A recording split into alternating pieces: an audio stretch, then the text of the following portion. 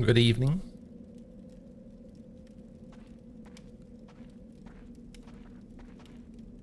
How's it going?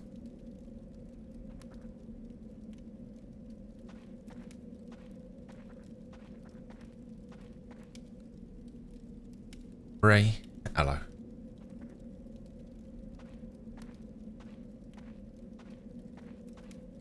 How are ya?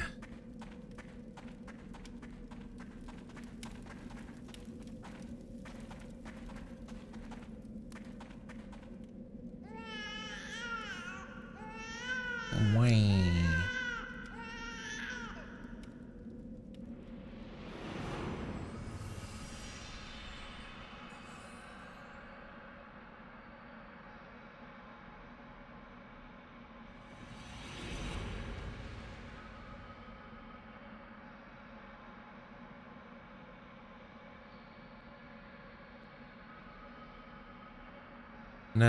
Hello.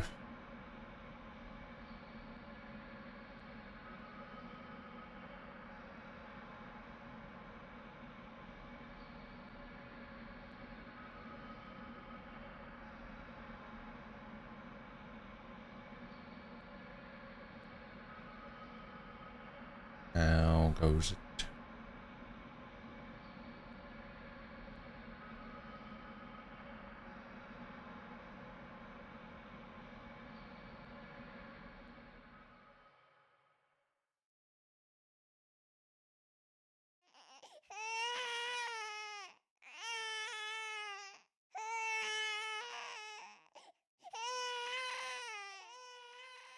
Wee. In this village ringed by jagged mountains, women give birth to many children. Tribal sex is not uncommon. Just the other day, the wife of the village headman gave birth to her 10th child. Why do you think that is? The young fellow asked the traveller, looking down at the snow-blanketed village. Time cocks his head in search of an answer. Meanwhile, the young man takes something, a piece of crystal candy from a small leather pouch, puts it in his mouth and says with a laugh, because they die right away. Children? Uh-huh. Hardly anybody grows up to be an adult. Most kids die at 5 or 6 short summers. Look at the village headman's wife. She's lost 7 kids already. You know. Whether from a genetic problem or a disease endemic to the area, the people of this village have always lived short lives, he says, from way back. I think you mentioned this, I haven't seen any old people here. See what I mean? A few decades ago, I'm told, one person lived to be 50. People say that's the oldest anyone ever got in the whole history of the village. You would just move at that point, right? Like, just leave.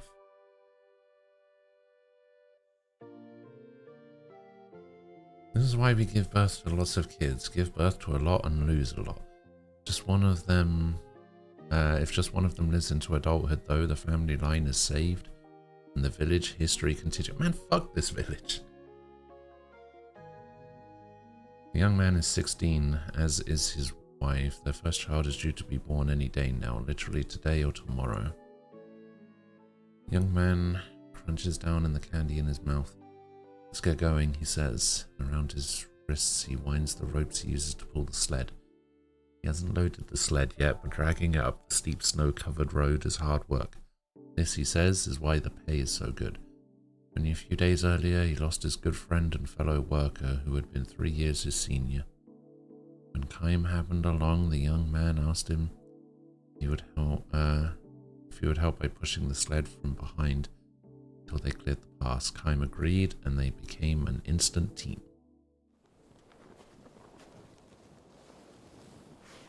Kaim circles around to the back of the sled and asks, "You don't have any animals to pull the sled?" "Afraid not," says the young man. "I know it's strange, but our horses and cattle and donkeys all die young. Spend a lot of money at the town market buying an animal, and it will keel over before it's done a lick of work. Finally, the best way is for us humans to plow the fields and pull the sleds ourselves." These guys need to leave this village. The arms with which the young man himself is pulling his sled are massive. He forges the road snowy cover with powerful steps. His fellow worker was stronger still, he says. He taught me how to pull the sled, how to set rabbit traps, how to build a fire, all the skills I need to live. All the love he would give to a kid brother. Before I knew it, he was gone. People here always die suddenly, he says. You can be perfectly healthy one minute and drop dead the next. No time for suffering, just like that. No time to call a doctor.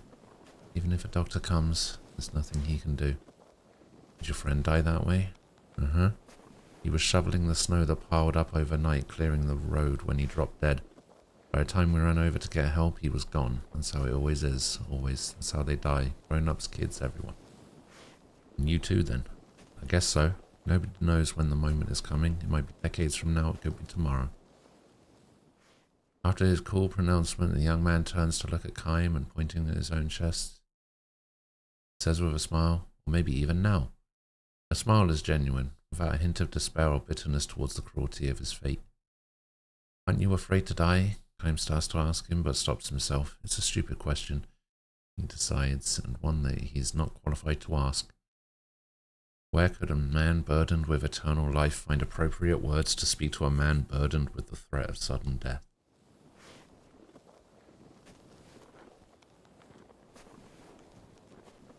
Chaim and the young man keep dragging the sled up the steep mountain path. The destination is the lake beyond the pass. The young man's job calls for him to cut the ice from the surface of the frozen lake and transport it back to the village. We in the village call the lake the Spring of Life. If you trace the source of the water that bubbles out of the ground here and there in the village, you always wind up at the Spring of Life. Chaim nods silently.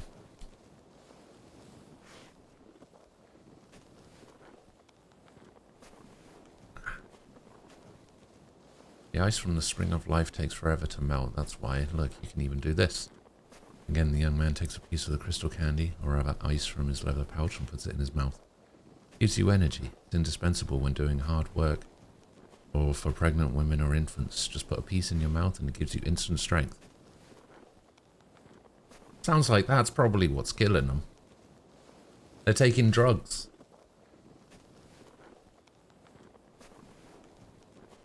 The young man offers a piece to Chaim, who nods again in silence. We're really not supposed to give any to outsiders. But you're special because I'm putting you to work. If I give it to you, though, I want you to help me load the ice on the sled. I can handle it by myself on the way back.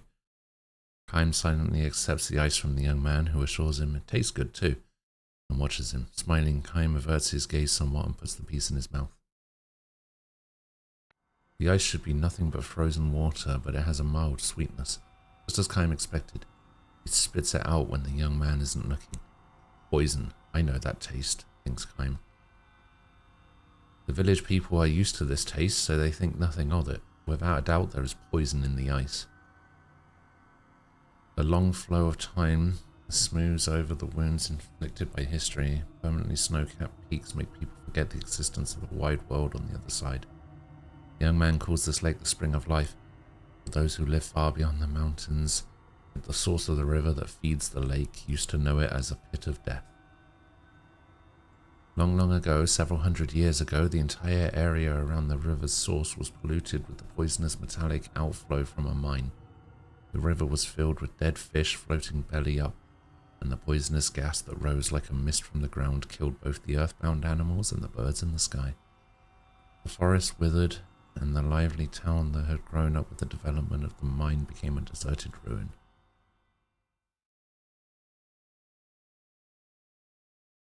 Nature took many years to recover, but the forests eventually turned green again, which attracted small animals and eventually the larger animals that hunted them. People, however, never came back, and there's no one left to hand down the story of the tragedy that occurred at the river's source deep in the mountains. The only one who knows anything that happened is Chaim, the man who has lived 1,000 years. The young man stands by the frozen lake and takes a nice satisfying stretch. You know, he says to the traveller, I sometimes think this village just might be the closest one to heaven in the whole world. Perhaps it's because we're too close to heaven that we're all summoned by the gods early on. Don't you think that might be true?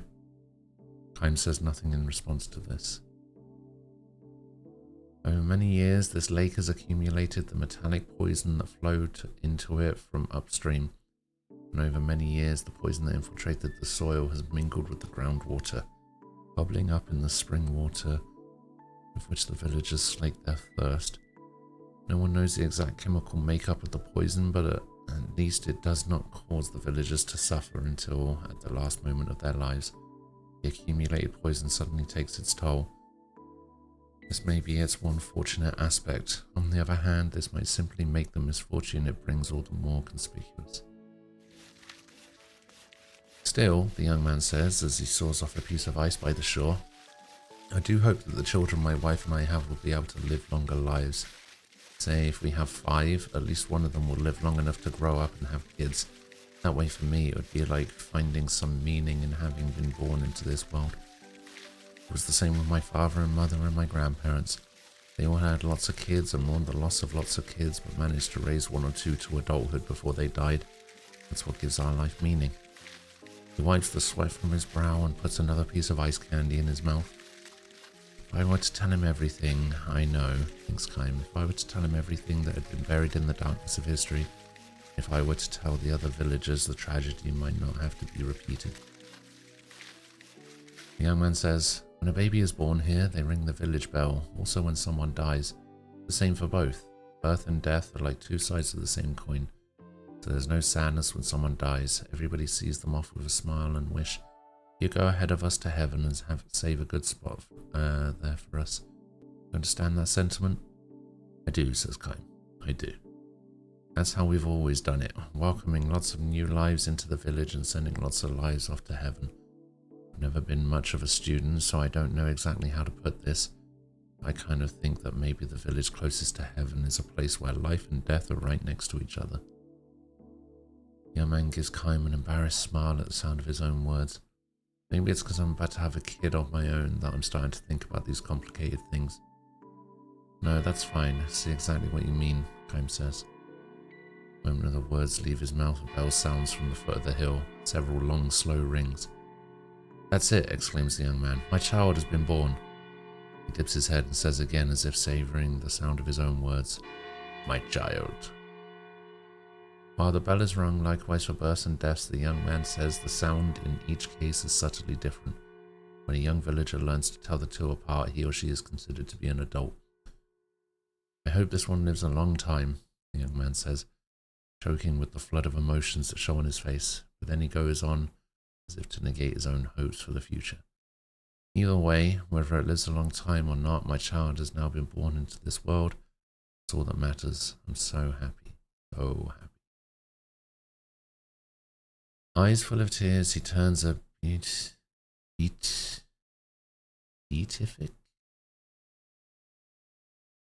I don't know. Smile on Kym, and then, still smiling, he collapses where he stands.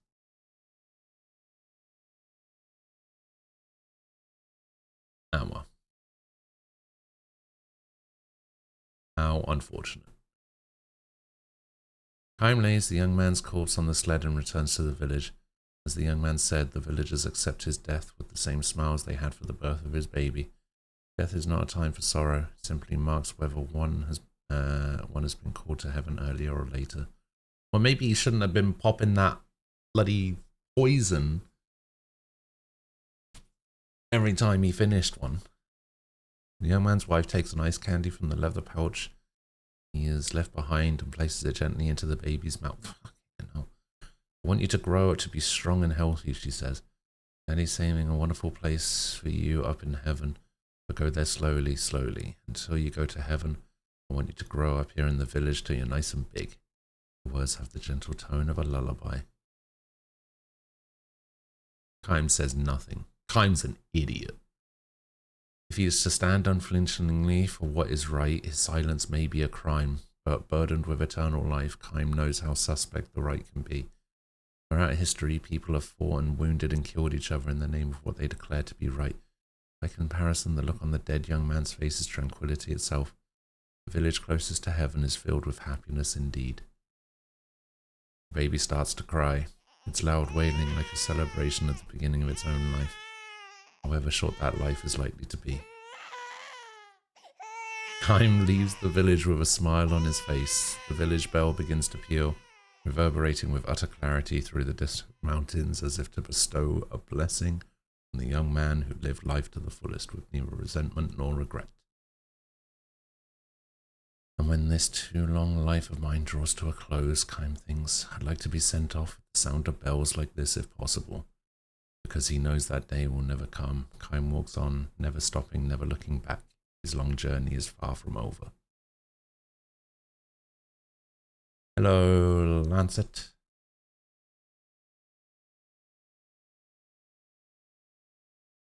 How are you doing?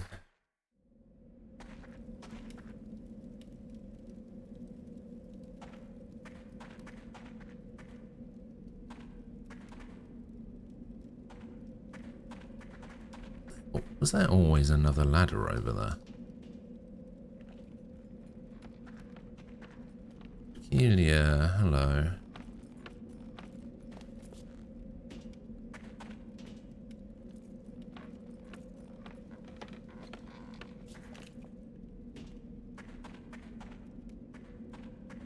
Huh, guess there was.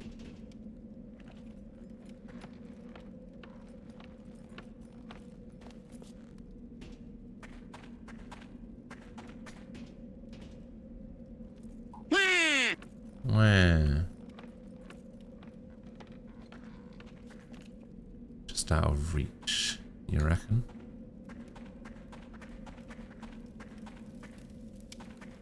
I reckon it'll be fine.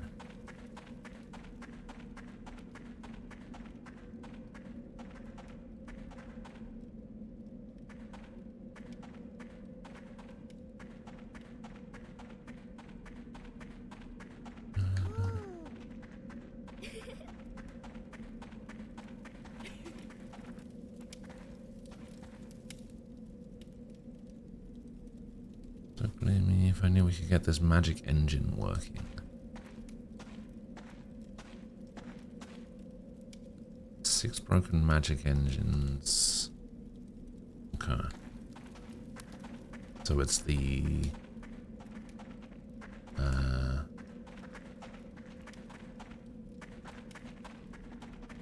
it's these things, right?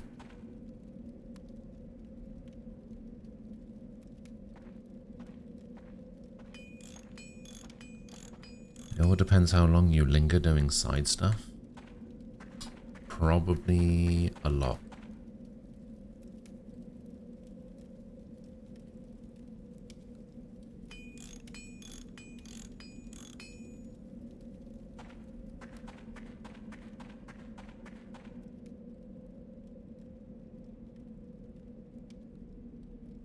Okay, so that's 3. Does this count up here? No. Does this not count? Oh, it does count. 4. And then there's 2 down the bottom, I think. 1 at the top. 1 at the bottom of the screen.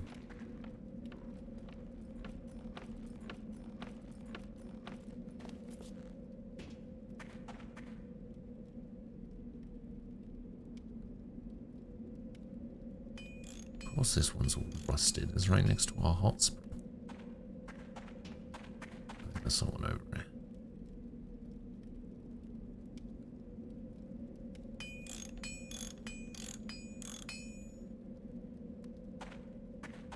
That should be 6.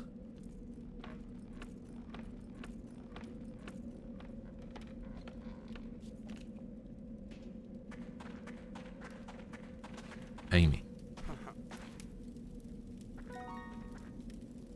Death powder.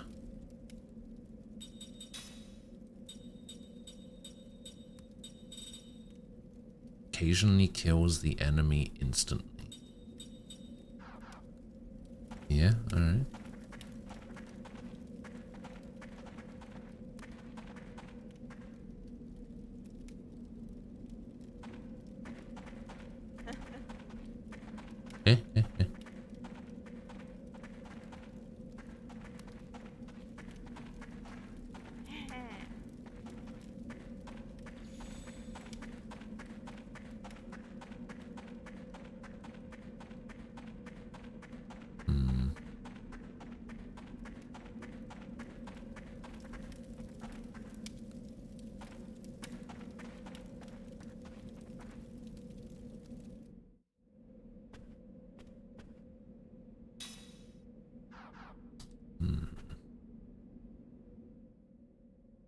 Which one was the one that...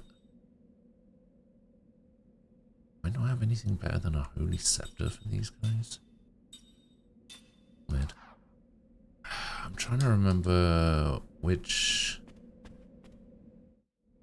ring guy let me do level 2 rings.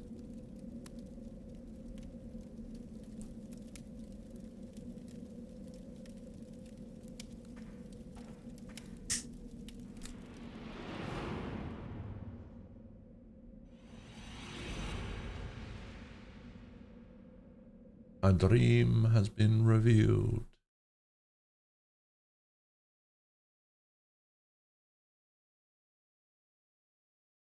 The waterfall lies deep in the forest, more than a day's travel from the nearest village. Said to be a holy place. In search of the divine amid the towering peaks, pilgrims stand beneath the plunging falls in their final ascetic practice. The water of the falls is freezing cold. All it takes is a momentary lapse in concentration and the person is hammered down by the rushing water.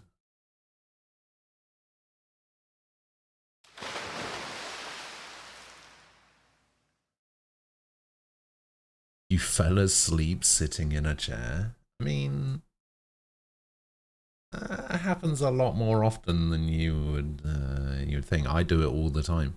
I did it yesterday. Well, not yesterday, like earlier today after I finished stream. I was rolling some cigarettes before going to bed and just nodded off. Woke up to a big like wet patch on the middle of my t-shirt where I'd been drooling because I fell asleep just like head down drooling on my shirt.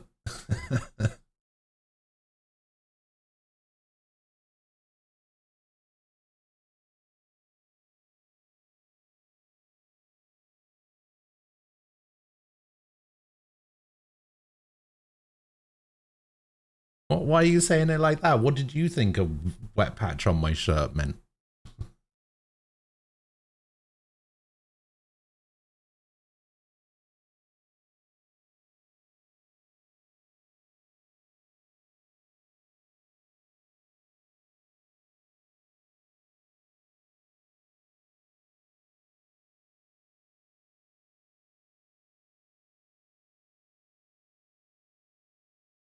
What's wrong with the word drool?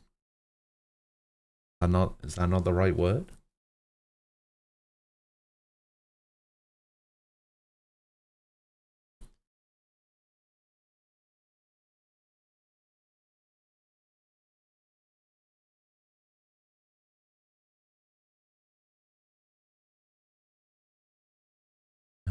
Pilgrims call this waterfall stones of heaven. Heaven is testing their mental and physical strength, they say, by hurling an endless stream of stones down upon them in the form of a powerful waterfall.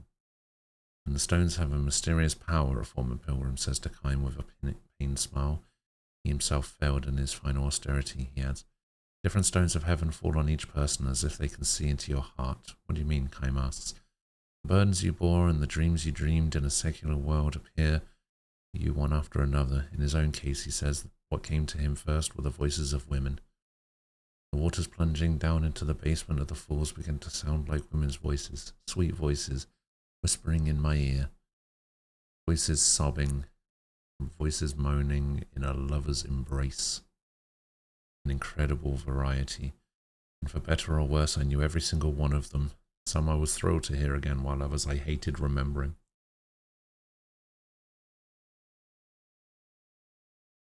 Well, when I say like a big wet patch, I don't mean big like it covered half my shirt or anything.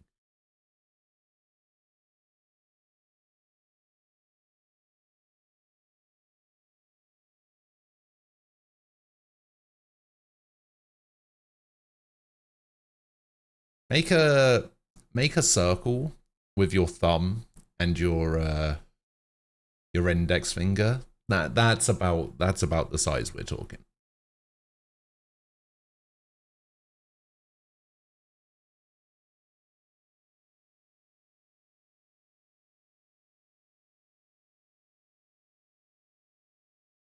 Kind of wish the in-between theatre had a section where you could battle Digimon to scan and convert them. Primarily baby Digimon.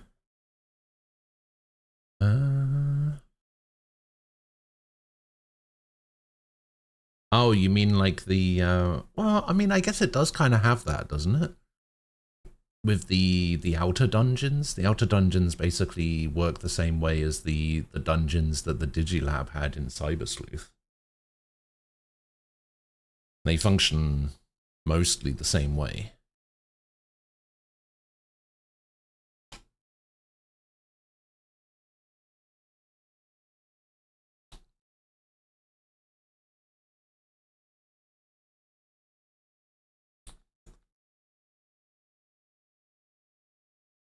You just gotta know which one you're going into. Oh, do you not get scans from those? Oh, that explains it. I actually just realized that's one of the things that I didn't do. I didn't do all of the outer dungeons. I didn't even find all of the outer dungeons. Some of them were so fucking annoying as well.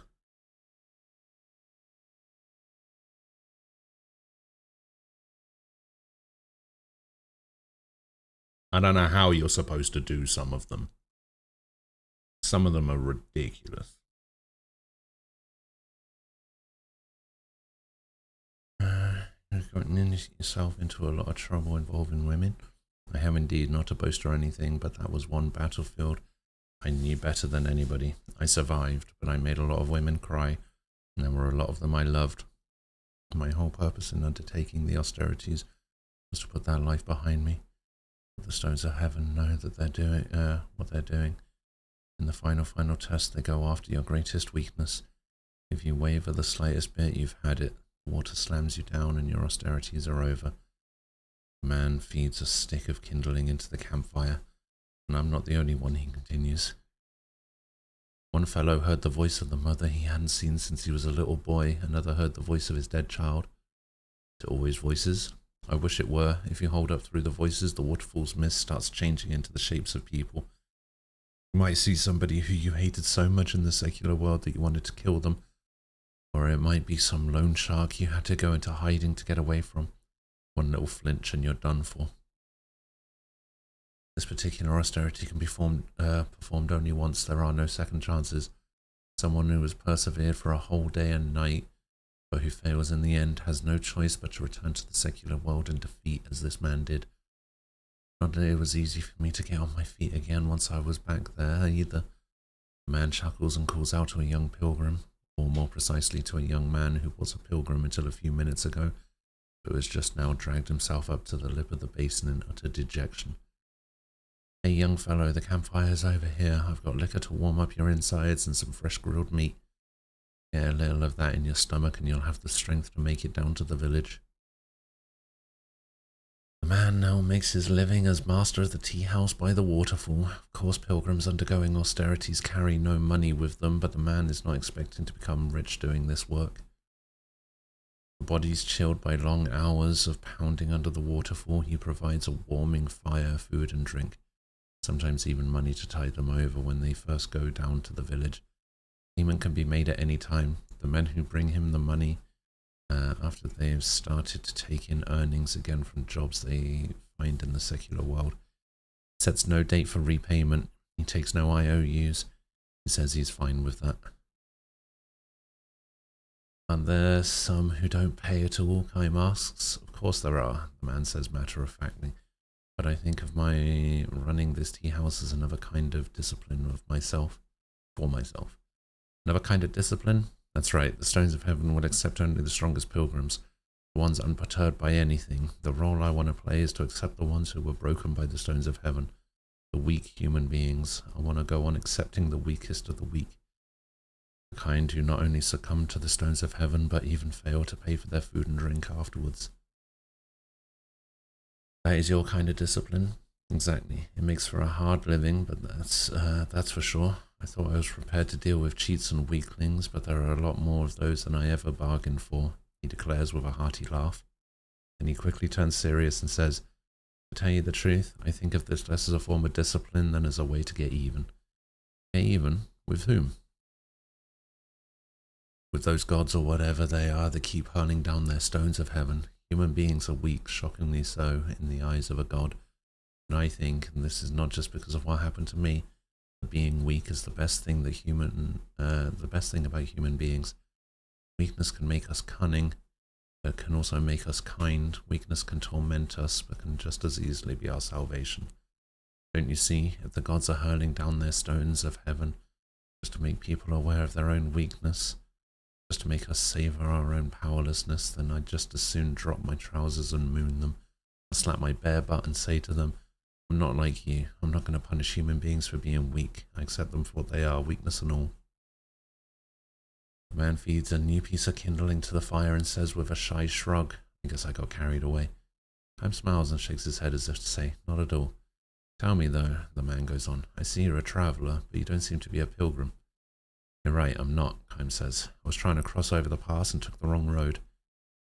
Oh, that one skipped automatically. Cool. What's the matter? Afraid they're going to show you whatever it is that shakes you up? The man smiles and nods. Can't say I blame you, though.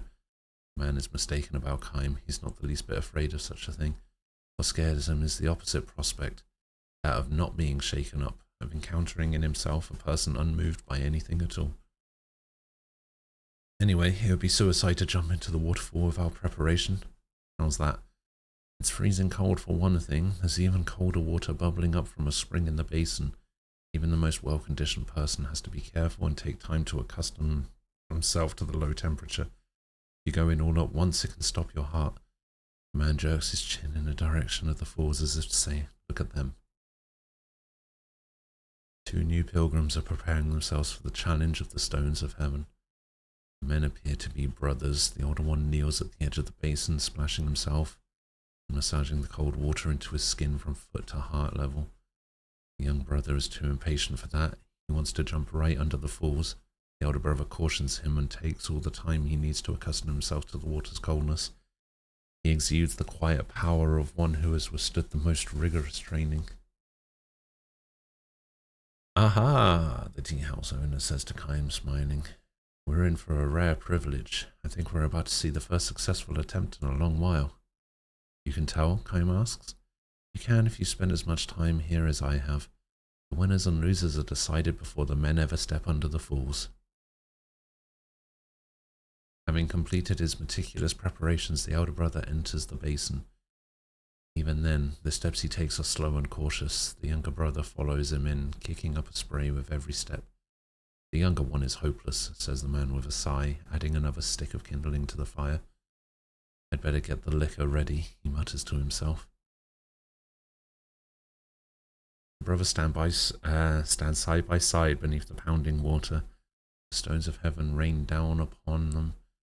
As the man predicted, the elder brother, utterly calm, stands up to the onslaught of images sent by the stones of heaven.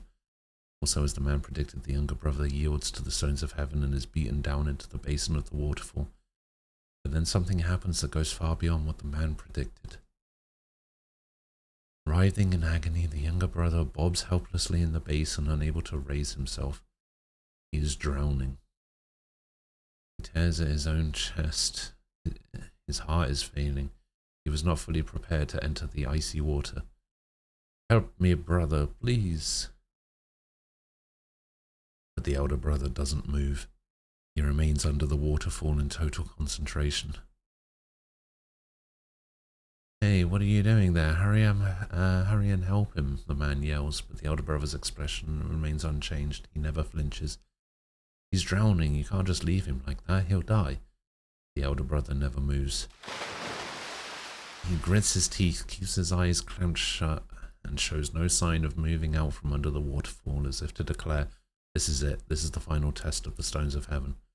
The man screams at him, you idiot, and dives into the raining basin in a rash effort to help the younger brother. For the moment his untrained body hits the frigid water, the shock of it seizes his heart. Still, he reaches out toward the drowning brother, who is sinking beneath the surface. A great shudder goes through him, and with an enormous groan he takes hold of the young man's wrist and pulls his limp body towards him. He tries to return to the shore, but his strength gives out, and he falls back into the water. Next it is Kime's turn to dive into the basin beneath the falls. He takes hold of the two unconscious men and drags them toward the shore. The stones of heaven pour down on Kime and he is assaulted by one vision after another. Battlefields, scenes from his wanderings, shooting stars, the climbing and sinking sun, raging winds, and countless deaths of those he has come to know on the road of his all too long life. It will do you no good, he silently declares to the gods, hurling the stones of heaven at him. My heart remains unmoved. I've lived through a reality far crueler than any phantom you can show me.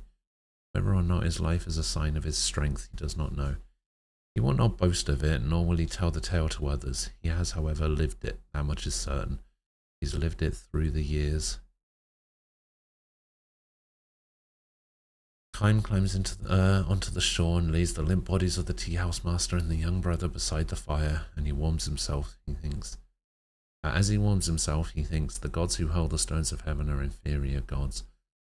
If they could truly see into everything, they would never have been foolish enough to show Kime scenes from his past.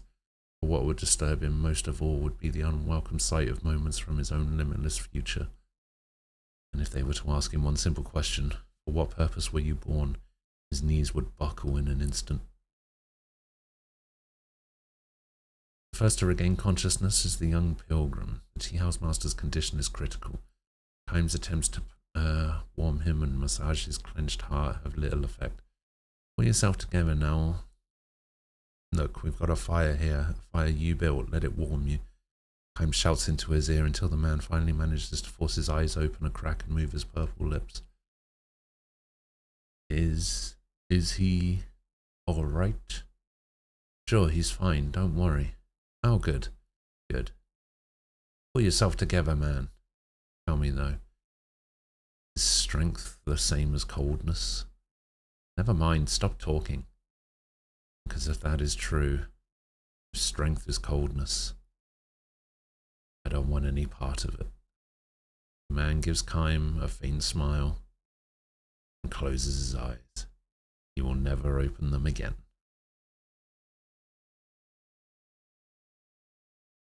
Human beings are weak and fragile. All it takes for a person to die is for a fist-sized organ to stop beating. Human kindness, on the other hand, may derive from everyone's profound awareness of the fragility of life. Facing the tea house master's lifeless corpse, the younger brother hangs his head and cries. This weak man, defeated by the stones of heaven, sheds heartfelt tears for the man who saved his life.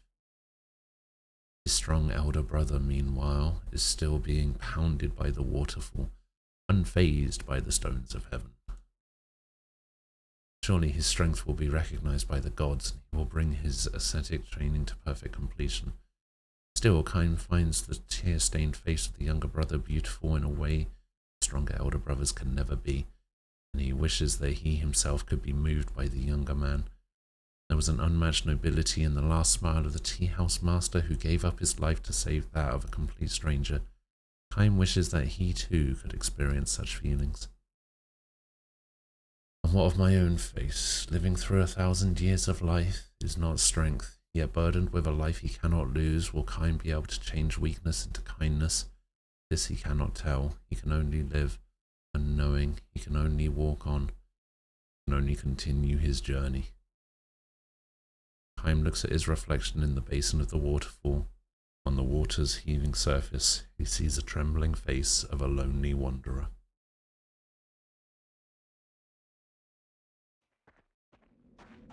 Shakilia has no appreciation for the effort that goes into these dreams, you know.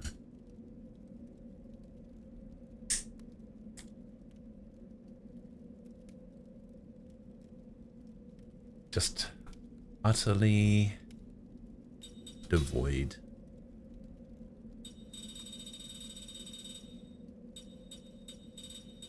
Well, you'll be pleased to know, Shakilia, that there's only 4 to go.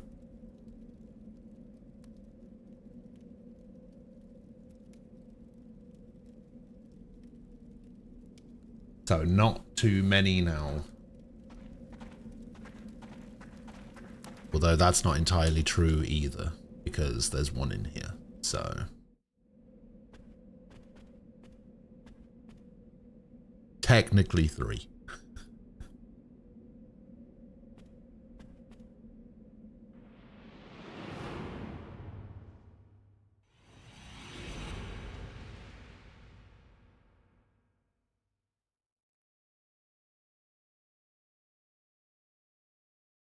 That's 7 too many. Oh dear.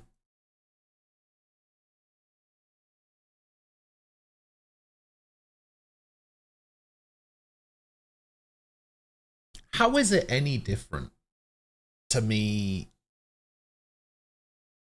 speaking aloud like all of the dialogue from Legend of Dragoon? How is this any different?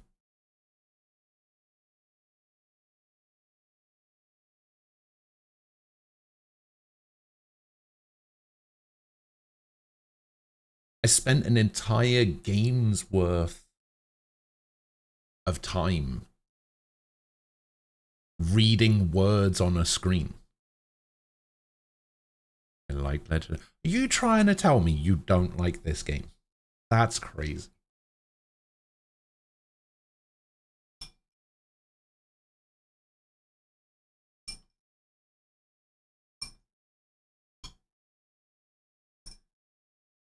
To be fair, the only time you've seen this game is when you've been working, so you probably haven't been paying attention too much, which means you don't even know this game. So, fair enough.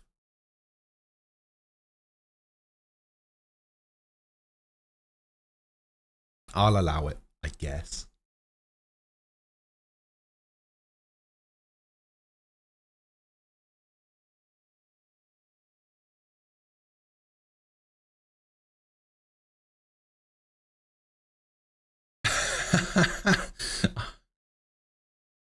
I just wished Shayna was dead and the story of Legend of Dragoon was better.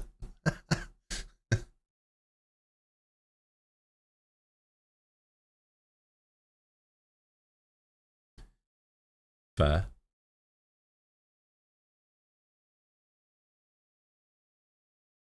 I mean, the story was very typical, like 90s, 2000s JRPG stuff, which is fine.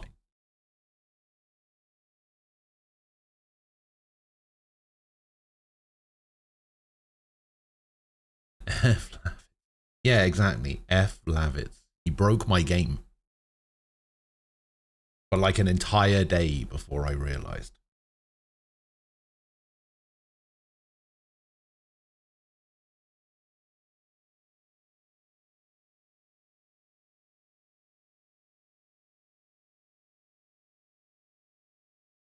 Funnily enough, one of my favorite things about Legend of Dragoon is when we found out that my game was broken and then spending like an hour troubleshooting it, trying to figure out how to fix it and when it happened and all of that kind of stuff. That was actually really fun. It was one of my favorite things about the whole game.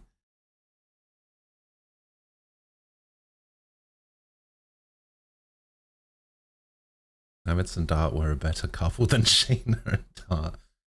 Should have left her ass behind in the limestone cave. Trying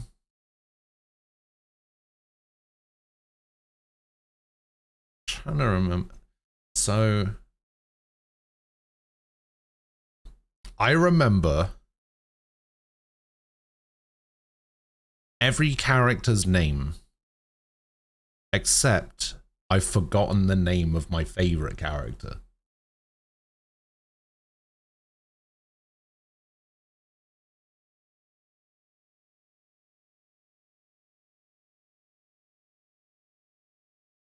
I knew you were going to say Hashel. I was about to say, and no, it's not Hashel.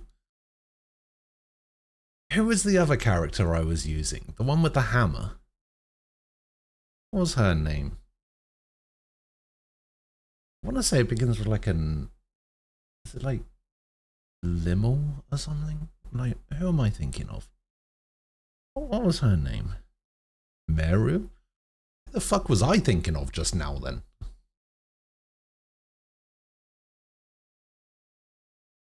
Meru, yeah, that is who I was thinking of. Her name was Rose, the original PS1 Step On Me mommy.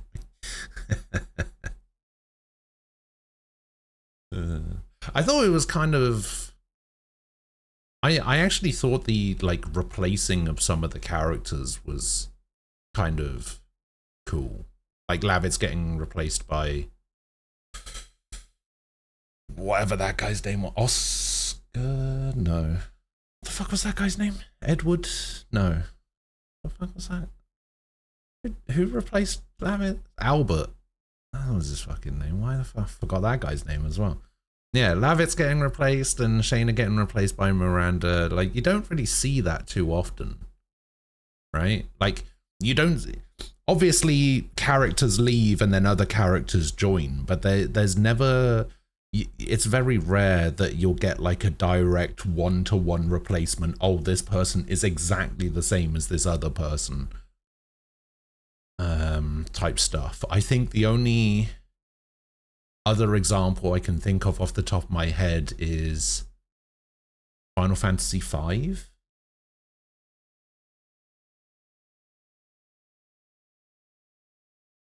With Galeth and Cryo. Other than that, it doesn't really happen too often where it's like a direct one-to-one replacing of a character. And that they did it twice in that in Legend of Dragoon.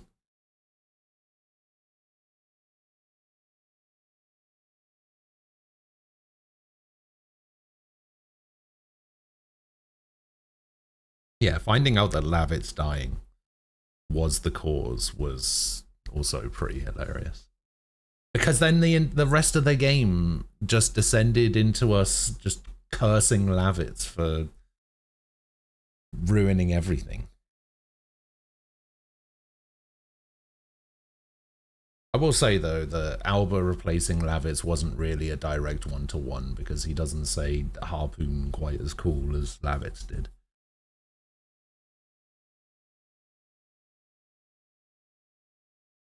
Anyway, let me get this dream out of the way. I'll be gone soon, Henry says, so it makes no difference, a life like this.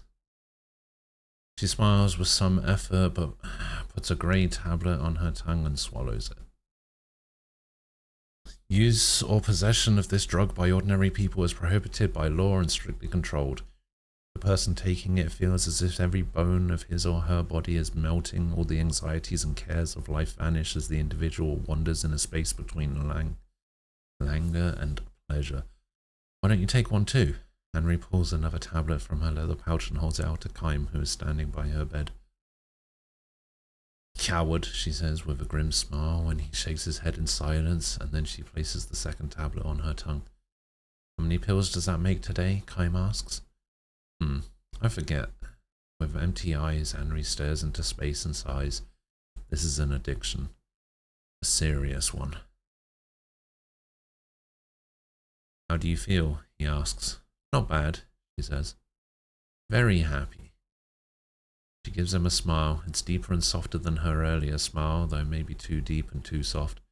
It appears to be a smile of ultimate bliss, but for that very reason, it also has a frightening quality that sends chills up his spine. The drug is called Signpost. This is not its formal designation, of course. People started calling it that as a secret code word to avoid prosecution, and the term caught on. Signpost is, however, the single most appropriate name for this drug. Each pill takes the user one step further down the road, and when withdrawal symptoms strike, the person rushes to take the next pill, thereby advancing yet another step. Farther and farther and farther. The road marked by this signpost is a soothing one, entirely free of pain or suffering. At the end of the road, however, there waits only death.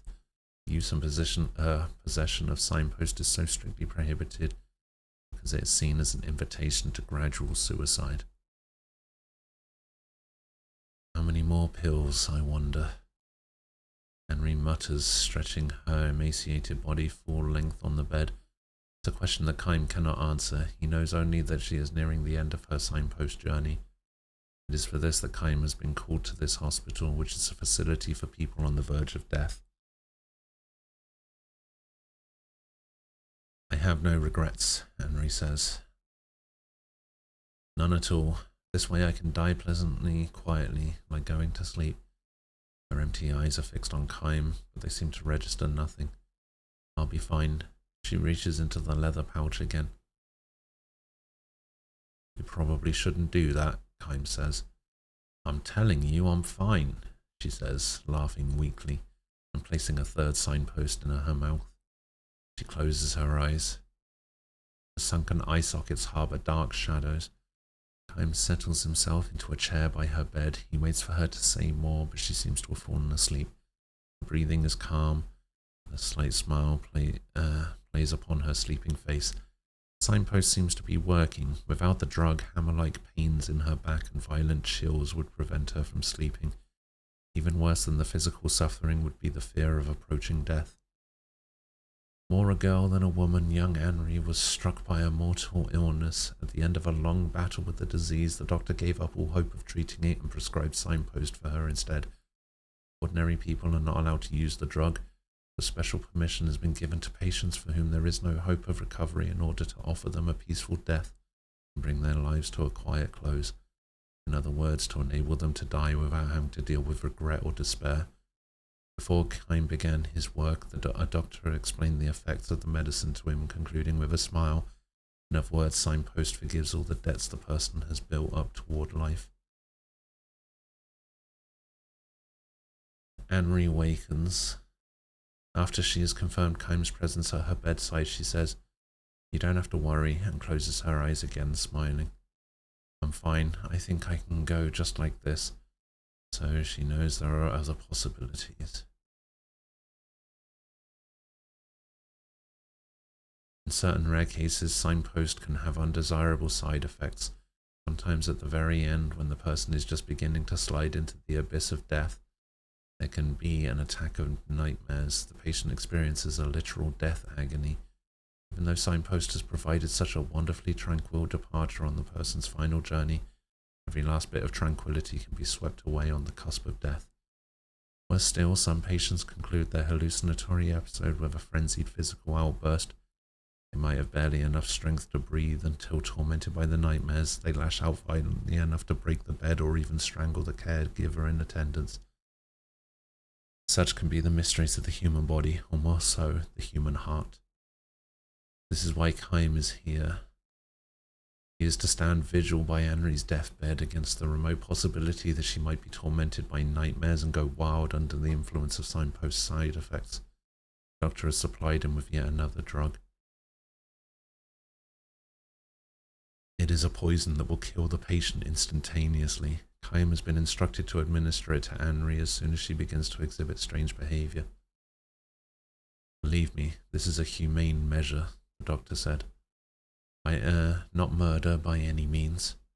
The face of a patient who has suffered the drug side effects is truly grotesque, not something that anyone could stand to look at.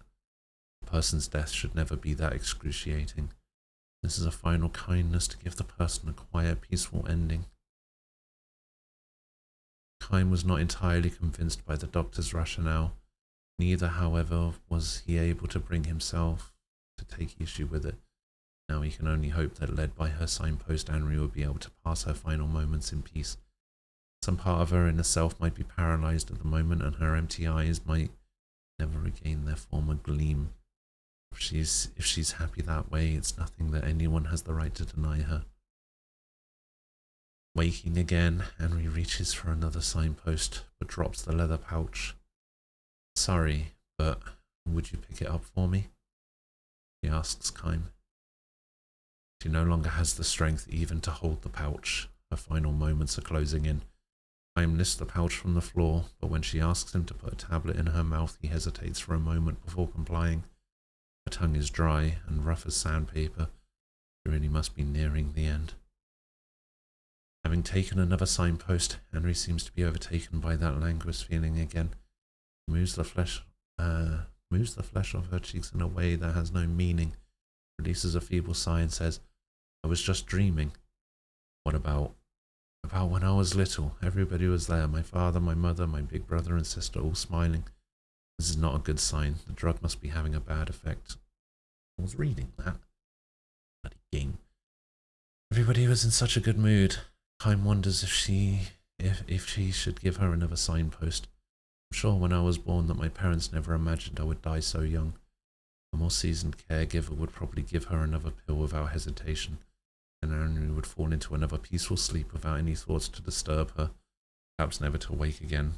Kym, however, sets the leather pouch on a shelf and waits to hear what else she has to say.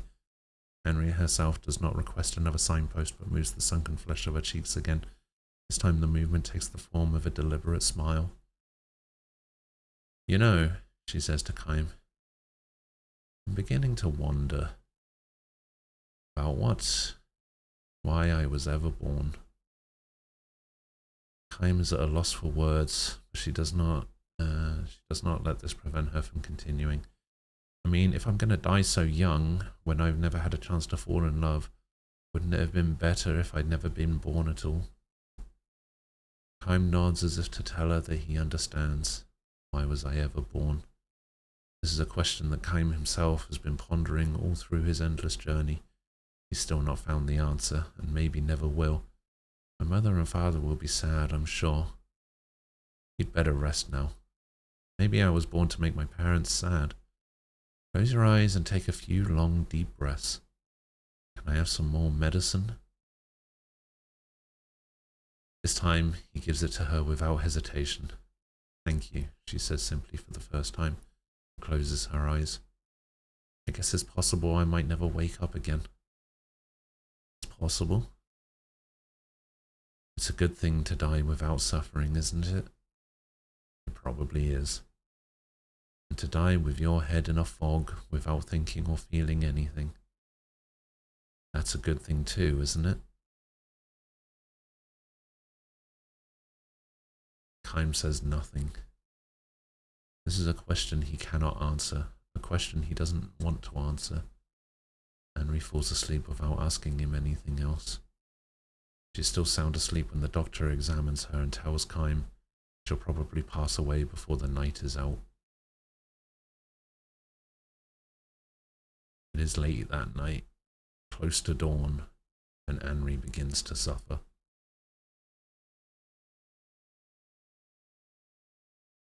I'm sorry, Mummy, I'm sorry I ate the jam. It was me.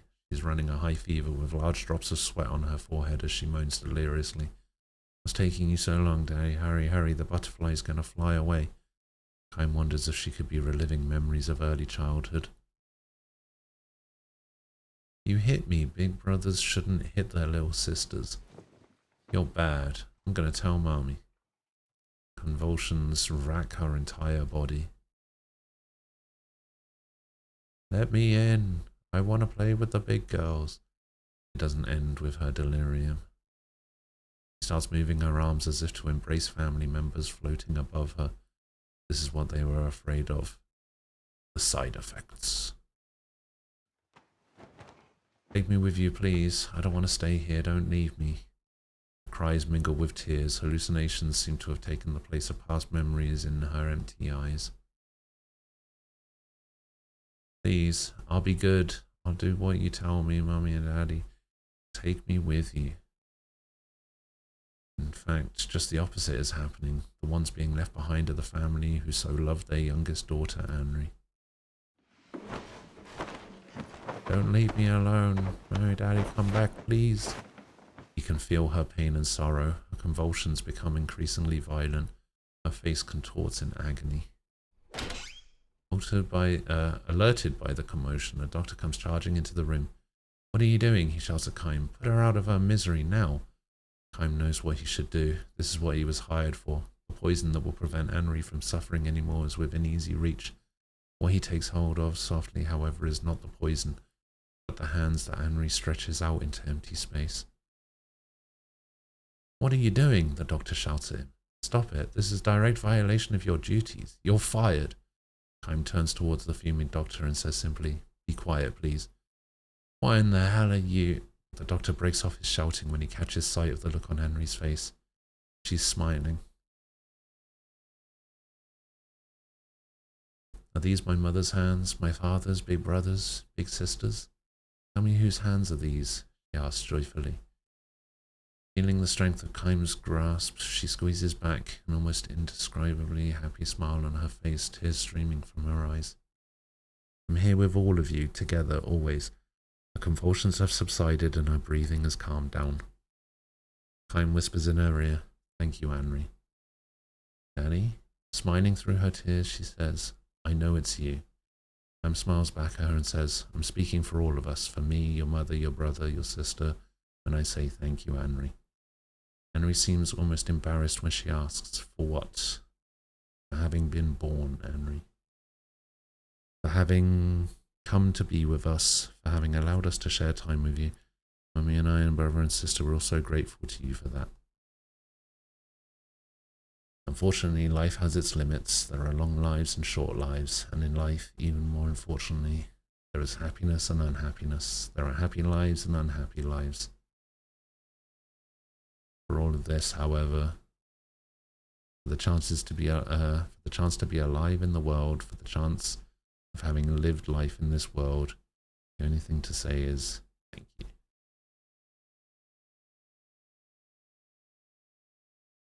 When Kime says this to her, Henry gives her slender chin a little shake and says, no, I should be the one thanking you. All of you. These are Henry's last words. The look on her face in death following the torment of the drug-induced nightmares is neither tranquil nor peaceful. It is, however, happy.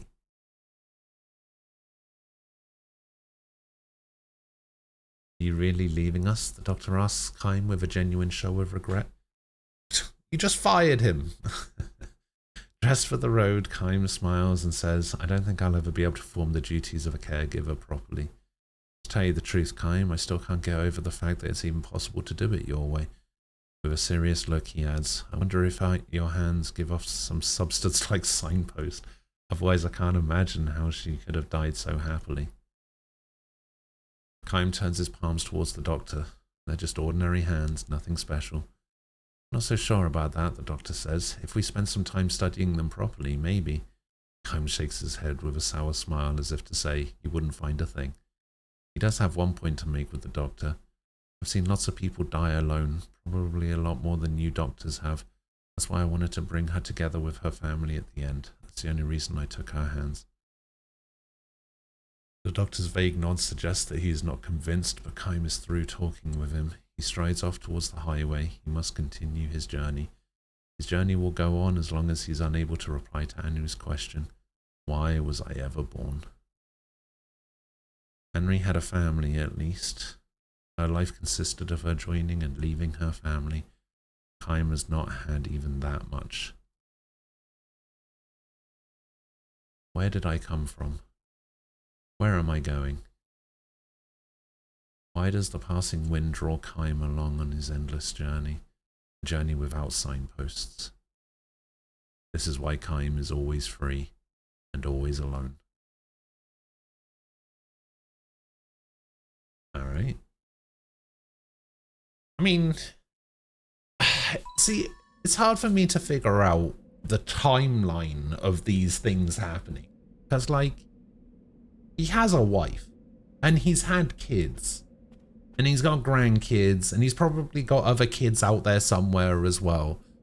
Like, at what point did this happen? This must have happened before any of that, because he always talks about how he's always alone, always on his journey and stuff, and it's just like, when did this take place?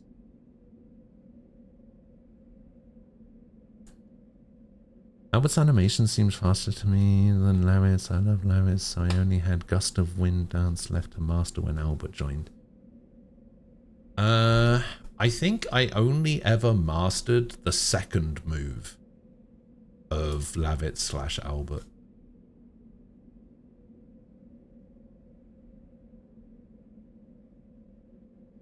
I don't think I ever learned all of them.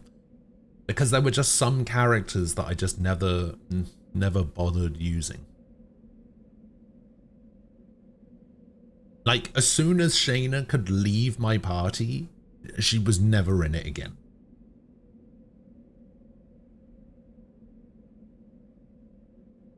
Because why would I use her?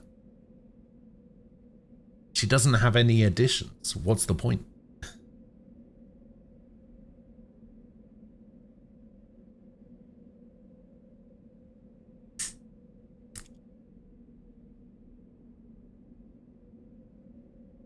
Some very interesting systems the Legend of Dragoon had. Alright, we got some treasure. The personal effects of the general who hired Kaim lie in the Crimson Forest. And valuable materials lie in the seabed near Crater Island. An ancient pirate treasure lies in the Terrace Cave. Oh, I know about the Terrace Cave. Treasure is hidden in Gongora's secret research lab. Oh, wait, did I not get that? Oh, do I not know? Have I not been to Gongora's secret research lab yet?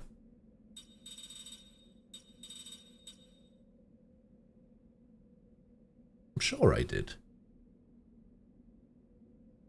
You used Rose, Albert, and Congo the most? Yeah, I didn't use any of those three. I used Hashel and Meru. And as soon as I got Hashel and Meru, I was just like, yeah, no one else makes it into my team. And apparently I gravitated towards the, like, supposedly undisputed best team in the game.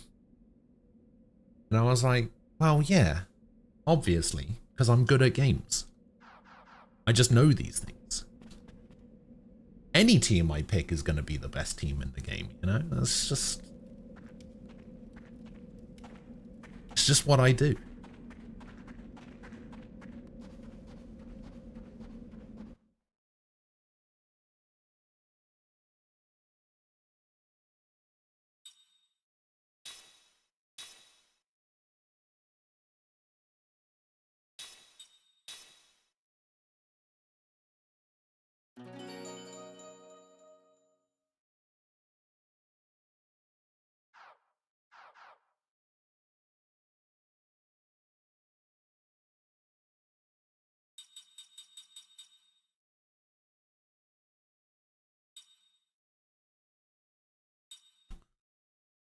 What was the ice canyon?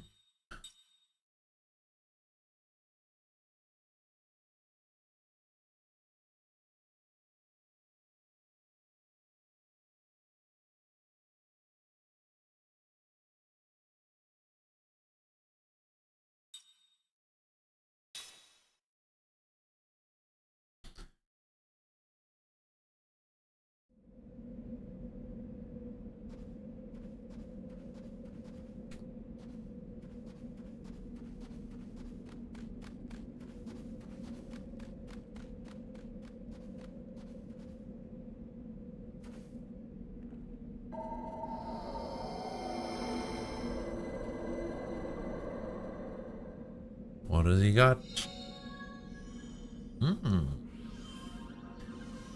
Quad element charm.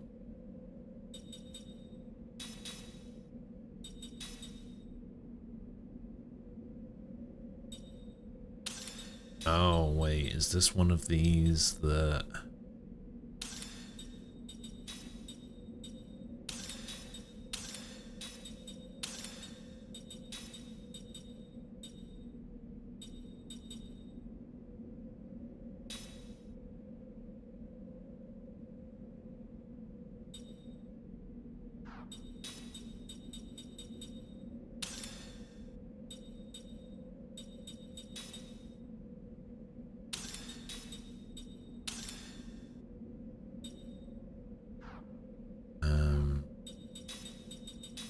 is one of these unique accessories. odd element charm. Reduces fire, water, wind, earth element damage. So there has to be a way for me to get that. Yeah, I reckon Tolton has a thing the same as Cook and Jansen have. Where it's just like, oh, you can equip Tolton stuff. But that does require me to use Tolton, which I don't really want to do. Like, what am I learning at the moment? I'm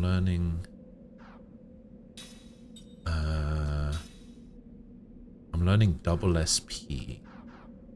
Maybe I should learn double XP. No, because that wouldn't apply. It wouldn't apply to Tolton, would it?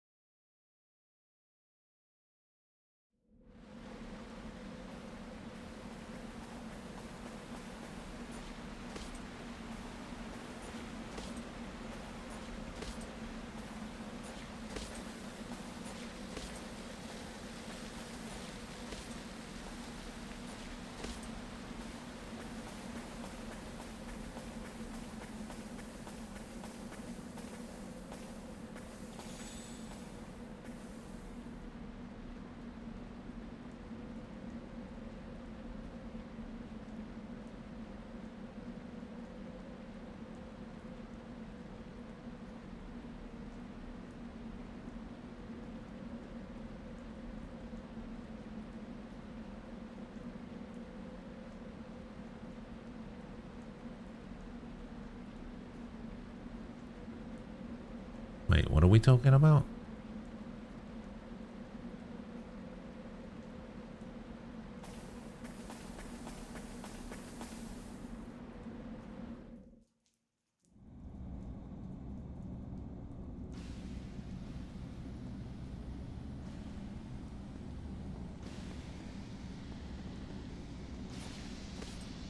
Like OS8 is done all the way up to Timber now, it takes so long.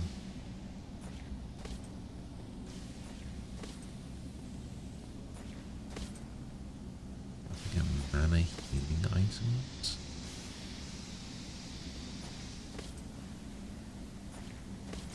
Oh, I'm going the wrong way.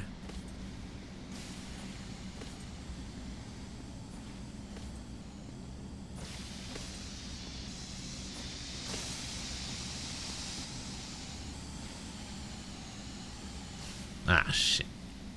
Let's see. I guess it doesn't matter. No! Fuck.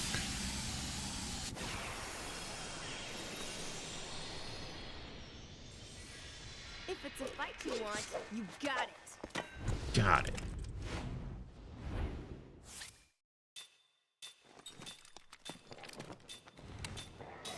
Run away. Forgive me.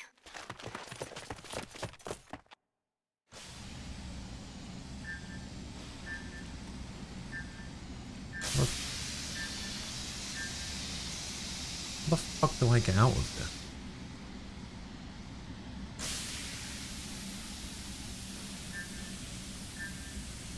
there? Oh, this one.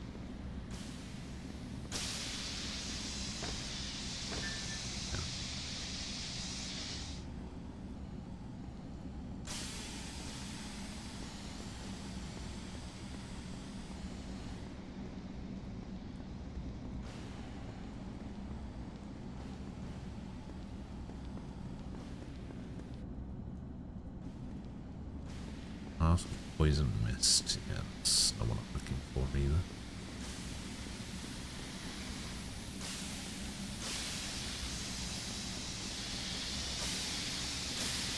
Actually, I don't think this has poison mist in it anymore. What? What do you mean?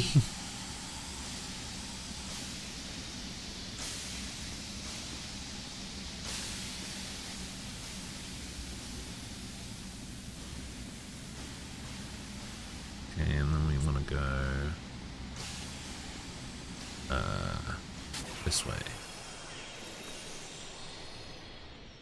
So what does this mod do?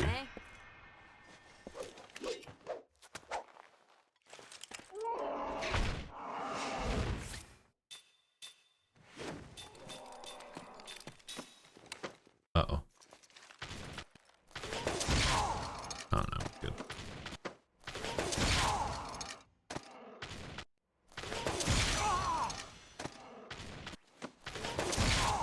Oh, I do not like said. Forgive me.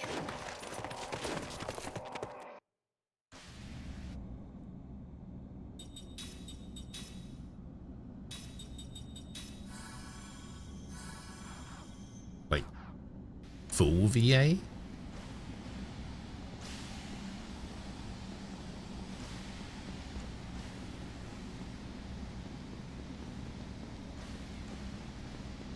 Hey, you know, sometimes the music just doesn't want to be there.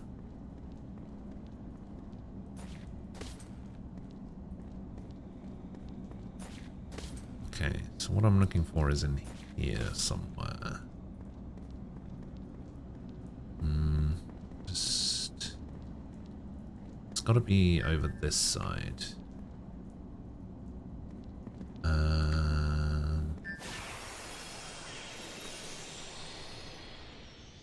Hey, take the initiative, I always say.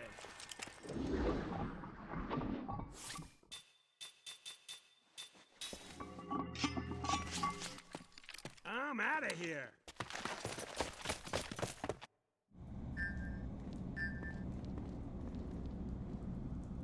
I think it's probably like past the chest. Over here. Aha.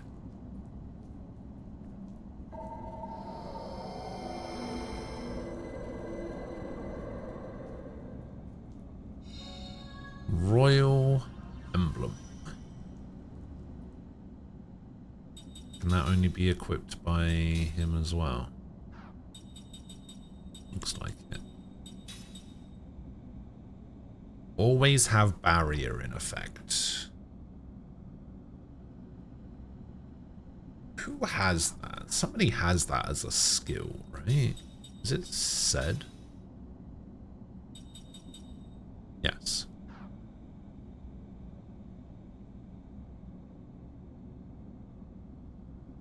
They released a mod that has full voice acting for 7.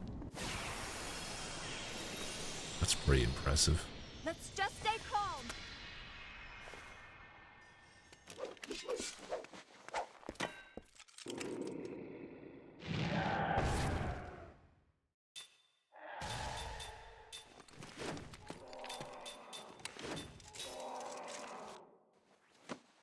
Maybe next time.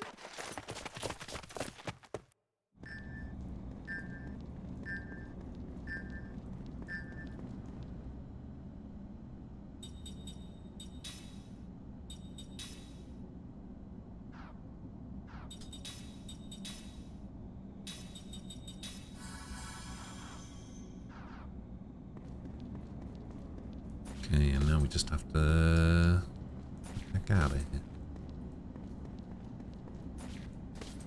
I assume I have to get out this way. Yeah, because the other way would just lead to not getting up.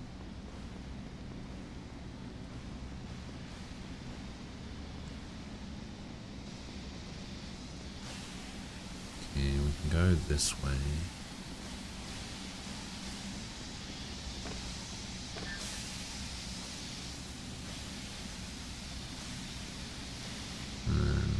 Should just be able to go down this way.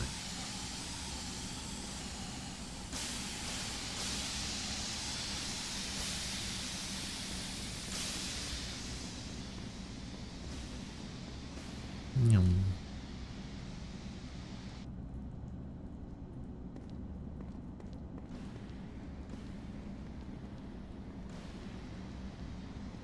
Okay, I think I do actually have to make sure I don't fall off this time.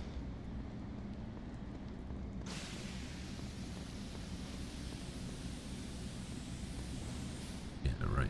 Yeah. Ah! Even summons have their own VA. Hey, take the initiative, I always say. Hmm. And how is this being done? Like actual people?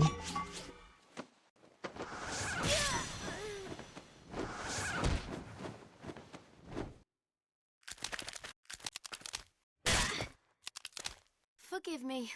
Forgive me.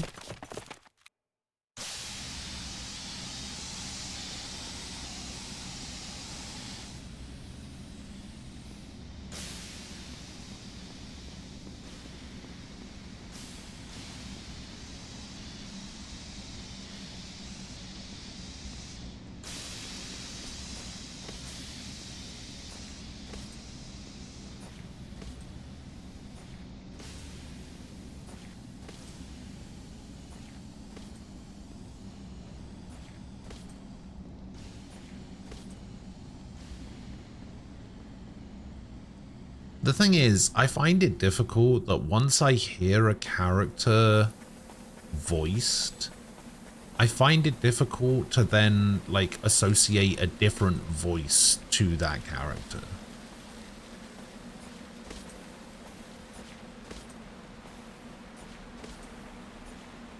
Like, for me, Squall's voice in my head will always sound like Kingdom Hearts Squall.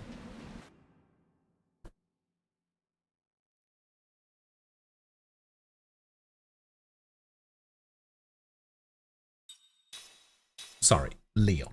My bad.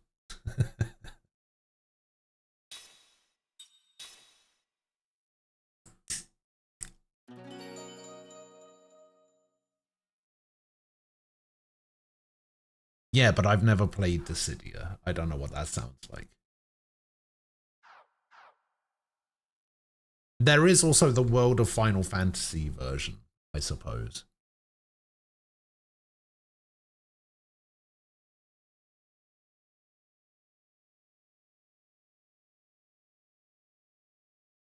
I don't think I've ever heard Rinoa voiced.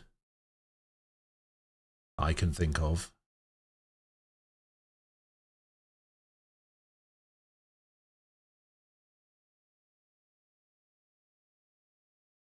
I don't think I've heard any of the other characters voiced other than Squall.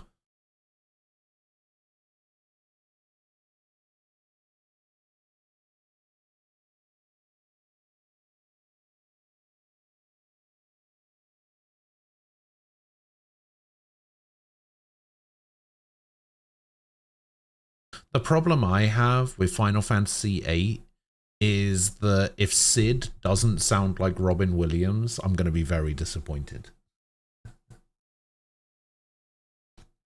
Because I even thought that when I was a kid, when he first, when you first see him, I'm just like, it's Robin Williams. And it wasn't until like much later that I found out that's like a widely believed thing that he looks like Robin Williams.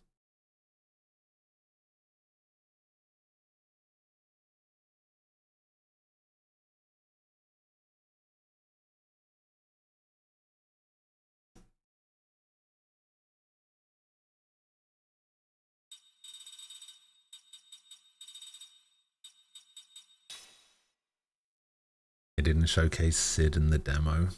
Ooh.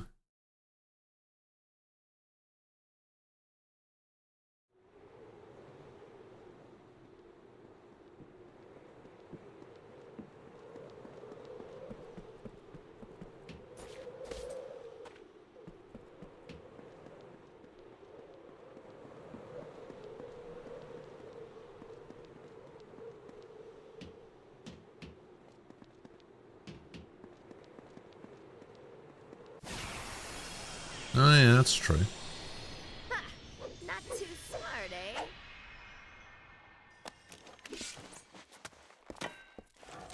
Actually, I should just be killing random things because of the double SP that I have.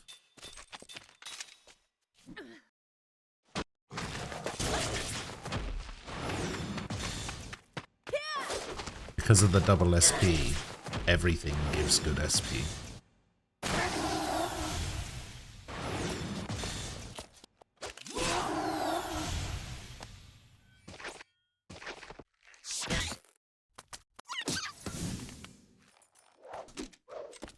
Looks like I still have work to do. Like 6 SP for that is pretty good. I mean, I could, except like the entirety of Numara is currently unreachable.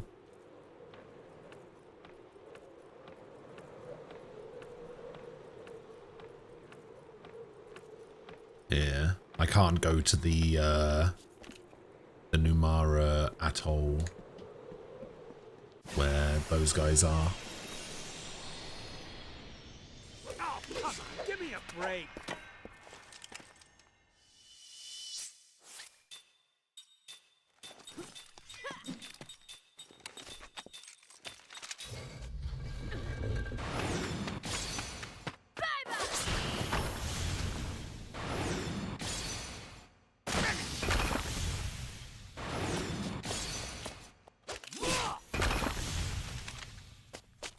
You're finished!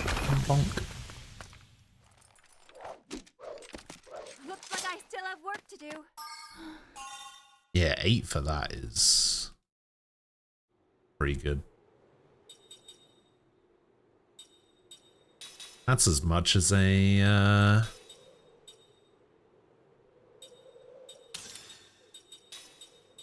silver Kellalon.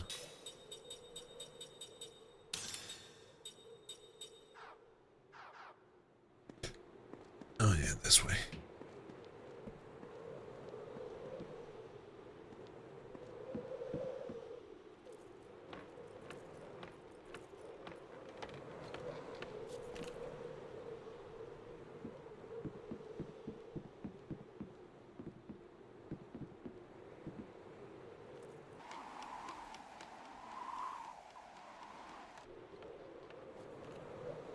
Who's that guy?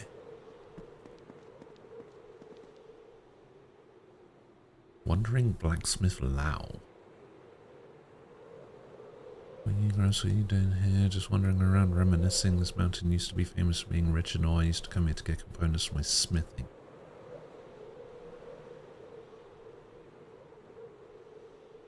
Okay.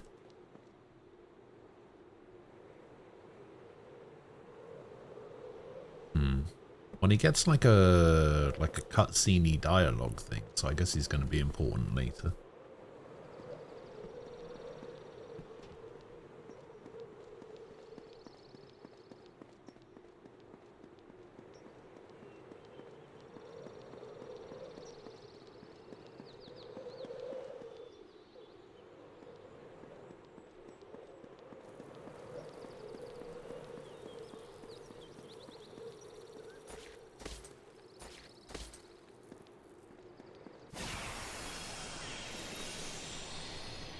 Let's take him now.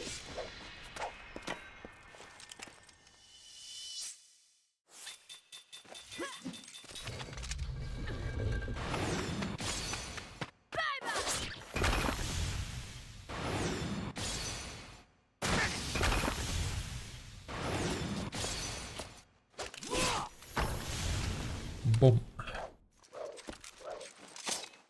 What a waste of time. Damn.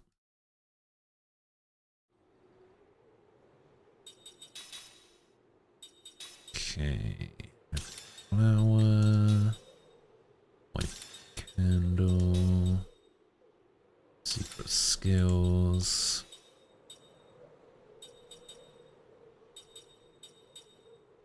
Wisdom earrings.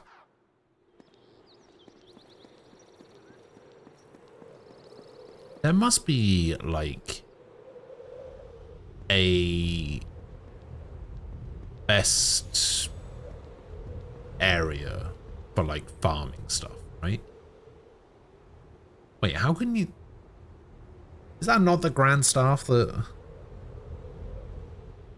is now currently floating through the air? How is it still there? Is that not the right one? Is that not the completed one?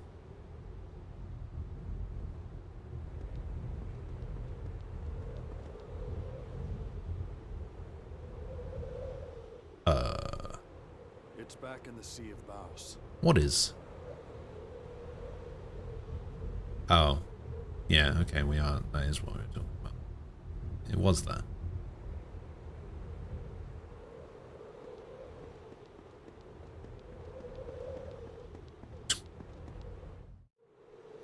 Thanks for that time.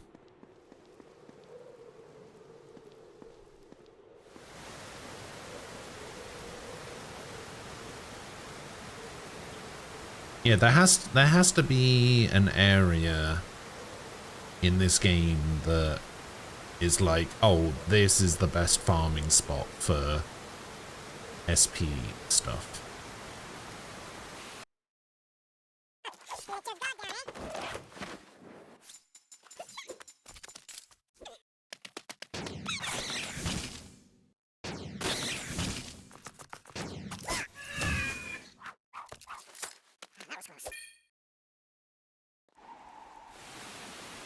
Can I not go back this way?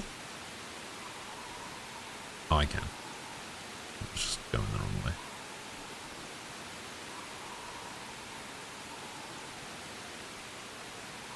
It would have to be something that's easy to kill, so like something in an early area, but it would also have to be something that there's a lot of.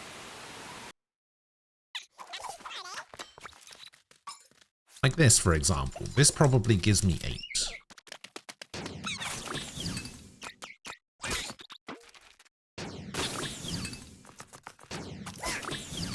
I would imagine so, anyway. Yeah, see, that gives me 8. That's actually pretty good.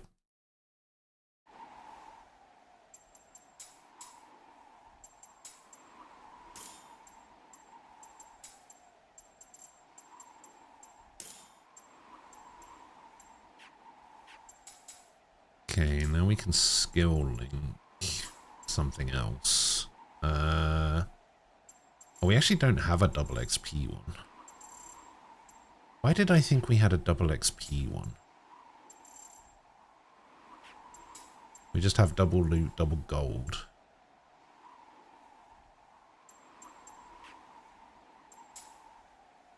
In that case, maybe I bring Tolton in just to level him.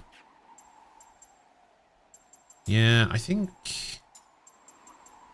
I might bring Tolton in just so that I can try and level him to get him to let me use his stuff.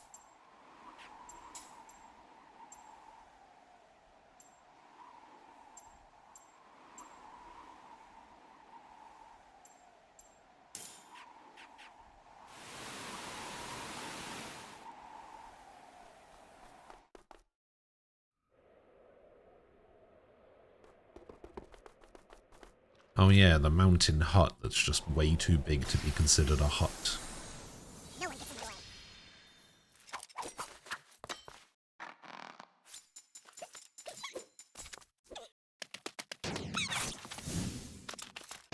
It's over.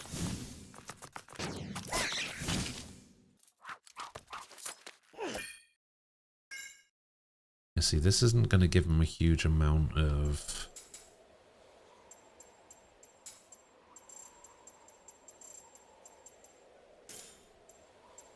stuff. Does he still need... Okay, he does still need the extra skill slots. You still need the extra skill slots? You do. Oh, wait. Do I have double SP on you? No.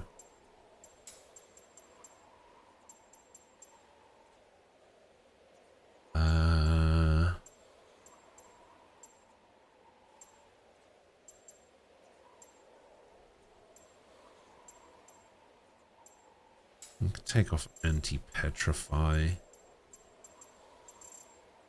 Double SP. There we go.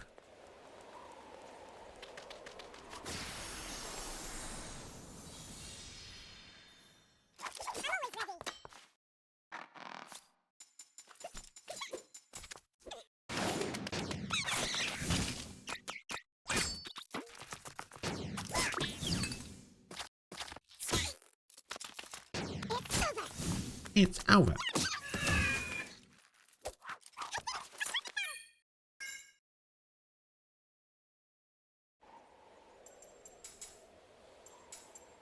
Okay, you learn the 5 skill slots thing. You learn the MP recovery thing, I guess. No, this actually might not be a bad spot for it. Grind some SP.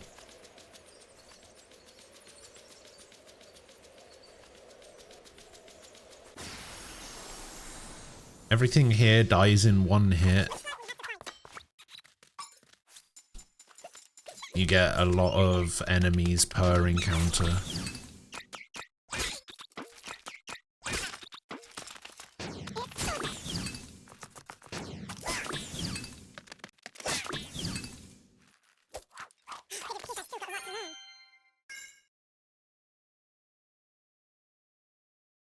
Somebody just level up. Wow, Ming just leveled up from that fight? That's crazy.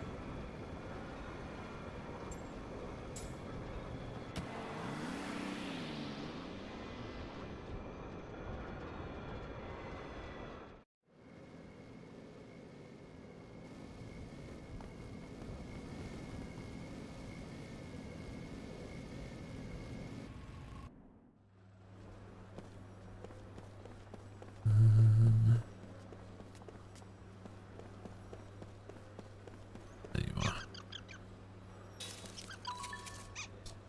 Tough seed.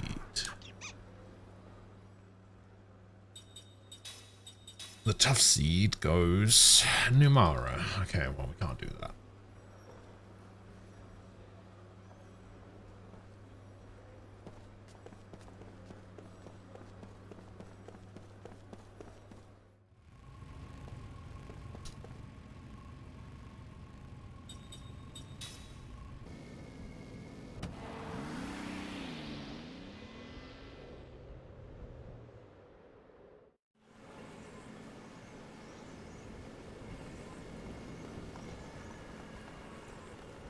Nyum.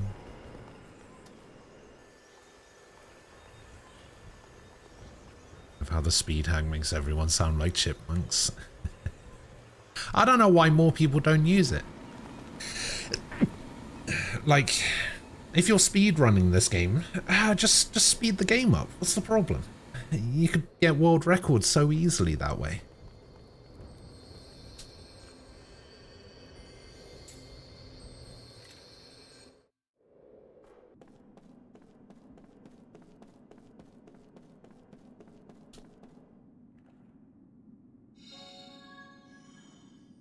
Magic capsule.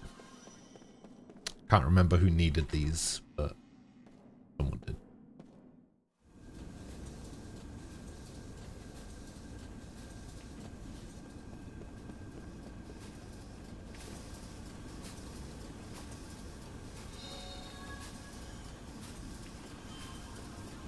I also don't know how many of these I need.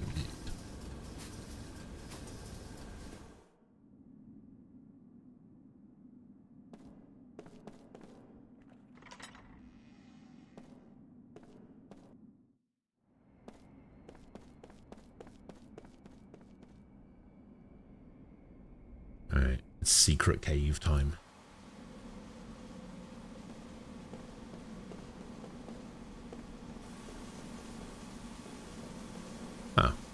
Empty chests.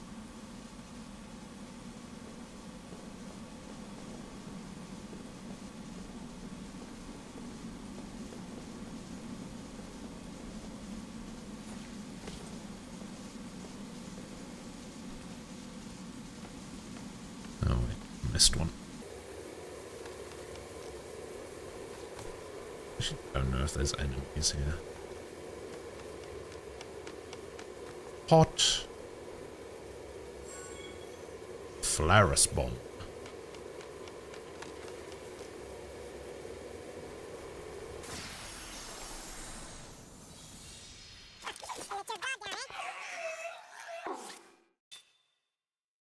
Experiment 42.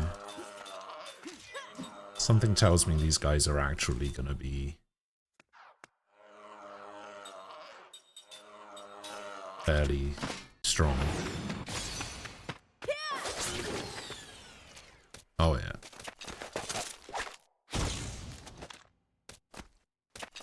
Oh, oh, oh. It's over.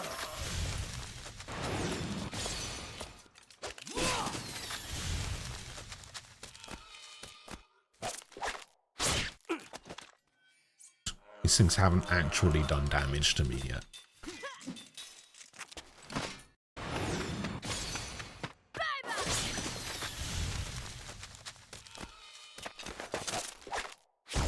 Ah, first bit of damage.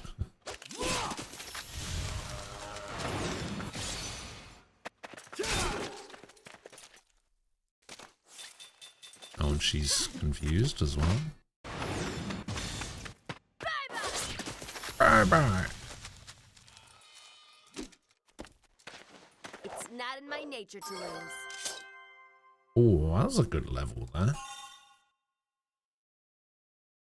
Learn. Alright, cool. Wait, how much SP did I get for that fight? I wasn't paying attention.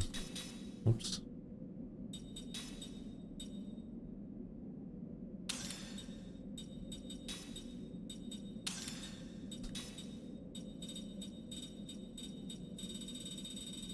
Oh god, I'm gonna struggle for something for Ming to actually use here now.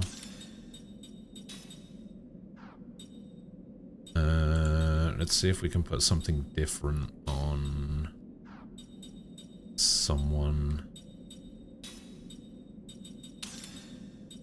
You need that. Oh my god, Ming actually just doesn't need anything.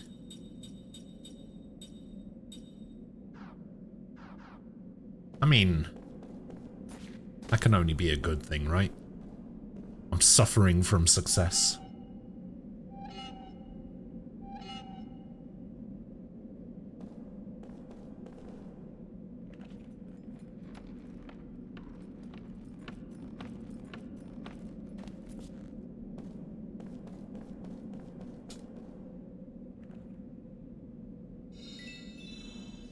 $5,000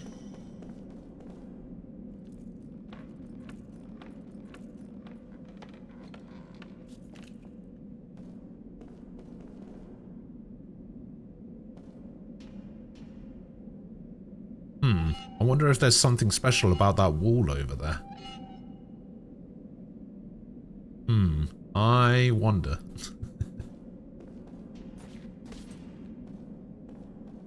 Oh my god, how did I know?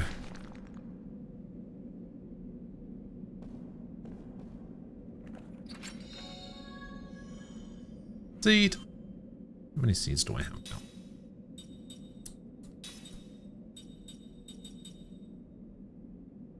Two. I handed some over before.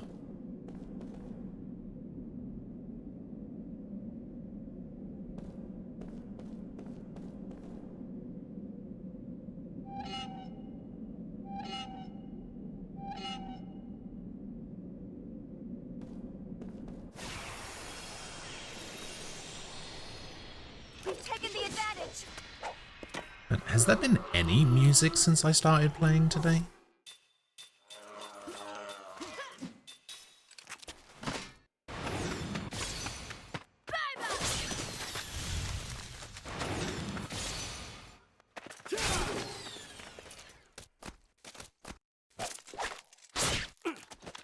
for the health. Ah. Oh, what? What do you mean completely petrified?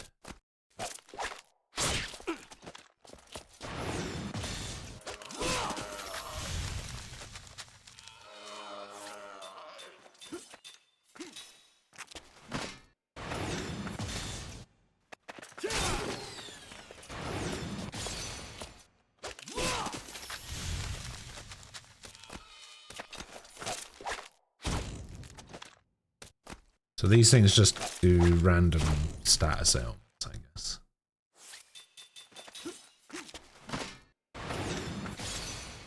It's over. Oh, oh, oh.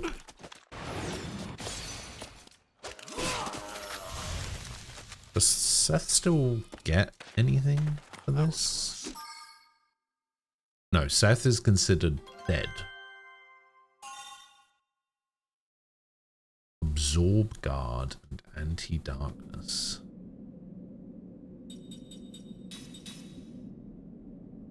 What is Absorb Guard? Nullifies enemy HP and MP absorption. Ah.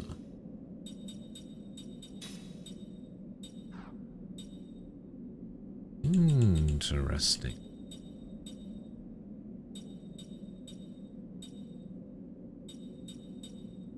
You know what? Let me take these off Sarah and see if Ming needs these. Ming does not need those.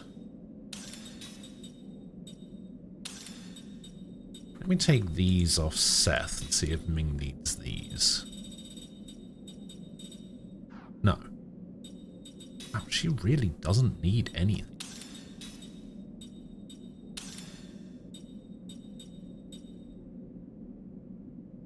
Yeah, I think Ming is completely done with accessories.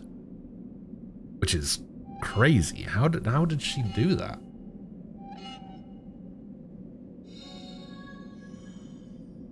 Groundus bomb.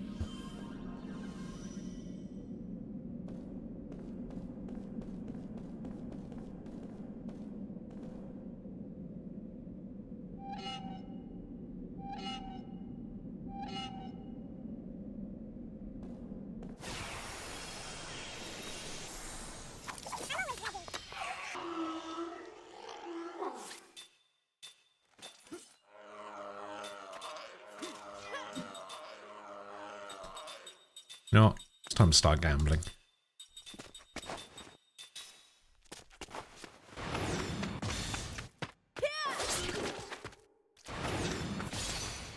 It's over. Oh, oh,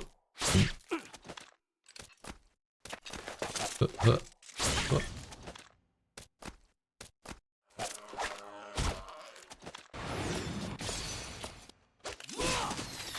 My chat disconnected. I'm not sure how long that's been disconnected for. That's fun. I love it when that happens.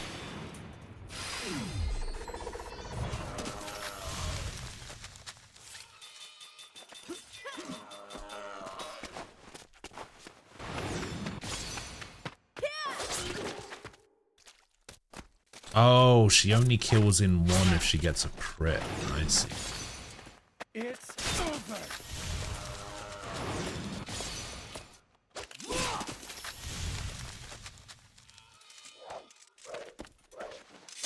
That was close.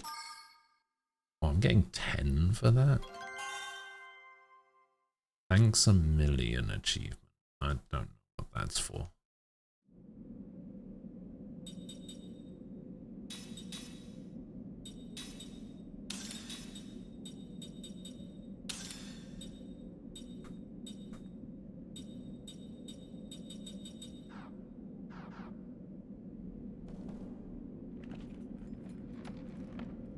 Anybody know what the thanks a million achievement is?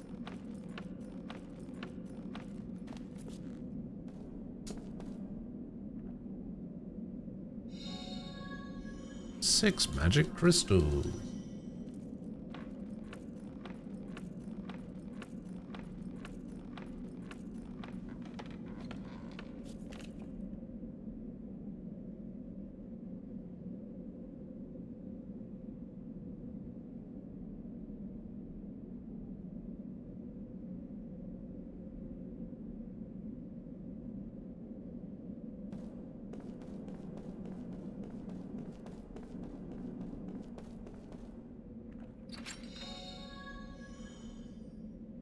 Magical lock key.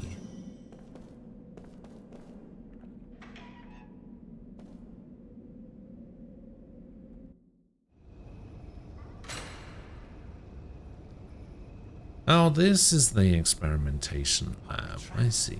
You know you get scared way too much, Shorty. Yeah, well, you look scared too.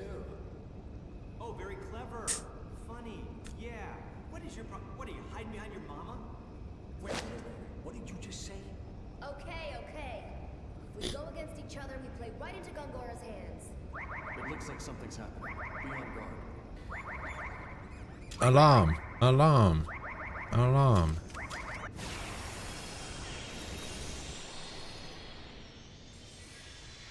Now's our chance!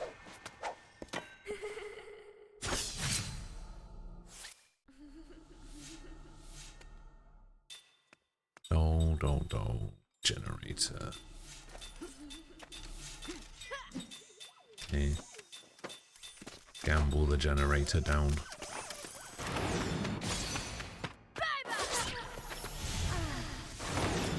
Okay, that's not bad. They actually go out pretty easy. It's over. Oh, he even takes one out in one.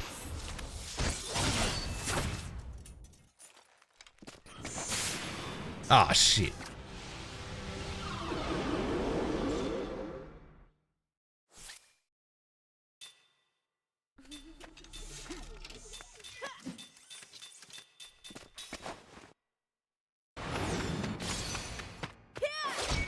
No. It's over.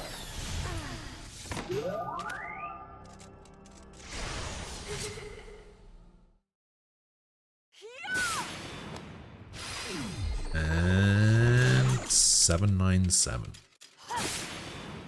And 910.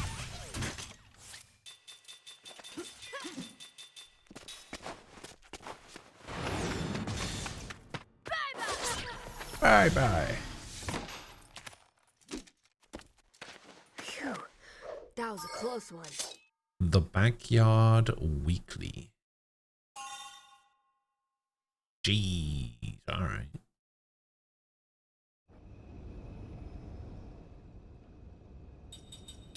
Learned a bunch of stuff.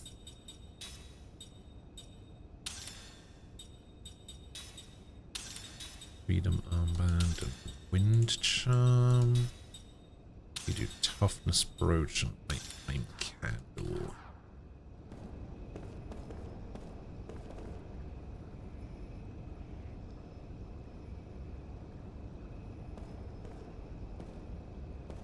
Can you just interact with this, please? Magic capsule.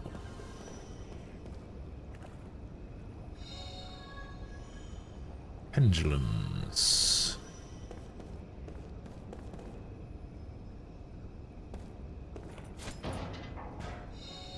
Goddess medicine.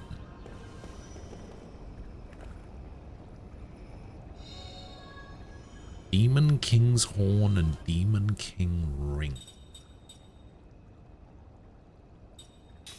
You know what? I might actually...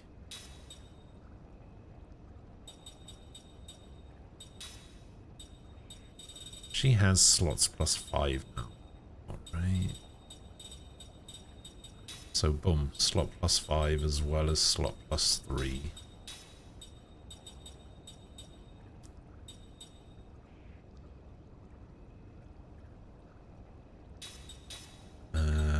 And then let's put on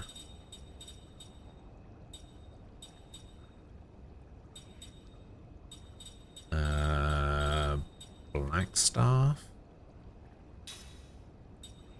And then here, she learned slot +5 yet? Yes. Here we're gonna put on White Staff.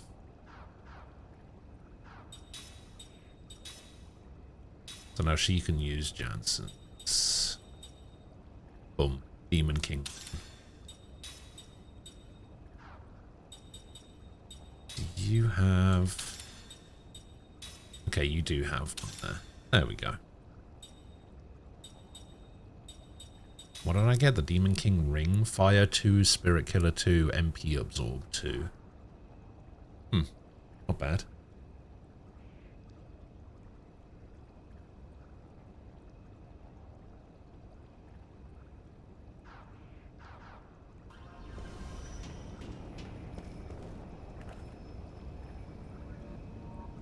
What could this be? Something of Gongora's, possibly, given that it's hidden in a place like this. Let's check it out. Maybe we can find out what he's been up to in the 30 years we've lost. I have been sent on a mission. I'm not from this world. However, I've been sent to investigate this world. I have teleported across time and space. My consciousness continued even after I took on the physical form, and remains to this day. My home world and this world. For some reason, the two worlds seem to be linked on the same axis across space and time. Our world was becoming extremely unstable. Reports have begun to circulate that it would collapse. We believe this to be caused by interference from another world. This world, that was on the same axis as ours. Our pure untarnished world was being warped and distorted by some unknown force, not unlike a virus distorting a living being. Over the course of time, we realized that this virus could well be a soul or spirit. The interference from that other world was from the souls of its inhabitants. They were producing some form of energy that was distorting our world. Why did it have such an influence? To understand the cause of this phenomenon, to study this interference, we established a quantum teleporter, a means to send our consciousness to this other world. And so we came to investigate. Including myself, there are 5 investigators. The others are Kai Marganar, Seth Balnar, Ming Numara, and Sarah Sisolart. Sisolart?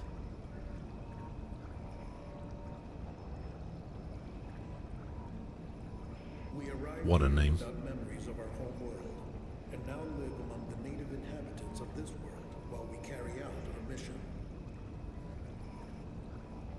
1,000 years was chosen as a time frame sufficient to develop a deep understanding of this world's inhabitants.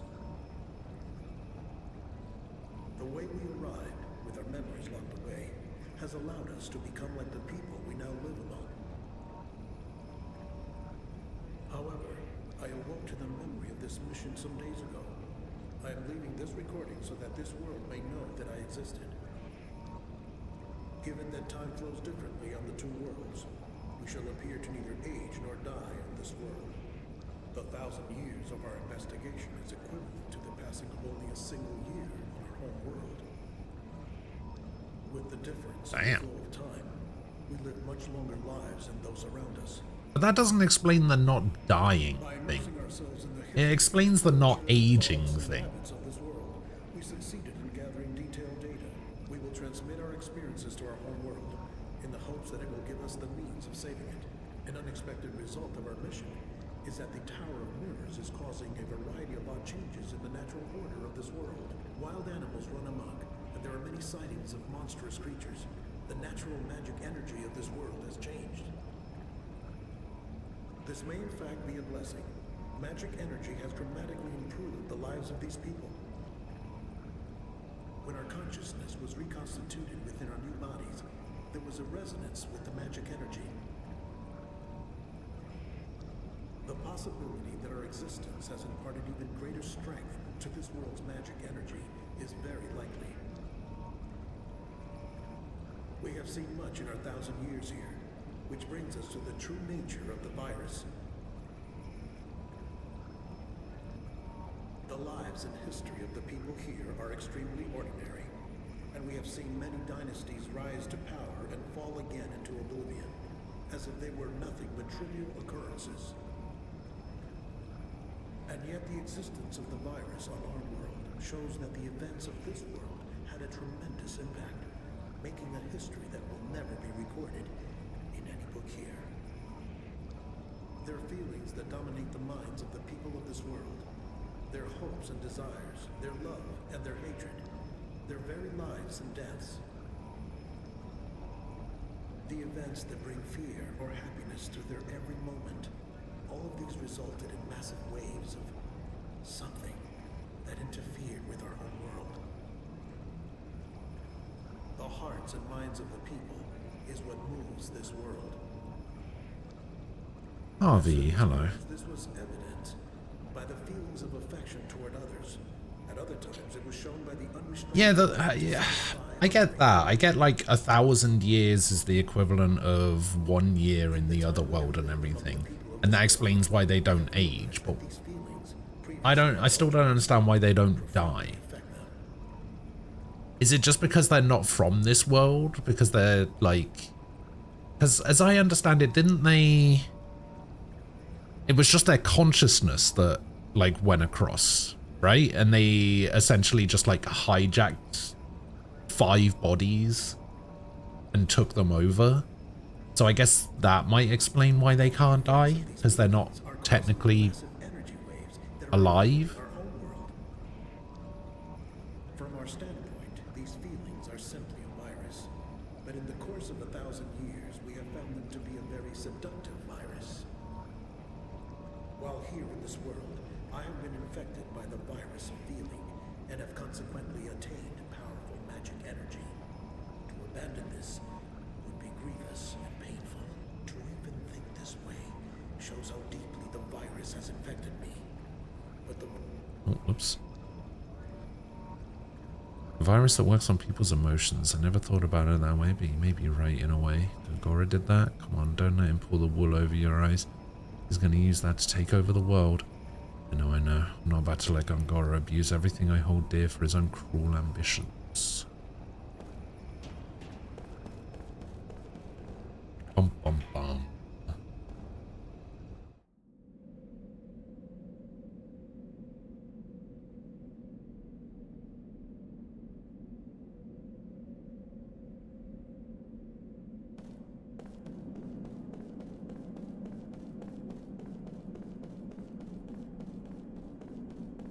Just have one more fight before we leave.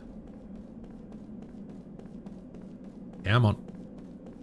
Come on. Come on. Come on. There we go. God, I never thought I'd complain about it taking too long to get into combat.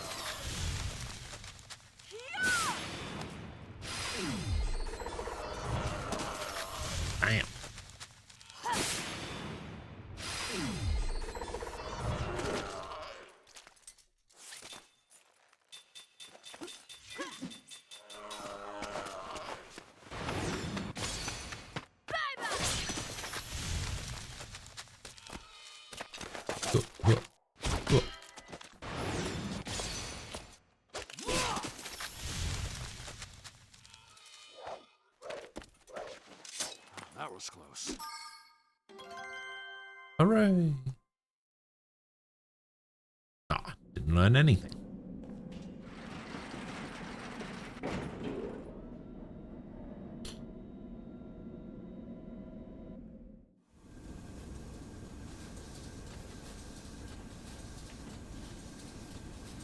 I need to figure out what level Tolton learns the thing that lets me equip his gear.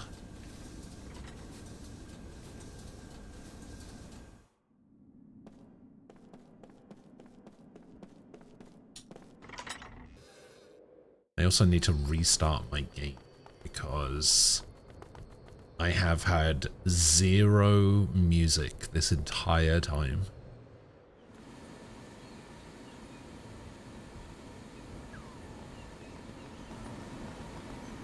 Music just doesn't exist in this game, apparently.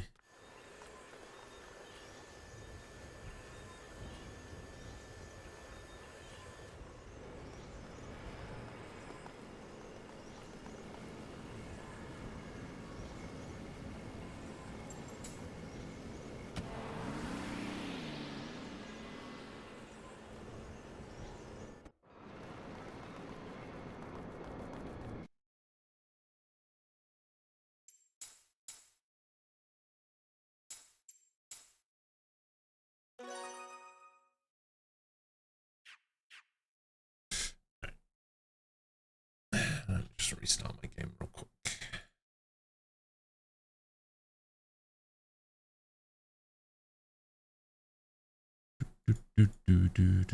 Do.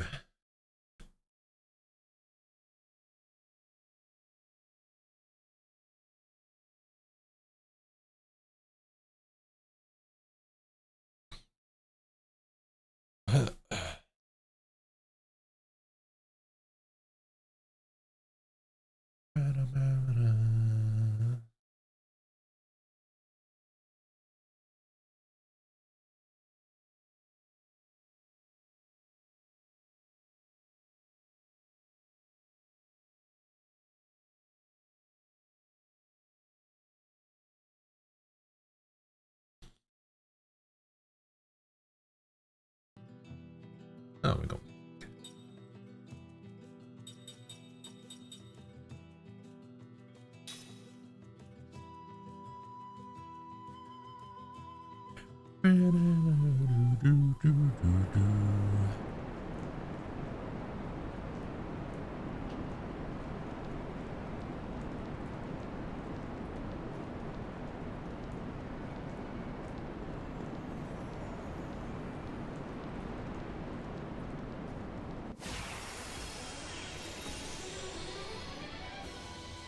Just calm down, okay?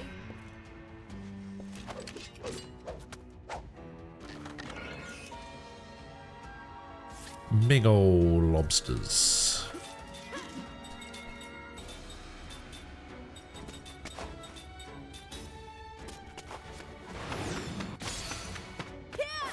How strong are they?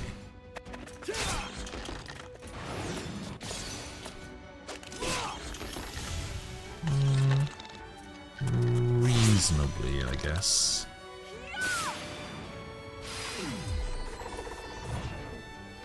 $84. Wow, yeah. 146. That might be the worst 2 gambles I've ever seen.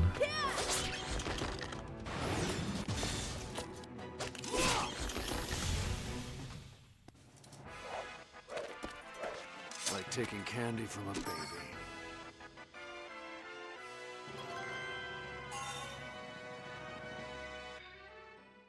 Oh my god, is that what I needed? I think that might be what I needed.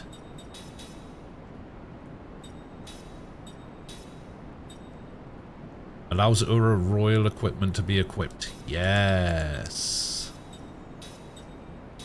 That's exactly what I needed, and is exactly why I put him in my team.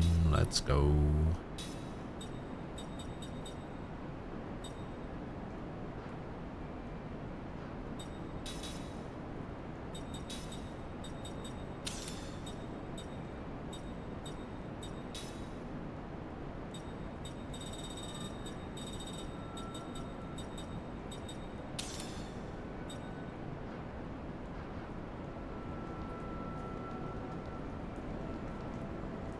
See, I'm not a massive fan of Tolton, but I think he's kind of cool, I guess. He definitely had a pretty interesting, like, character arc.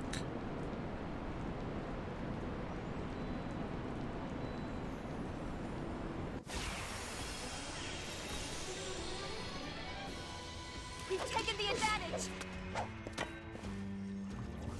And I mean, he's still technically going through that character arc, I guess.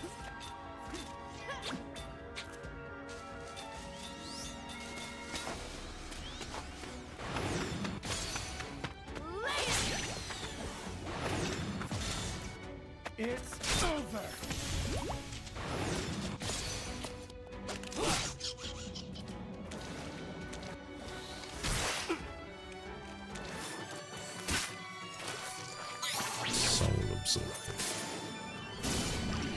Okay. 29. I'm 38. Okay.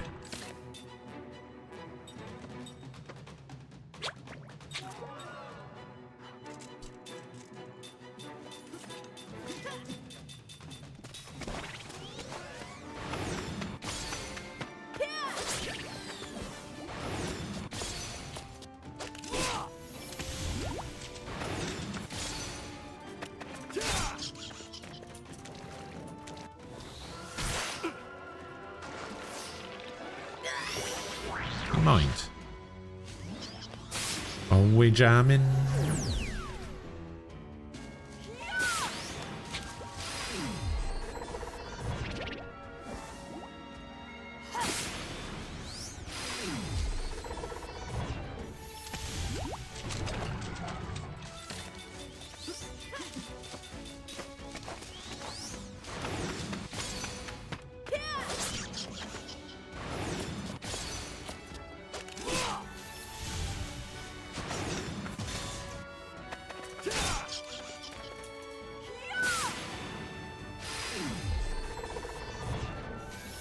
So this should be a 12, I think.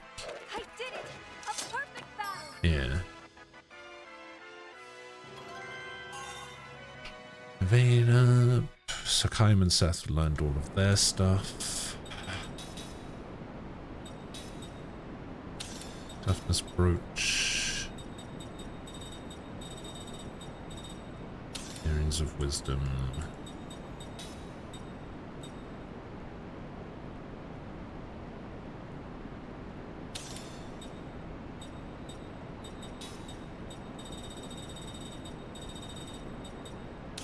Herbalist badge.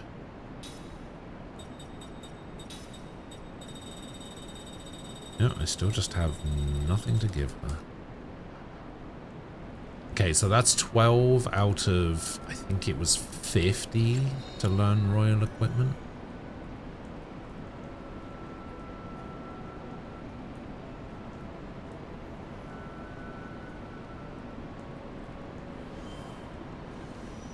Oh, I can't go up there.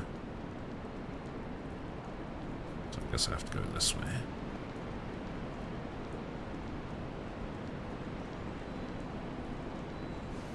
Oh, oh.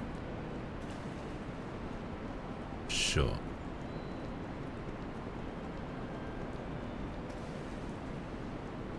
Sure. Nothing over here.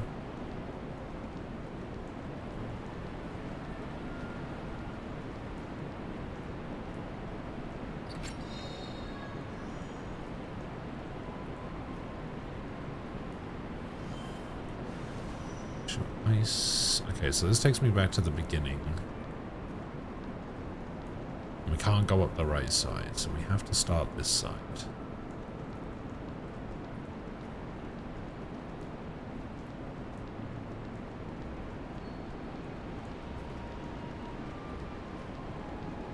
We don't want to go that way.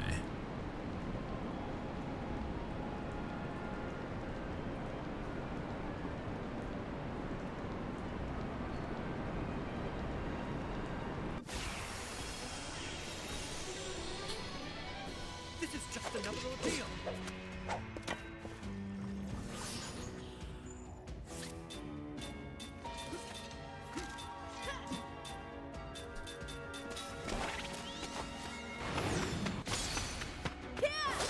Kaim is somehow faster than Tolton now. He wasn't before.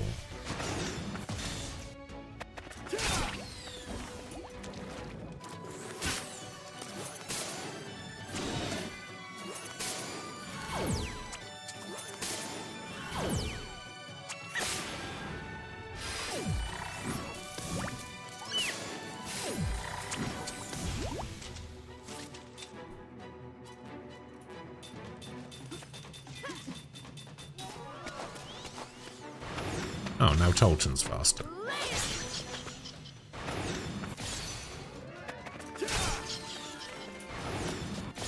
It's a speed tie, I guess.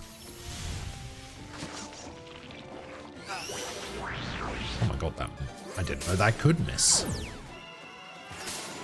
Oh shit.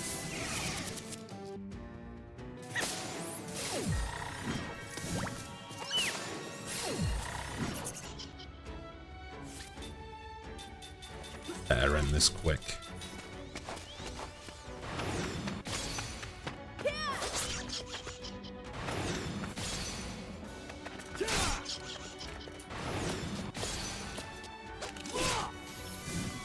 Come on. Nice. Your friends give me strength.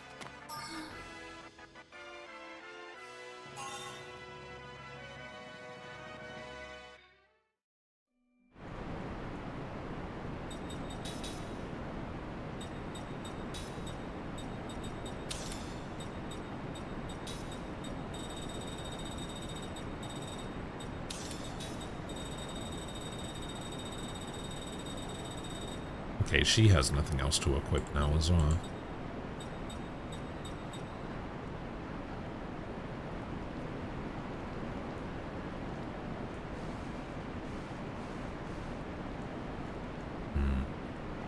I missed the treasure.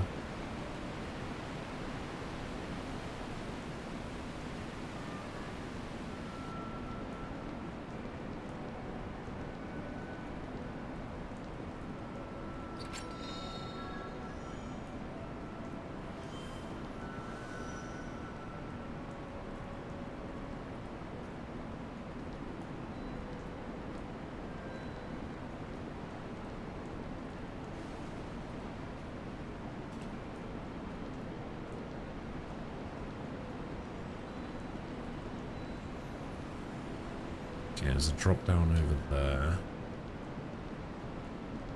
There's a drop down there.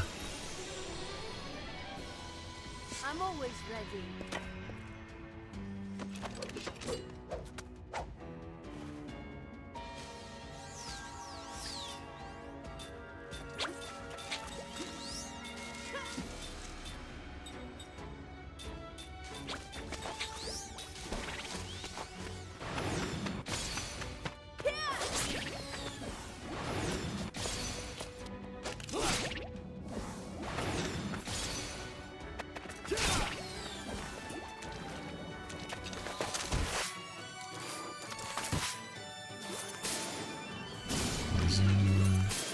Jamming.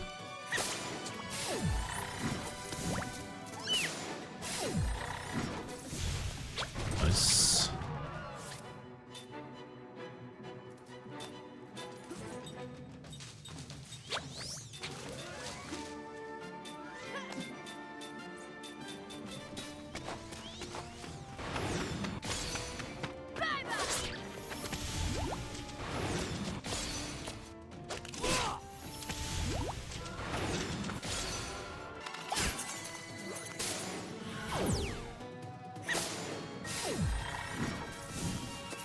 Wow, 2,000 exact.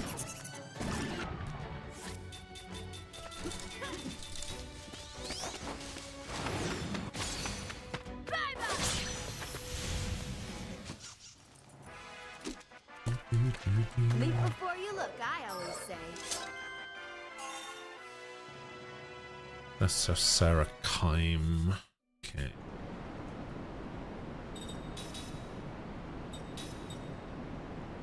Scroll balance. We have nothing for Seth now. Okay, Ice Water Amulet there.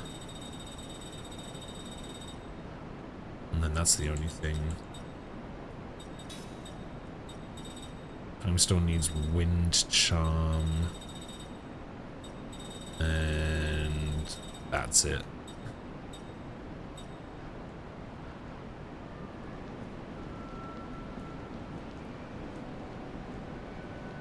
Oh, where's this guy? Let your guard down, eh?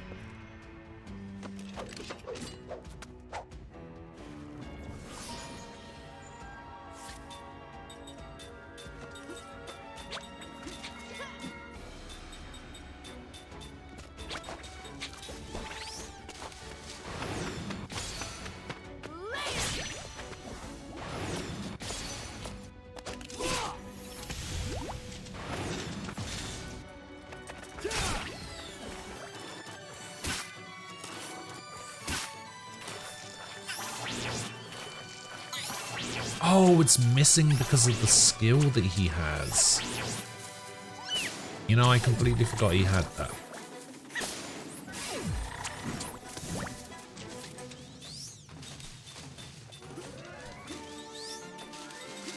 Yeah, he has a skill that blocks HP and MP absorption. And I completely forgot. It's over.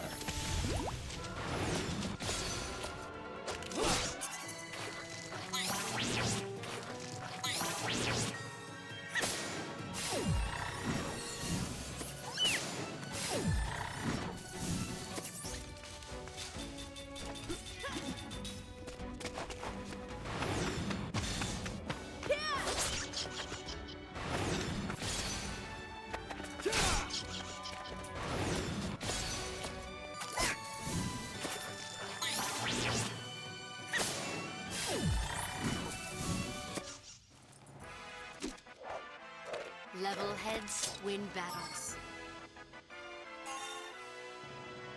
Ah, they all learned royal equipment. Let's go.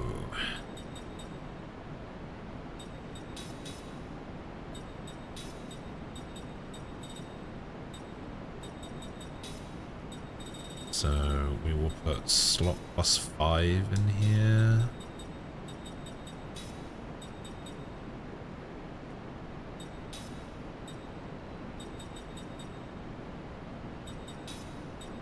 And then we'll grab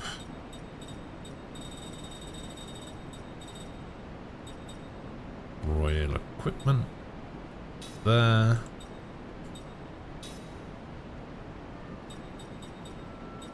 We will set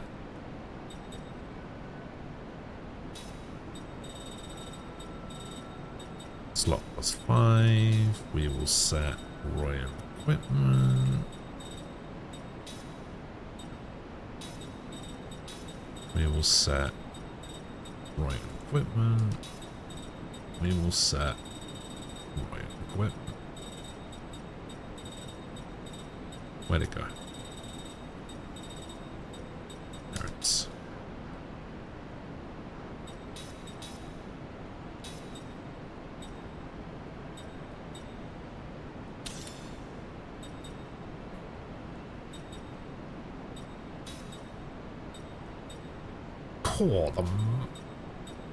So he's actually doing like really good damage with this Gaia Breaker, but then you look at Master Sword and his attack goes to above 1,000. Holy shit.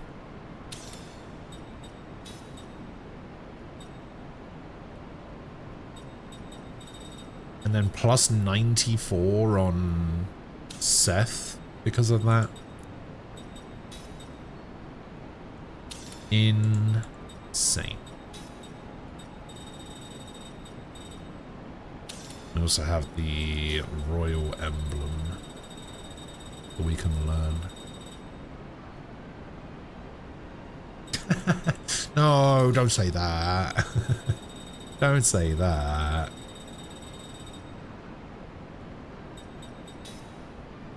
Alright, we'll get Tolton out of here. We'll bring Sed back in.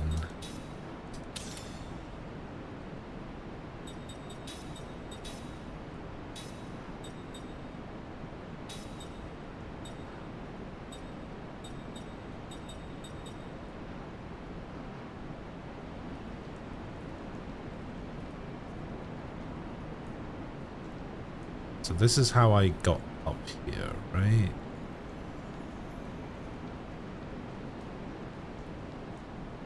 I think I do want to go this way.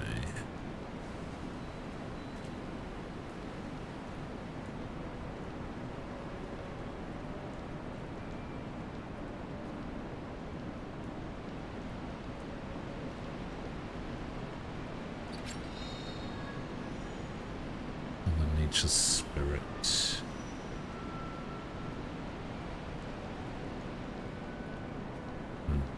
So we can't go back up there. You want to fight or what? How much damage is Kind going to be doing now?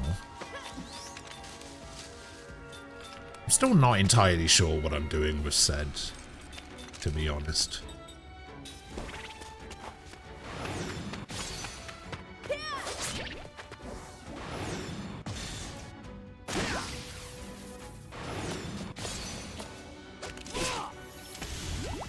Wow, that is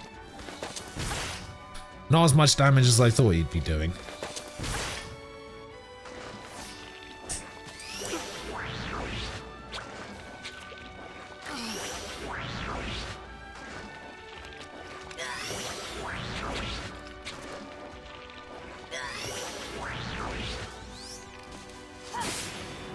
Maybe Tolton is better than Zed.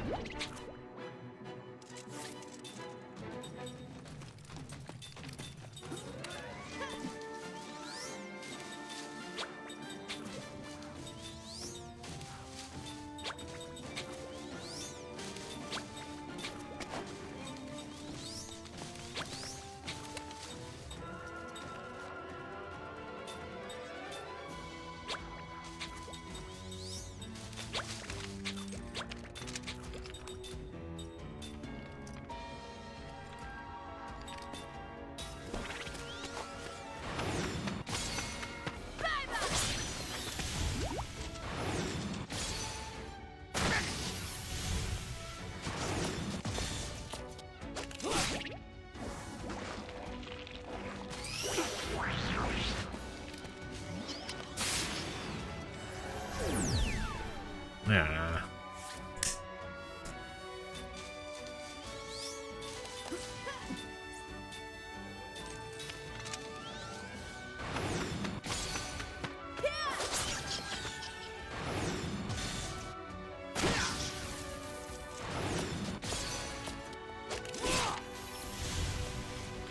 I'm okay.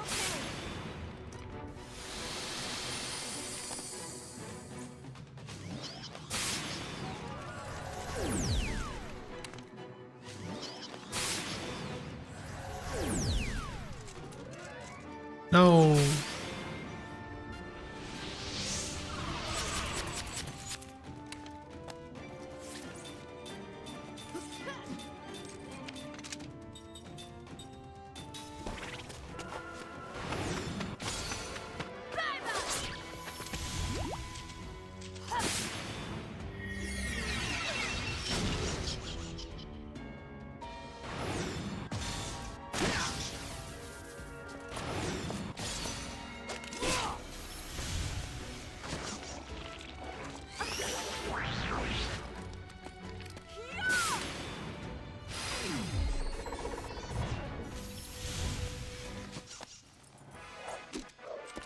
The friends give me strength.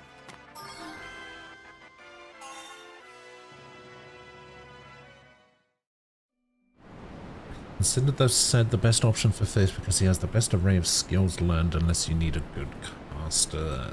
The thing is, he's got the HP of a caster, but he's got the MP of a physical attacker, but he's not particularly good at either.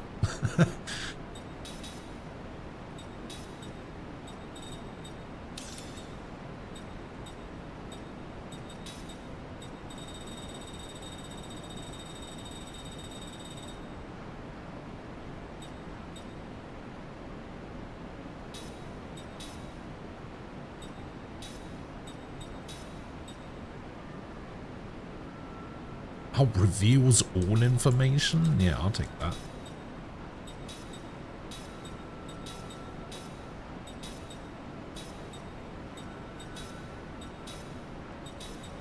Take that on everyone, why not?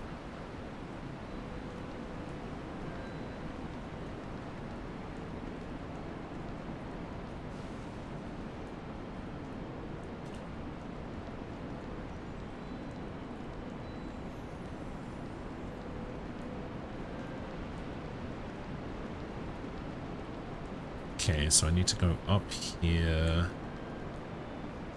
The treasure's like here somewhere? Or is it down? No, it's not down there, is it? Actually, it might be.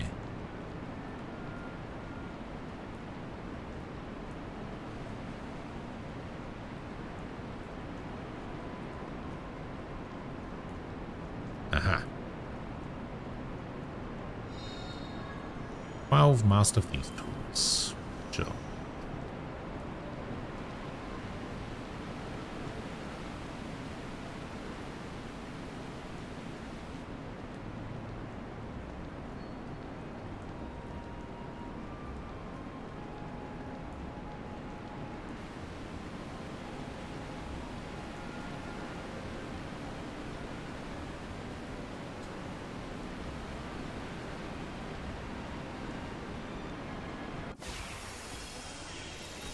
Sent off pretty decently physically, but mortals never compare to immortals. The mortal casters are better at casting than said. Tolton is at meleeing.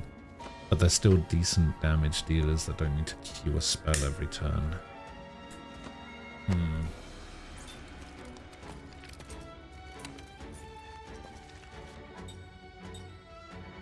Basically, there's only 3 choices for me, I think, in terms of people to add.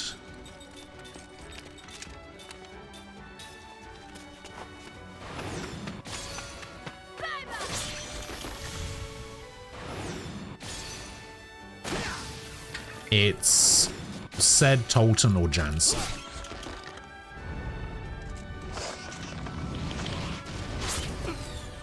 Holy shit.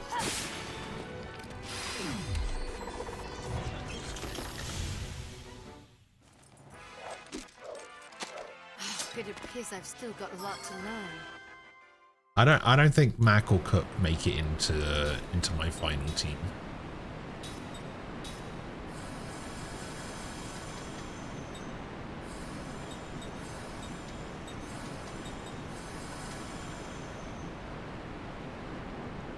Funnily enough, I'm actually leaning Tolton, I think.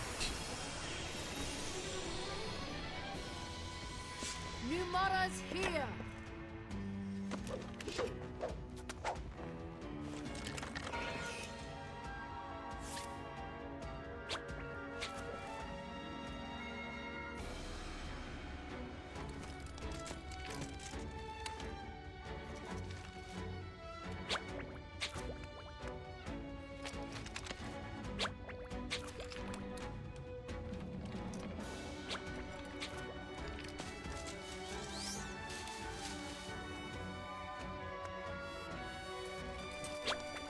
Cook's sole job of being able to use healing spells outside of battle. Yeah, you don't want to use the MP of the characters in your team.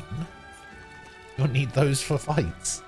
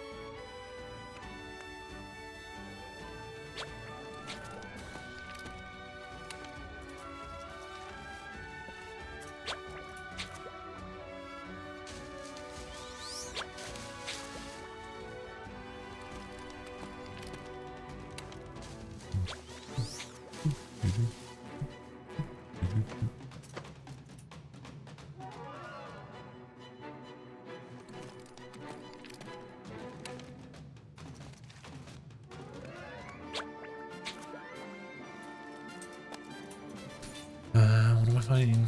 Alright, get rid of this fish.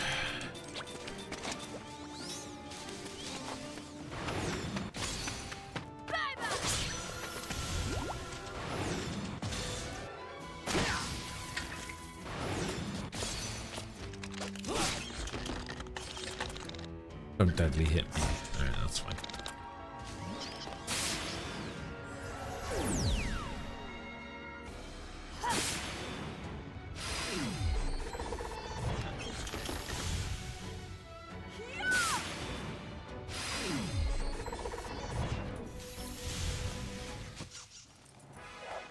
I did it! A perfect battle!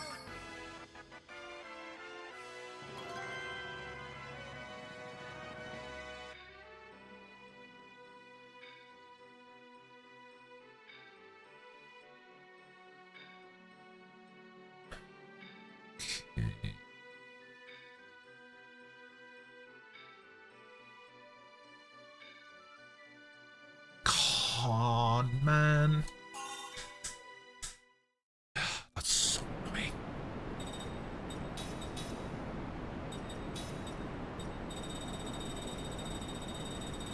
Okay, I don't think she has actually anything left to learn. Like, at all.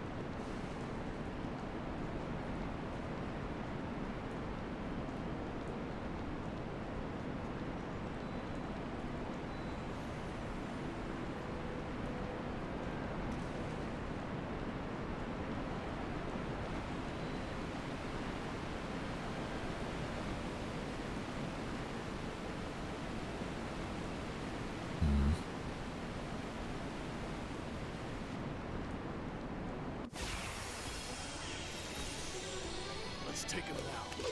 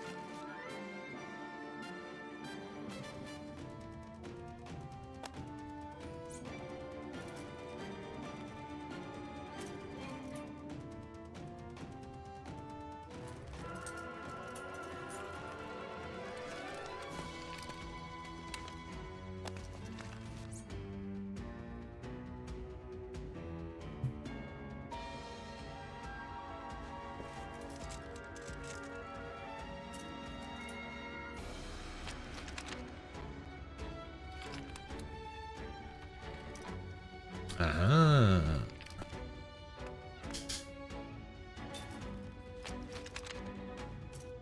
Have I done my Game Awards voting yet? Oh, have they finally done the thing?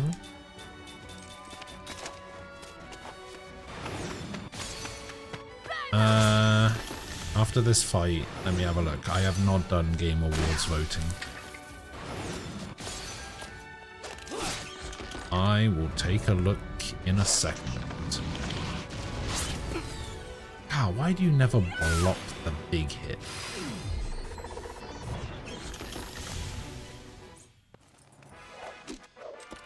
I did it! A perfect battle! Damn. Alright. So like Game Awards. The Game Awards, December 11th, 2025.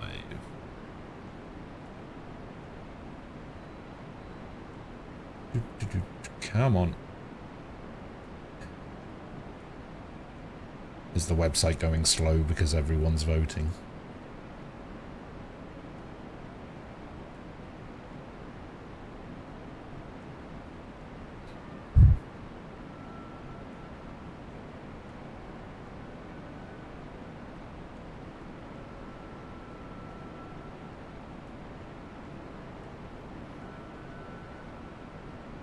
I can't even load the website right now.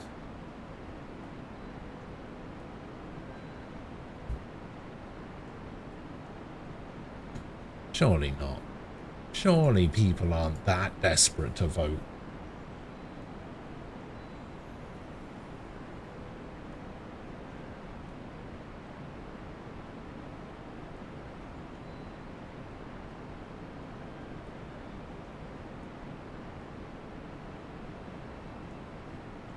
Oh wait, here we go.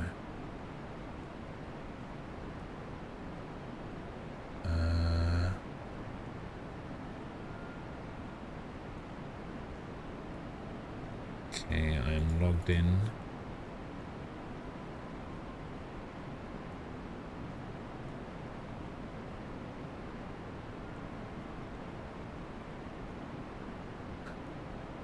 Here we go.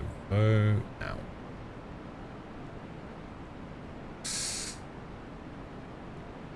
Alright, let's have a look at this then.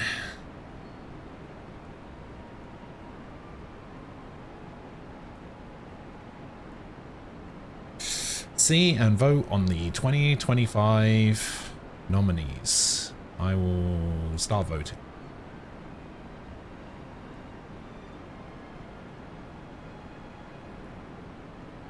I will apparently not start voting. Okay. Why does it do it in this order?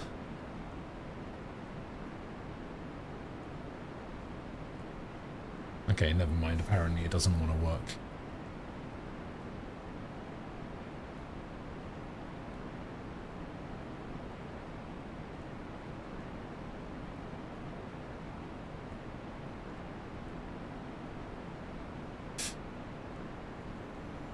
Oh, wait. No, here we go.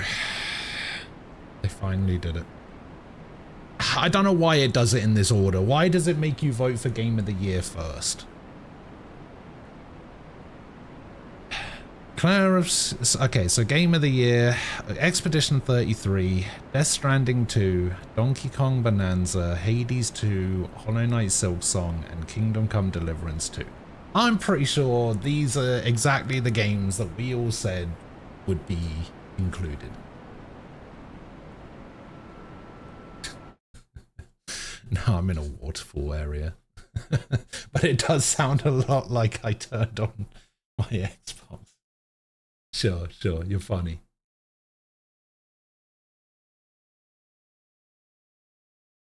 Yeah, I'm pretty sure this was the short list of games. I think Ghost of Yotei was also on the short list, but I have played 3 of these games. And 3 of these games I have not played. I haven't played Kingdom Come Deliverance 2.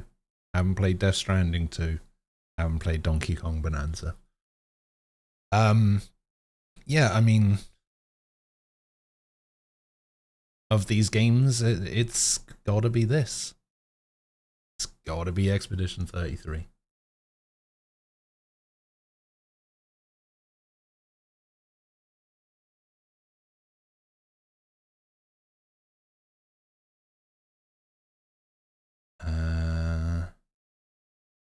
Next category. No? Do I not? Do I not get to go to the next category? No?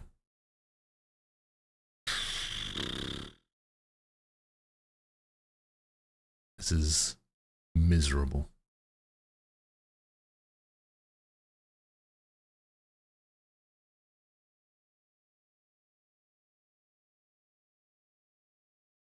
Is there anything missing from this? That should be on here. But I feel like there should. I don't feel like there is.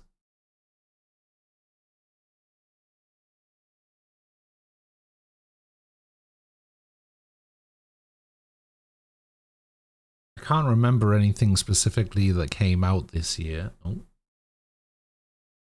there we go. Yeah, I can't think of anything that came out this year that would probably go would go on there. Seeing unprecedented level of voting traffic on the Game Awards website today. Millions of votes have already been cast. Some of you are getting through. If you're unable to vote, please keep trying. Voting will be open until December 10th. Okay. Okay, so Best Game Direction, awarded for outstanding creative vision and innovation in game direction and design. Oh, Ghost of Yotei was included in this one, was it? It says awarded for outstanding creative vision and innovation in game direction and design. Ghost of Yotei was just Ghost of Tsushima Plus. Huh?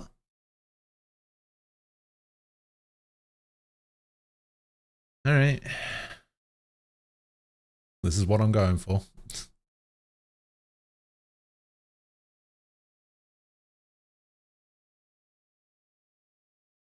Ooh. Ooh, this is a tougher one. I didn't expect to see Silent Hill on here.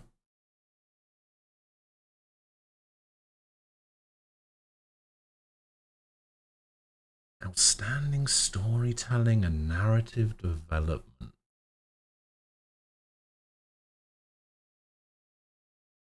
Huh.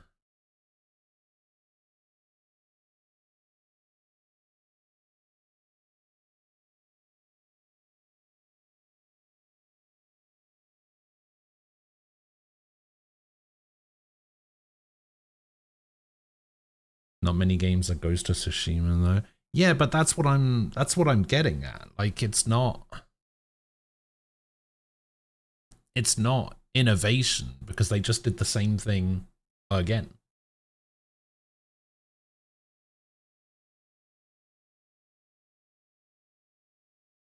I think I'm actually going for Silent Hill on this one. For best narrative. Yeah, I think. Let me just make sure all of my votes have actually been counted. All right.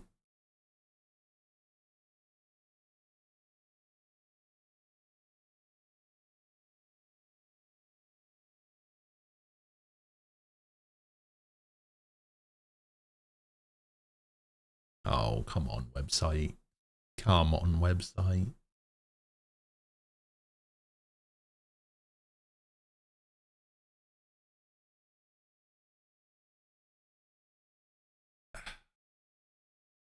Best art direction. What could be in best art direction?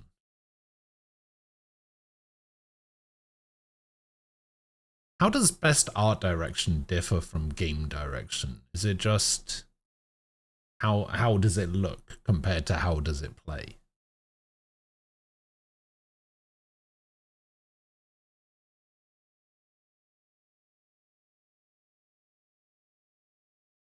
Come on, website. Oh, there we go. As art direction, the same games.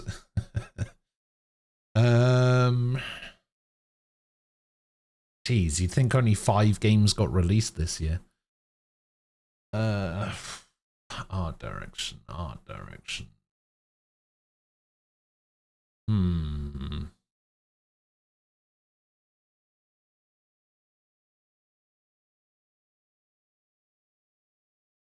I think this goes to Expedition 33.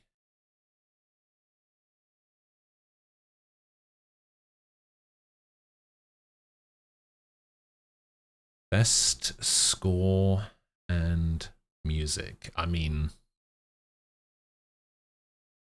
this can only go to Expedition 33, I think.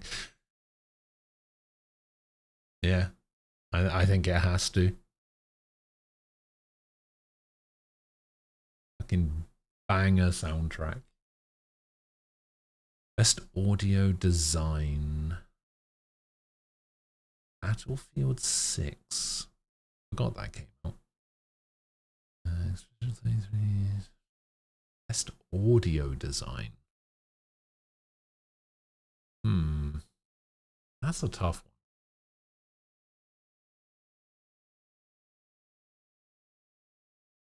You know, I think I probably have to give it to Expedition 33 because a lot of the parry and dodge timings in the combat is audio based.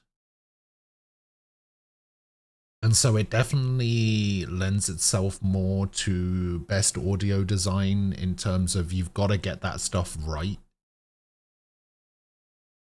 Otherwise, the game as a whole suffers. So I think I've got to give it to Expedition 33.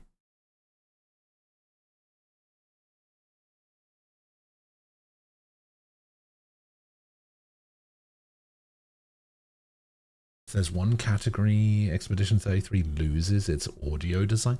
You think so?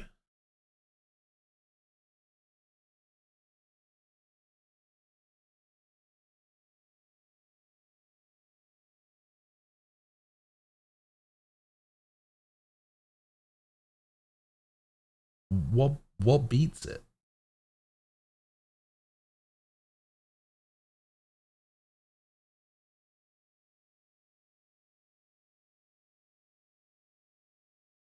See, that I was thinking that. I was thinking of going the Silent Hill route because I was just like, it has that real, like, gritty horror atmosphere, like, tone to it with its audio and stuff.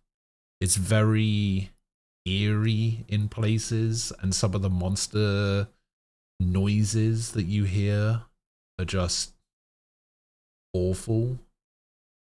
And I was going to give it to Silent Hill, but due to the audio timings needed for blocking and parrying during the combat, I had to give it to Expedition 33. But it's a lot closer than it seems. Just going, oh yeah, it's Expedition 33 or whatever. Like, Silent Hill definitely deserves recognition. Best performance. Awarded to an individual for voice over acting, motion, and or performance. Ben Starr in Expedition 33. Charlie Cox in Expedition 33. Okay, Sheehan goes to Yote. Jennifer English in Expedition 33. Natsu Kato in Silent Hill, and Troy Baker in Indiana Jones and the Great Circle.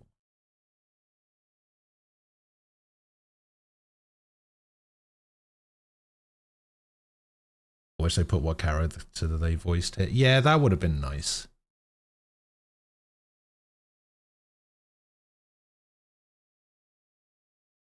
Luckily, I've played all of these games, so I can figure it out.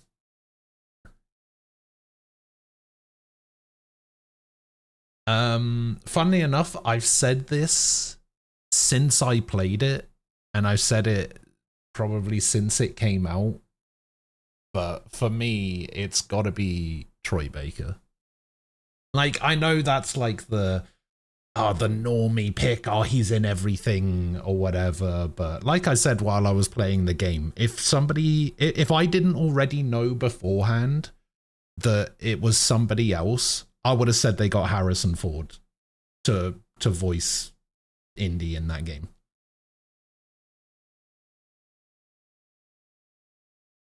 And that's good enough for me to be like, yes, that deserves to win.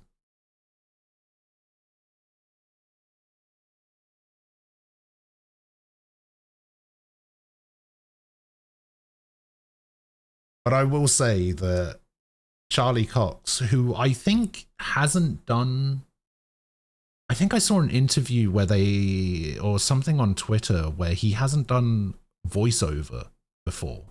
And he now has people like coming up to him saying, oh, I loved you in Expedition 33 or whatever. And he's just kind of like taken back by it or whatever. He didn't realize how big it was going to be. He didn't realize how much people were going to like it or whatever, which is kind of cool.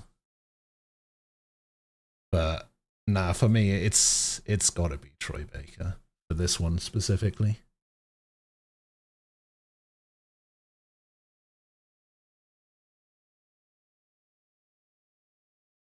Innovation in accessibility. I don't know anything about this category.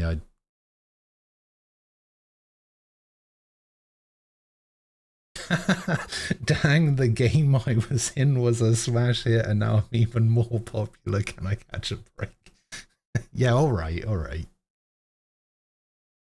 Recognizing software and or hardware that is pushing the medium forward by adding features, technology, and content to help games be played and enjoyed by an even wider audience.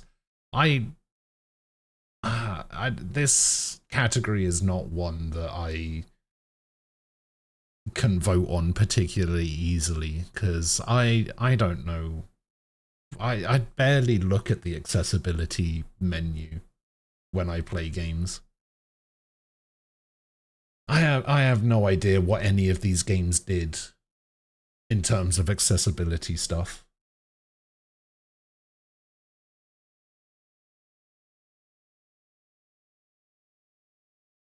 Like, why is FIFA on here? Like, what is FIFA doing to push it out? Oh, actually, yeah, that's a good point. We did look through that, didn't we?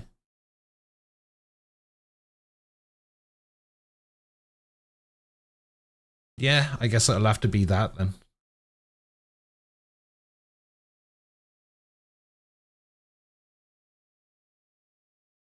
South of Midnight came out this year? Why do I feel like that game's been out for like 3 or 4 years?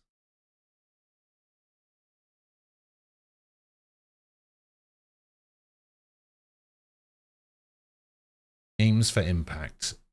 Again, another game, another category that I just can't really vote on because I don't play these kinds of games.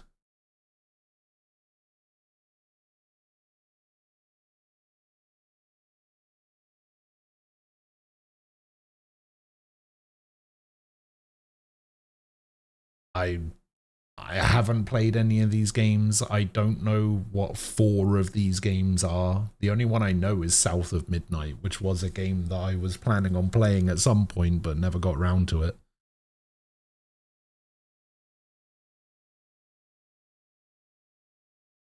This year has been 3 to 4 years. You don't live in the US.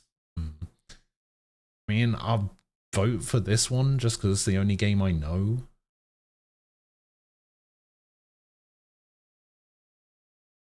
I don't know what the other 4 games are. I feel like this one sounds familiar, but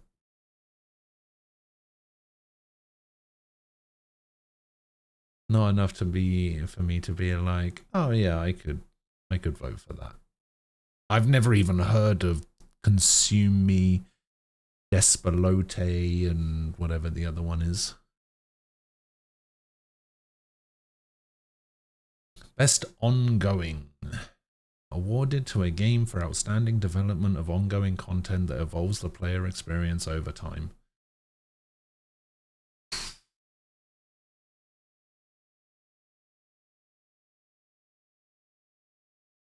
Chances are, if I was still playing it, I would probably vote for Marvel Rivals here. But I haven't played that game since March. Whenever Emma Frost came into the game, which was, I think was like March, early April. Haven't touched it since, so can't really say. I mean, it's probably got to be No Man's Sky, right? They just came out with like a big expansion. That game's still going strong after the disaster that it was at launch.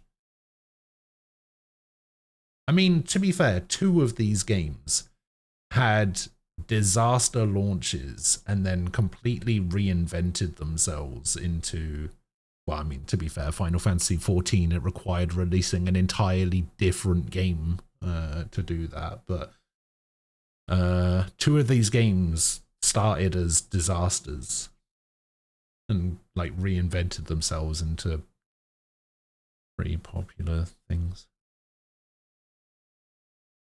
I want to play South of Midnight, but I'm also afraid the stop motion / framey art direction of it is going to be off-putting. I could see that.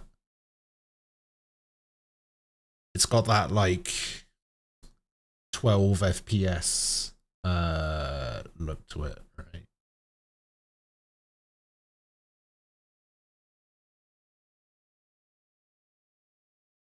Yeah, I don't know. Is Marvel Rivals still going strong? Honestly, I couldn't tell you. Like I said, I haven't played it since late March, early April. So it's very much a case of I'm not in it anymore. The people that I used to play it with still seem to play it fairly regularly. My brother still plays it fairly regularly. He's got like 900 hours in the game or something. Oh yeah, Daemon X Machina did come out this year. That was only a couple of months ago. I played through the whole game. How did I forget that? It's been quite a forgettable year for games, weirdly.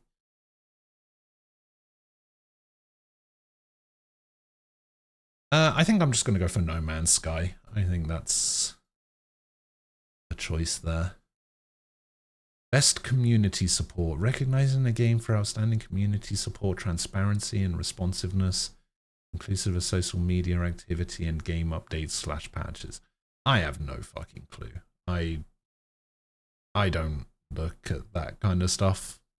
I just go in, I play the game.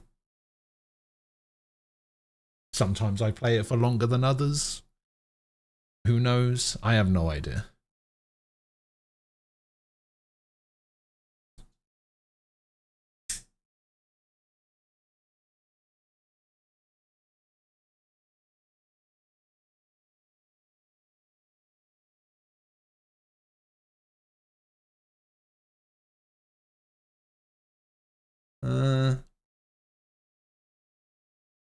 No, I think I'm just going to go No Man's Sky again.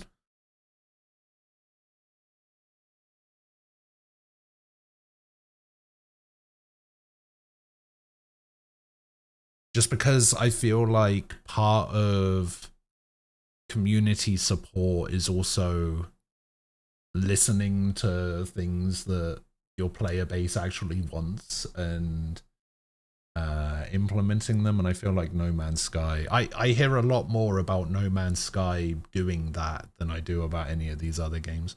But then Baldur's Gate was, for me, just a play it once and forget it kind of game. Baldur's Gate 3 doesn't strike me as an ongoing game the way the rest of these do.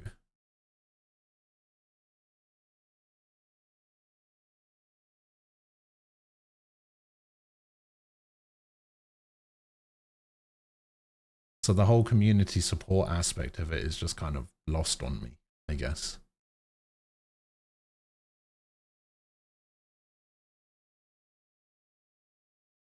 Best independent game. Absalom. I have actually played a little bit of that. It's pretty cool. Ball X Pit. Never heard of it. Blueprints. Very good. Expedition 33. Very good. Hades 2. Very good. Silk Song. Very good. Honestly, this might be a harder category than Game of the Year.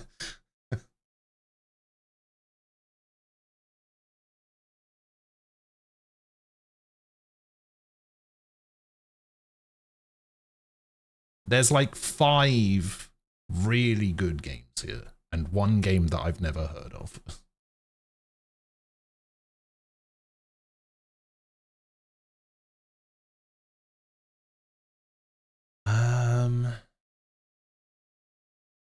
Yeah, I mean, it's gotta be, doesn't it? You know, I can see Expedition 33 winning indie game, and then something else winning Game of the Year.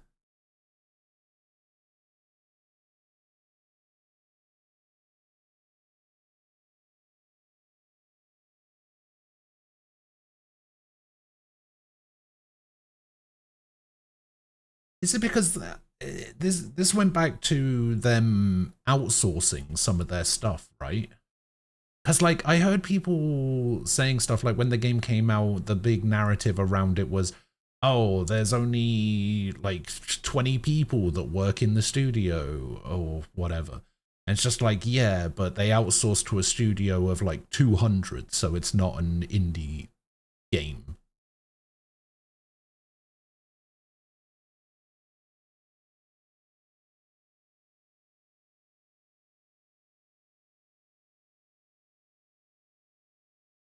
I don't even know what's classed as an indie game anymore.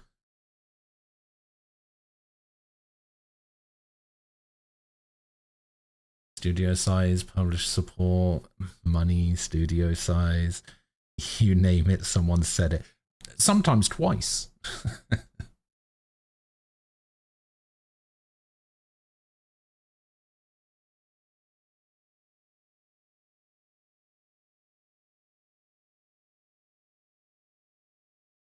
Oh, it did count my vote. Weird.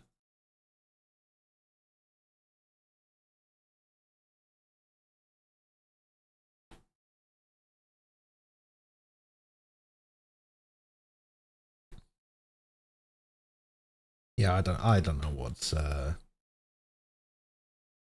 what's classed as an indie game and what's classed, because it's definitely not a AAA game. So if it's not a AAA game, it has to be an indie game, right?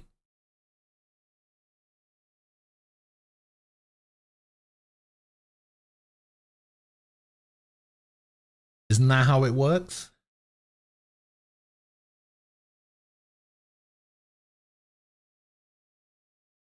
See, the thing is, back in the day, indie just used to mean that it wasn't very good. Because it was like, it didn't have as much money.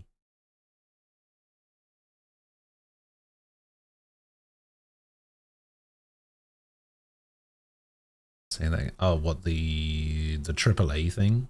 It's definitely not a AAA game, which makes it indie, right? Because those are the those are the options. You've got AAA and you've got indie. Something like that.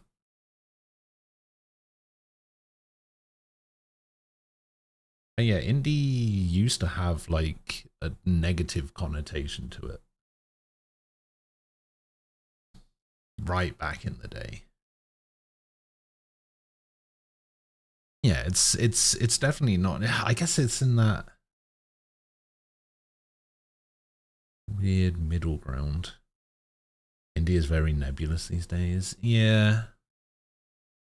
Because there's I don't know, it's weird. Because like, indie used to mean that it didn't have one of the big publishers attached to it. Like, it wasn't a Capcom game, it wasn't a Square game, it wasn't a Nintendo game, it wasn't Sega, it wasn't Ubisoft, you know, that kind of stuff. So it's like,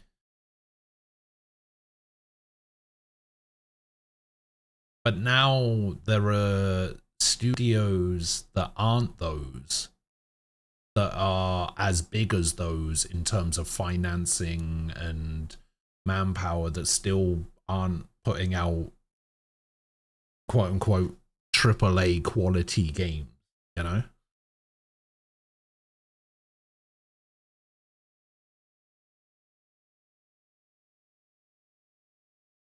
Hang on, let me have a look at this. So there's that Despelate game. Weird one. I think for this it does have to be Expedition 33, but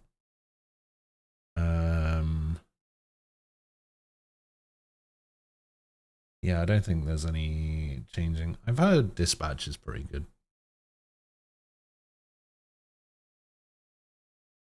Well, look at something like Black Myth Wukong, right? When that came out. Is that technically an indie game? Because it didn't have a big publisher attached to it, right?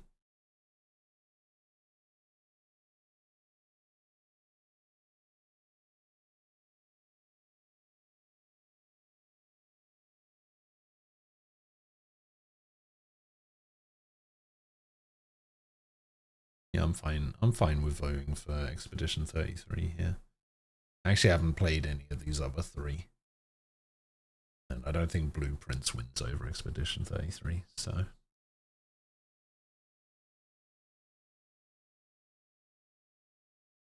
seen a lot of people talking about Dispatch recently, and I'm just kind of like, not in it. Oh god, here we go.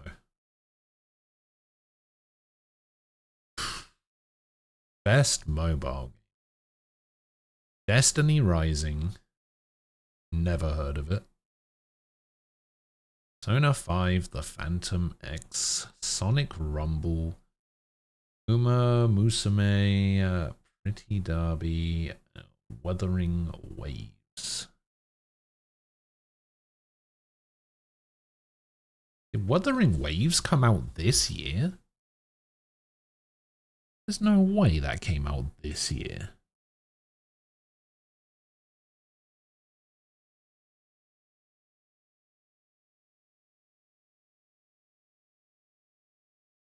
Yeah, it came out in May 2024. Why is that on there?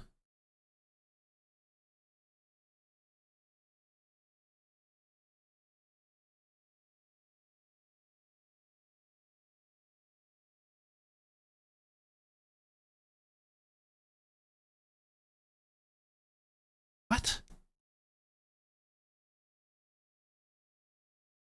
That doesn't make any sense why that's on there, but this one. Actually, are there any games on here that aren't gacha? They're all gacha games, aren't they? I was going to change my vote to something that isn't a gacha game, but I don't think that's possible in a mobile category.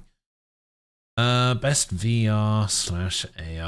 I don't play VR games. Let's go for whatever this is. Ghost Town. Because it has ghost in the title. Why not?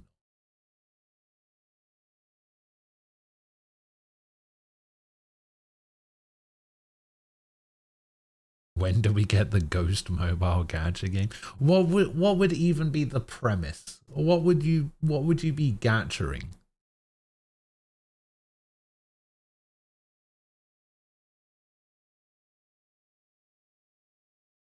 I'm only halfway through and this is taking so long because the website's breaking. Best action game. For the best game in the action genre focused primarily on combat. Battlefield 6 and I guess by extension Doom, I don't think should be in the action category. Surely there's a shooter category, right?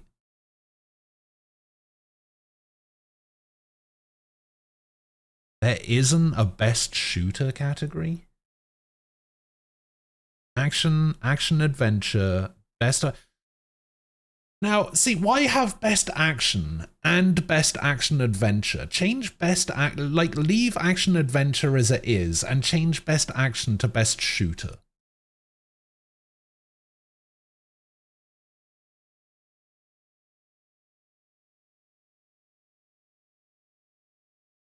I mean, if we're talking about action games, if I see a platinum game, I'm going to choose the platinum game. Even though it's a game I haven't played yet.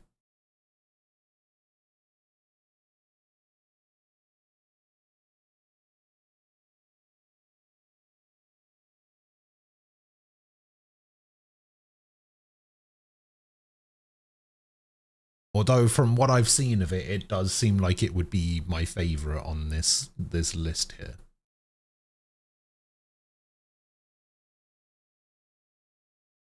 And now we have best action adventure. Ooh. Best action adventure game combining combat with traversal and puzzle solving. I mean, if that's the case, it can only be between 3. It's between Silksong, Indiana Jones, and Split Fiction. However, the problem is I haven't played Split Fiction, so I don't actually know how good it is.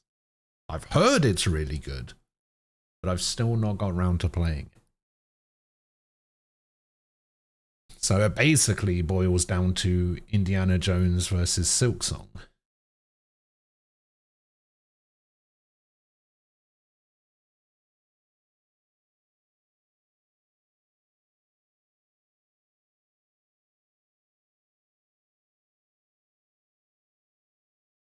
Indiana Jones. Silksong fans are in shambles. Oh my god, stop it.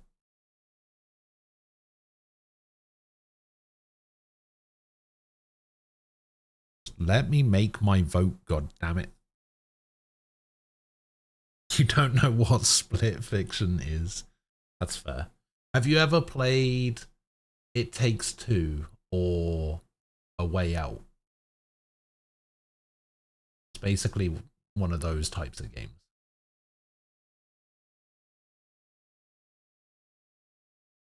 No? Okay. My mistake.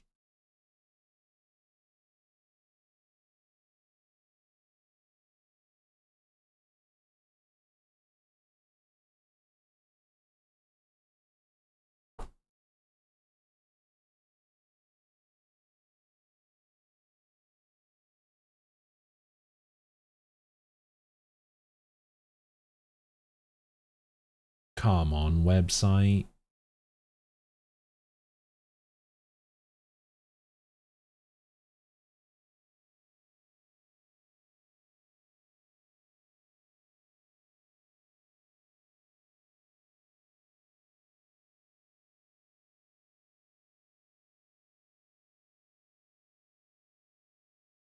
Okay, it registered my vote.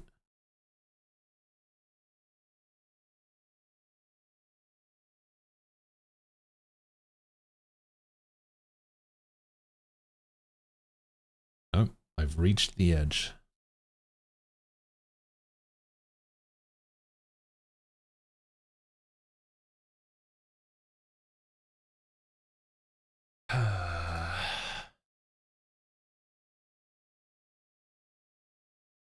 Okay, well, it has apparently recorded my best action adventure vote.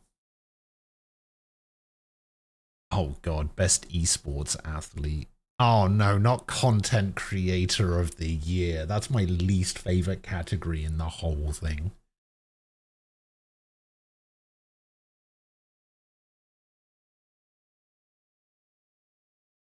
Best RPG for the best game designed with rich player character customization and progression, including massively multiplayer experiences.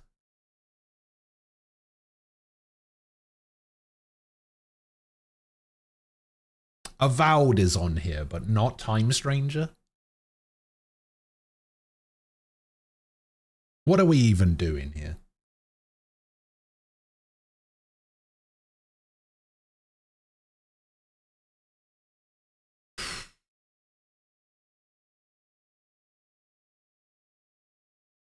Bloody rubbish category. Best fighting game, 2XK. Is 2XKO even out?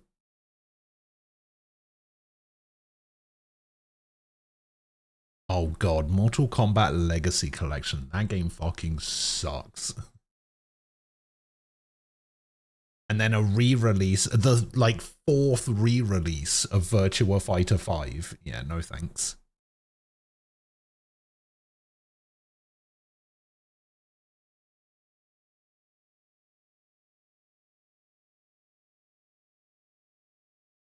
Give it to City of the Wolves. If there's one thing about Cloudskar Expedition 33 getting all this buzz, it's that turn-based combat games are getting the spotlight again. Take the action games. Yeah. It's Microsoft. Yeah, makes sense. Best family game. Donkey Kong Bonanza, Lego Party, Lego Voyages, Mario Kart World, Sonic Racing Cross Worlds, Split Fiction.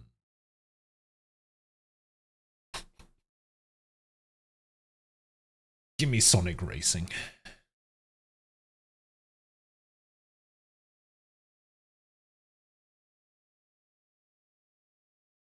I'll take a Sonic Racing Cross Worlds there, I think. Virtua Fighter 5 is Street Fighter 2. Yes. And Street Fighter 4. And Street Fighter 5. Best sim/strategy. Oh, finally! I can actually vote for a game in the sim/strategy category that I've actually played.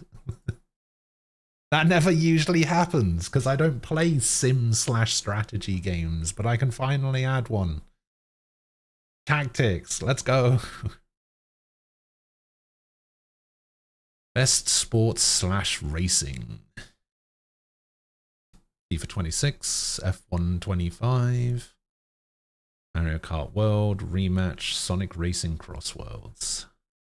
Rematch is the seafood devs game, right? Weird game. Never got around to playing it. Let's go for... Fuck it.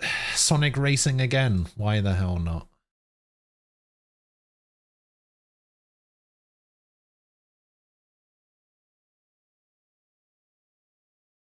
Sonic Racing again. I haven't played any of these games. Best multiplayer. For outstanding online multiplayer game and design, including co-op and massively multiplayer experiences, irrespective of game genre or platform. Arc Raiders, Battlefield 6, Elden Ring Night Rain, Peak, and Split Fiction.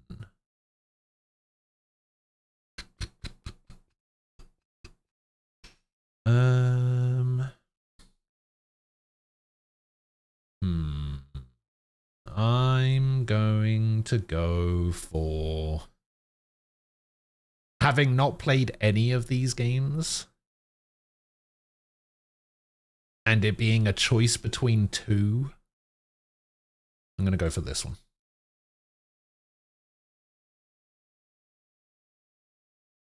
Best adaptation. Oh my god, get Devil May Cry the fuck out of here.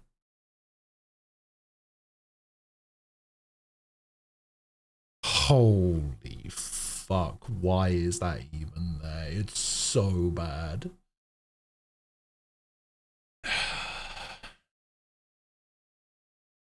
Fuck's sake.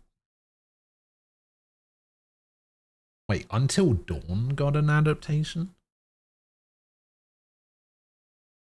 Some people mentioned Twisted Metal isn't on that. That's true. Twisted Metal isn't on here. Yeah, I've heard Twisted Metal's supposed to be pretty good. For an adaptation, it's pretty good. Which, by normal standards, means it's the greatest thing ever.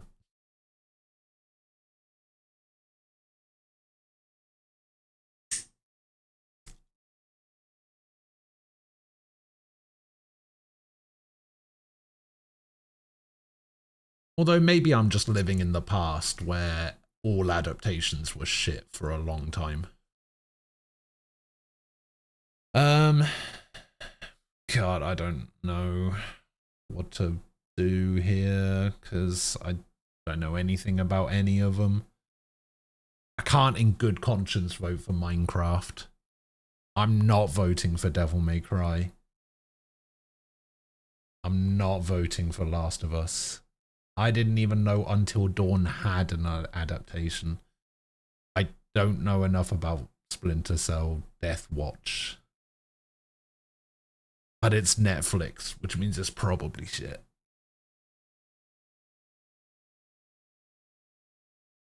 Fuck it.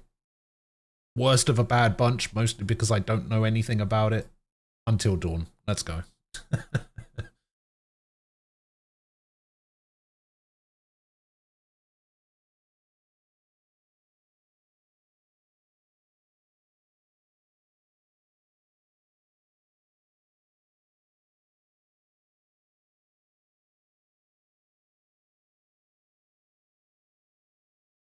I heard a thing about the Devil May Cry anime where the guy who directed it or something said that he only took it on because he thought he was reviving the franchise or something because he didn't know Devil May Cry 5 existed. And I just think that's the funniest fucking thing.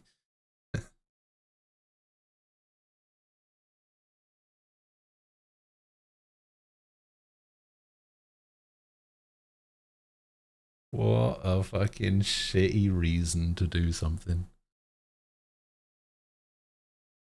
Oh, I only did this because I thought I'd be a hero to Devil May Cry fans. Oh god. When the Devil May Cry anime came out, my Twitter just exploded with people just talking shit about it constantly, and I was just like, fuck. How do you recover from that? Oh, that's right, nobody cares. Most anticipated game. Witcher 4, Resident Evil Requiem, Marvel's Wolverine, GTA 6, or 007 First Light. What?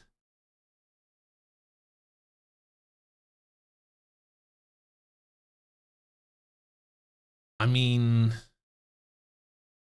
where's the games that I care about?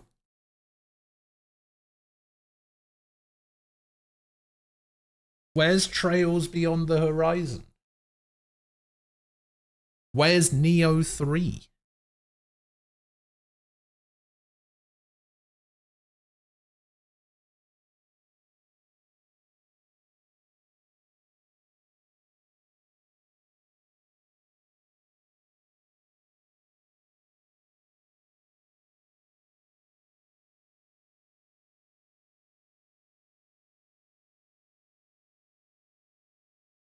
What games have even been announced for next year?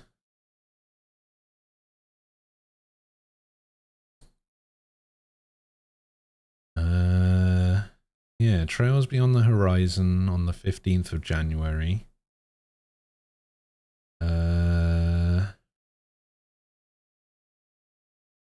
Code Vein 2.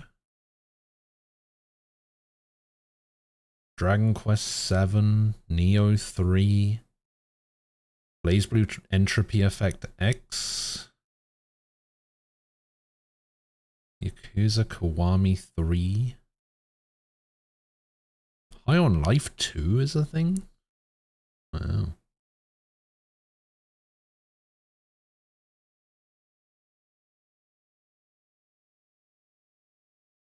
RE9. Remake of Fatal Frame 2. Monster Hunter Stories was the other game that I was thinking of. Crimson Desert comes out.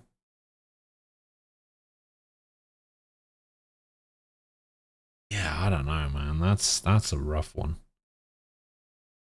Never been a fan of Wolverine. Grand Theft Auto is whatever. The last one is a horror game. Yeah, that's true. I know you don't do horror, like, at all. Probably, but, you know, fuck GTA. Of these games, I'm probably most looking forward to Resident Evil, to be honest, so I'll just vote for that one. But GTA's gonna win.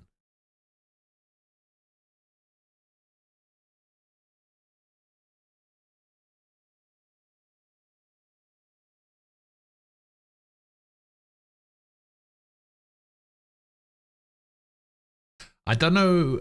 See, I don't know how I'm going to feel about Marvel's Wolverine, because it's like I was talking to Squall earlier about how certain characters are supposed to sound. Like, Wolverine already sounds a specific way to me. So to hear a different voice coming from that character, I'm just kind of like, oh, I don't know if I can, you know.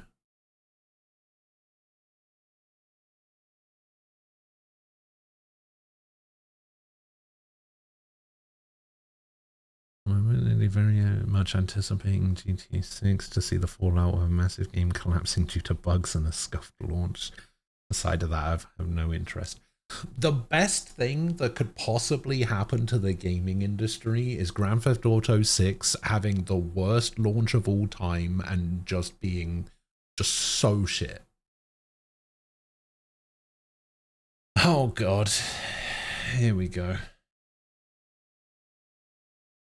Content Creator of the Year.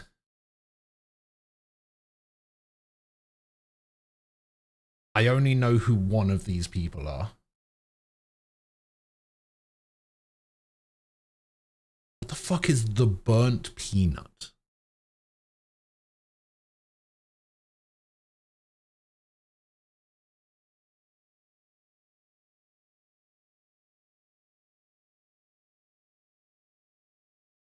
Like, I've heard of Kai Cenat, right? I know of him. I don't know anything about him. I've never heard of these two, and I have no idea who this guy is.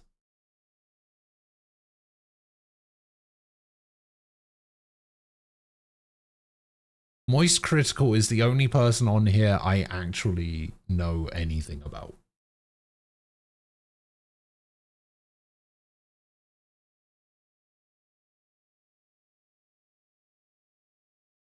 I have no idea who any of the other four are. I'm not, like, I know I stream like every day and I should probably know who certain people are. I have no fucking clue. I don't watch Twitch.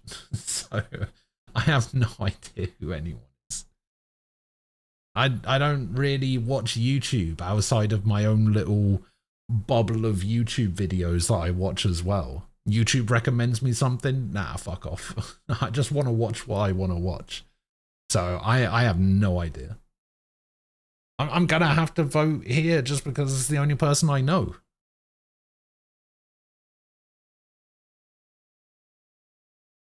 Although I don't know if he's made an important and positive impact on the community in 2025. Because I know who he is, but I don't watch any of his stuff, really. So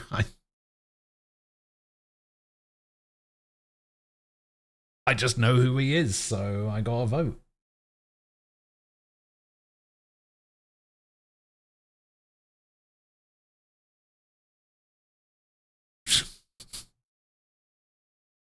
Best esports game: Counter-Strike 2, Dota 2, League of Legends, Mobile Legends Bang Bang, and Valorant. No Marvel Rivals on here, I guess. No Overwatch on here for the first time in like 10 years.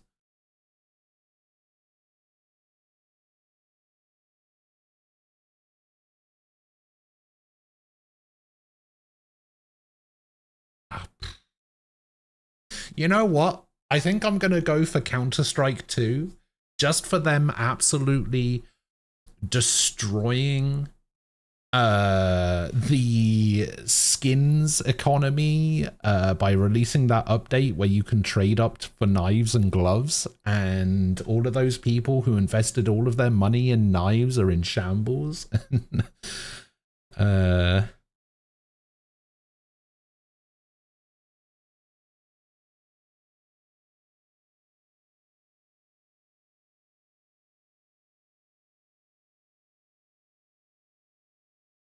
2XKO. Is it out? I feel like it's not even out. Is it?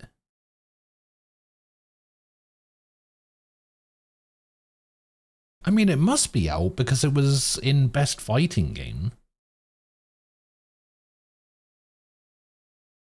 Wikipedia says that it's an upcoming free-to-play fighting game.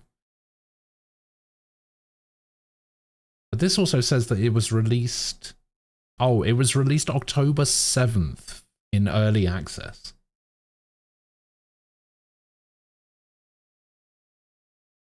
This game has like 7 characters. How can you release a fighting game with like 7 characters?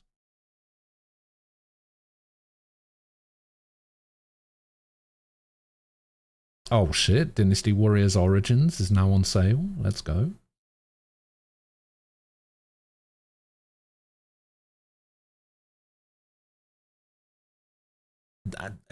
A tag fighting game as well, yeah. Let me have a look. Who do they have? They have Ari, they have Blitzcrank, they have Braum, they have Darius, they have Echo, Alawi, Jinx, Teemo, Vi, Warwick, Yasuo. Okay, so they have 11 characters. Still, a tag fighter with 11 characters is crazy. Considering... What, Marvel vs. Capcom 2? I mean, just look at the Marvel vs. Capcom 2 fucking... Like, yeah, it's a 3v3 tag fighter, same as Marvel 3, but...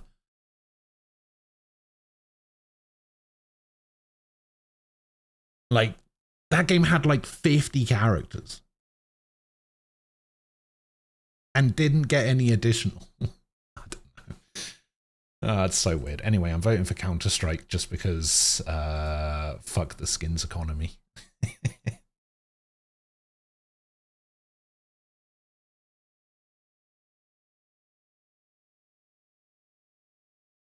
Best esports athlete. Brook for Valorant. Chovy for League of Legends. Forsaken for Valorant. Kakaru for Street Fighter, Mena for Street Fighter, and Ziwu. Ziwu's still on it, man. Ziwu's been going strong.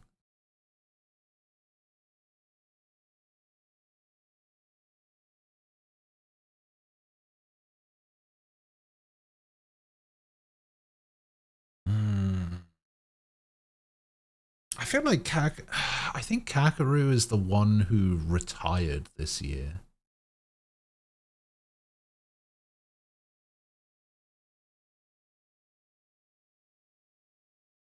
I gotta go for Mena RD though. That guy has been so dominant in Street Fighter 6 for like basically since it came out, and towards the tail end of Street Fighter 5 as well. Guy's a machine.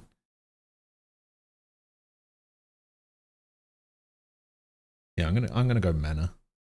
Usually I vote for like Valorant people. It's weird to see fighting game players in here. You don't usually see fighting game players and best esports athlete. It's usually like League of Legends and Valorant and Overwatch and Counter-Strike and stuff like that. It's rare to actually see fighting game players in here, and for there to be two.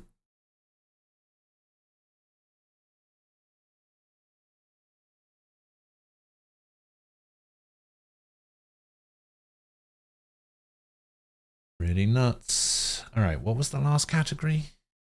Best esports team, wasn't it? Best esports team. God. I don't really keep up to date with esports anymore to even be able to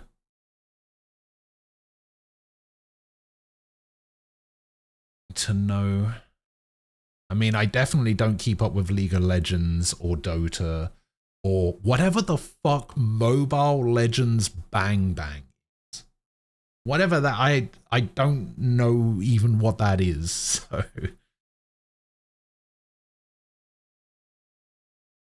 I know who NRG and Valorant are, and I know who Team Vitality and CS2 are, so it's probably got to be one of those two. Let me actually check who's on NRG these days.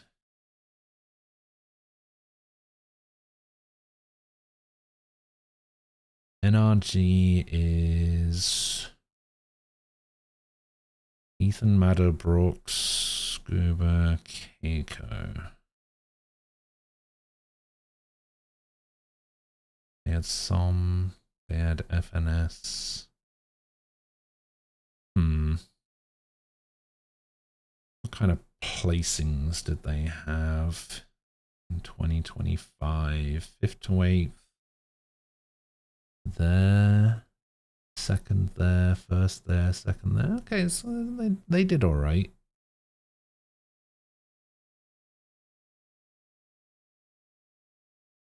What about Vitality? Vitality is Apex still? Really? Whoa, Apex, Zyro, Flames, Mezzy, and Rops? What the fuck?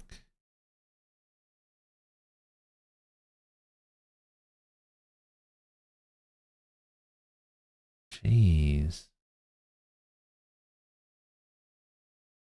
Let's have a look. Placings.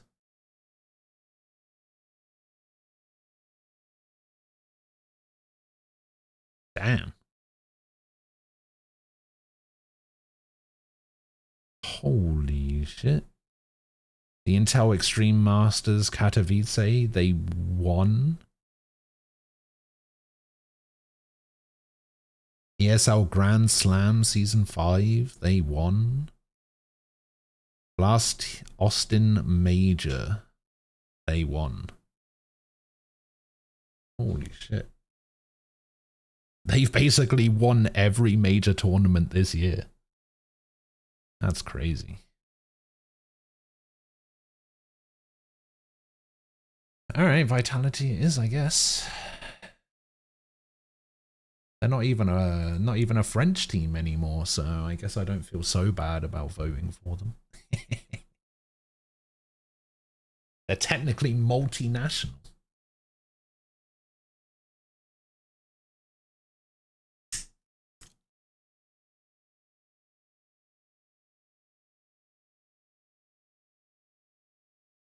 Honestly, if even like 50% of my votes go through. Wait, what is this? Oh, player's voice? For what?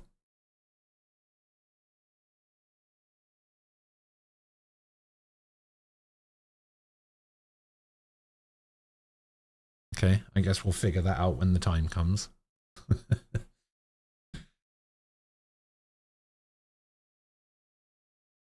Well, That was an interesting one. But yeah, if even half of my votes win, I'd say that's... God. Oh, my controller died.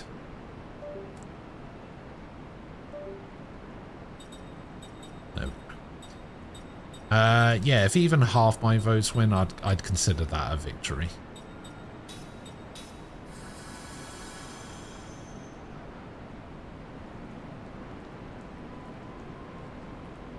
They won't, but, you know, I can dream.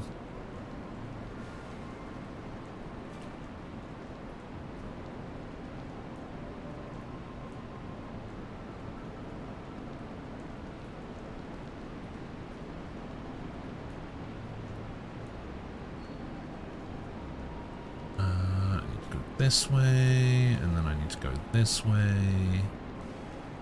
I need to go this way. Then I go this way. See, I don't mind so much Riot losing. Why does Riot have to lose? What did Riot do? Why do we hate Riot?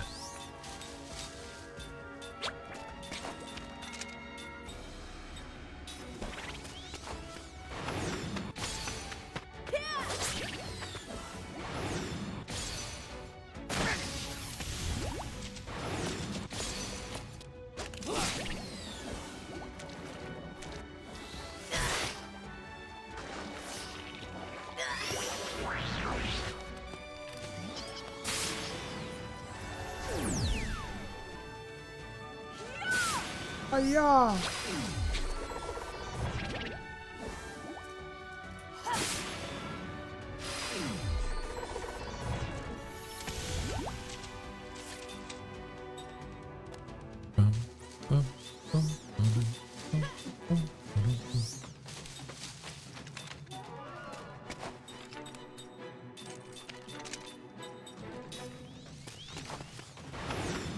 Is it just fun to hate on Riot? Is that the thing?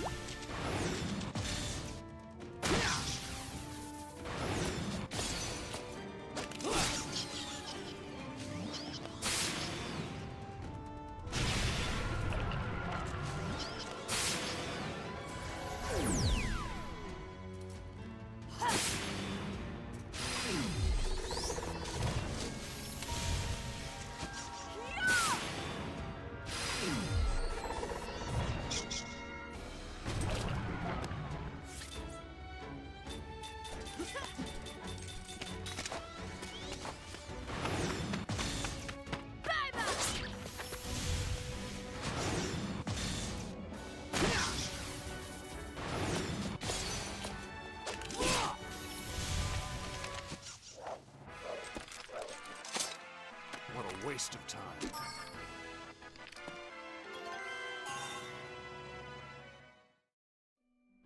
It take too long to explain everything. Oh, that's why. Okay.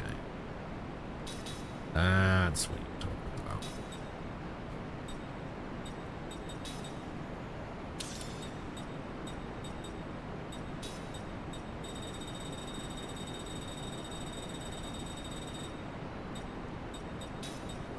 Well, unfortunately,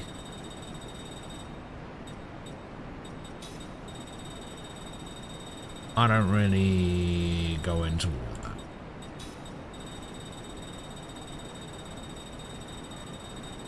Funnily enough, it was while I was having the conversation with you that I ended up playing Ghost of Yotei. You remember we were having a conversation about why I wasn't going to play it? And it kind of made me realize, after I talked to you about it, that I was like, huh. Because we were talking about, I think I mentioned something about, like, sticking to my principles or whatever. And that it doesn't take much to break them, but weirdly enough, I kind of feel like I stuck to them more. Because you know how people always say stuff about like separating the art from the artist. I kind of realized that I was only really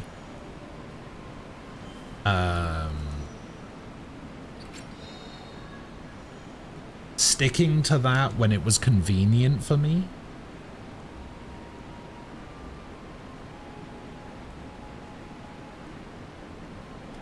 Which is why I ended up playing it in the end, because it was like, oh yeah, you know, if I'm gonna preach that when it's convenient to me, I should probably also do it for people I don't like, you know?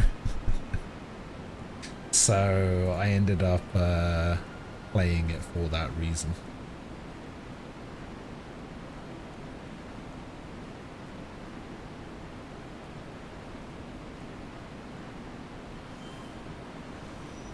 So basically, it's all your fault.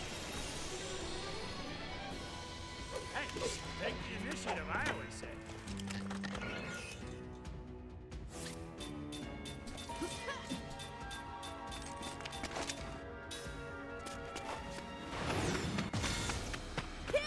Because a majority of the time, I don't even like look into that side of things because it doesn't really.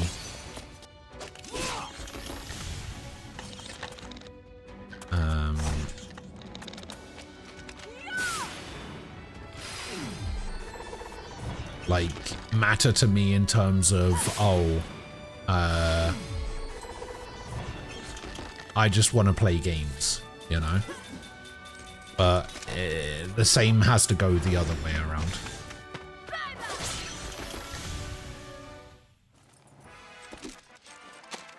Phew. That was a close one.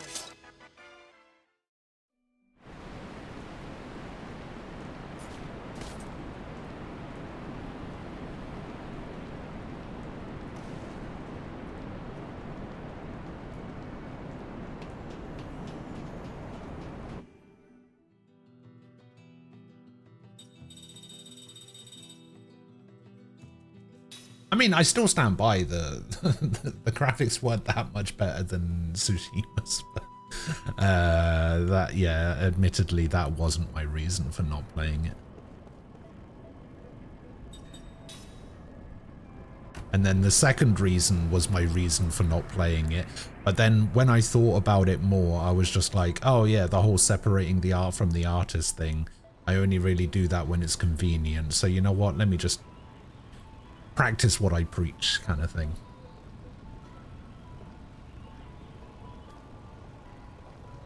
I don't regret playing it. I thought the game was actually pretty good. Where's that guy with the music cube? There he is.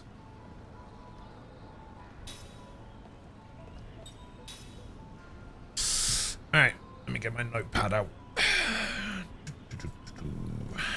What do we got? We've got EEDCC. We have EDC. We have GGFEE. And we have ECDEC.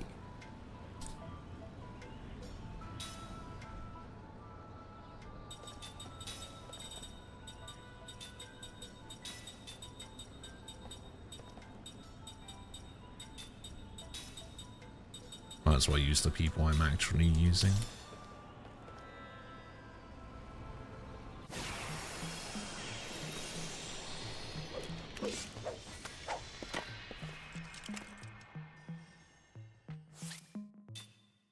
Okay. E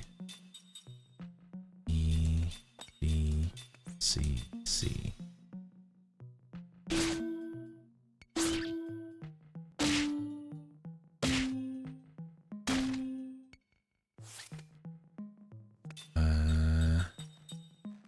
B D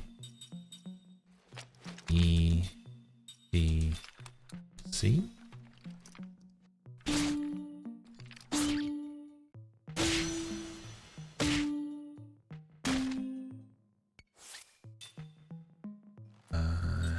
G, F, E, E.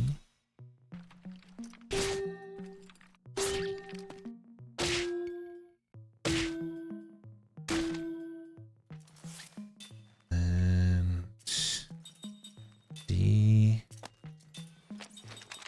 C, D, E, C.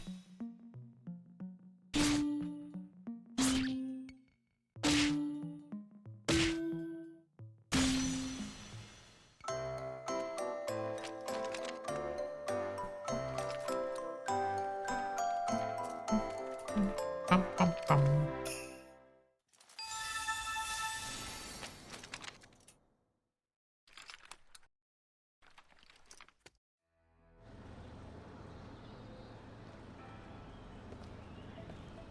What's in the box?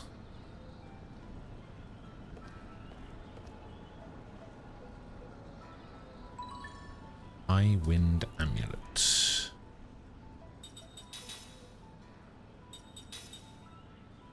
Nullifies wind element damage.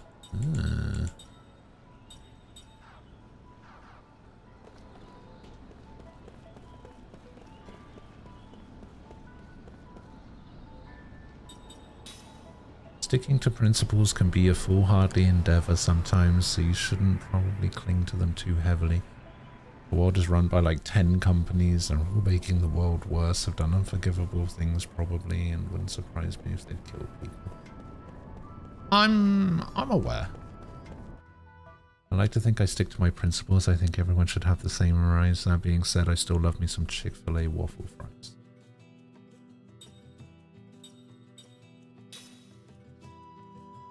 You clearly know more about what that means than I do, because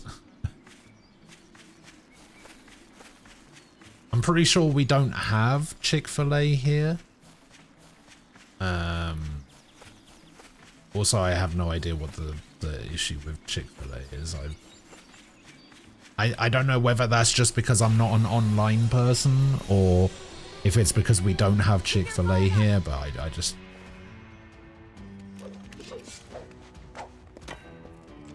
Like, I know what Chick-fil-A is. It's like a chicken restaurant, right? Like a fast food place.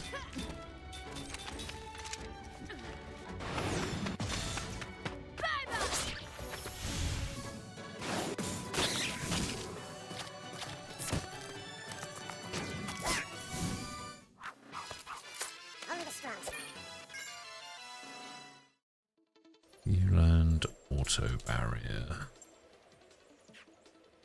Oh wait, did you learn that as a skill link thing? Oh, you did learn that as a skill link thing. What am I skilled? Wait, what is special accessories?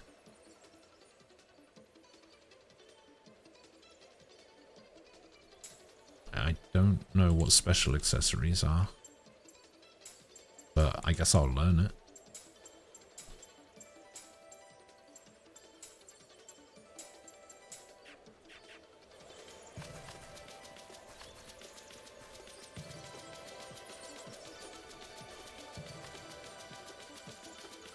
Chick-fil-A is owned/run/whatever by someone who funds/donates/whatever to organizations that advocate that not everyone has equal rights. Ah, I see.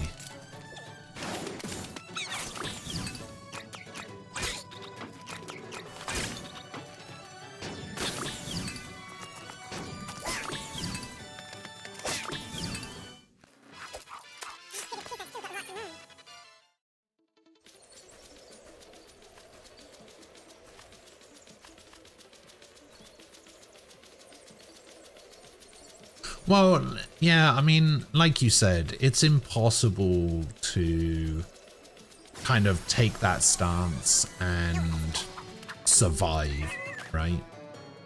As you said, everything is run by like 10 companies, and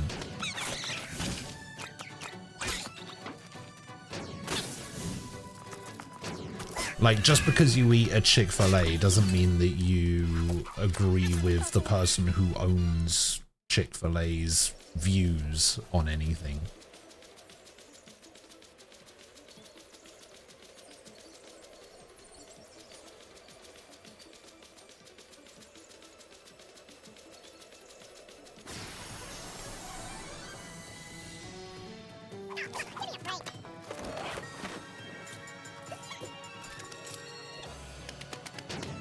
Like, an example that I give is when I was growing up and I was watching wrestling regularly, right?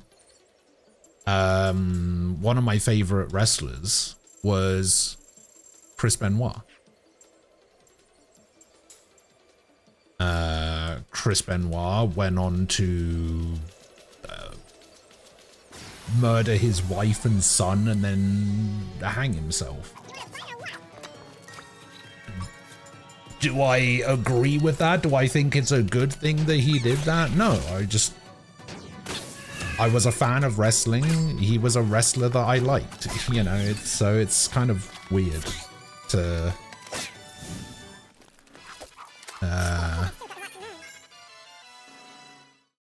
have those things happen, right?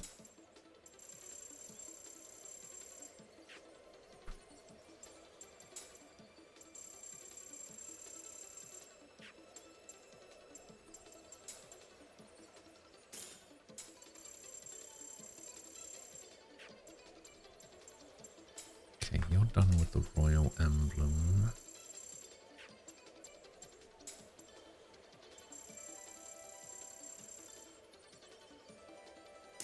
We'll just give you the royal emblem. Why not?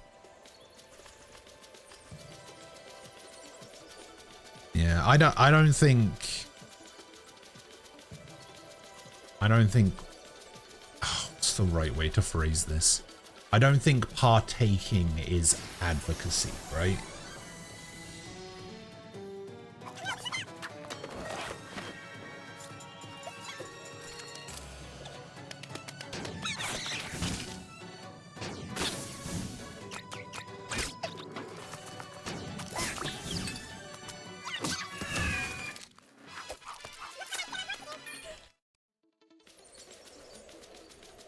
Liking Harry Potter doesn't mean that you agree with everything that J.K. Rowling has ever said about everything, you know?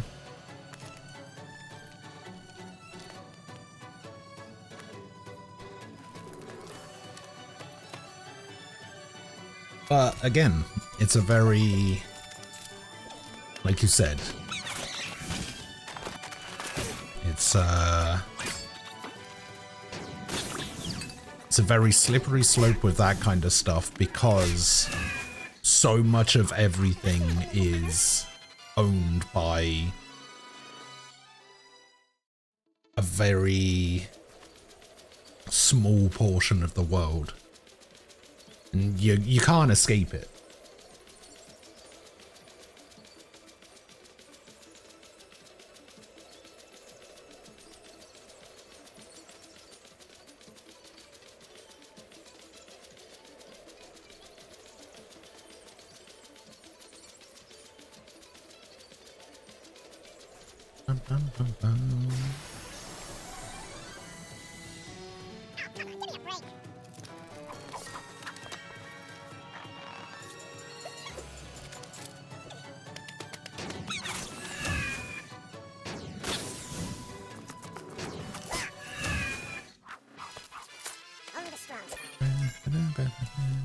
Okay, Seth learned windproof, so I can get rid of this.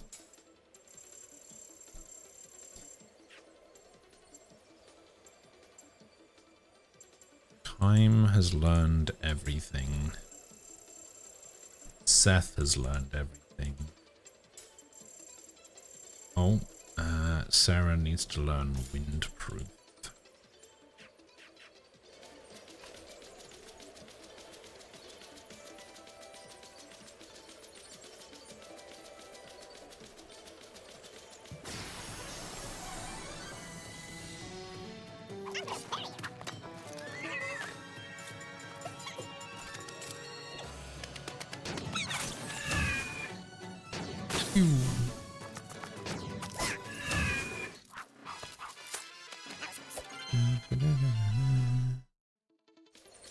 my god, we just hit level 50. And we're hitting it on enemies in the first area of the game. I guess that double XP really does come in handy.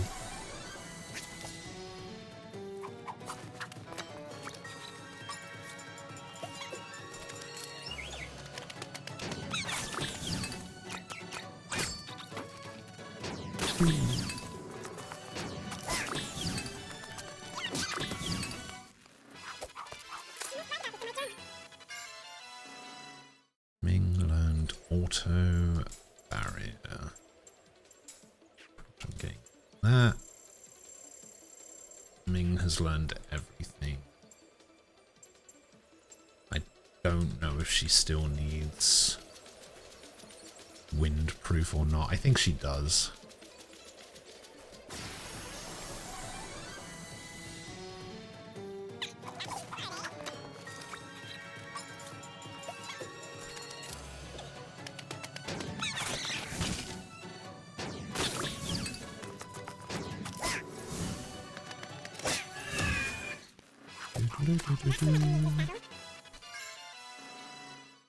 Mainland, all resistances up. Get rid of that.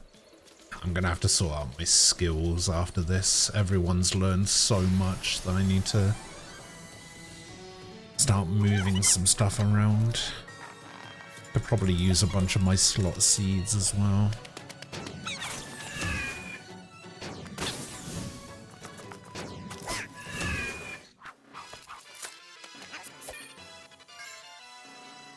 Okay, Sarah learned windproof.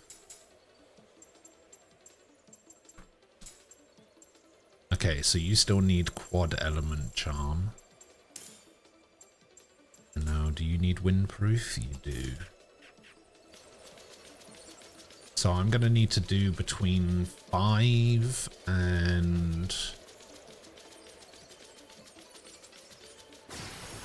between 5 and 7 fights.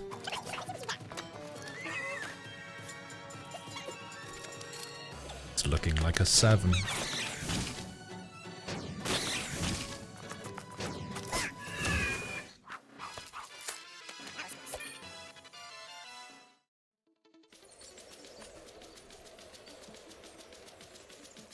Wait, how are we doing on skill link? Oh, we actually done skill link. I should have switched off.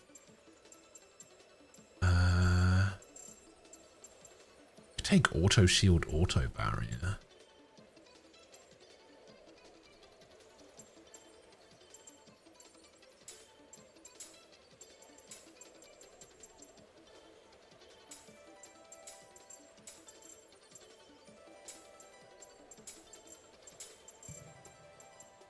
Oh, they already learned auto barrier.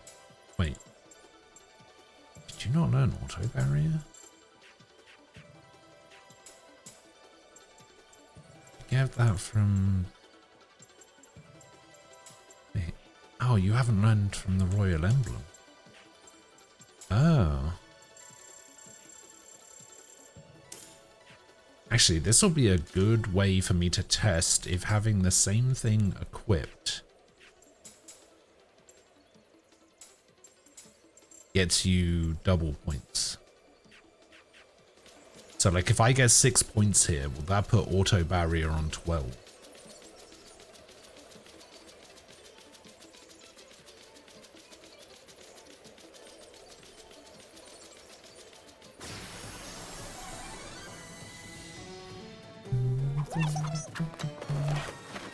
Oh, it would actually be 8.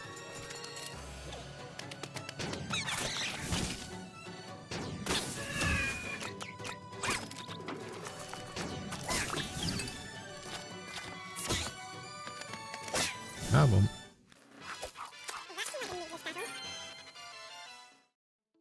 Yeah, so 8 points there. Yeah, it actually does double up. Okay, that's interesting. I didn't realize that's how that worked.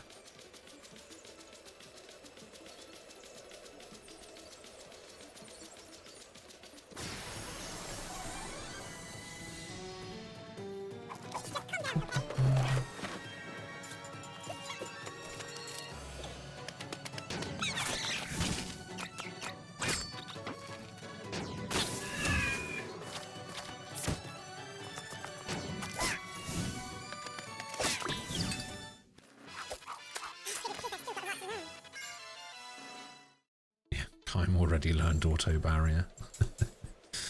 That was so quick. I guess we want to take auto shield now.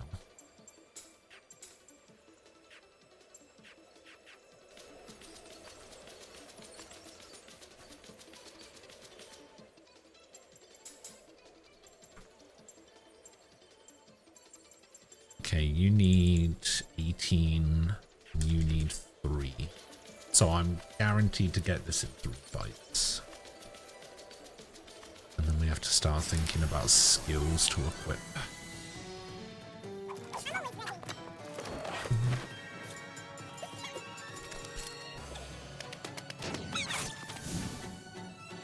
Ah, you couldn't go for the bird.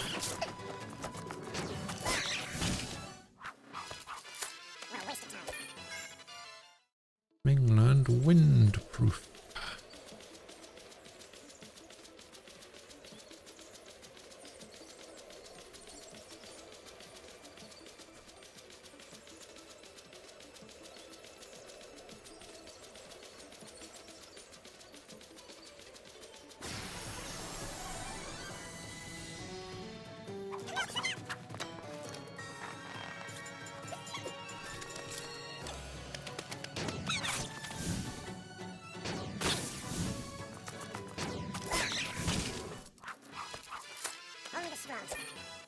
What do I play after this, by the way? Does anyone have any suggestions?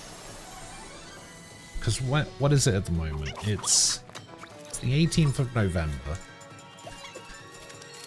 The next game I plan on playing new release-wise is Octopath Traveler, which comes out on the 4th.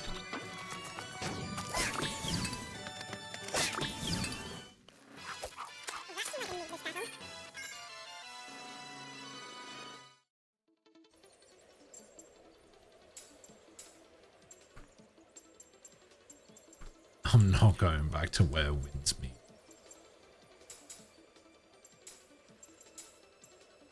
I cannot do it.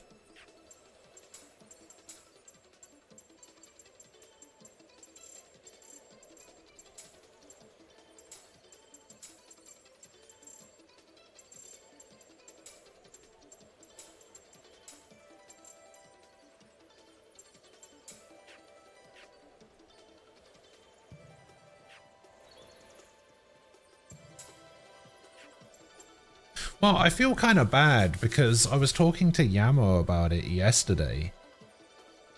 And he was like, oh, you're not playing Where Winds Meet anymore. And I was just like, well, it has the same issues that I have with gacha games. It has like gated content behind like timed stuff. Like there's a currency that you can only collect a certain amount of, but you need that to advance.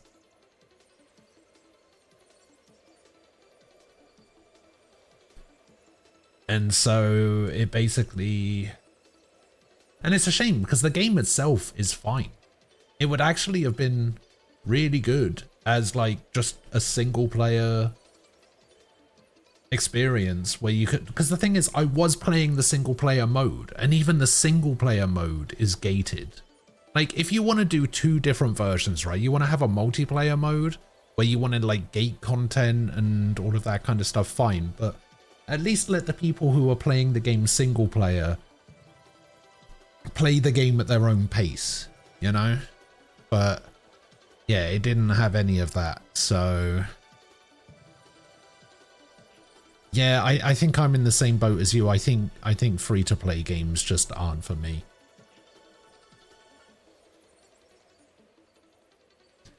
Although not necessarily. I think there is a caveat there where specifically gacha free-to-play games.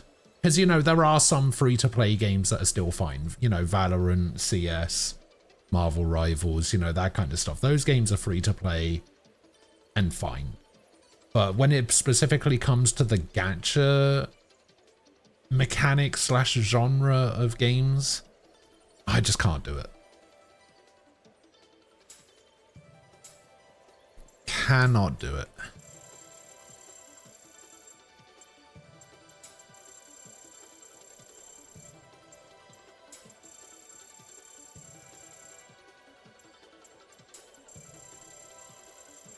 Okay, these guys have now learned everything from every accessory. So now I need to set some skills.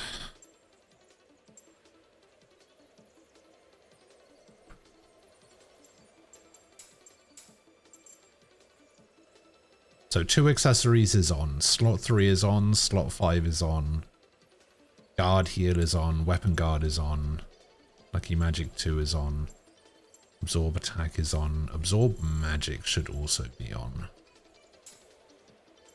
Royal equipment is on, attack boost is on.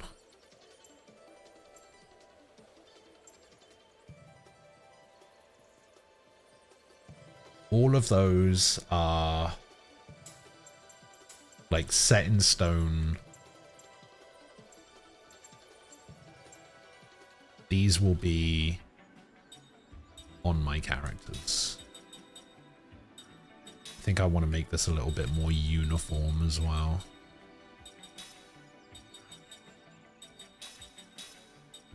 Make it look the same. Otherwise it would annoy me. Okay, double SP can go there. Actually, do I even need double SP with Zed in the party? I do not. Okay, and this has to be different for them because these are the magic characters. In fact, let me switch my formation around a little bit so I can more easily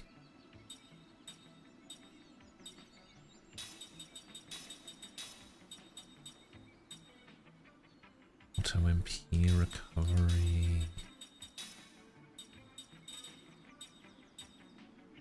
guard heal, weapon guard, absorb attack, absorb magic.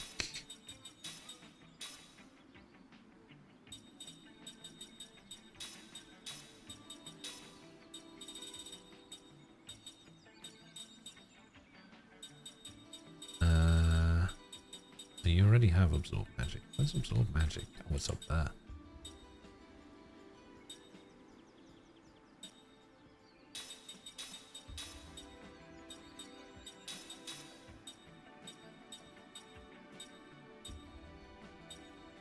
Black staff, white staff, royal equipment. You don't need relax. Okay, so that's a bit more uniform now.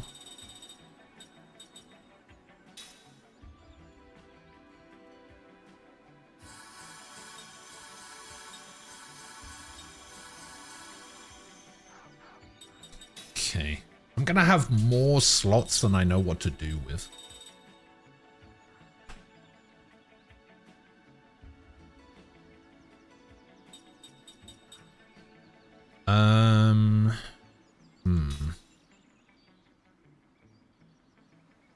Oh, actually, you know what else should be no-brainers? We take auto barrier and auto shield.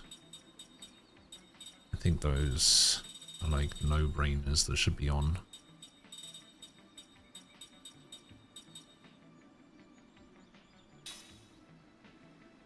Oh, he hasn't learned auto shield yet. I see.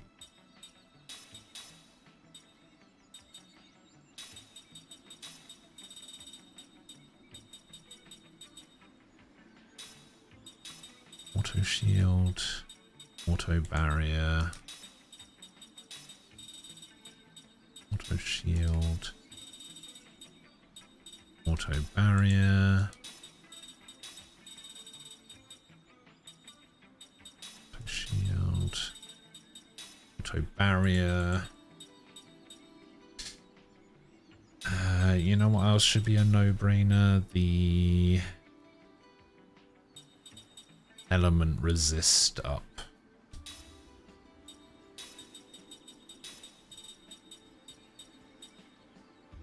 Just all element resist up.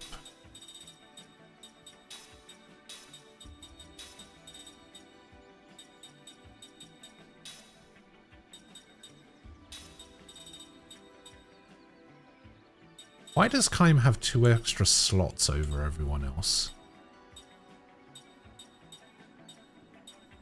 Oh, because they have magic equipped already. I see.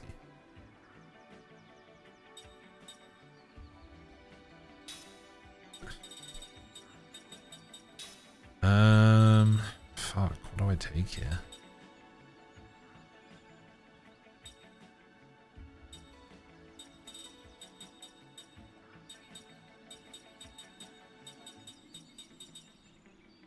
Oh, you know what?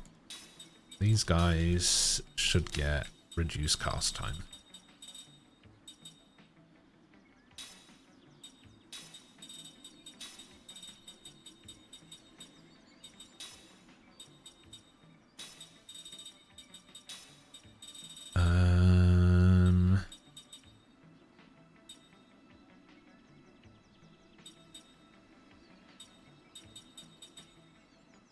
Still don't know what special accessory means. Let me have a look. Do I have any special accessories?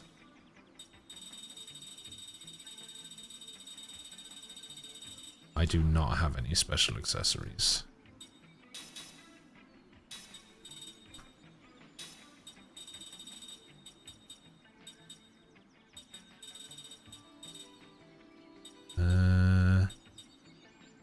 Max HP up?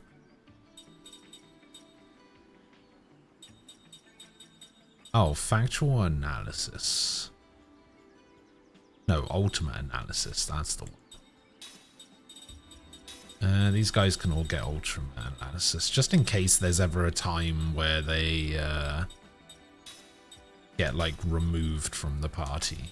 Because that's been happening a little bit recently.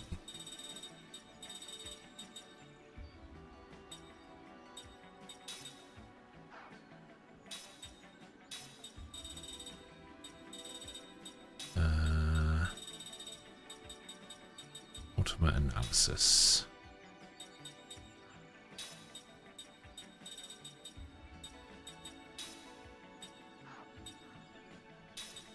And these guys don't have any magic equipped. Maybe I should put some other stuff on.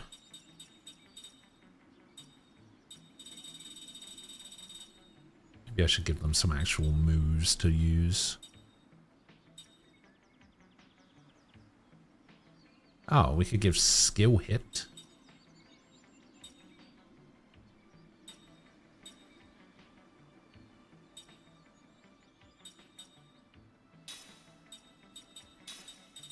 Because they've got a bunch of skills equipped. There was something that I definitely wanted to put in here. I think I wanted to put in composite magic. Because we've got spirit, we got light, black and white. Although I think I have 6 here for this. I do. Okay, so these level 5 black and whites can be switched out for level 6 black and white. And then we got spirit. And then we'll also take composite level 2.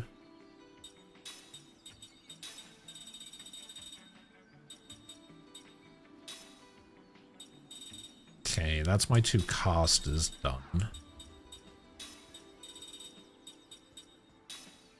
Skill hit. We can do a cut down just so that we can take out a row of enemies quicker.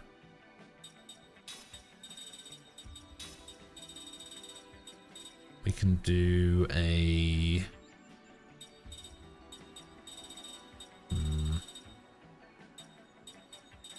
I think these guys would be fine with extra HP. There's no downside to just giving them extra HP because they're on the front line.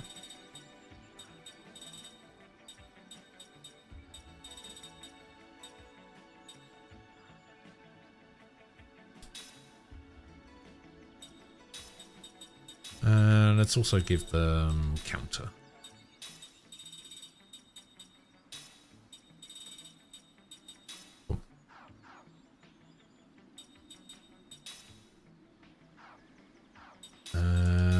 Said for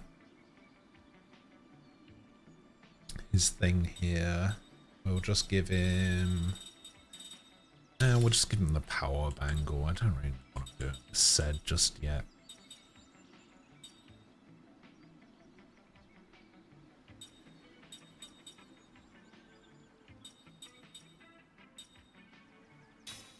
Need to give him a better ring. Lotus.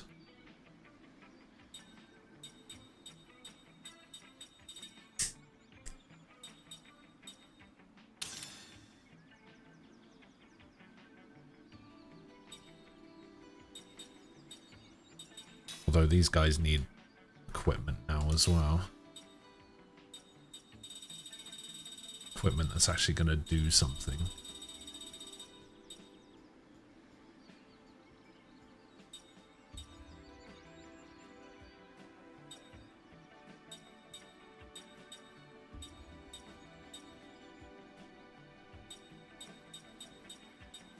Thing is, I've already pretty much given them all of the skills that I want to give them. Do they even need accessories at this point?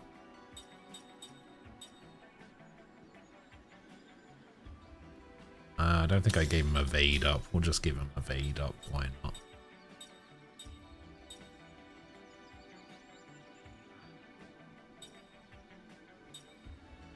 He already has counter, so let's give him spell counter as well.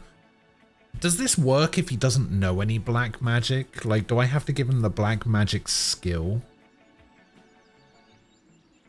in order for this to actually work?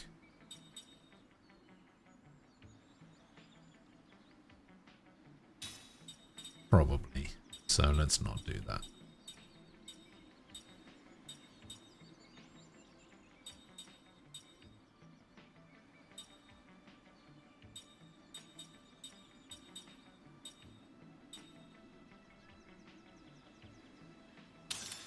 We'll just give you the black belt.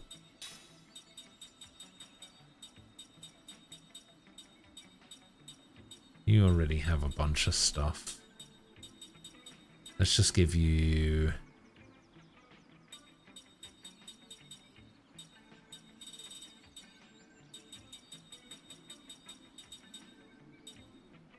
We can also give you level...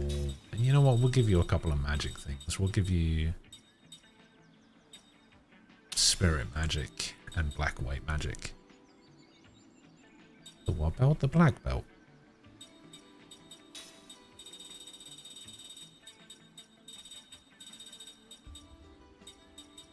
Oh, we can actually give HP up here.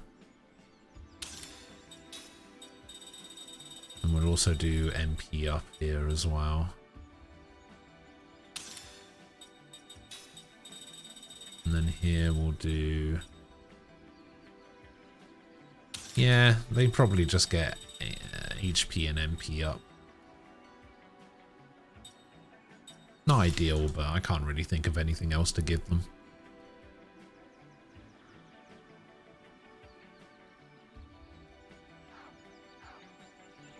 Alright, cool, cool.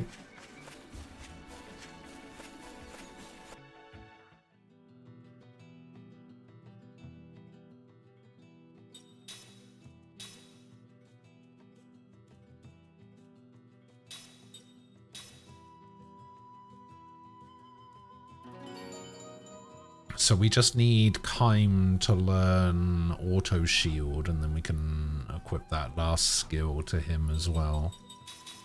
I think for the most part, everyone's pretty sorted on what they've got.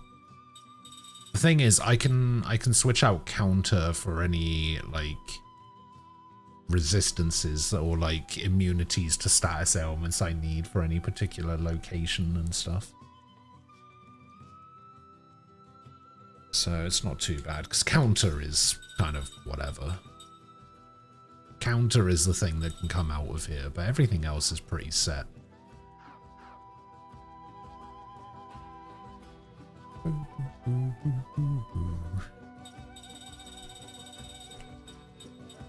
Alright, Great Ancient Ruins.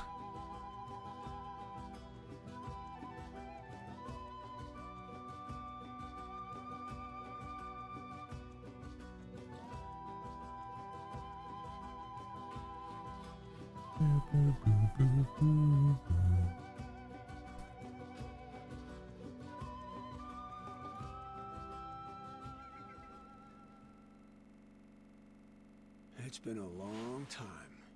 It certainly has. You've been here before? Yeah, I never thought I'd be back.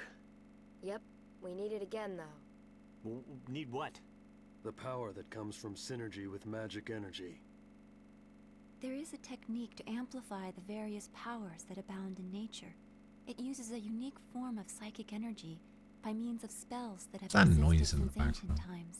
They It's say weird, there like is a buzzing stone sound. that this psychic energy is bound within. That's what you mean, right? Ah, you sure know your stuff. But I guess after 1,000 years, I mean, who wouldn't? Hey, that's Ow, enough. Oh, my. I hate when she does that. Moms are like that.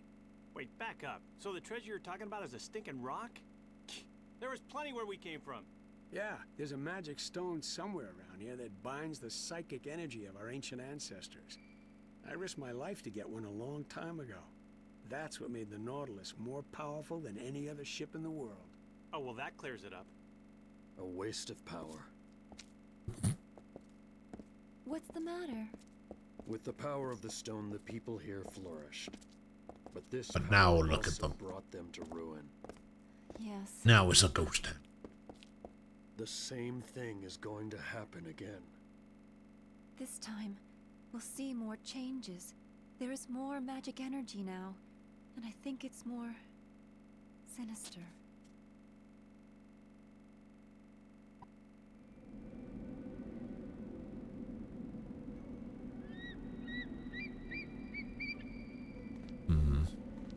Oh yeah, he has like a...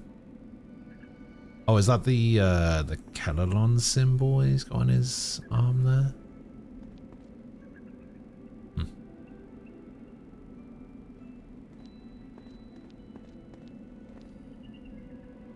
Something's floating in the air. What's that thing? It's probably an ancient transportation device. I can sense some spirit magic residue left in it. It's the same as what we saw in the Crimson Forest. This is the work of the Eastern Tribe. Oh, it's a good thing we got Mac with us then.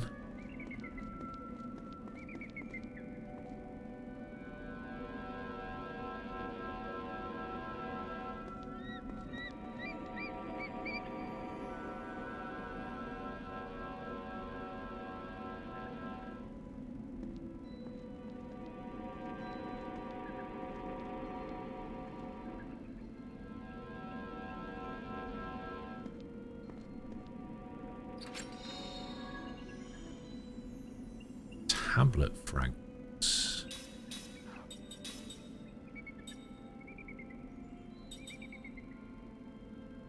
Oh, I have 2 of these now. Huh.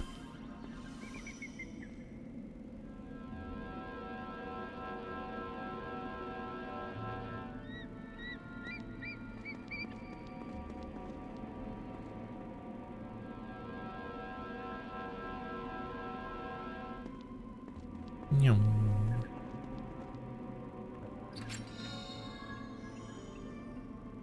Magic Staff fragments.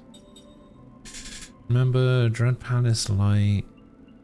Burn these graphics and assets into your memory because the real deal reuses them. So similar that my memory blends together of the two, but only the Dread Palace inspired such a Disaster Ring, GC down level 3, Baron Thief frequently steals rare items. But I already have a King Thief.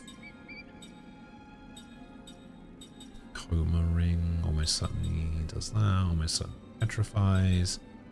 Inflicts heavy critical damage on hardened enemies. Inflicts critical damage on magical enemies. Pink Ring inflicts earth damage. Hello, Frost.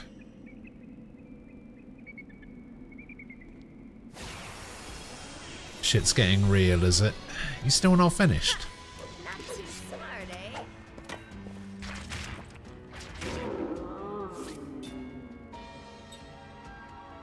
Oh, these things are gonna steal from me.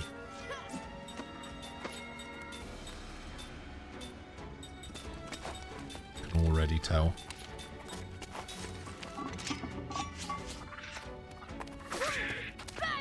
Ah, the counter! See, I knew putting counter on would be a good idea.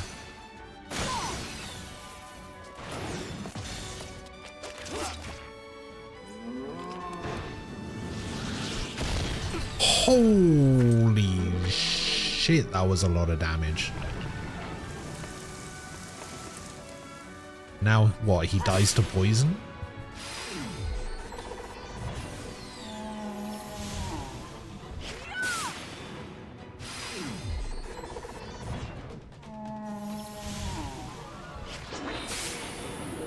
No, he's just gonna die to wind. Oh no, he got healed. Wait, does I heal the poison? Ah, damn it. I thought he lived.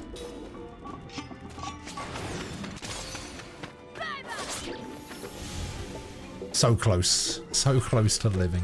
Leap before you look, I always say.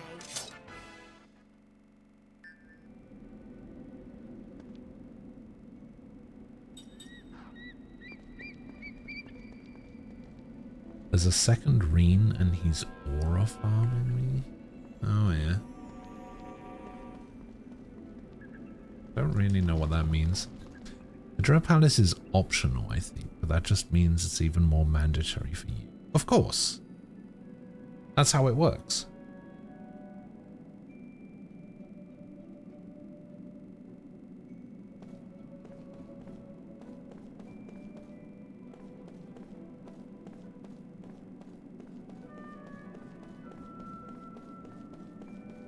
Aha!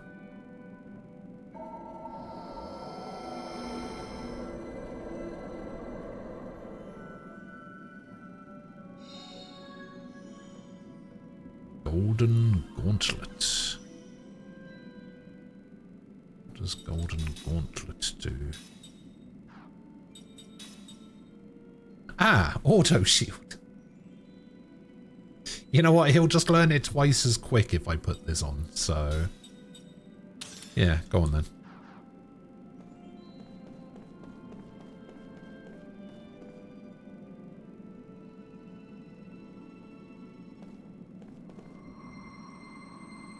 Standing on it, but how come it's not moving? Maybe it's broken. Looks like it's getting power. Maybe it's not set to automatic operation. There should be a manual override switch around here somewhere. Maybe this glowing thing is the switch. Should we try it out?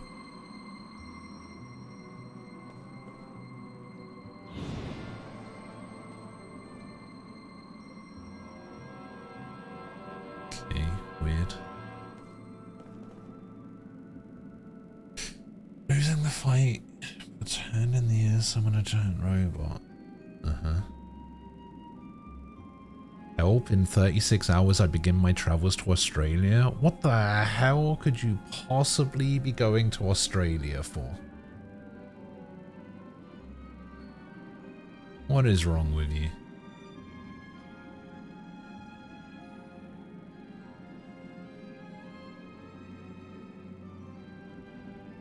Holy shit, what have I missed in Discord?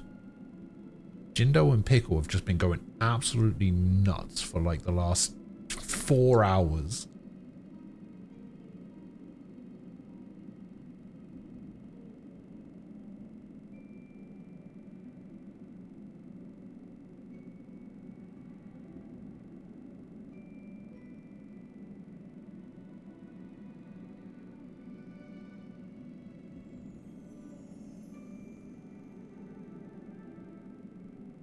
Going to Australia because of your mum. I see.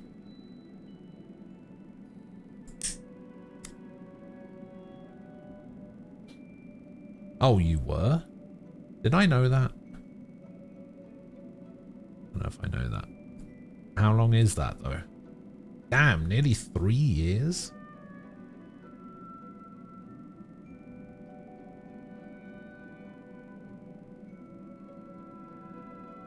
I may have.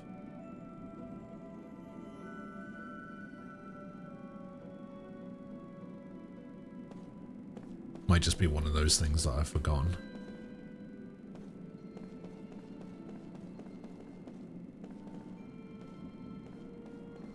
are doing that.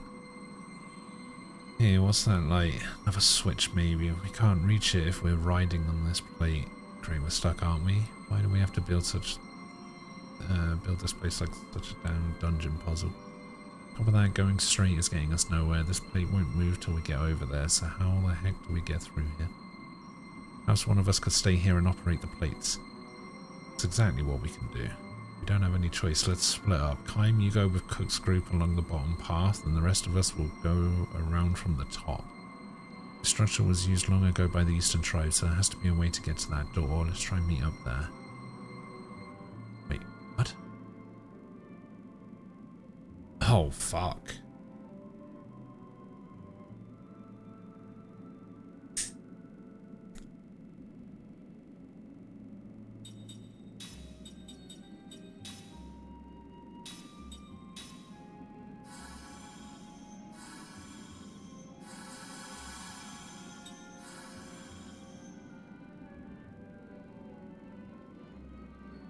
My follow date is like 4 months delayed because of that day I fat-fingered on follow on mobile and didn't realize it. Oh, I see.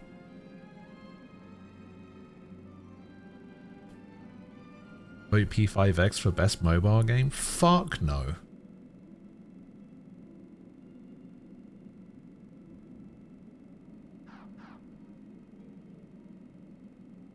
Actually, what game did I vote for best mobile game? I can't even remember. We literally did it like an hour ago, and I actually can't remember what I voted for best mobile game.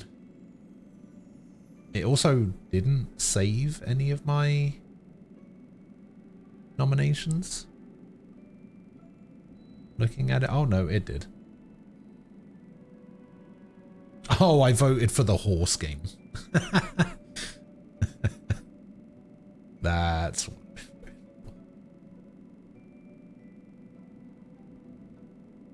No, it just delayed showing me the thing.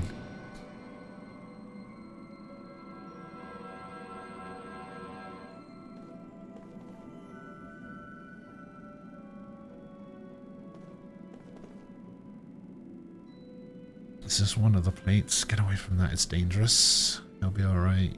I think we can use this though. Yes. Oh. These changed to P5? No. Why would I?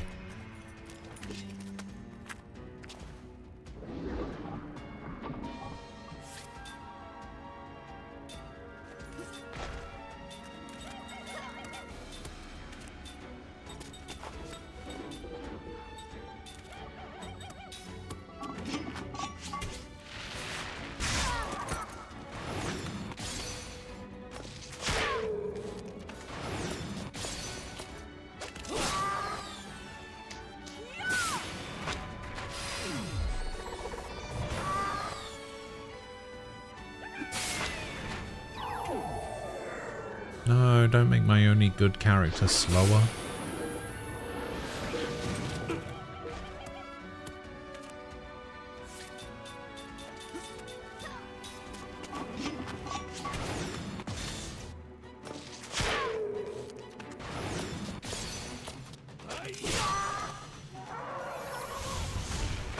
Wait, is that guy on the back row and I didn't realize?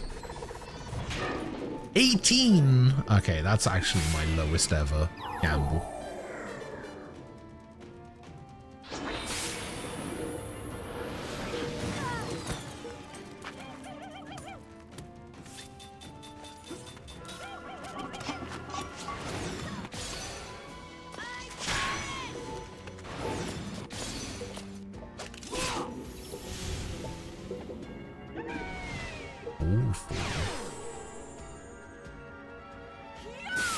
I don't know what that did.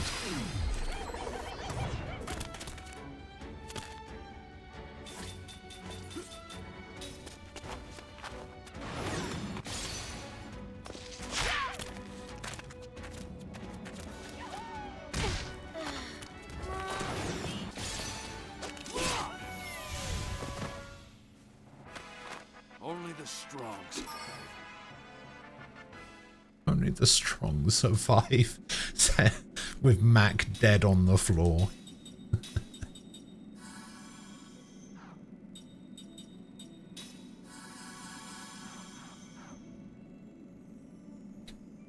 If you change to P5X, you gotta change multiplayer to Night Rain? Hell no.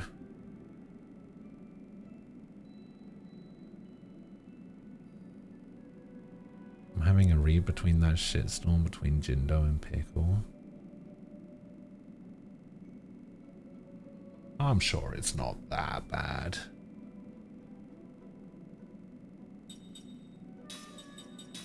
Okay, I actually have to make you useful in some way. Let's give you the thing that gives you spirit magic.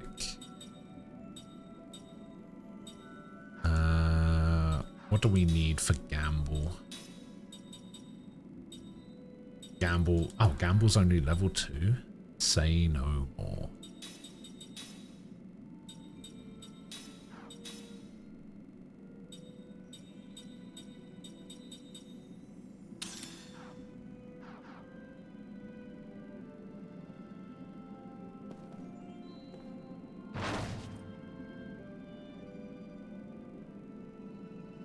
Jindo's doing that thing where he's shitting on someone for having a different opinion on him.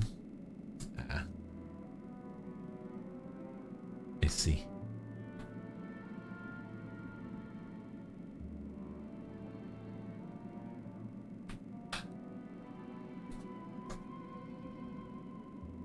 Which one's KC2?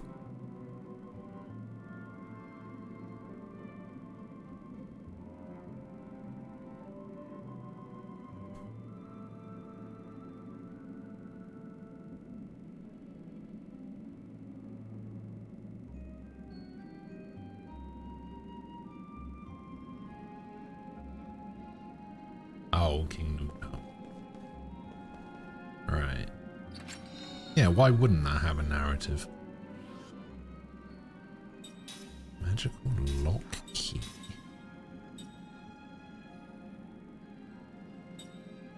Do I have multiple of those as well? Yeah. Key needed to battle stronger backyard enemies. Oh, okay. Interesting.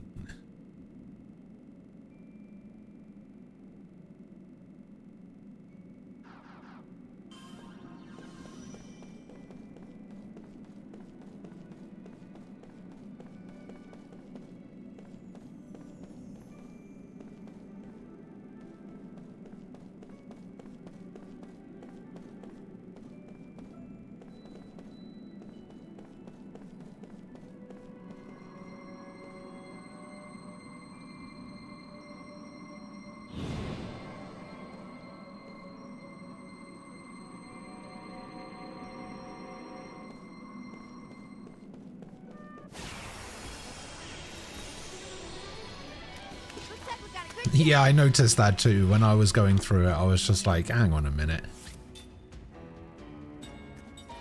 It's like almost like only 5 games got released this year. Oh, I didn't mean to defend there.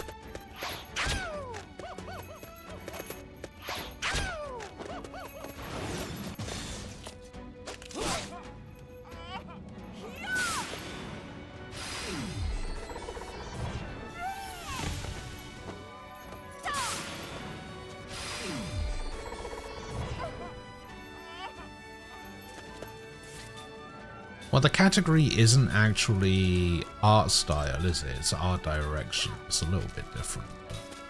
But yeah, I see your point.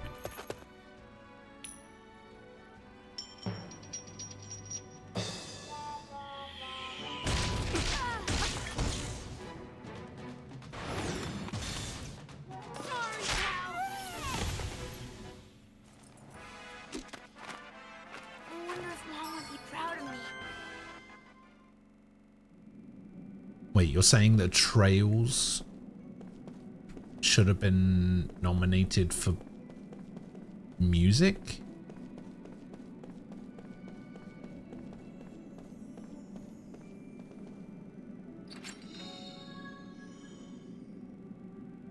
Magic analysis book.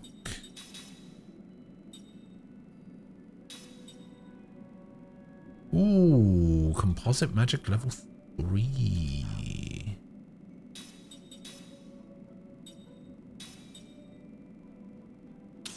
Yes, I would like you to learn that, please. What even is level 3 composite magic? All generator? All curer?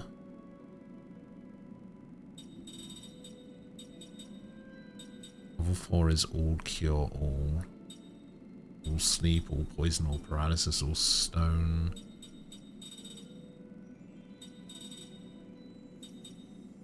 Ground bound.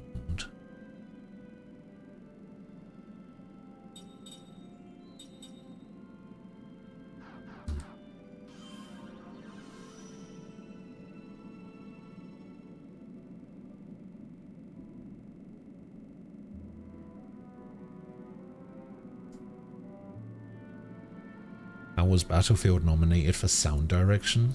Because it's a shooter, and shooters always are.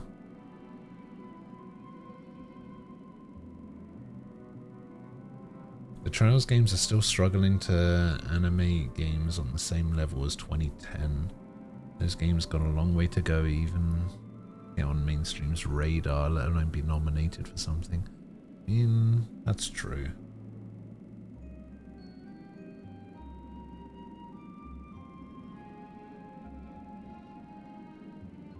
Sky remake did look very nice though. You have to admit.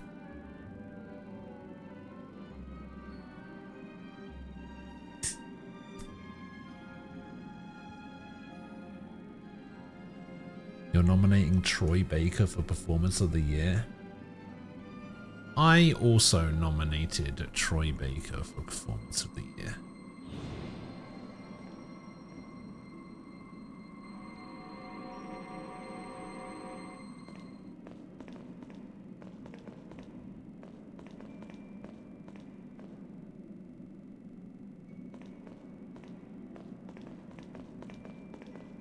It was between him and Charlie Cox.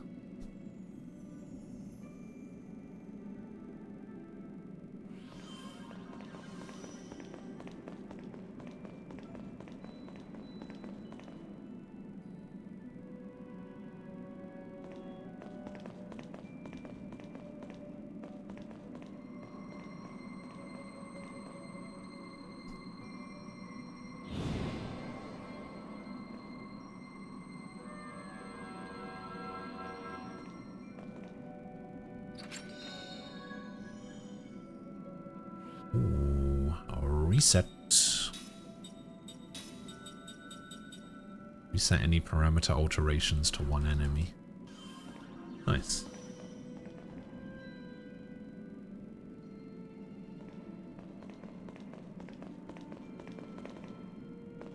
Okay.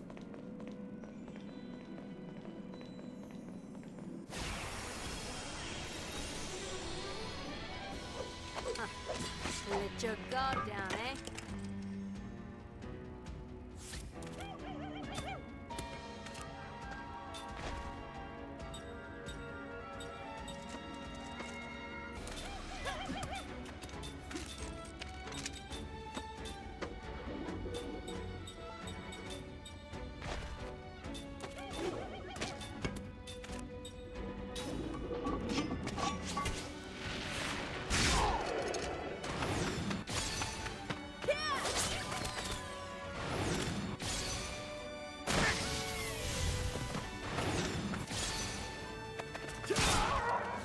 Oh, I should probably give him a real weapon.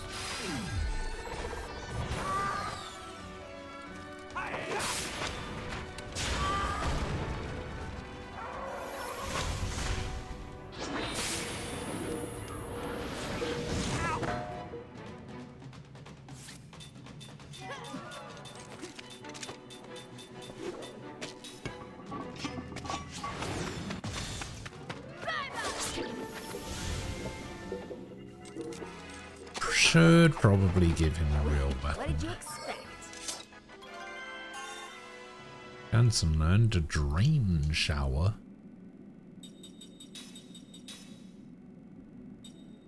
Shares absorbed HP and MP with all allies when attacking. I don't know what that means.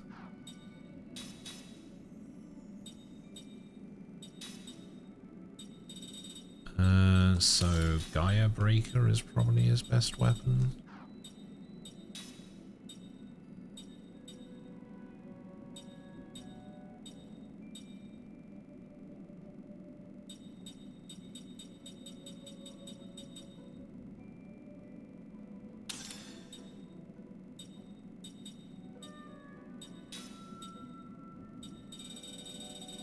You can already do black and white magic, so we're gonna give you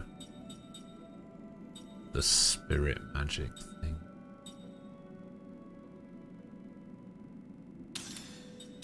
Oh, actually, you can do another thing. Forgot about that. What's the thing that gives me auto MP recovery? It was the crystal fragment.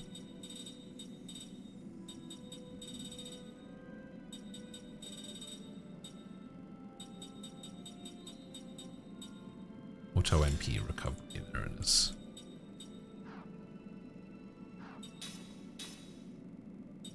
What are you skill linking at the moment? Double gold. Are you skill linking double gold? No, because you basically got nothing else. You're skill linking double item. Do people still play No Man's Sky? Of course they do. Just came out with a big expansion recently.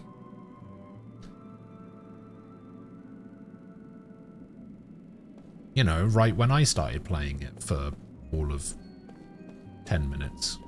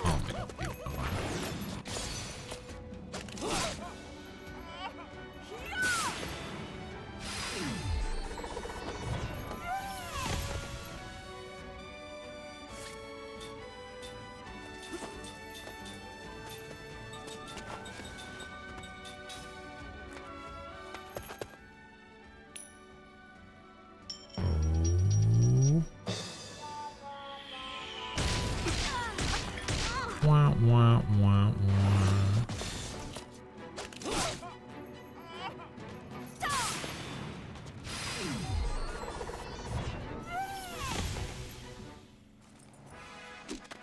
At least this year, all best ongoing games all came out last year.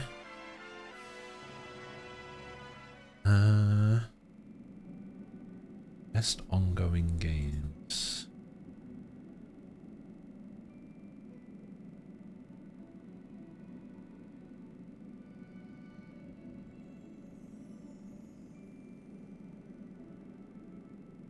Came out last year? Only 2 of them came out last year. Helldivers and Rivals. The other 3 are like 10 years old.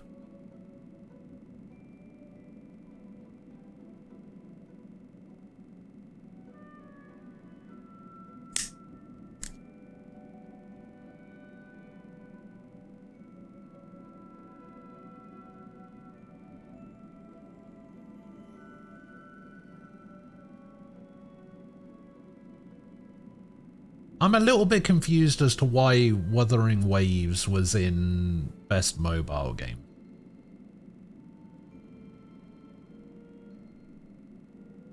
Studios like that would have gotten gutted, but somehow that one survived. I think the studio wasn't actually owned by anyone, right? They're like, aren't they an independent studio? Like they're not, like if they had been like an EA studio or an Ubisoft studio or a Microsoft studio or something, then yeah, they probably would have been. But I think because they're independent, they wanted to make it work.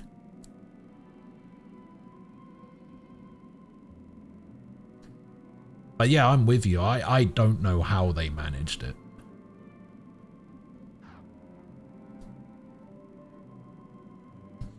I'm not entirely sure. Let me have a look. Hello Games.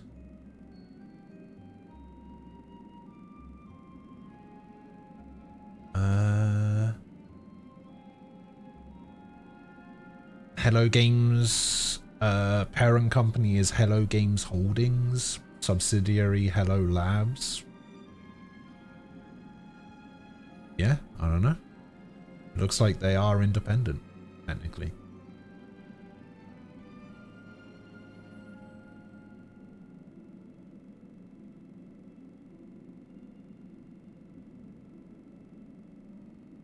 Man, the fact that they were able to turn that around with only 50 employees as well, and that's probably more employees than they had when they actually turned that shit around, is kind of nuts.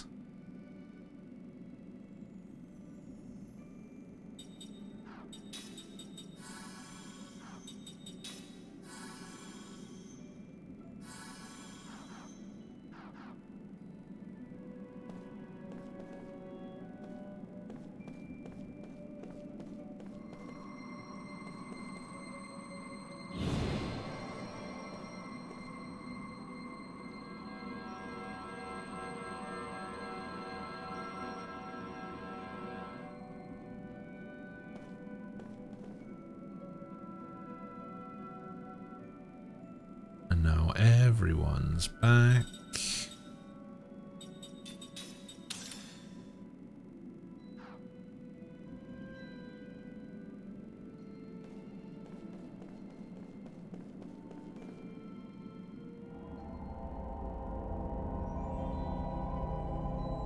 Well, the light turned green. I believe the transportation system is restored now. With that back on, it should be a cinch if we wanted to go back. Okay. Oh, so like the orbs aren't separate anymore.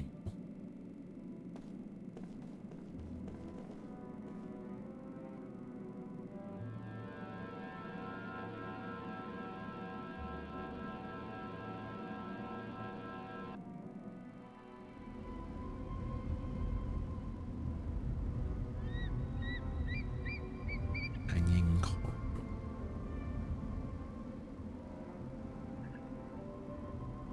Oh, I don't hear any footsteps. Kind of weird.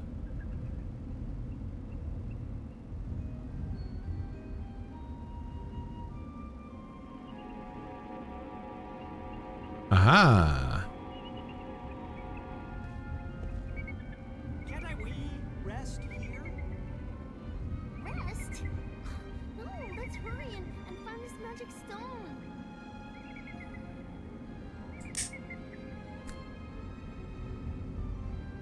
But look at the Boy King. I forgot by Dread Palace, like I really meant Dread Palace, but not quite as bad.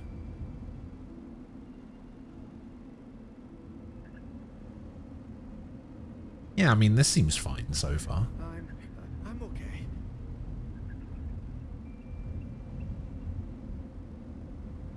God, I know I keep harping on about it, but holy fuck, I hate Tolton's arm.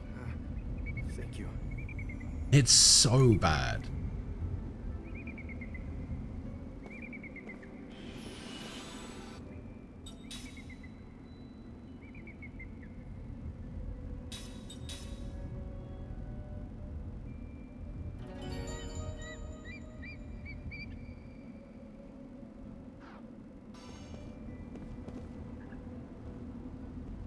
This is huge. There's another one of them there too.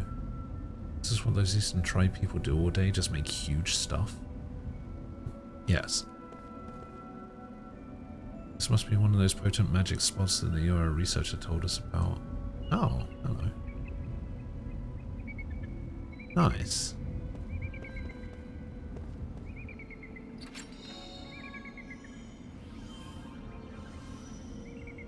What was that? The stone's overflowing with spirit magic. Was it this tiny little thing is the treasure we were looking for? Of course it ain't, you idiot. This is way too small for the Nautilus. From this size, while the magic-powered locator seems like something. Think we can upgrade it with this? Of course. So what did it upgrade it to? That should improve the detection range. The detection range of what? The detection range is just fine.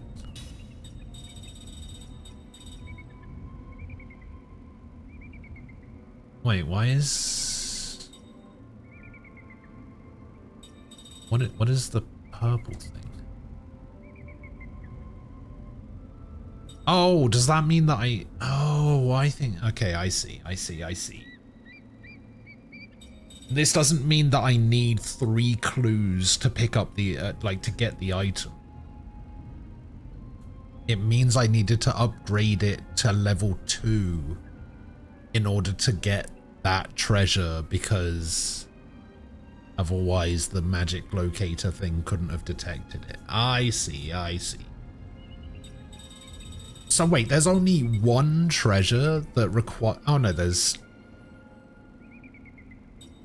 2 treasures? There's only 2 treasures that require a level 3 locator.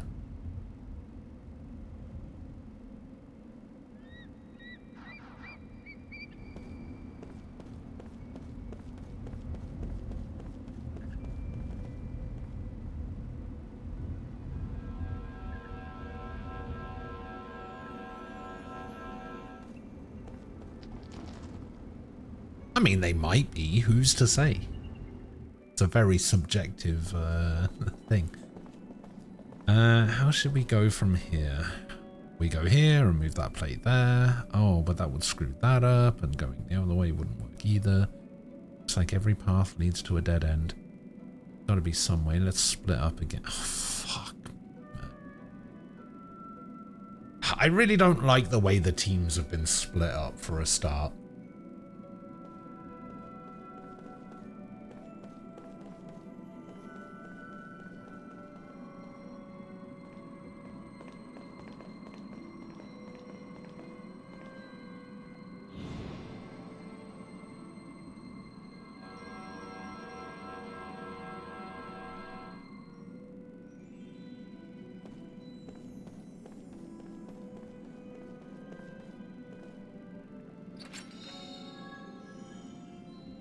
Dragon scales.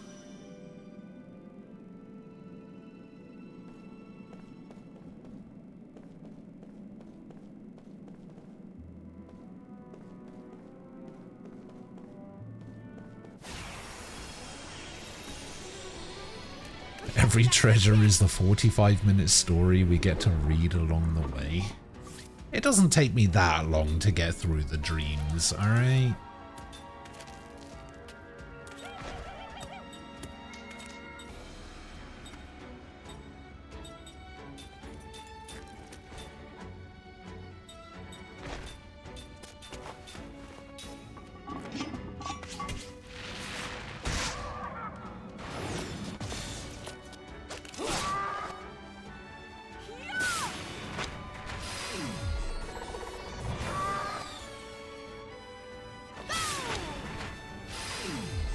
Boom. Yeah, you can't say boom and then hit for 130.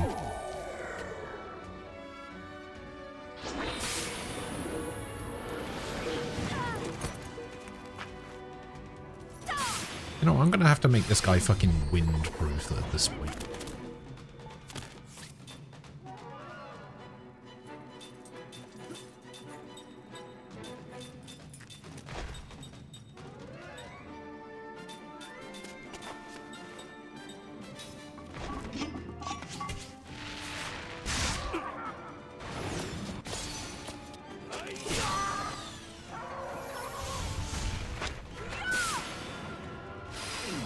At least 1,000? Nice. At least 650? Nice. Like taking candy from a baby. I'm learned auto shield. Hooray!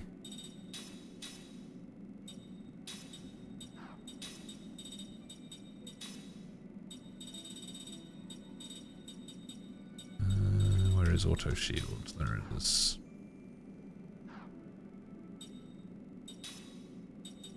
What am I going to be skill linking?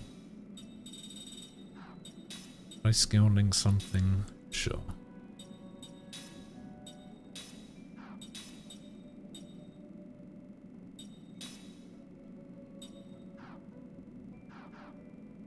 That's not what I said.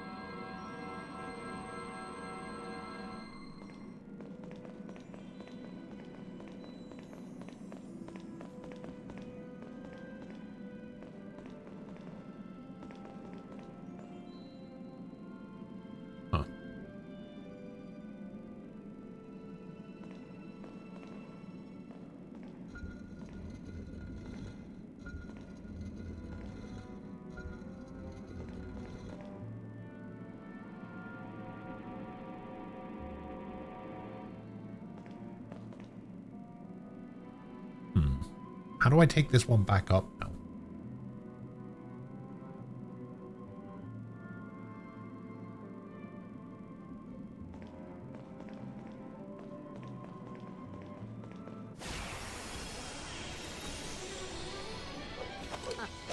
Let your guard down, eh? Get your guard down, eh?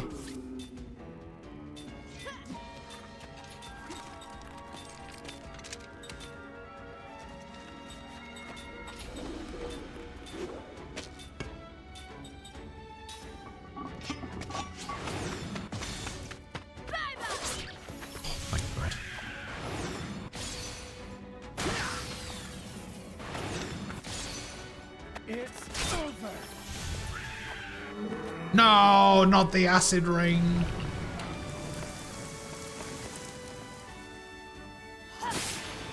This does so much damage. Well, that doesn't. That did 76, but the acid rain does so much damage. I think I might die.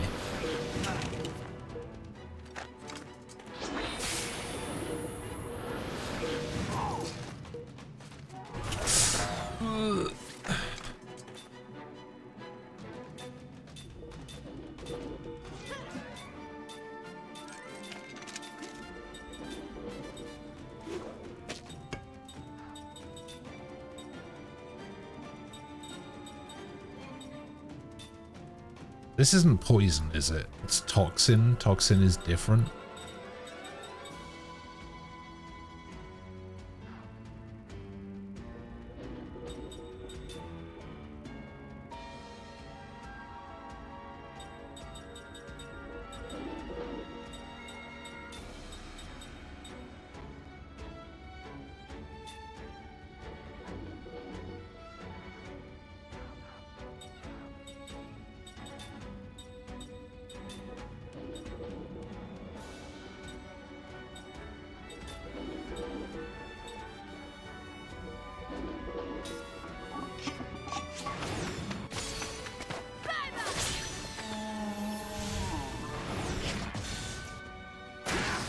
Come on, just win on this turn, please. It's over. 141. Oh, thank God. I am the greatest. A for some French bread today because I was craving it last night, and it's got to be the best 250 I spent in a while. It was so delicious. I don't even know what French bread is. I bought cream cheese to eat with it, and just ate 75% of it without cream cheese. Nah. What did I vote for best adaptation? I voted for Until Dawn.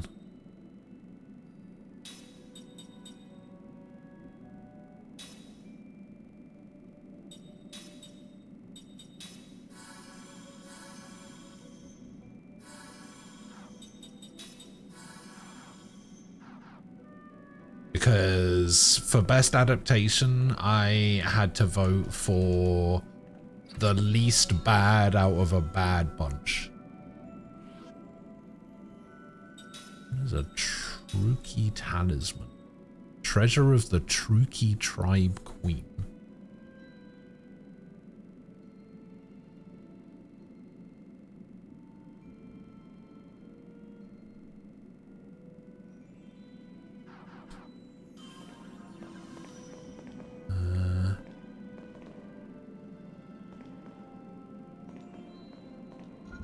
You went for Minecraft? I couldn't in good conscience vote for Minecraft. I was just like, fuck no. I'm not voting for that.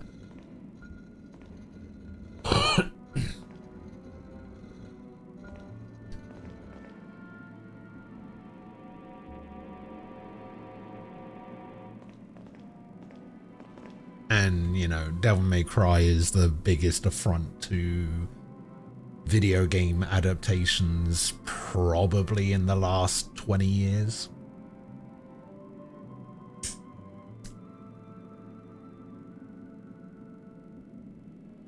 From what I remember, there was a Devil May Cry anime like 20 years ago or something, right? Or like 15 years ago.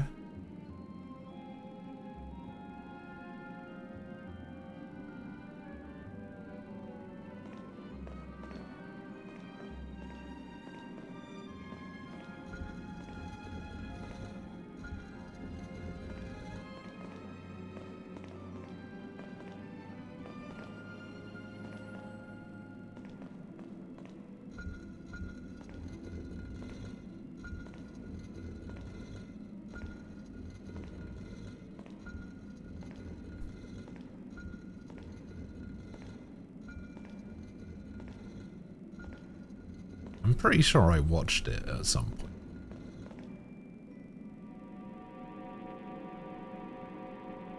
Also, I feel like the orientation of some of these platforms is a little bit off. Like this green pillar, or well, it was green, I guess it's red now, but this pillar isn't even on the platform.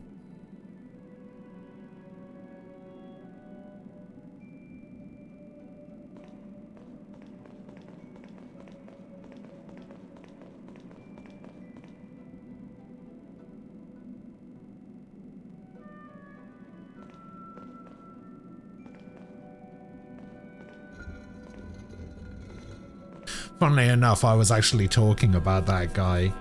He said, I read a thing where apparently he only took on the project to do Devil May Cry because he thought he was like reviving the franchise and people would think he was like some sort of hero because of it. Not because he didn't know that Devil May Cry 5 was a thing.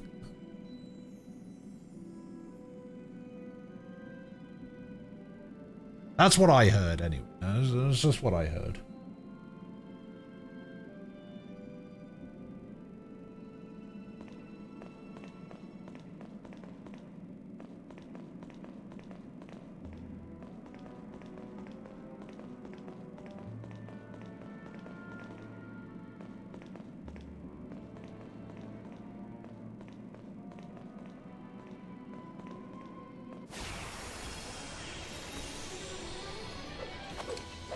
I'm always ready.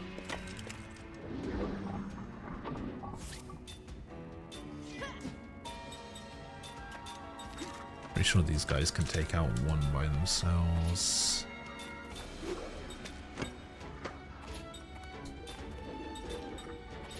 I think I need grounder for this guy.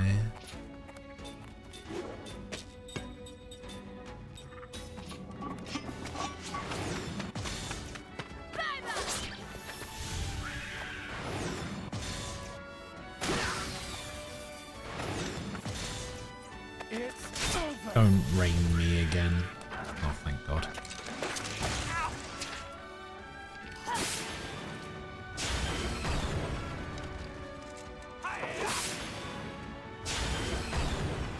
Oh my God, you lived on 9?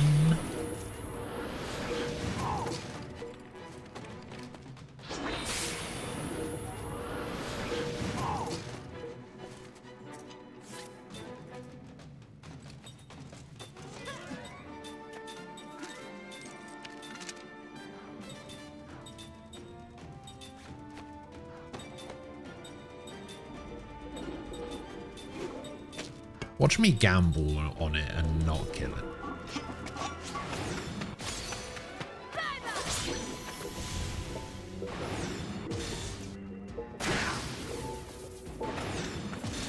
Oh, I should have just killed it. I swear, if you... Actually, acid raining now is fine.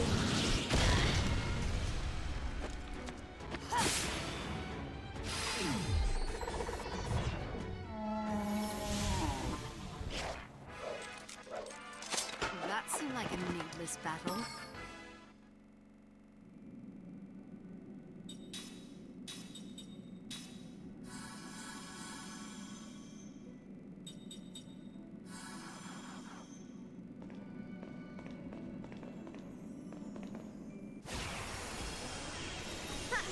Not too smart, eh?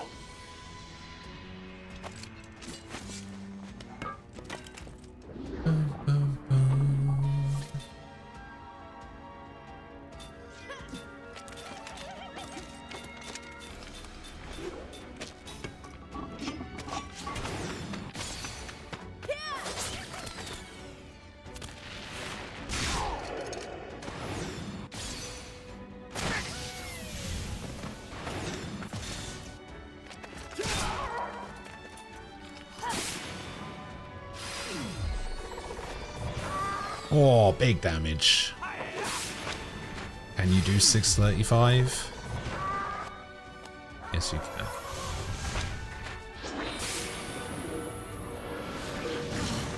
God, 54 whole damage. Let's go.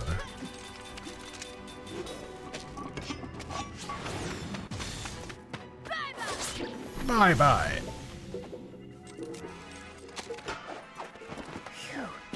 That was a close one.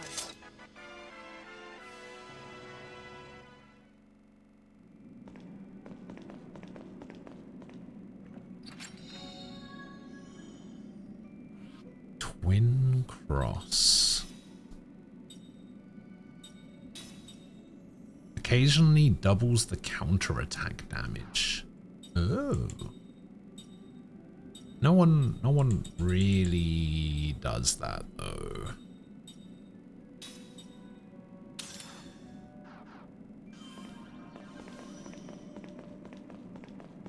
I mean, I guess I've got kind of doing counterattack stuff a little bit.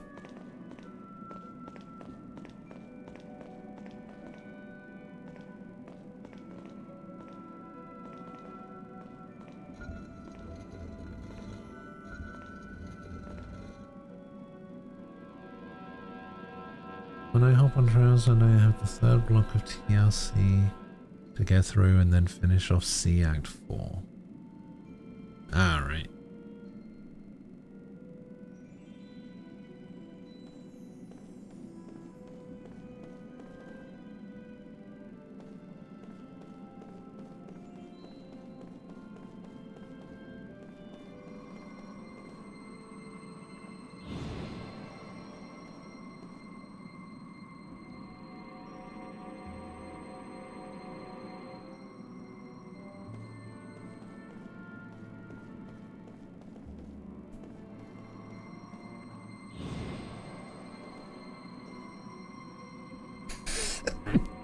Oh god.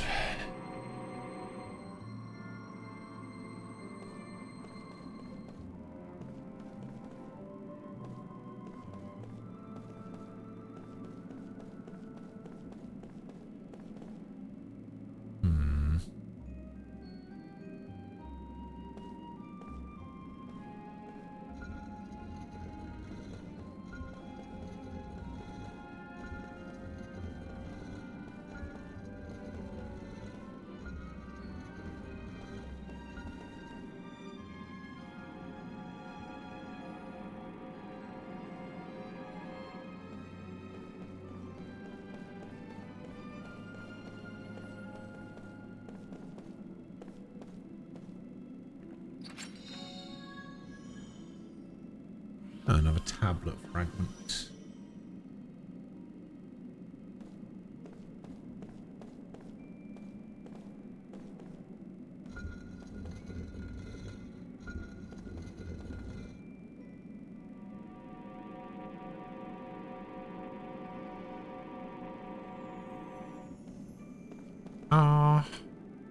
Hello, chef. Hey.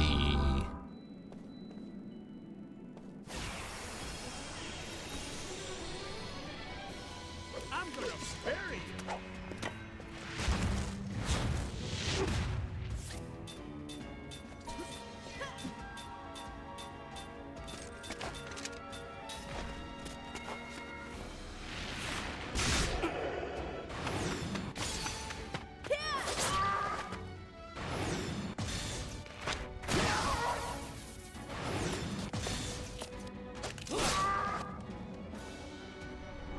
Hellfire.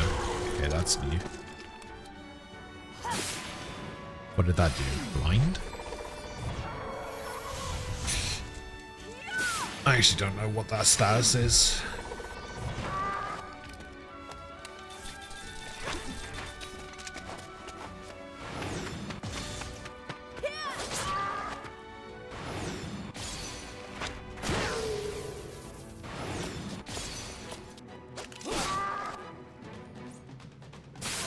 Oh, no way. Yeah, that's what I said. That was close.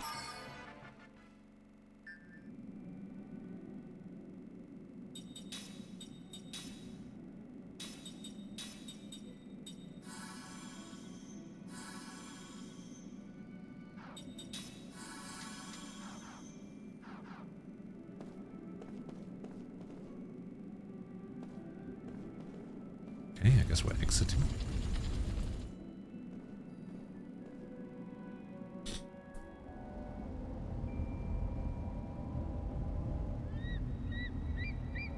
We finally made it. Oh, we made it where? There's some nice treasures hidden at the top of this tower. Let's go get them. Can we get a save point first?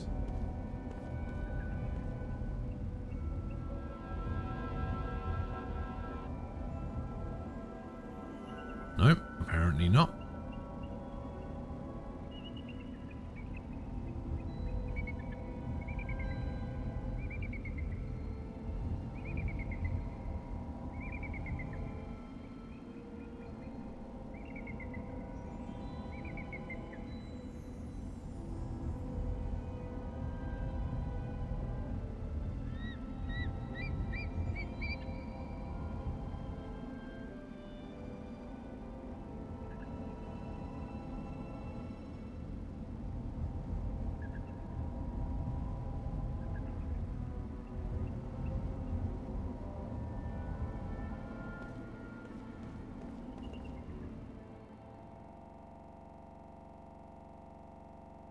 That's it.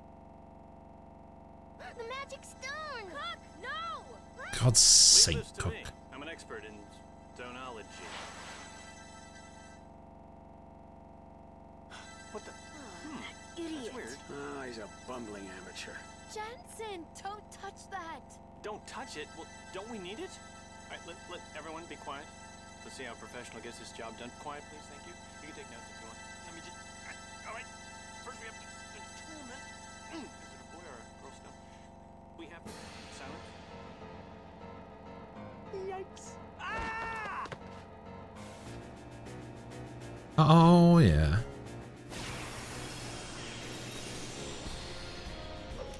I'm always ready.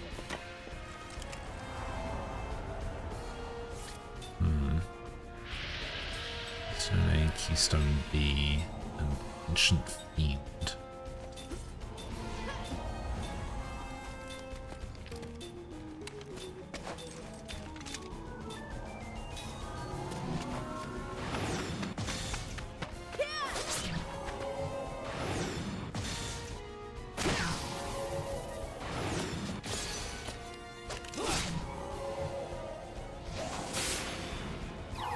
Oh boy.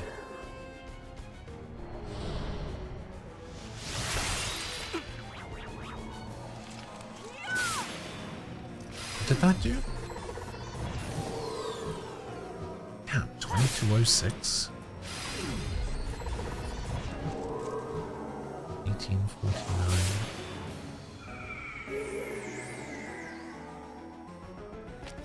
That did something. I just don't know what. Oh, actually, we can check. We can check skill hit, see how much damage that does.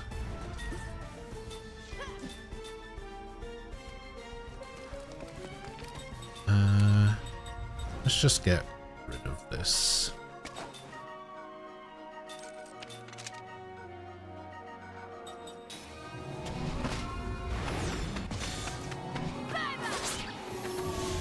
Its counter has been deactivated.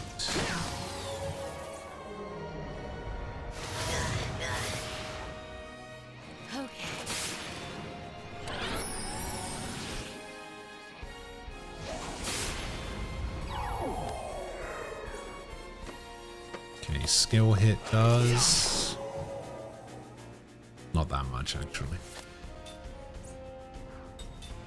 I guess it's a guaranteed hit rather than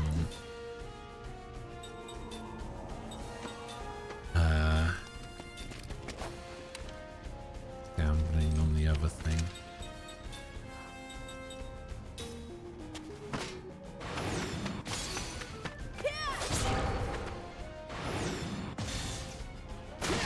I just want to get that GC down. Oh, that's big damage.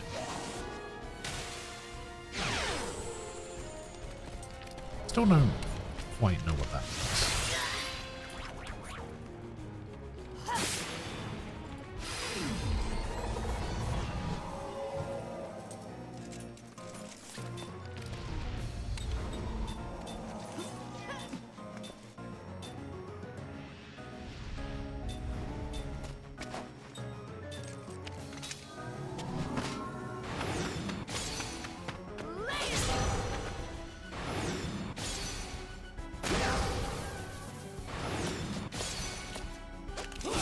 Hello, Jindo.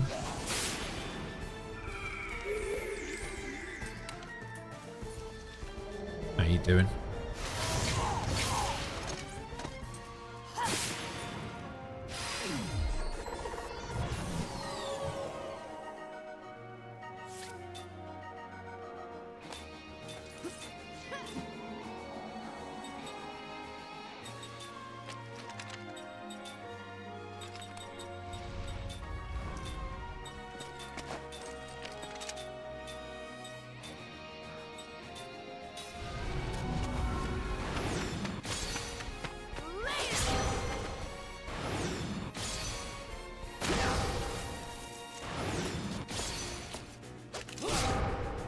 I guess so.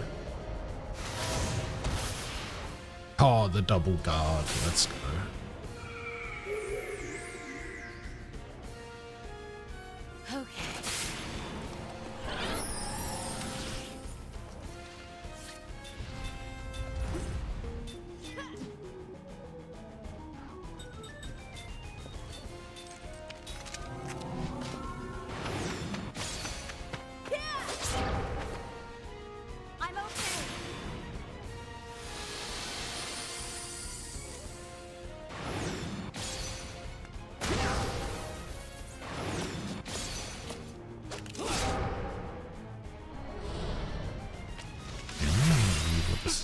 It says fixed in place.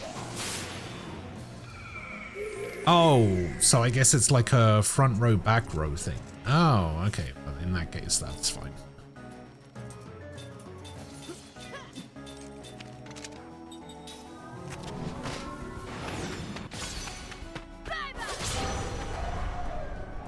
God, I swear, some of the boss fights in this game are so much easier than just normal encounters.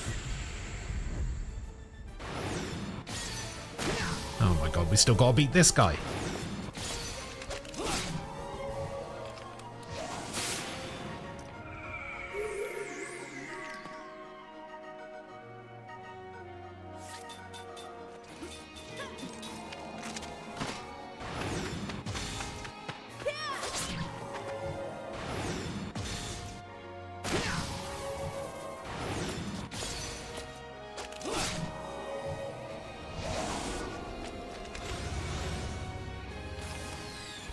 Oh, that's what it does. Okay.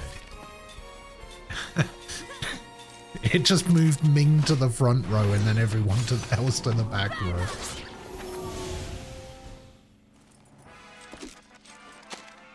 It's not in my nature to lose. Ooh, angel ring, angel feather. Very nice. Any chance of playing Infinite and Discovery after this? I mean, probably not directly afterwards, but it is on the list. Watch out! Whoa, whoa, whoa! You guys, stop it! Look at that. He did it all just to get the stone. You could learn from him. I see. What's that noise?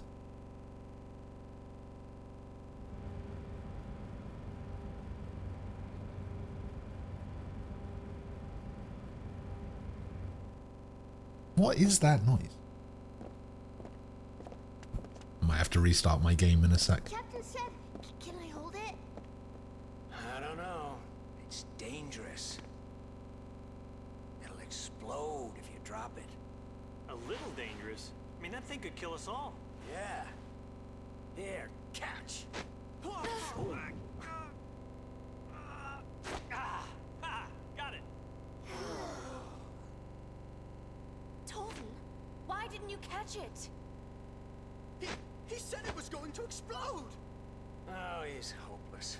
Give me that. You're welcome. Oh, the Fooling around. water thing. Yeah. Yeah, don't worry about him. I don't think he was breastfed. Well, you get kind of cranky when you're 1,000 years old.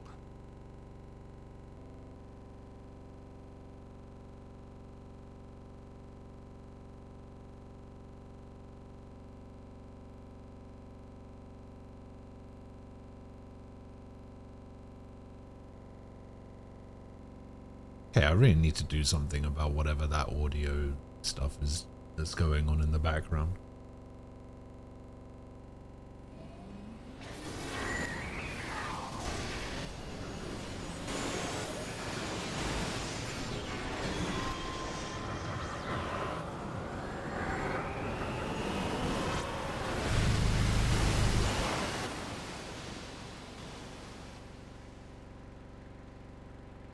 Okay, well, whatever it is still happening, so... It wasn't an error. It happened when I went into the ruins.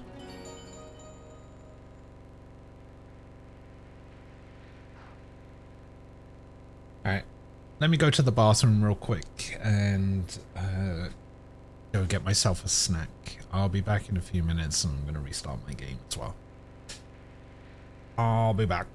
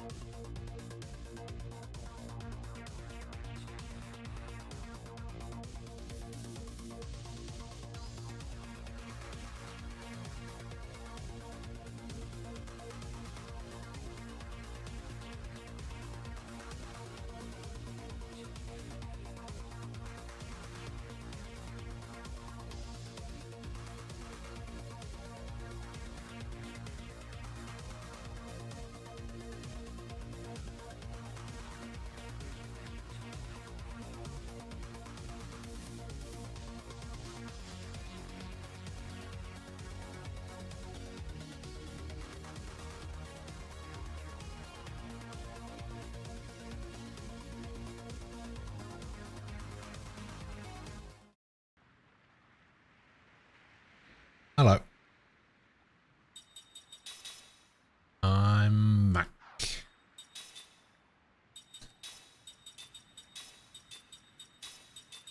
The issues appear to have been resolved.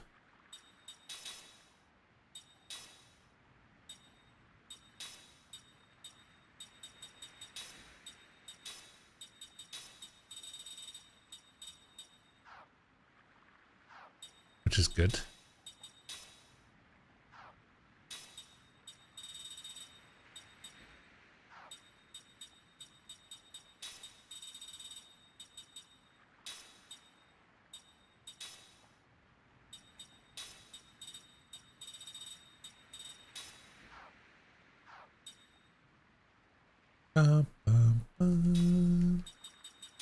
Somebody got a new thing. You did, technically. Inflicts severe earth damage, inflicts massive damage on enemy Callalons, and HP absorb. Ah. Oh.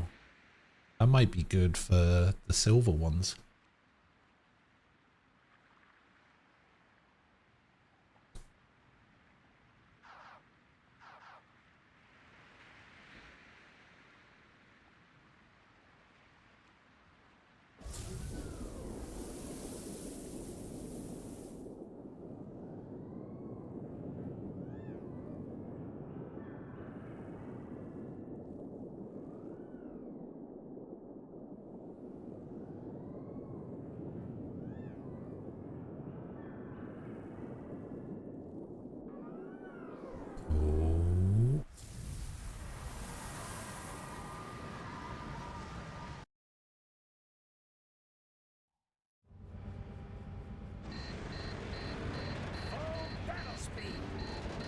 Everybody grab onto something! Hold on. Move things. Oh, got burned. Mind your own business.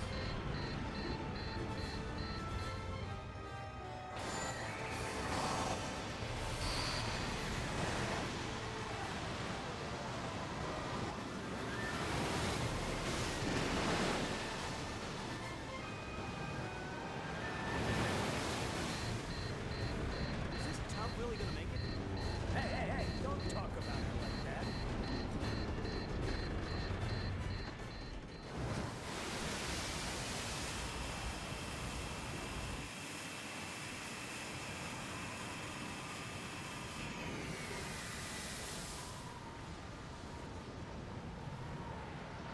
Hooray!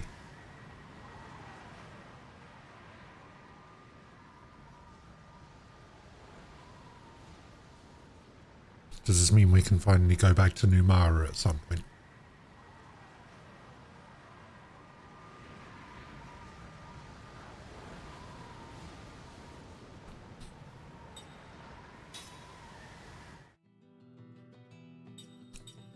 Ah, we can. Well, the Numara Atoll, anyway.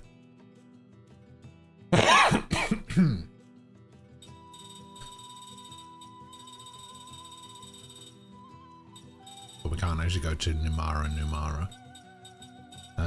We do actually have to go back here, though, because we've got a treasure to get.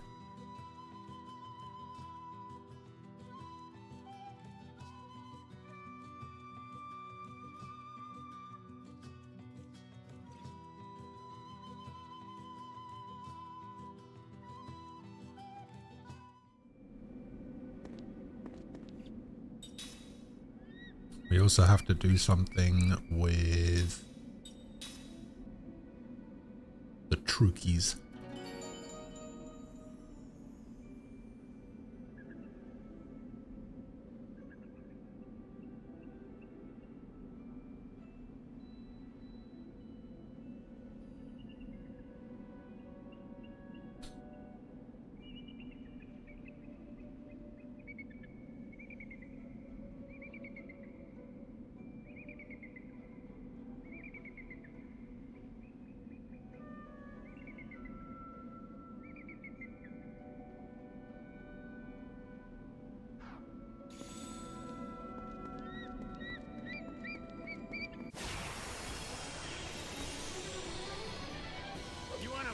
or what?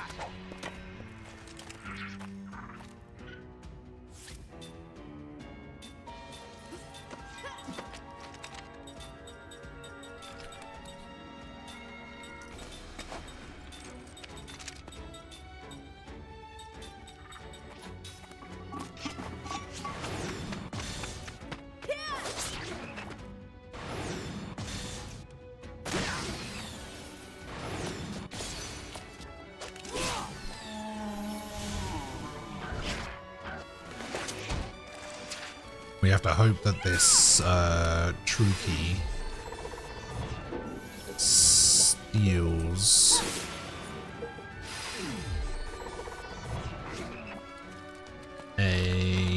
the crown. Diamond Spirit Band.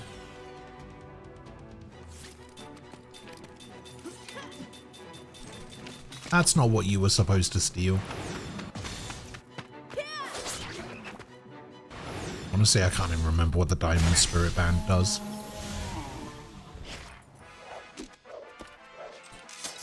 Wasn't even near my level.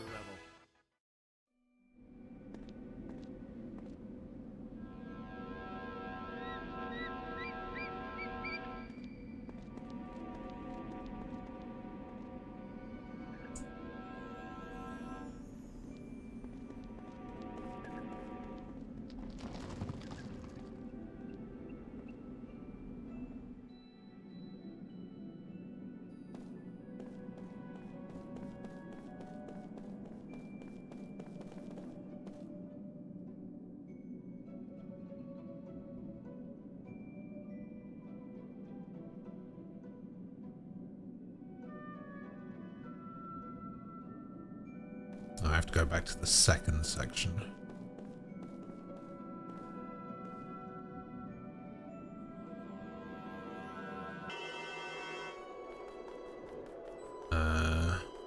Just gotta bloody remember how I got there.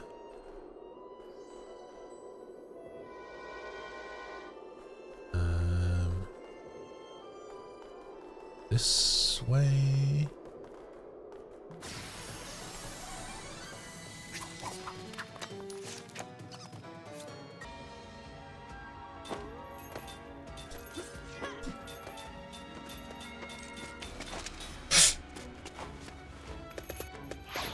Actually, we need these guys to steal some money from us as well.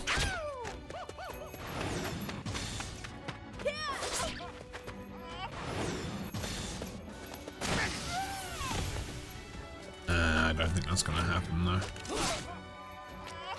Please, low gamble. Do like 32. Oh, okay. Low gamble, less than 400. 69.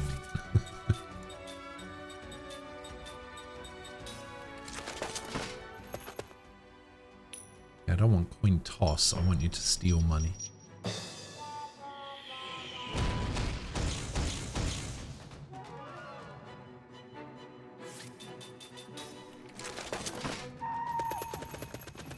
Or you can just run away like a pussy bitch. Looks like I still have work to do.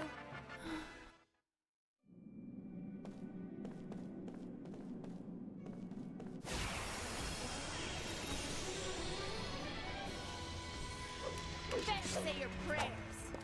That is one giant pussy.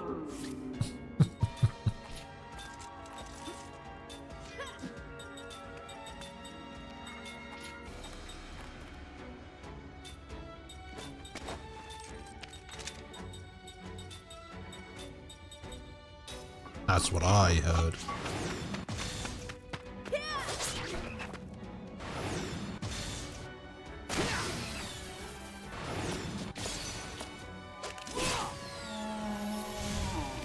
No, not the acid rain, man.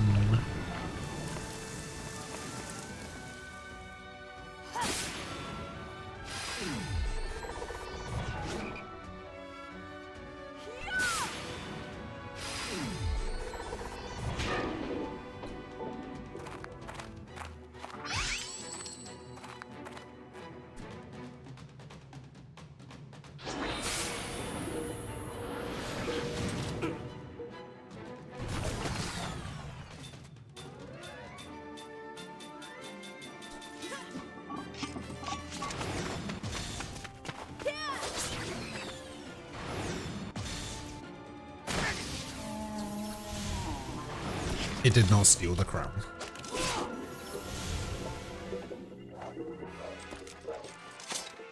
What a waste of time.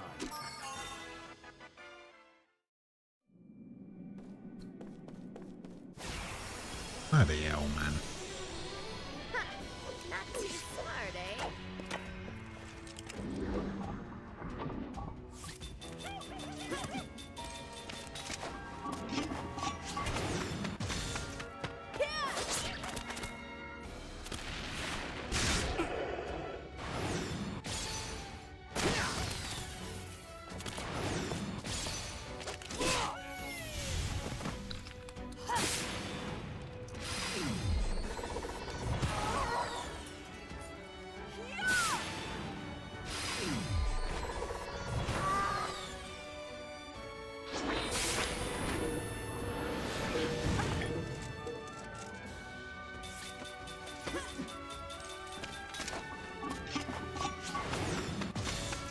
It's for a fight.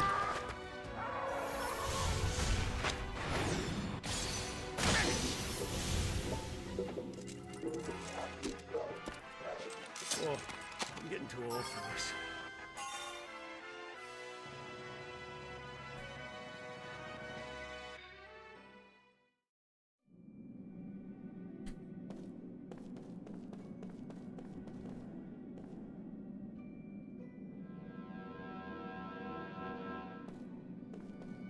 I need to fight, I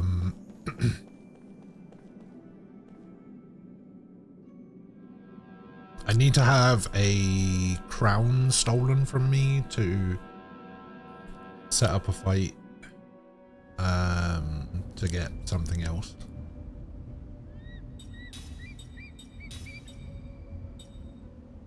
Sorry, not a crown, a talisman.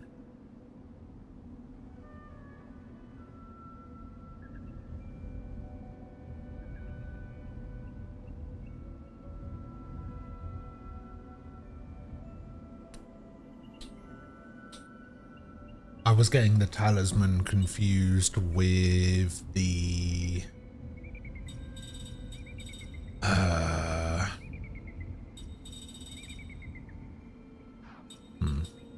sure it's here somewhere. Does it not exist as an item anymore?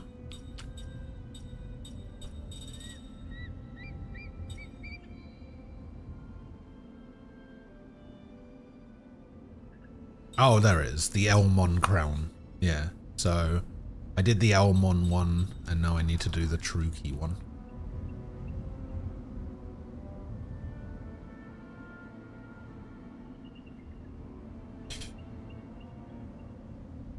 But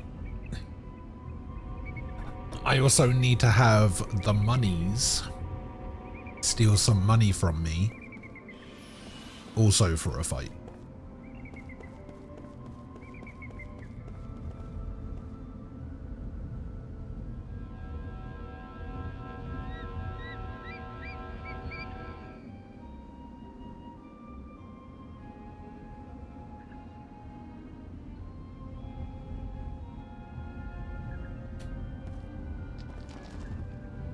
The thing is, the Elmon stole it first item.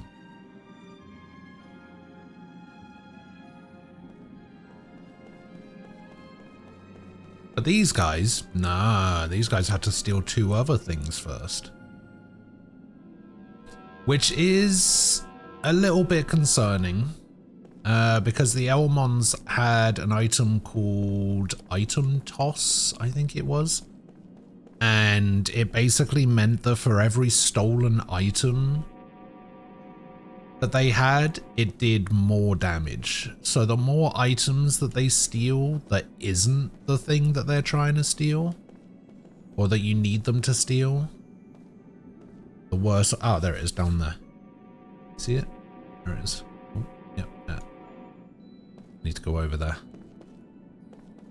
So yeah, the more items that they steal that isn't the thing, the harder the fight becomes. It's down 1 more, right?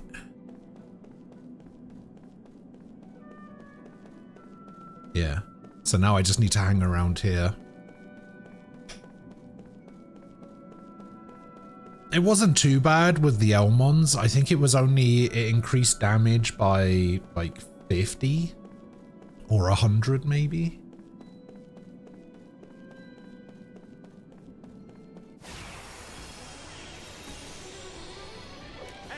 Take the initiative, I always say.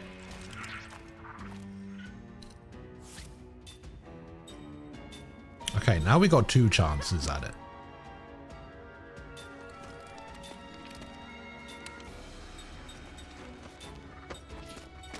Not that I know of.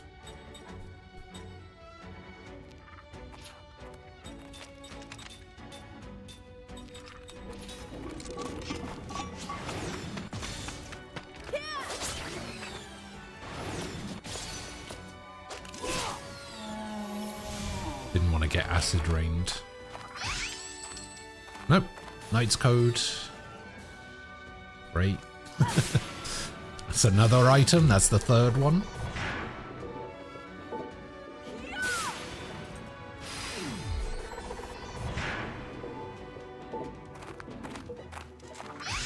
Haha!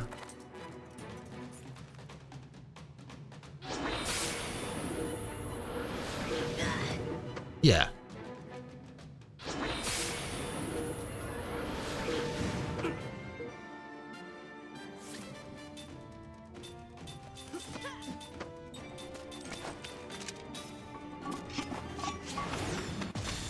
You do get them back, yes.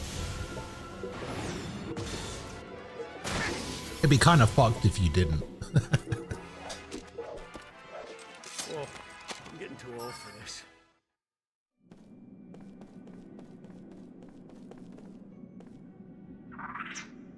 Queen Truki.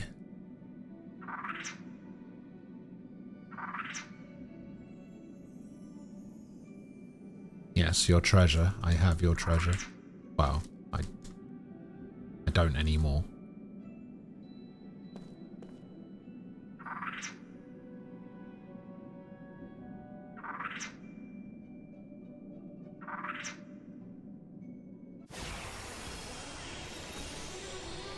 Let's just stay calm.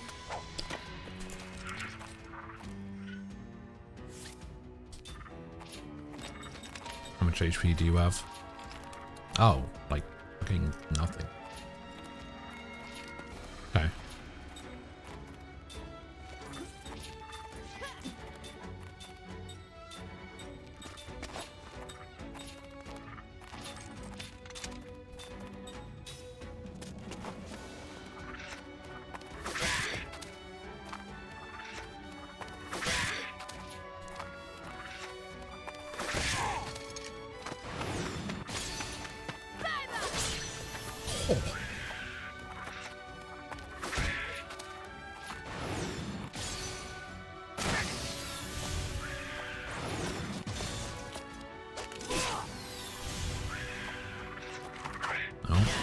Oh, Jesus. Okay, it's 500 this time per stolen item. Okay, good to know.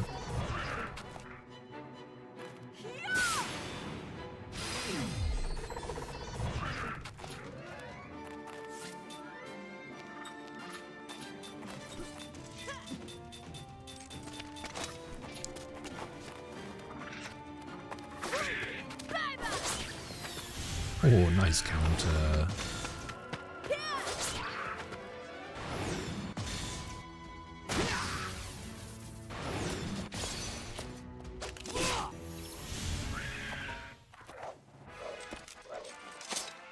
What a waste of time.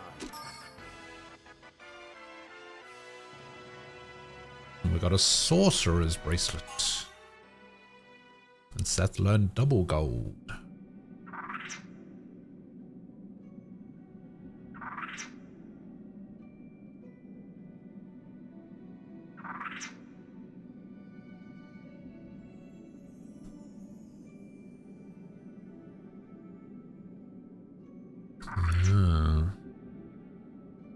I seem to remember, I think the Elmons stopped trying to steal from me after this, so maybe the Trukies do the same.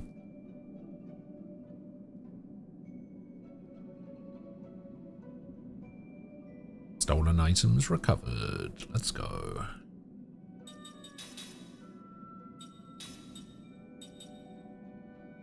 Oh, it's a max MP up thing. Okay. Somebody had something equipped that was new.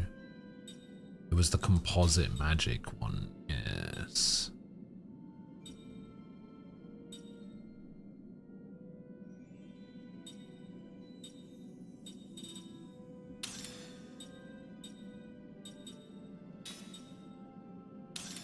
Take that.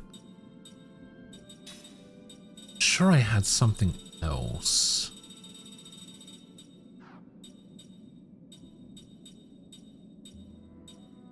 Oh no, no, no. Yeah, I'm sure there was something else. I can't remember what though.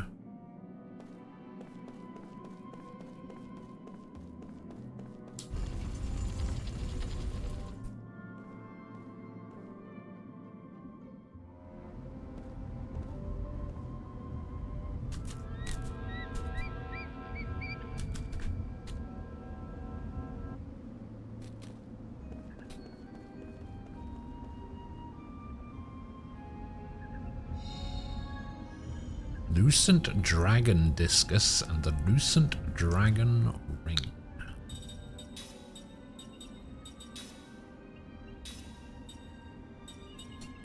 Plus 47. HP absorb 2, MP absorb 2, crit level 2. Oh, that's not terrible. Maybe pretty good even.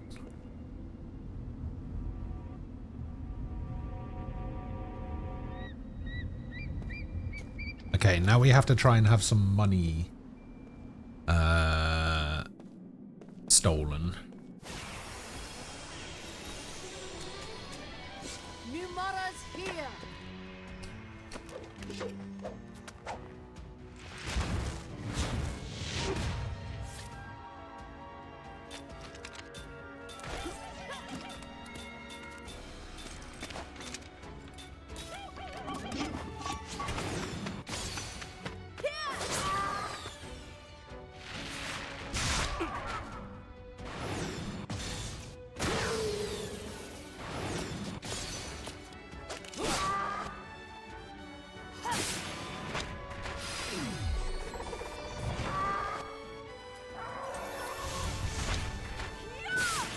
Hiya!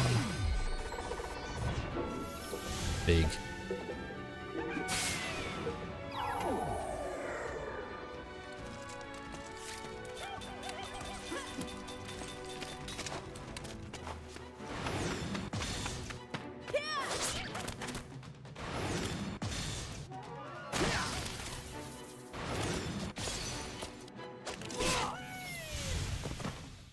I'm not entirely sure why Kine just does 3,500 damage on those guys, but he does. Is there any way for me to get back quicker?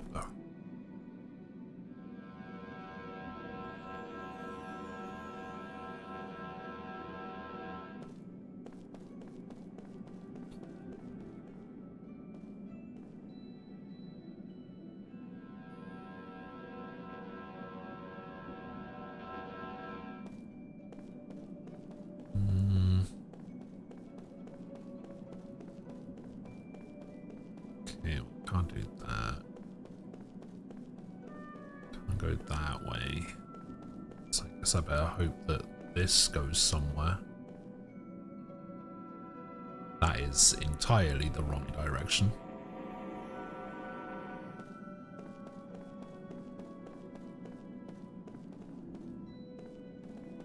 What about this way?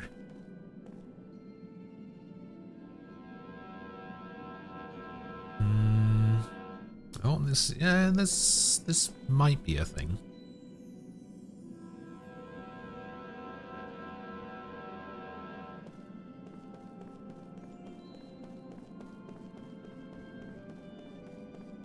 This way? They have the flu. Oh, wait, like the actual flu?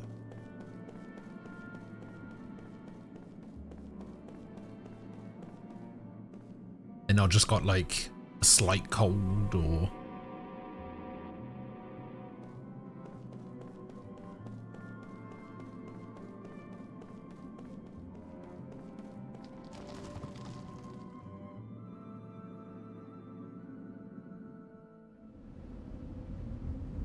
Not just feeling a little bit rough at the moment, no. Full on flu.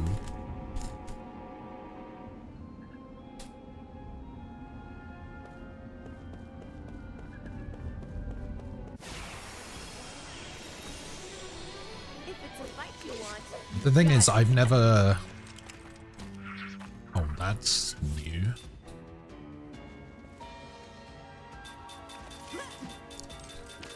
I've never been sick, so I actually have no idea what the difference between like just having a cold and the flu is.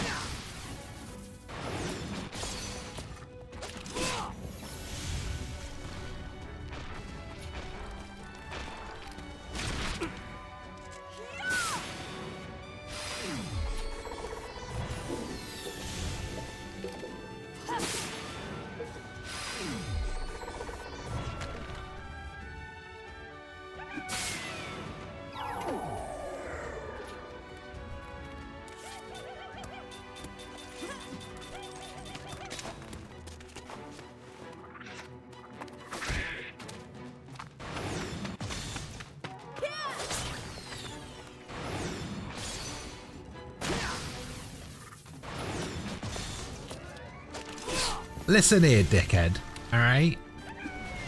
I don't just mean in the last 10 years, I mean ever, alright?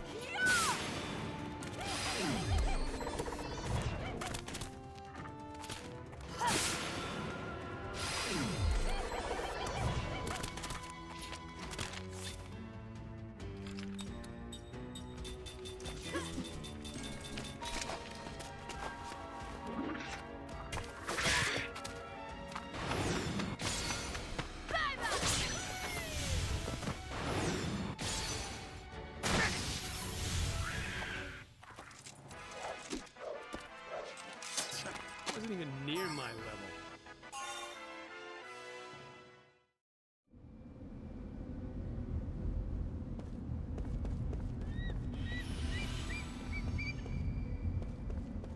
You are hilarious.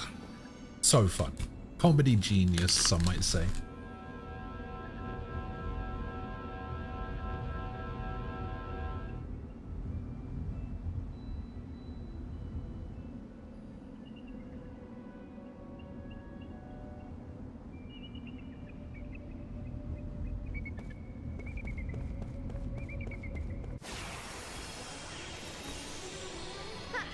Not too smart, eh? Oh,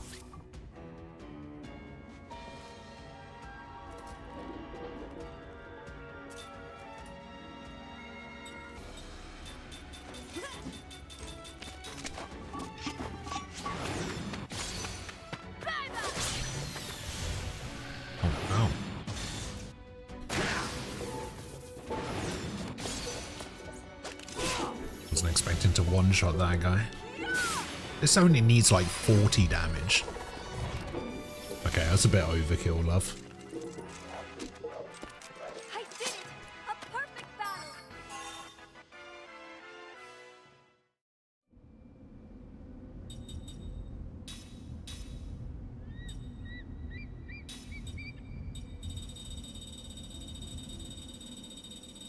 Nothing else he needs to learn, right? Oh, that's what I was looking for.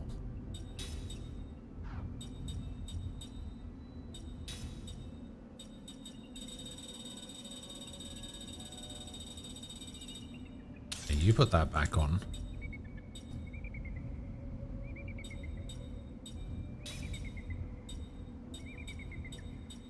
Put this on. I don't know. Whatever. So you put this on. You put this on. No, not this one. You put this on. You put this on.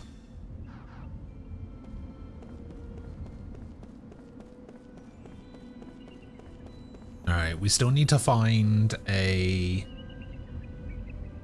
money.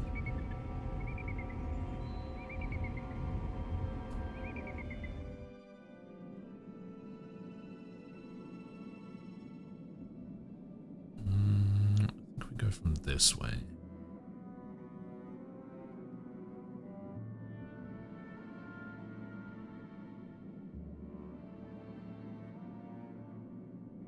Guess this way. Huh? How the fuck do I get out of here?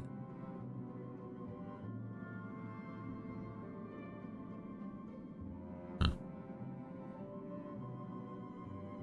Just blind, apparently.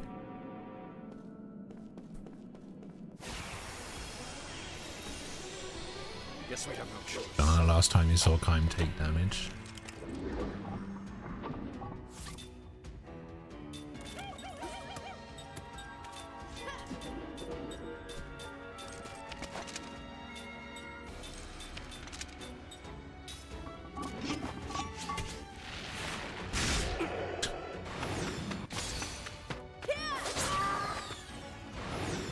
He's too busy healing from every attack he takes.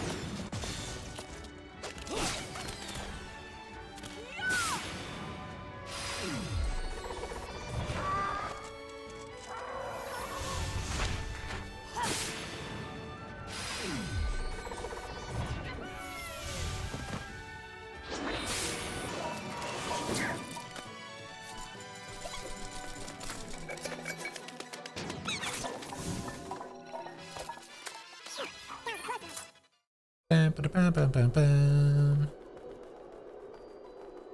And then it's this way.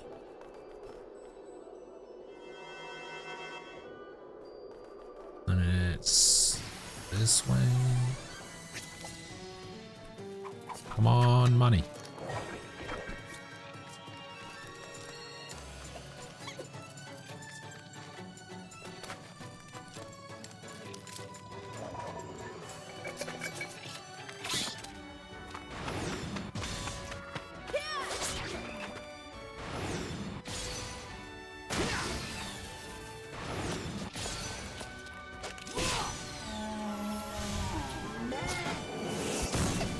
Oh, he took damage.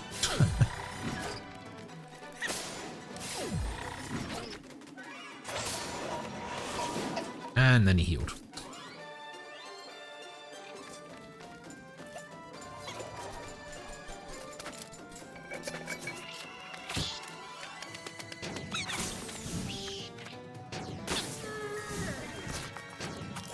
Yeah, it's one of them big boy attacks.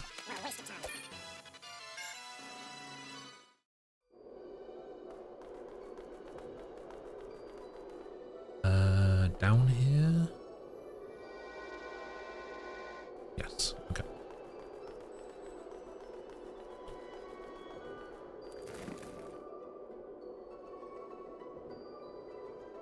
Yeah, I've only actually ever seen the monies out here. I don't think I've actually had a fight against one in the temple, so...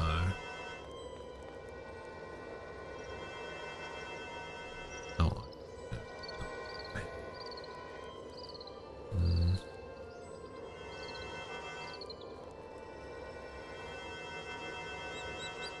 Oh no, I guess I was technically the right way then. Meow.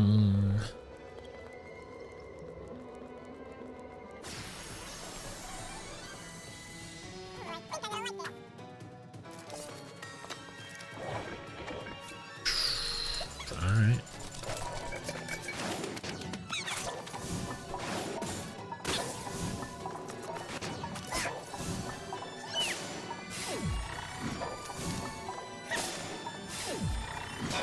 Oh, Ming, you let me down right at the end.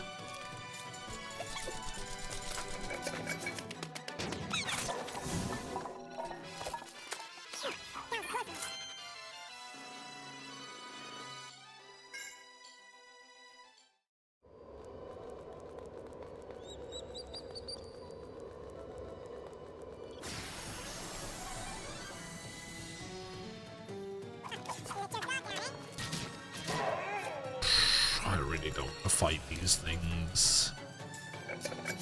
Please just let me run.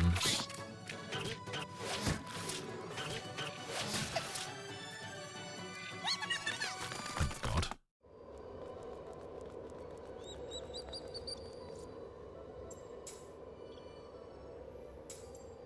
Oh my God, I'm rolling in money. 179.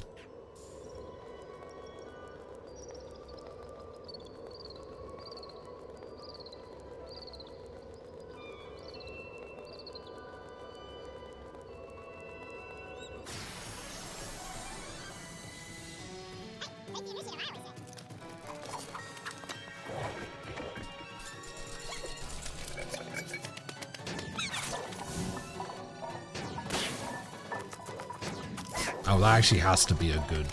I see. What?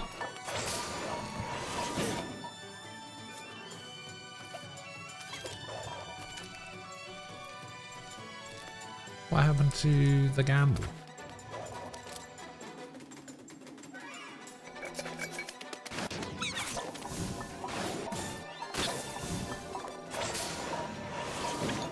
Oh, that's right. You're right, you're right.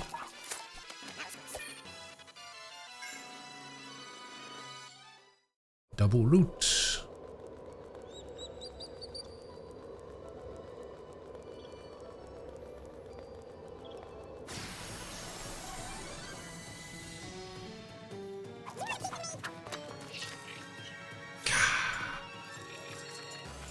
You know what? It's actually just this guy that has to go.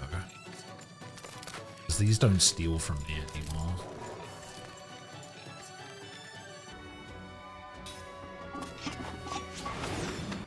At least I don't think they do. They haven't since, but we'll see.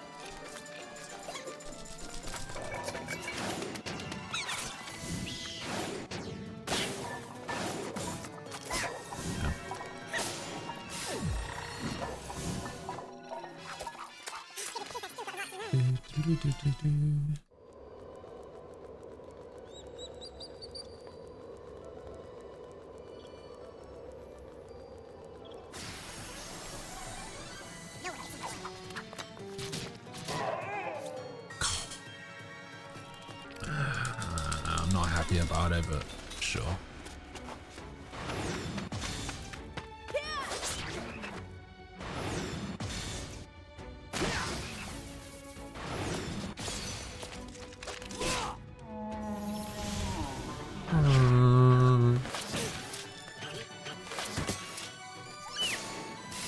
Come on.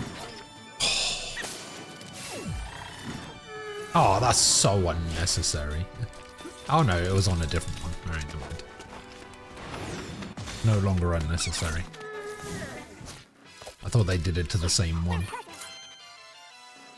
Level up. Come on, Monies, where are you? I literally had a fight against Monies when I walked in here. Actually, did I have a fight against... I think it was outside.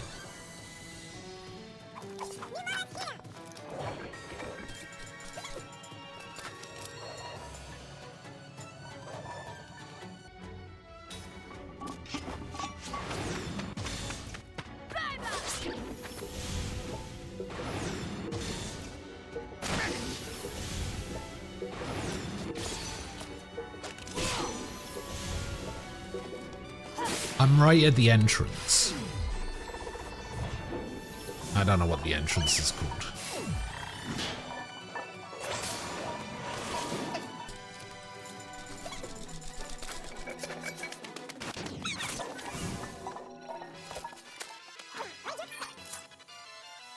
Legacy of the Eastern Tribe.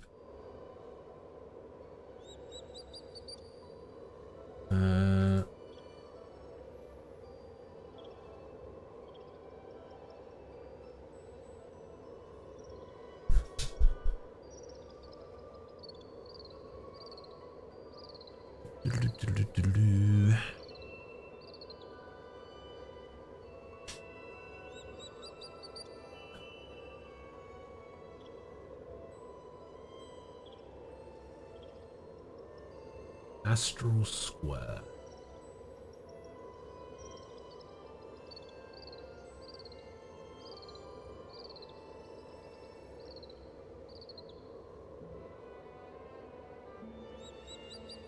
No, I think Astral Square is the next one, like the first room.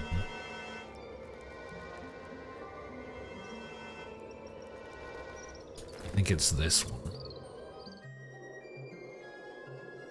Yeah, this is the Astral Square. Okay, so I have to fight them in here, I guess.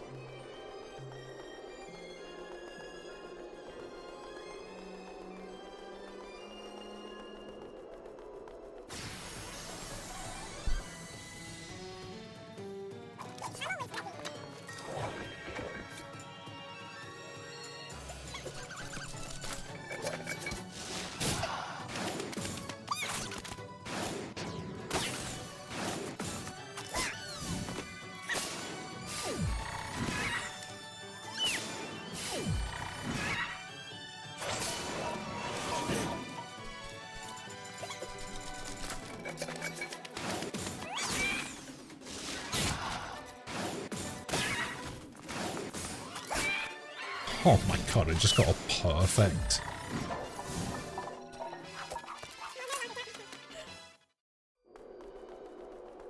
How the fuck did I do that? Okay, you've learned your thing, so... You've learned your thing. You've learned your thing. And you've learned your thing.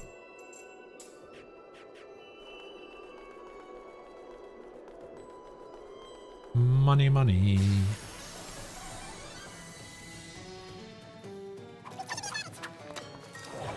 Nope.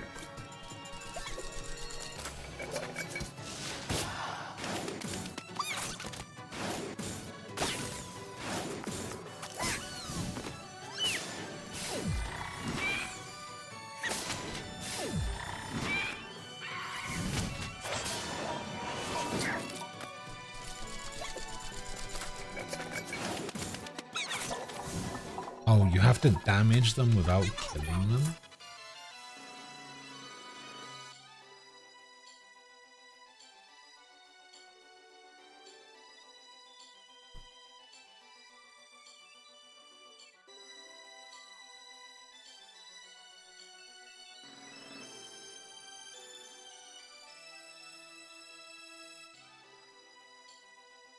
Oh, it has to use steel in here. Ah, okay.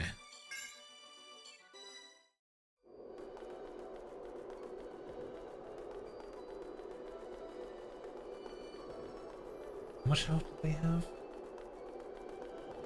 1590? Okay.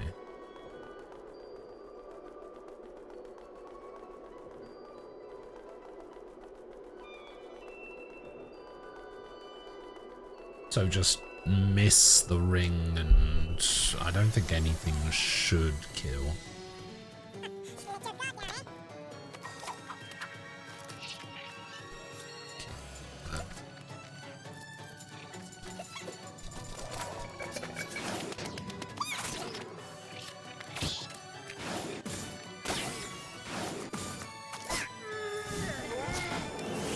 Ooh.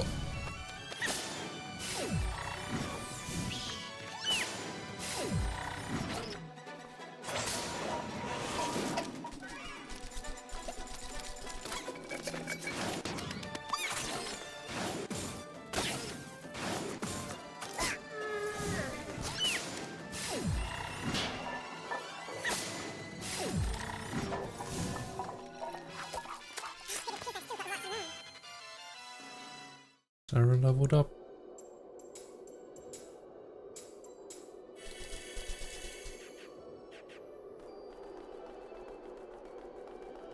Maybe if I stand over here near where the royal seal was, or whatever. Nah.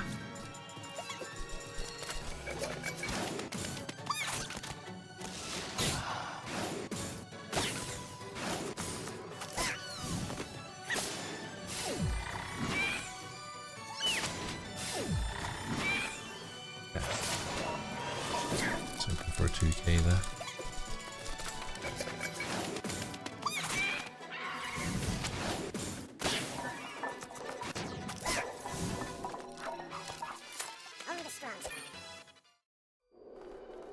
I mean, Cook's got to do something, right? That's all Cook is useful for. Being the person that heals me outside of combat.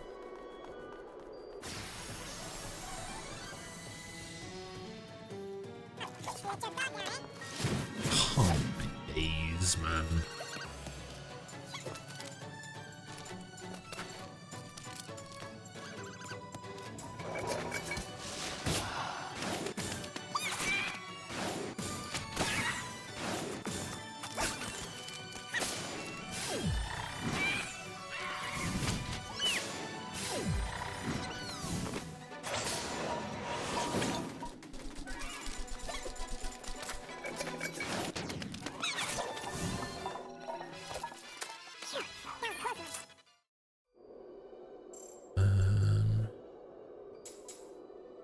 Do any skill link stuff?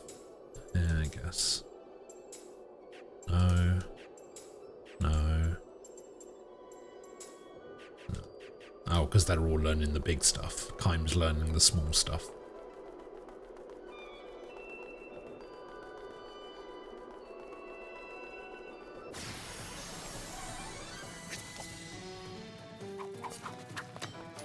Aha! Money, money. So you attack that one. Okay, you attack that one. And then we defend with these guys.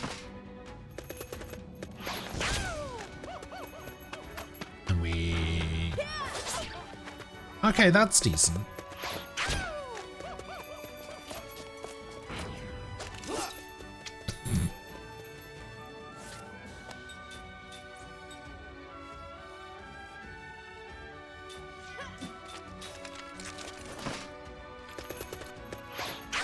What DLC is this?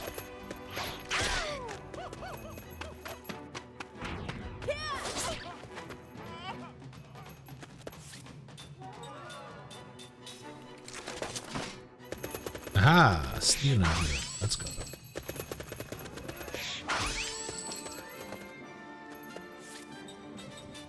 Okay, now I think I can just kill them.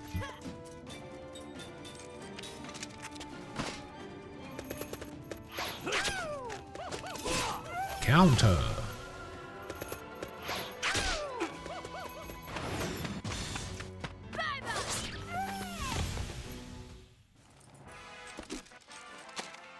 It's not in my nature to lose. Oh, wait, do I really?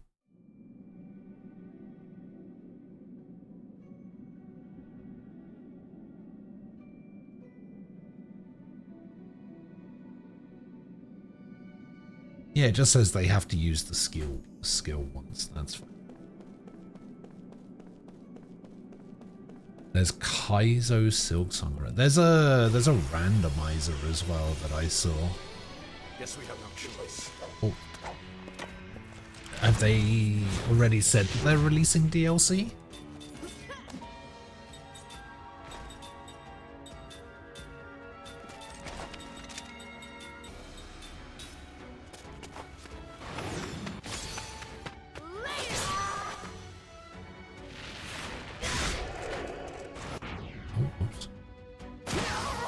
Didn't think that had started yet.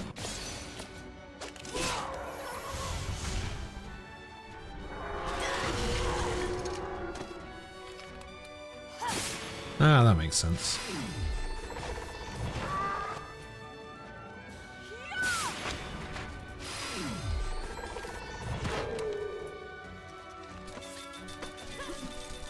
Why are people expecting DLC?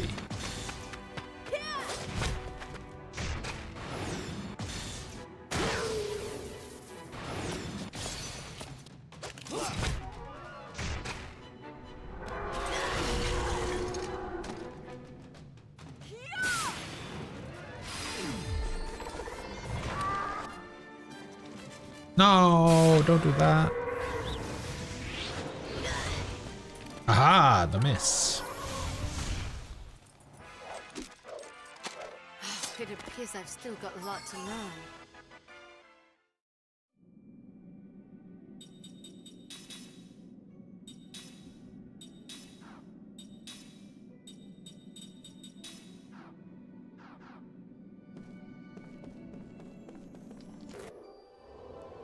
Okay, now we have to go back to the terrace cave.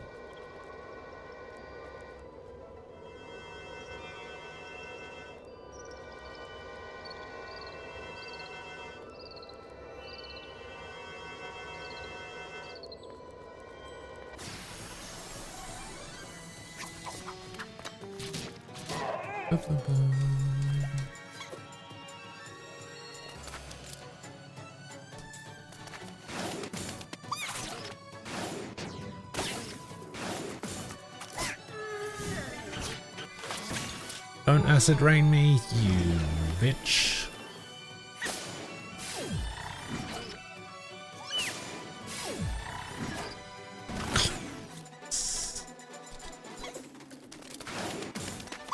Couldn't have done just a little bit more than that.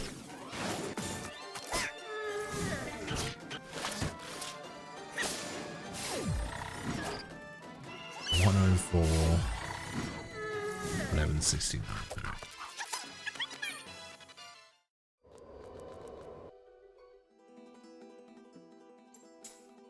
Okay.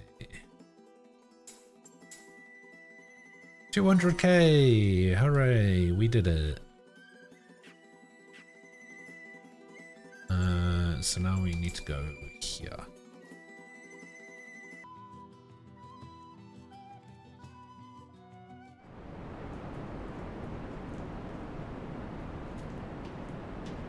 Then we need to go.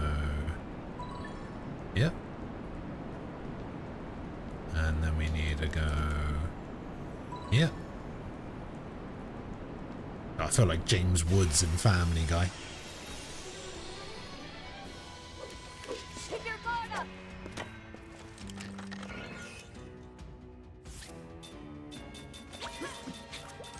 That's the one.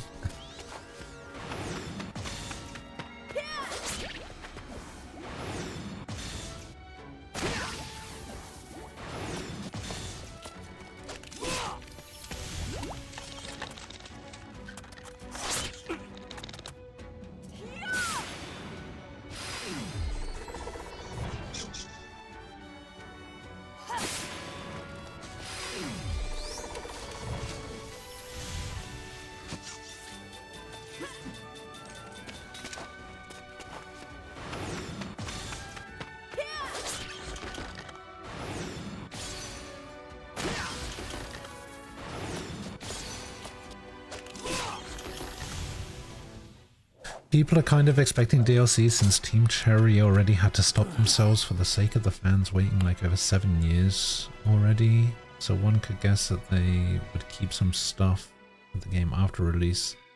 They were having that much fun. Wait, what? So...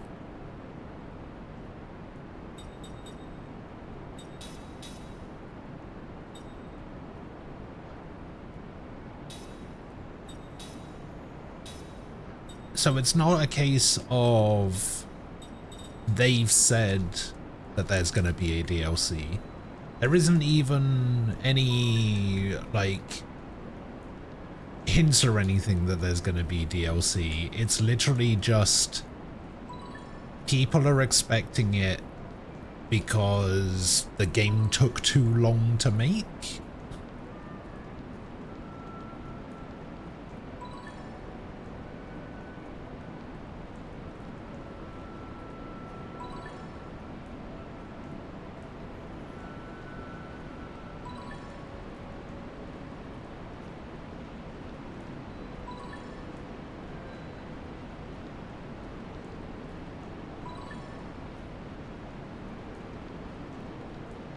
So there's zero, basically. There's zero expectation that there's going to be DLC.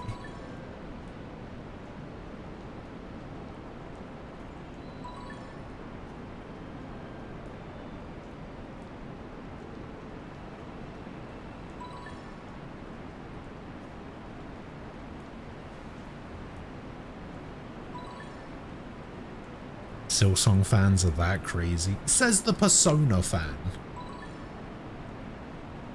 Don't start talking shit about other people's fan base. Persona fans are the craziest and you know it.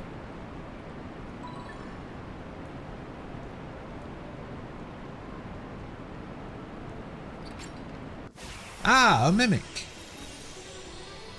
If it's a fight you want, you got it.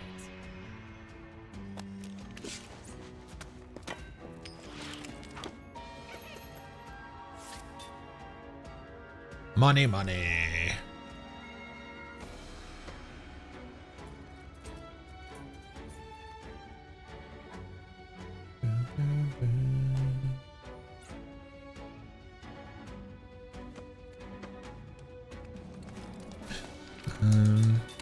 Okay, wait, how much do you have? 8240. All right.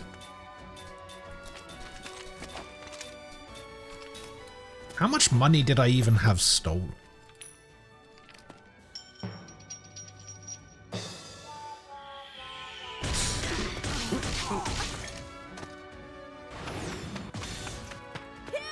I'm slow, so... Oh, God. More. I'm so flush with cash at the moment, I didn't even notice.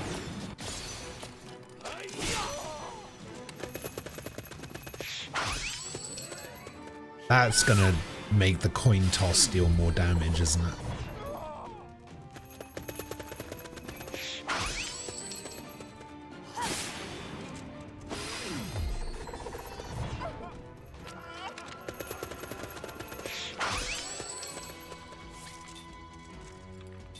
Watch this thing just one-shot me now. Never mind.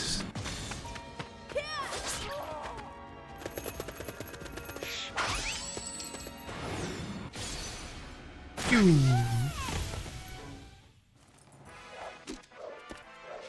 Whoa, I'm getting too old for this. Biography of Backyard. Double experience. Let's go. He left the money he stole and ran off somewhere. Oh, 800? That's it? Alright.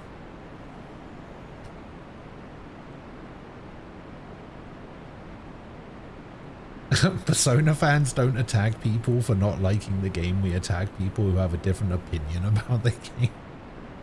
I have not seen any evidence of quote-unquote Silksong fan attacking someone for not liking Silksong.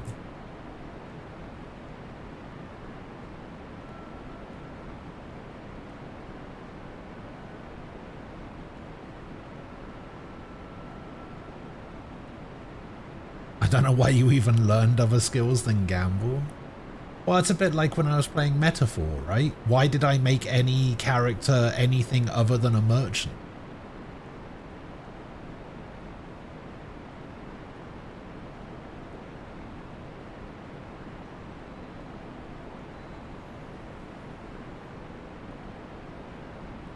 I don't know how to tell you this, but I just explained to you why some people are expecting a DLC.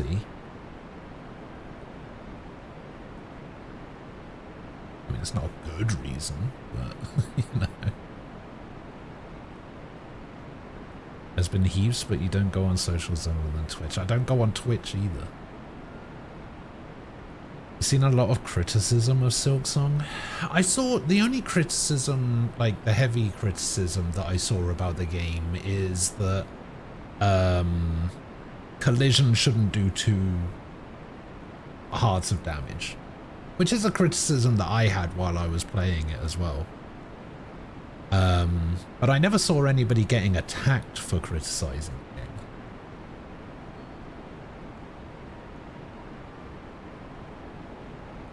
like Trails, why do I make any character anything but an evasion tank? That's true. Why do I?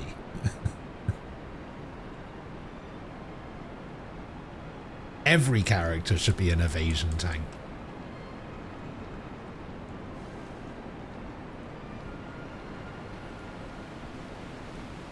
Just evasion tank everyone. If I had enough, like Master Quartz and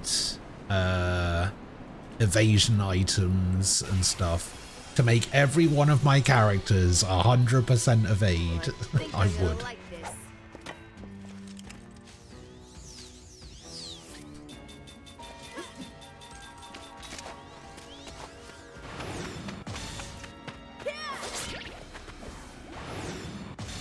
The typical tiers of the casuals. Man, go fuck yourself.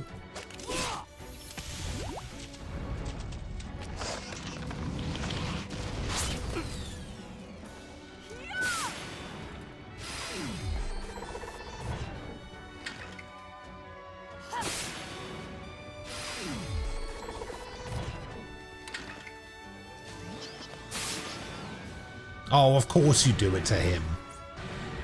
You fucker.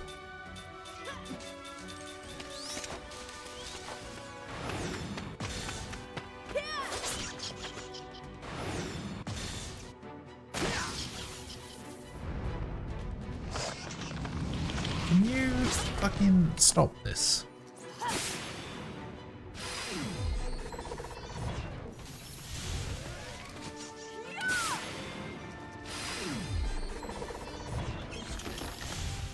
Wow, didn't even wait for Kind to res. I did it!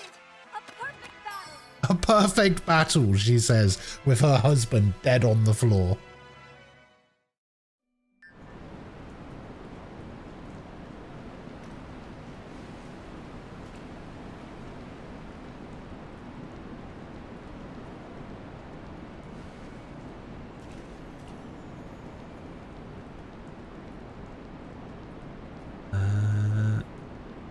This way.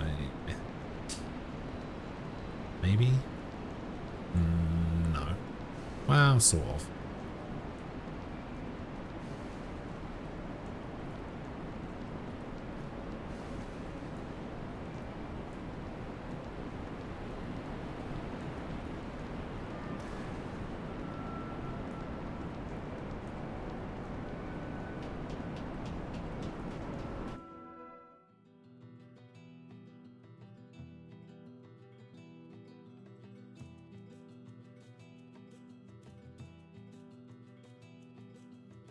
Vowed over Sky first chapter. Yeah, because nobody gives a fuck about Trails.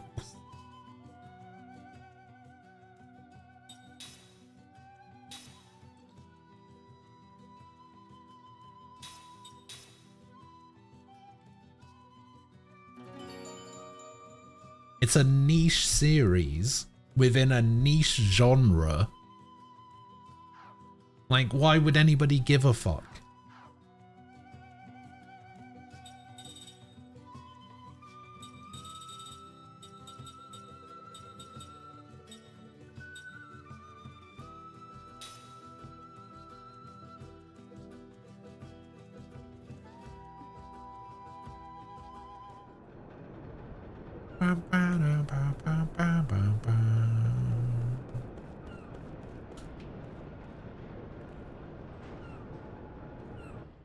Wouldn't be surprised if Avowed sold more copies than the entire Trails franchise. Well,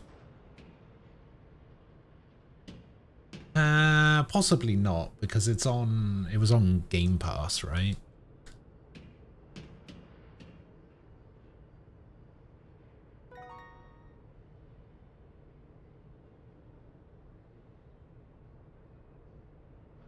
Okay, this is the guy that wanted the capsules. And then the person in the other room was the one who wanted me to place the magic gauges.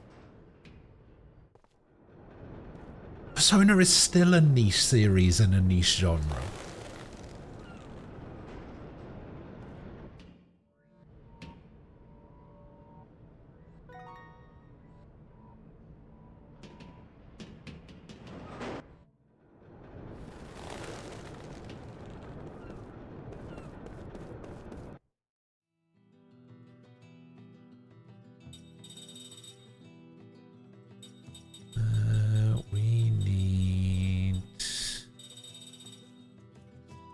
Sorcerer's Mansion.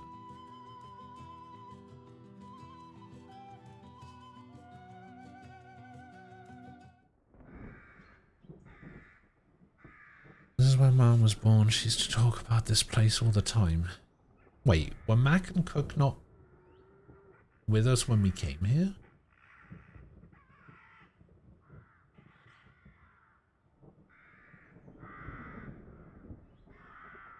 No, yeah.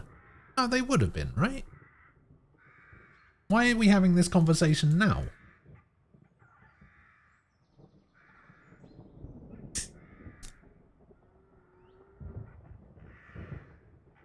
There's something scary about this place. I mean, it's been abandoned, so of course it's that way. Don't worry, it's completely true. It used to be such a nice place. Is it alright if I go in for a moment? There's a poetry notebook of mine that should still be somewhere inside. Just a simple notebook, but I want to keep it close since it contains the very first song Liram sung for me. The same song that Mom always sang to us. I bet that's the one. Alright. Shouldn't there also be a treasure here somewhere? This one? Sarah's present is hidden in the mansion's courtyard.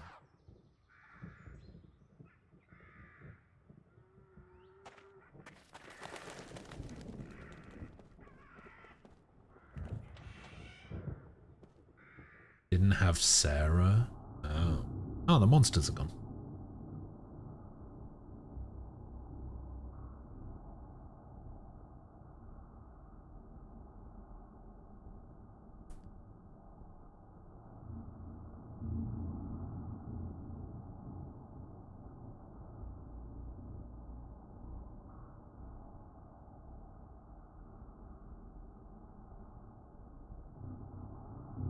To put Reem back in his CS4 outfit. Is that the black one?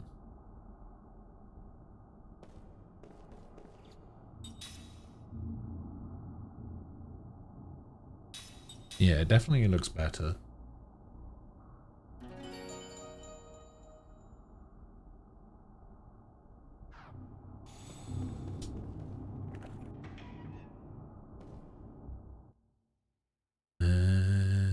The treasure is over here.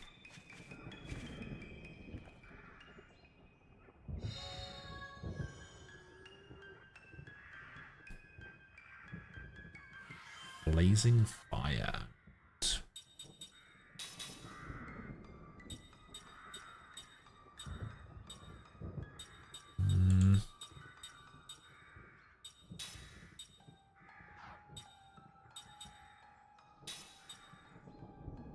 Oh, nullifies fire element.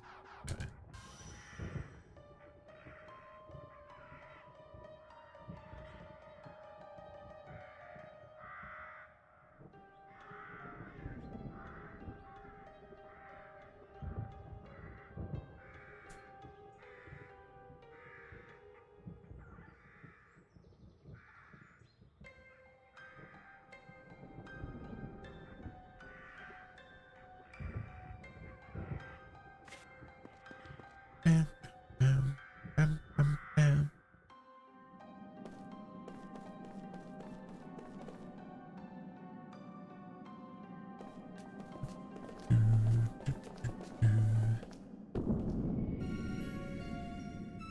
What the fuck is that?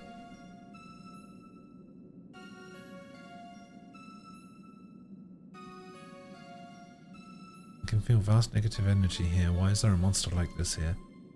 Oh, I know this feeling. Is it sadness? Is this the product of my own sadness? Sarah, calm down. This monster's feeding on sadness. All we have to do is destroy it, right? We'll help too. No, you fucking won't.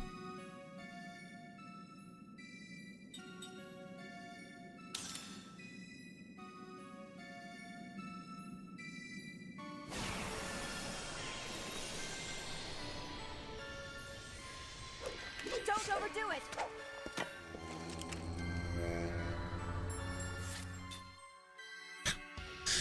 And of course, this thing's called Persona. Because of course it is. Imagine how fun Kaim will be when the world finally reaches modern times and he's in 100 different government databases.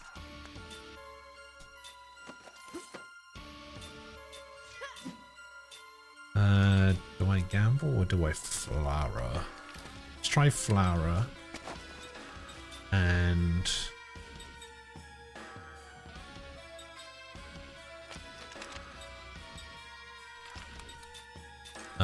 we'll try a gamble here.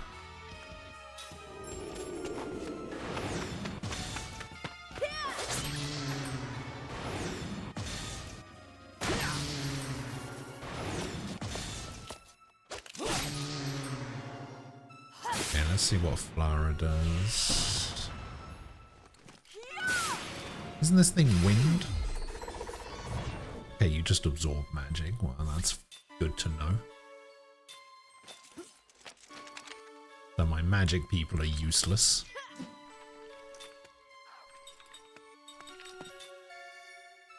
Piece of shit.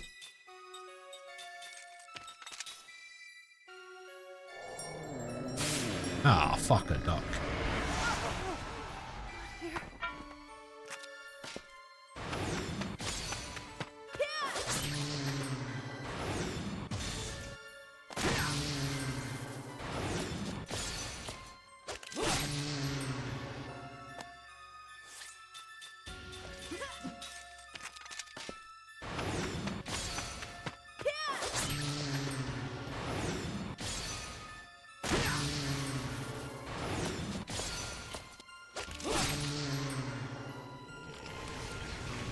Uno reverse.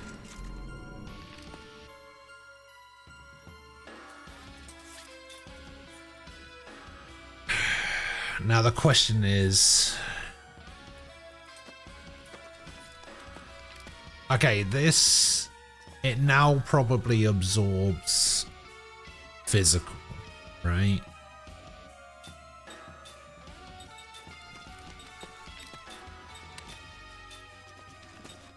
Let's just test it with said. Yeah.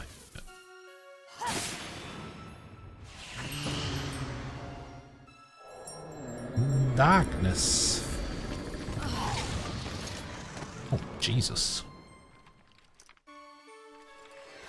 Rise from your grave.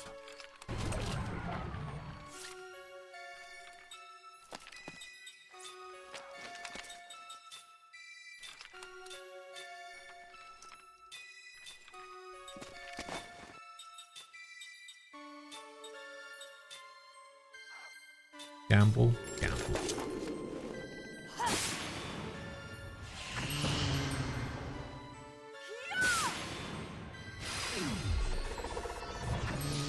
Ah, bad gamble. Ah, shit.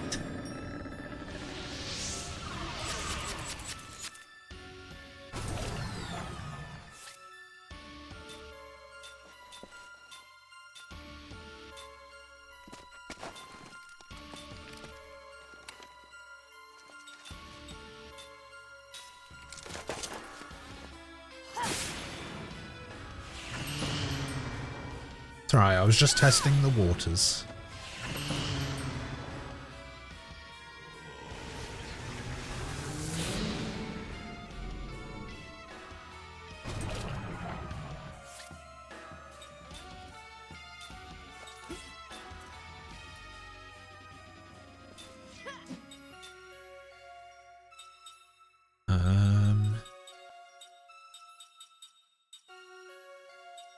Which one's the one that... Are there no, like... Okay, there are. I'm just going to use a cure roll. Find darkness, signs of petrification. Okay, we do one on Kaim. We do... Oh, you have double item. I forgot about that. Wait. Huh?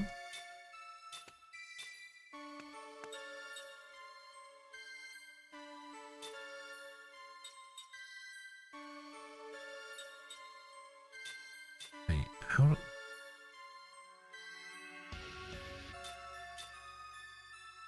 So cure all, double item, cure all. But on who? Who are you using that on? Do I not get to choose?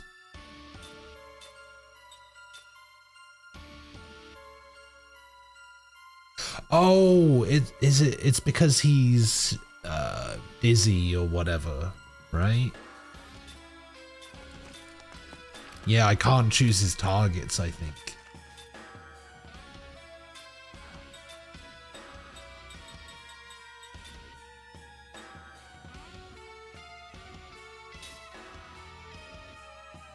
Okay. Okay.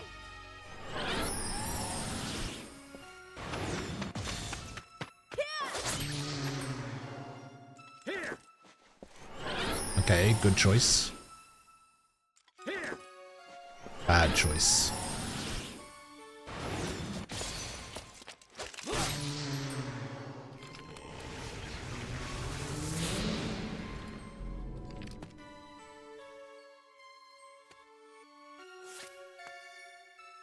Completely petrified.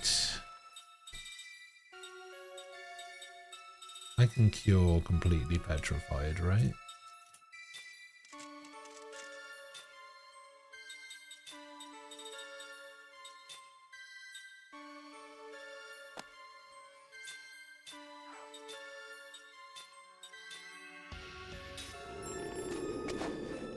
Okay.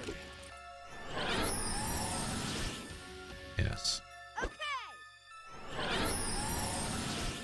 You're gonna darkness again.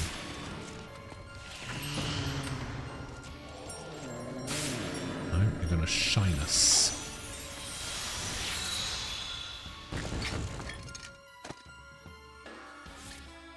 That's actually completely fine.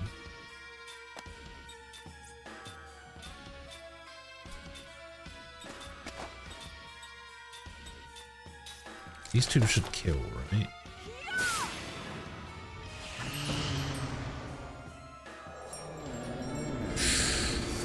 Maybe.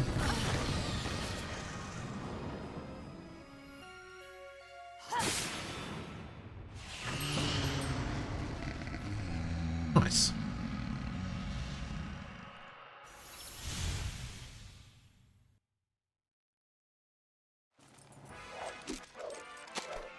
It appears I've still got a lot to learn. An 88 caliber magic rifle. Oh, there's actually an achievement specifically for killing that thing? Huh.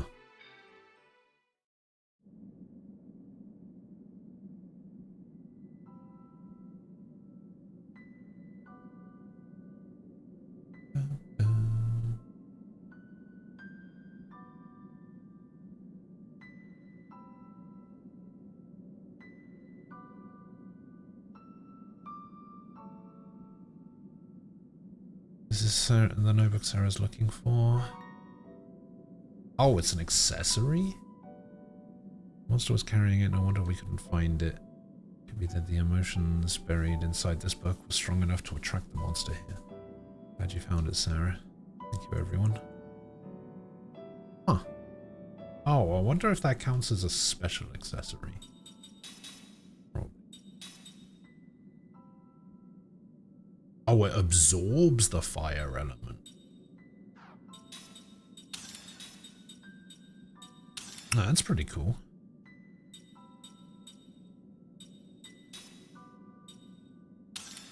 Boom. 88 calibers. There won't be any of the enemy left. True.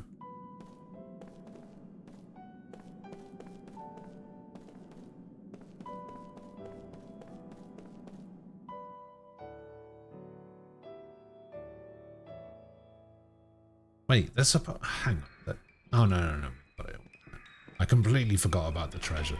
I was like, hang on, there's supposed to be a treasure here somewhere, and I was just completely forgot that I already got it.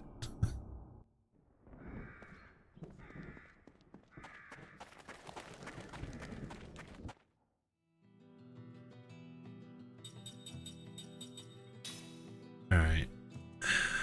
Let's see how we do against the things. Uh-oh. Why is it doing this? Careful everyone, we're in the home of the holy beast that's protecting this area. Holy beast? I don't think anything's nearby. Holy beast prefers not to show itself in front of people, but I can summon it with the sound of my heart. The holy beast existed before magic, even before Nomura was founded, in an age when swords and shields decided the fate of nations. Is the holy beast scary? Oh no, it's a majestic, beautiful creature. I've not met him in a long time, ever since my memories were sealed. But the holy beast has always been here, protecting mankind. Everyone should be on their best behavior. Got it. Wow, in that case, I sure would like to meet this holy beast. I imagine you would. I haven't seen him in a while myself. Would you like to pay a visit? Fuck no.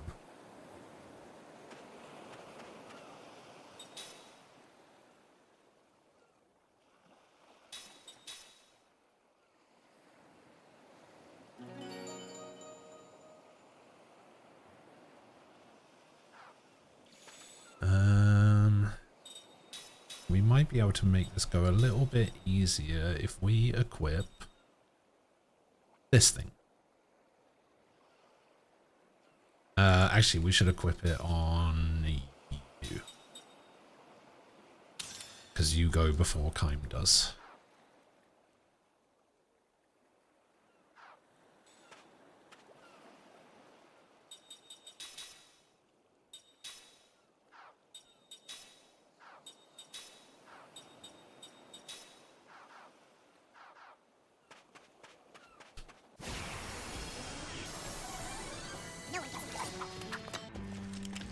That is not the thing.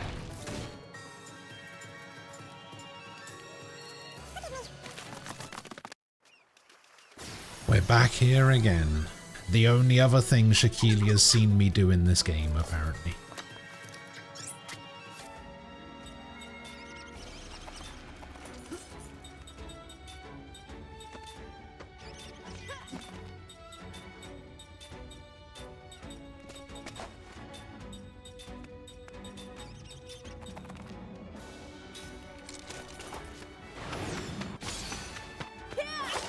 Ah.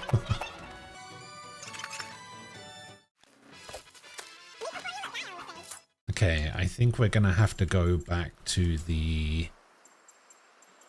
tried and true casting support strat.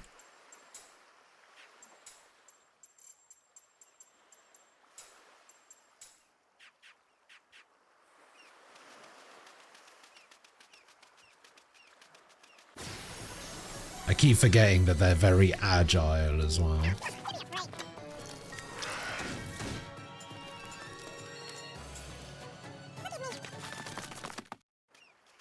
At least that guy won't one-shot me now like he did last time I was here.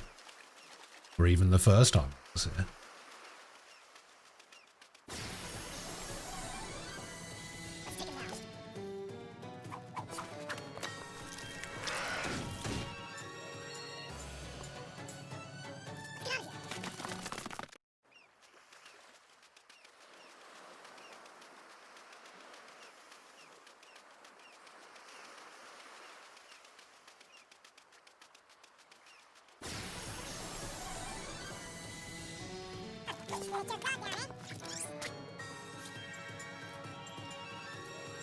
Casting support Ming, casting support Sarah, gamble, defend,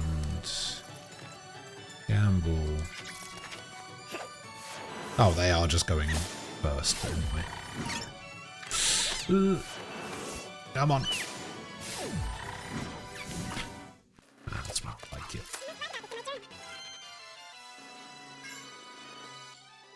Double loot, double gold, fireproof.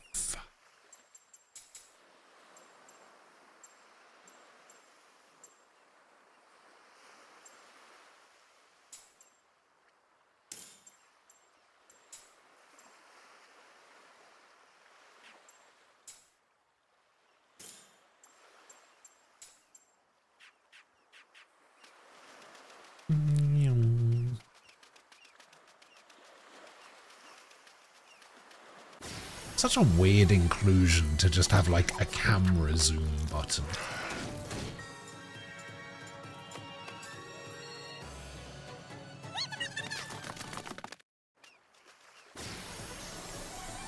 Oh, I forgot to do this skill set.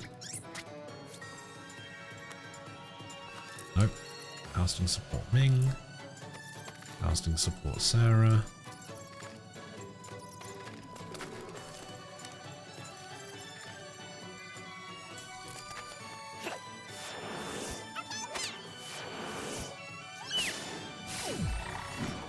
Nice.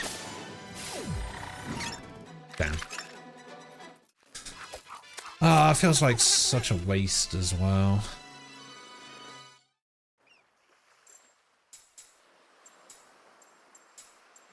We'll go back to learning double loot.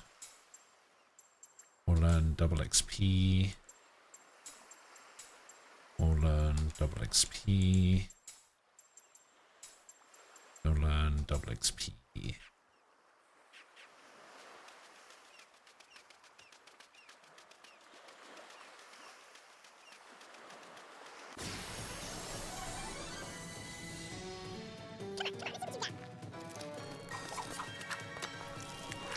Ah, come on, man.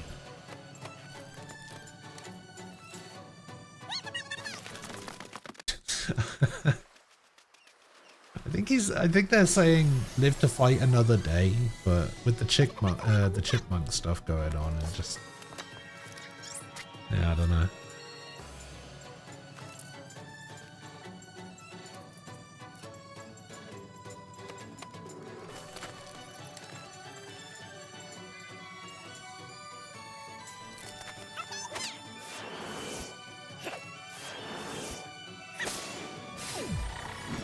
Nice. Come on. Oh, so close.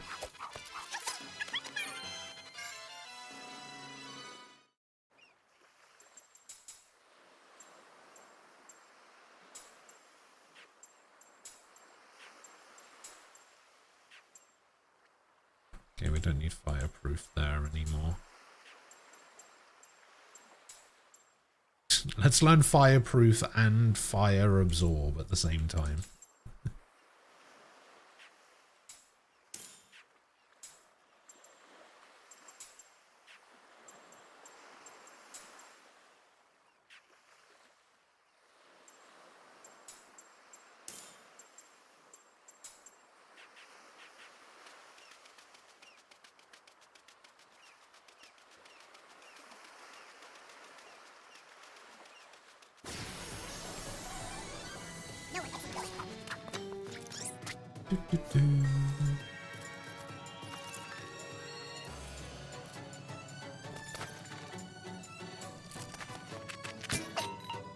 Bonk. 60? Uh-oh.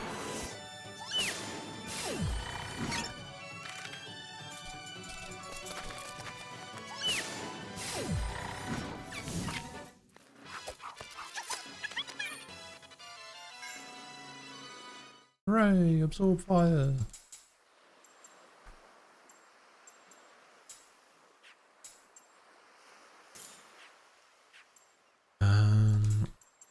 I want to also give you a way to use spirit magic so that it says at least doing something rather than just defending.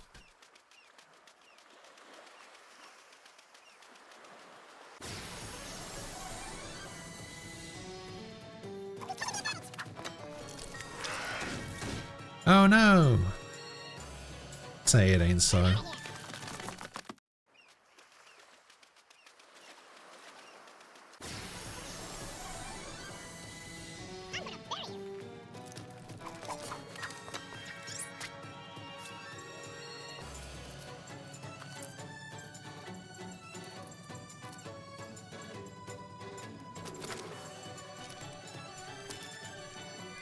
His casting is probably even slower than the others, though.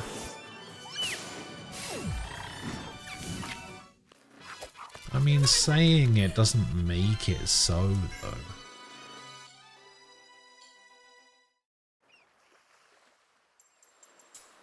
Okay, somebody just learned double root. He did. Let's give you double XP.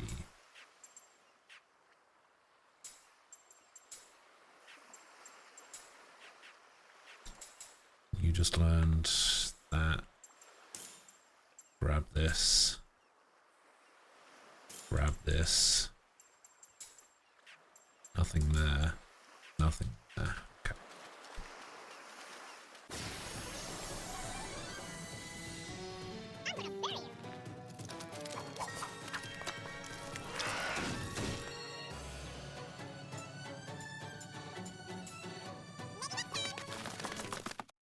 Who's Arios' VA? Ah, who indeed? I don't know why you wouldn't just look it up at this point. Is there anything that you're trying to avoid specifically? You're basically at the end of the game.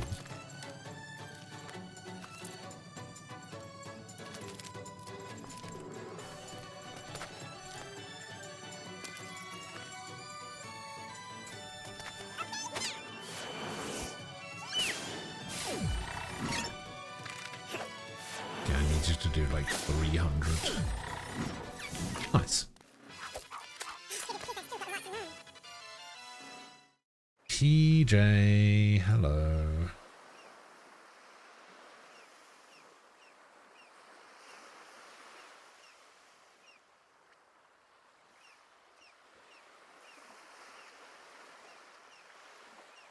Well, I was just in the process of doing it.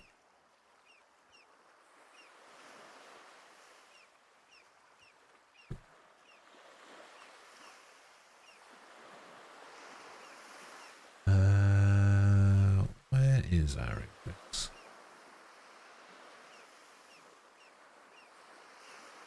Arios is... Can't even find him on the list.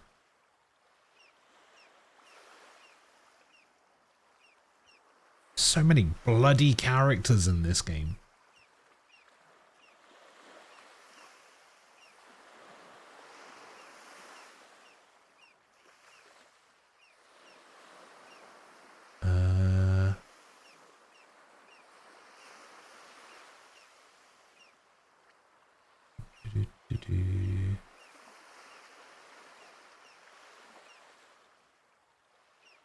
Where the fuck? Oh, there he is. Oh, that's why. Nice. Alright, Squall, see you later. Have a good night.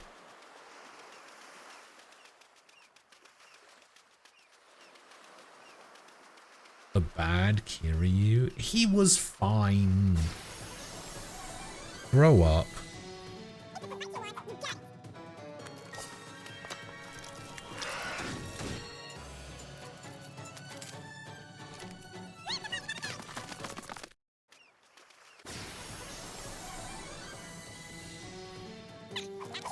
You know, I just realized I forgot to replenish my mana items that I was talking about yesterday, and now that I've said that, I think Squall mentioned that earlier as well. But I didn't know what he was talking about, and he decided not to explain himself.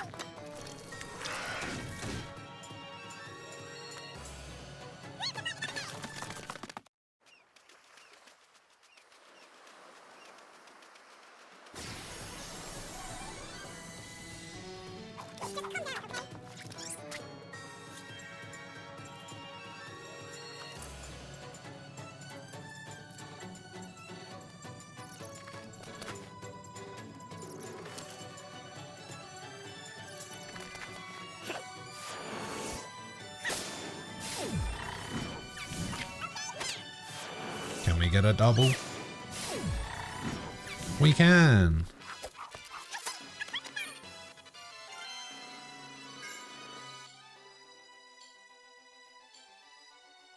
Oh my god. This man learns 3 accessories. Alright, stop whatever you're doing and learn 3 accessories immediately.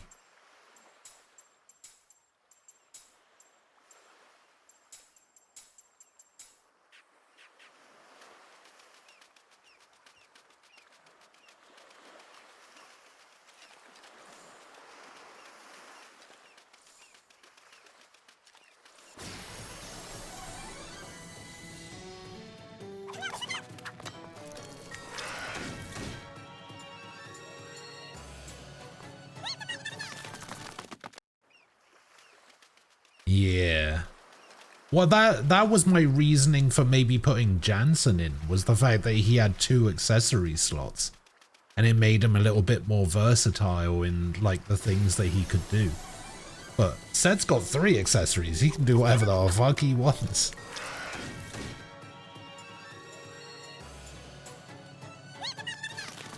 Okay, I have a question, though.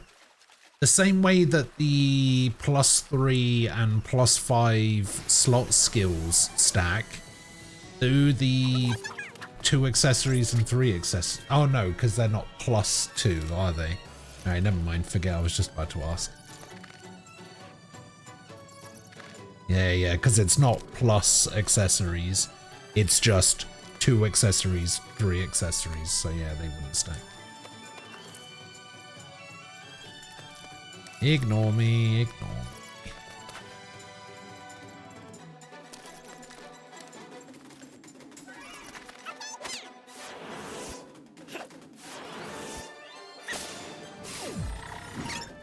Oh, so close.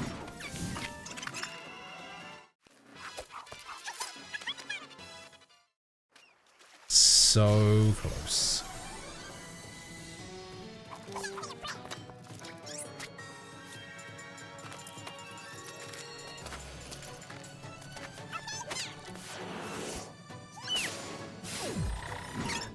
Nah.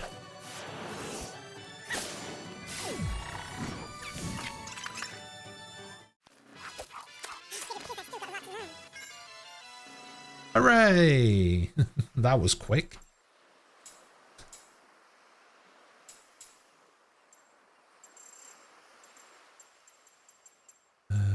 Three accessories. 3 accessories. 3 accessories.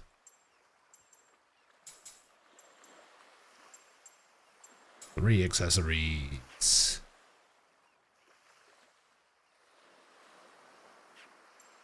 God, now I have no idea what I'm gonna give him. I've run out of space.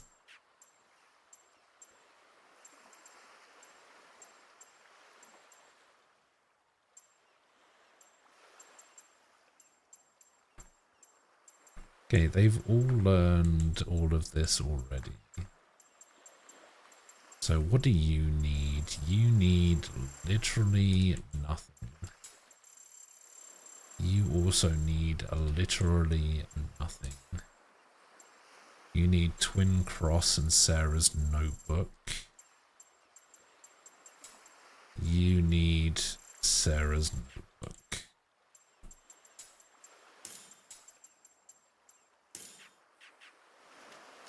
I haven't even got to the good part yet. The good part of what? Here's a challenge. Make a 7-person team using only members of class 7, both new and old. Dream this, take up one of the slots. That doesn't seem that hard. Oh, I knew I was forgetting something.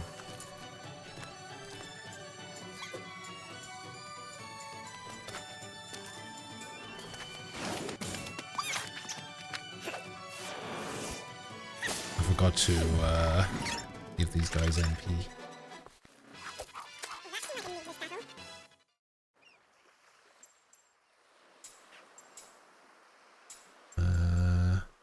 Oh yeah, I definitely need some MP healing items.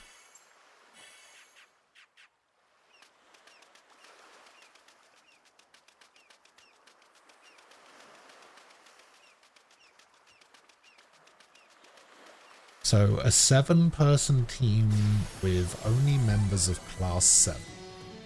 Alright.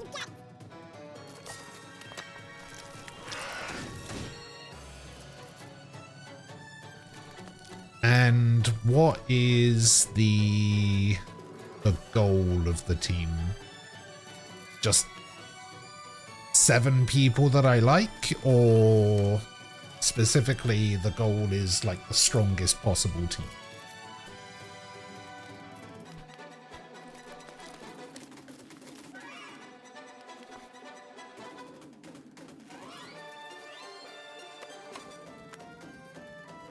Green, Alyssa, Muse, Crow, V. And the other 2?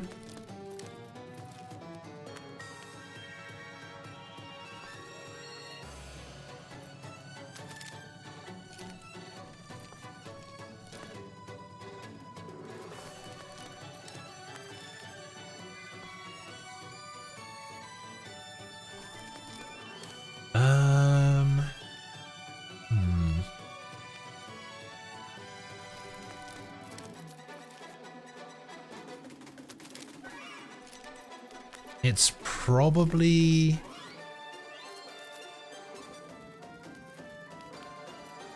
Let's see. 1, 2, 3...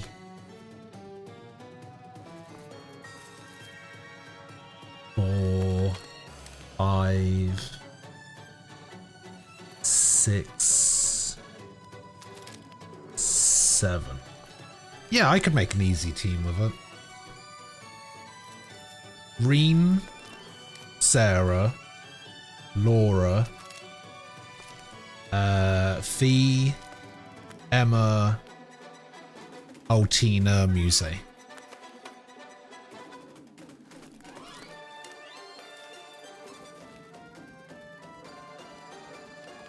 Can't believe you didn't include Sarah in yours. That's crazy.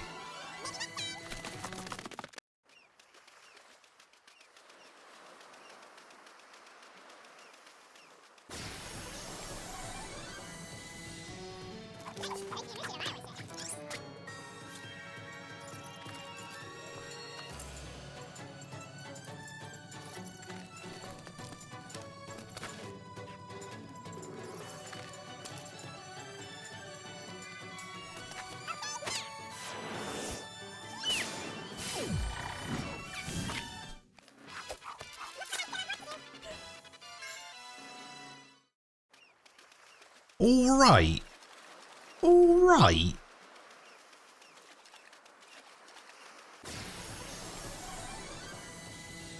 Fucking alright.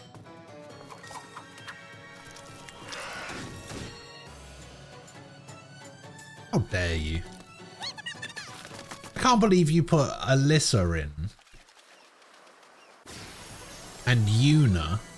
And Eusis. Over Sarah. Oh, she's alright.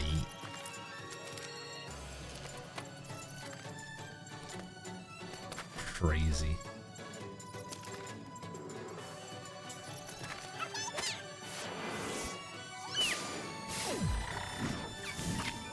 Come on, get the double. Nice. Oh, actually, was there even any point in me doing that? Because I forgot to change the skill link, didn't I? Yeah.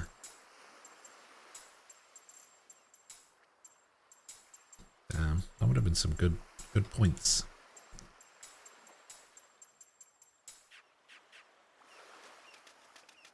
He's especially due to order. I think he's had some of the best character development in the series. In the entire series.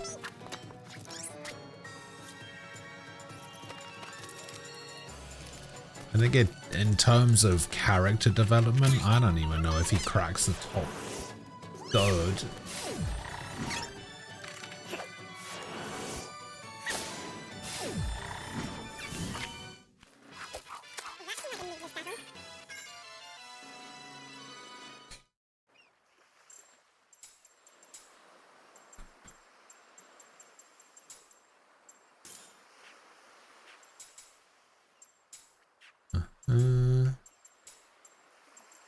So now you just got the really shitty ones to learn. You've just got the really shitty ones to learn as well. Oh, you still got double loot to learn. He used to be an obnoxious rich douche. I mean, he still was that. Just slightly less so. He was just nicer to Machias after a while. That was like his entire character development was just he was nicer to Machias. And even then, not by much.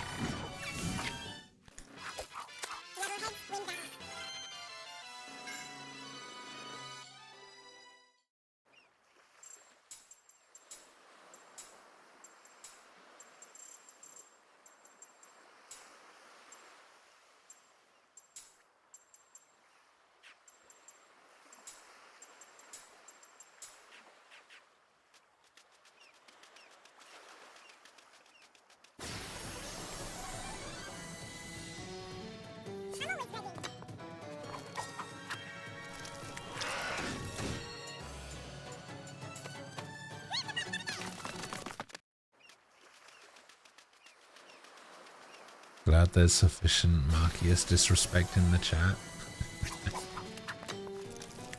For good reason.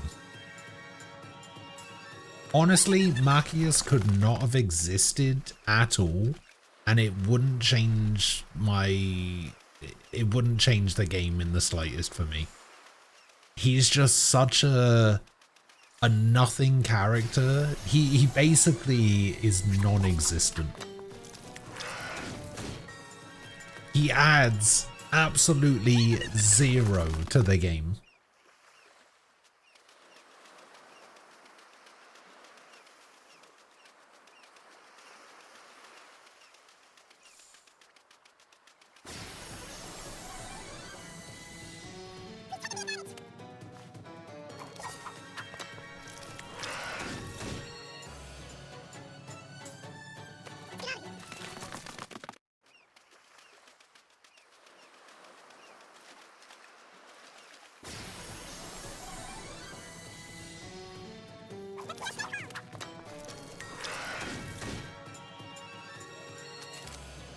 You know, those characters aren't secret. You can mention them by name.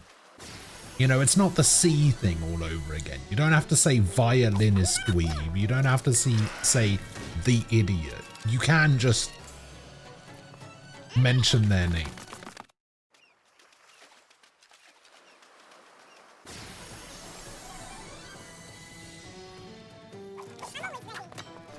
Oh my god. Okay, I think I've killed all of the silver things.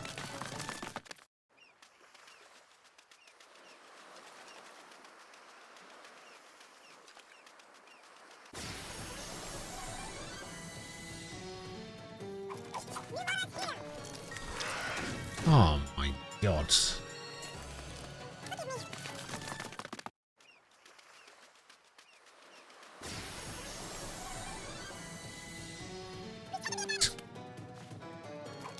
No, it's not a spoiler chat. That's the point I'm making.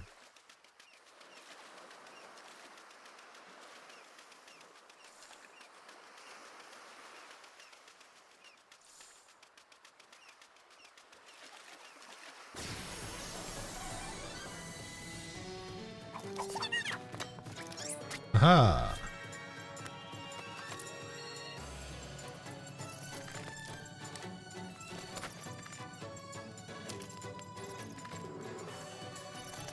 Wait, no, I didn't mean to do that.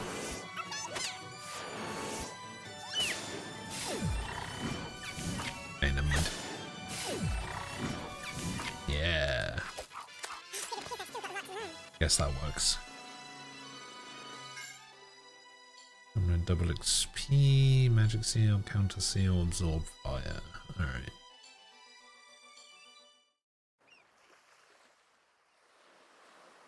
Said has stopped leveling. Maybe I should start leveling some other people. Is there anything I'm learning from Ced that I'm particularly invested in? I mean, double gold, don't really care. Counter seal, don't really care. I mean, there's nothing I need from Ced.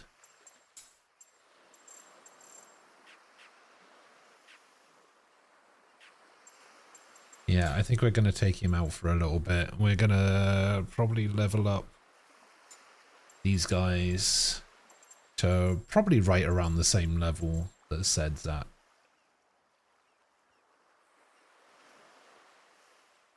Is there a way I can do this?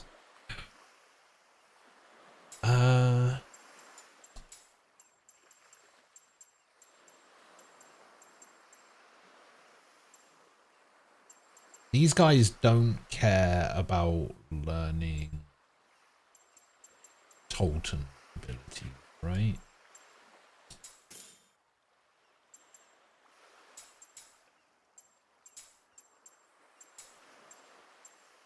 Power guard nullifies enemy absorption, counter guard.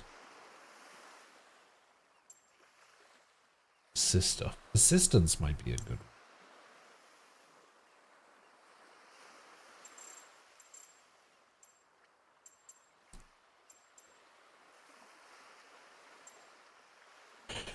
Yeah, I don't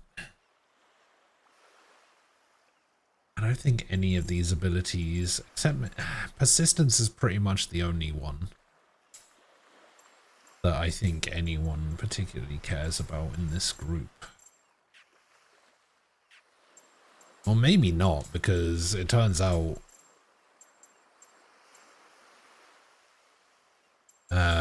Seth already has it, and I didn't even realize.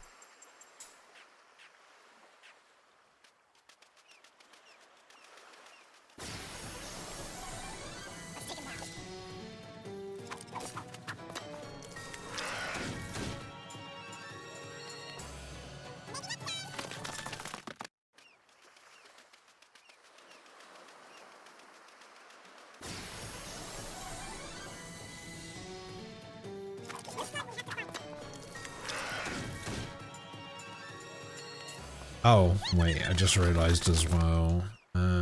This is probably a good time for Seth to put double SP back on.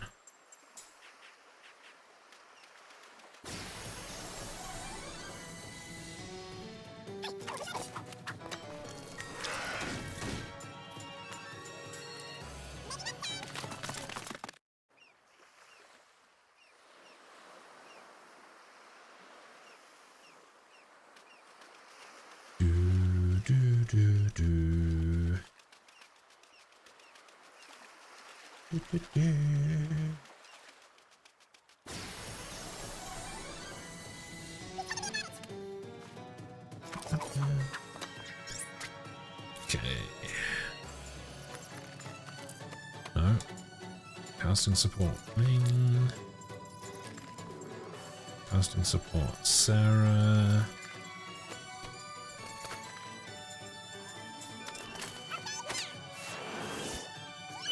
Yeah. Yeah. Nice.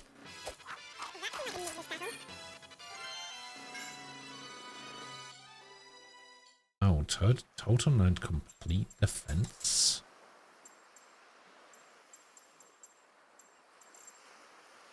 Nullifies all damage for a while. Just not very specific there, just for a while.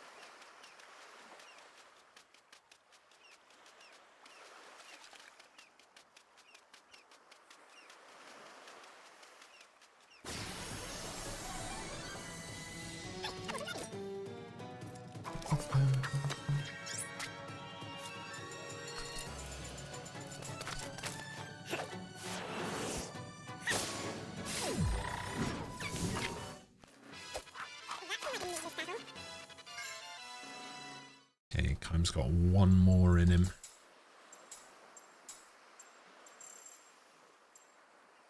Let's go for Absorb Guard.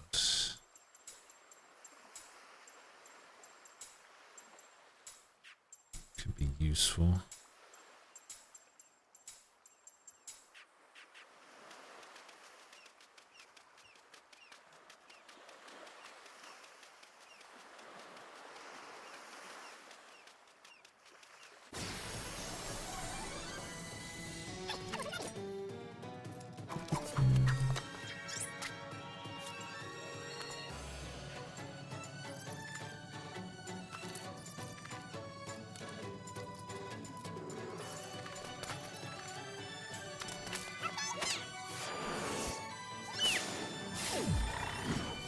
Nice.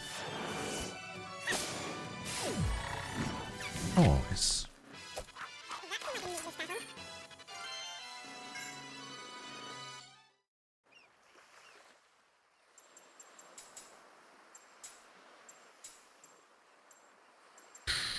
Yeah, none of these. Let's go a wood medal, I suppose.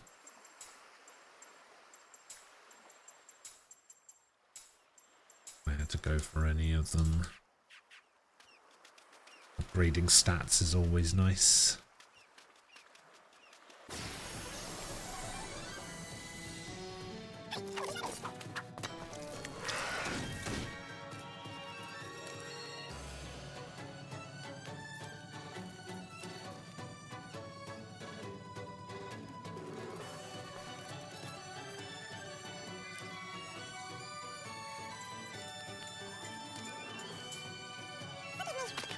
Oh yeah, my mana. How about that?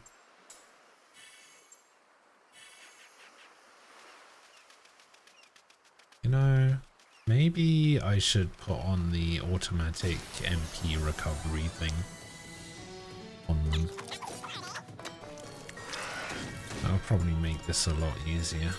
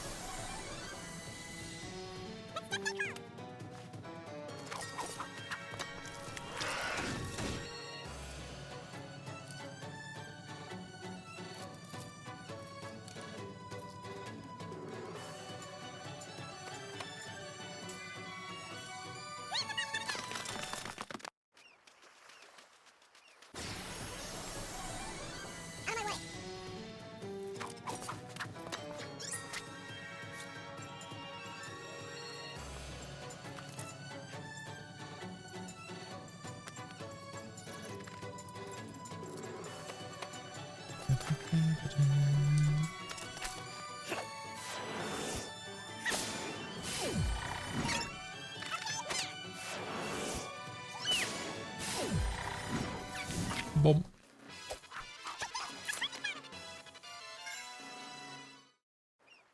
Award medal. Wasn't even enough to get him a level.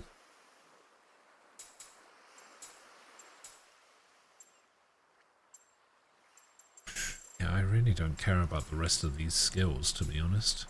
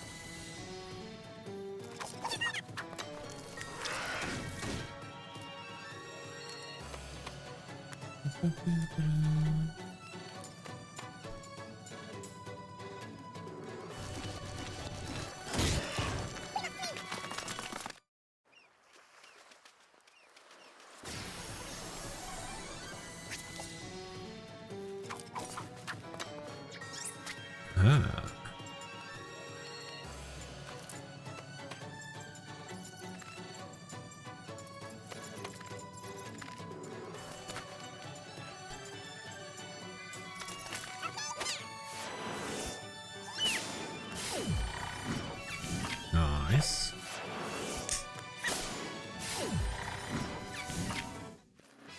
Nice.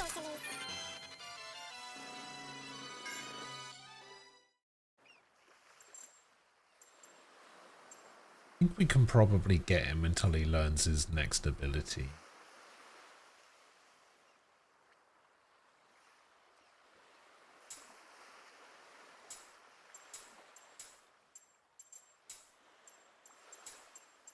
See if it's worth using, and then if it's not, we'll swap him.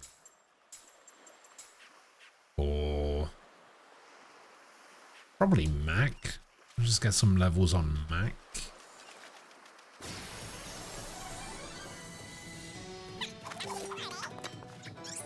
Seems like most of them are learning abilities at the same level. So we're probably looking at 48.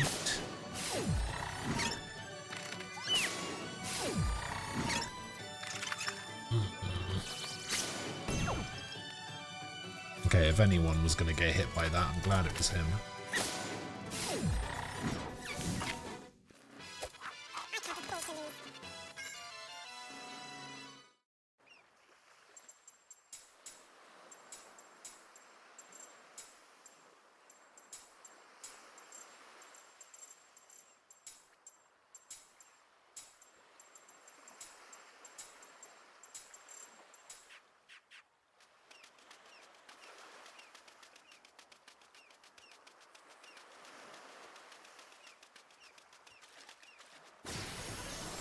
Oh yeah, I mean, why wouldn't he?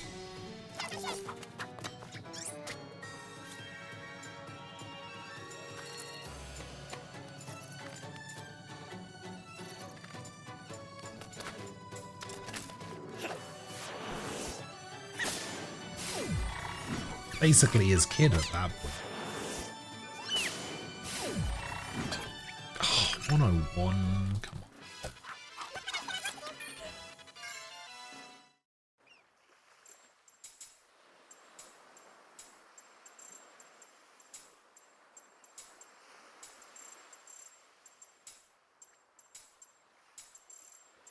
Cess actually nearly learned everything. Tolton. Oh, she would have got SP from when they were in Ura together.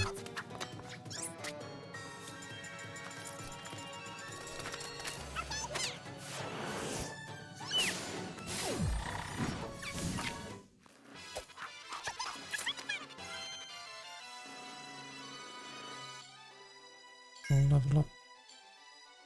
Oh no, there's Tolton's next ability. All hit.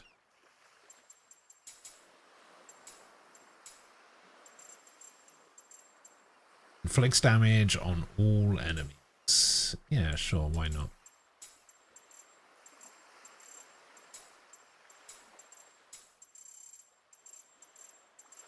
I mean, it's not particularly good for these guys, but...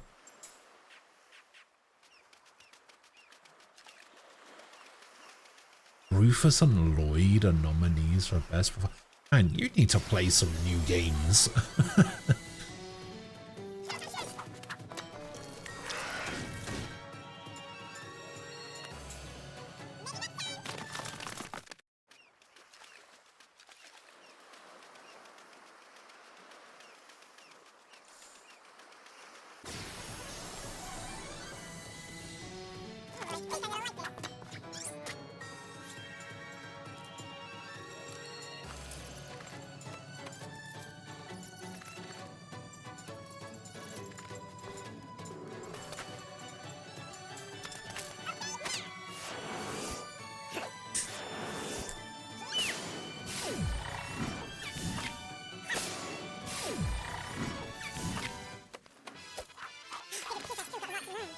Yeah, and you somehow still haven't finished it.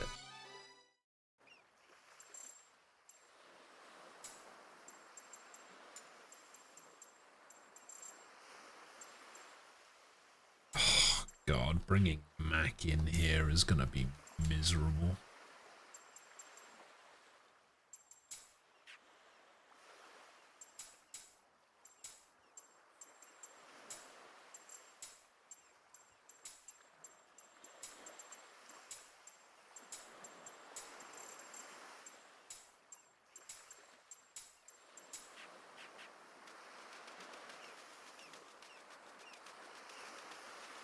At least he's going to level up fairly quickly.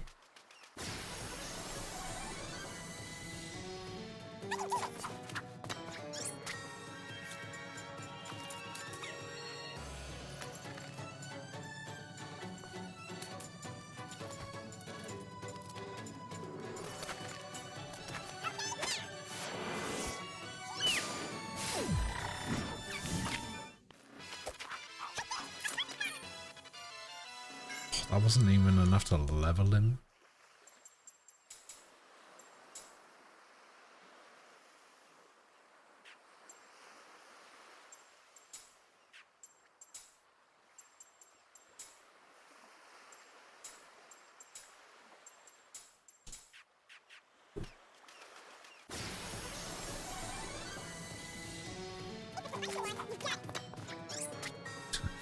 Didn't feel like it when I was playing it.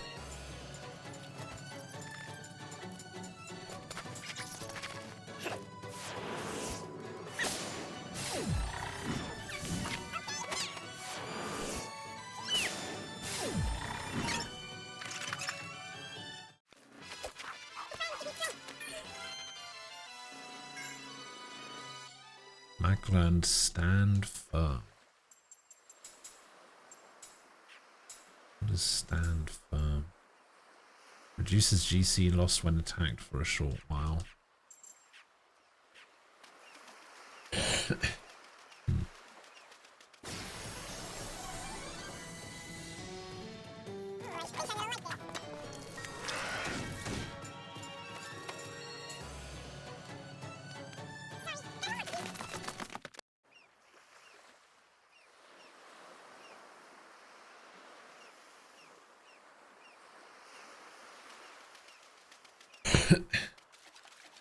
Well, how much testing can you realistically do? Do you even know what your second deck is yet?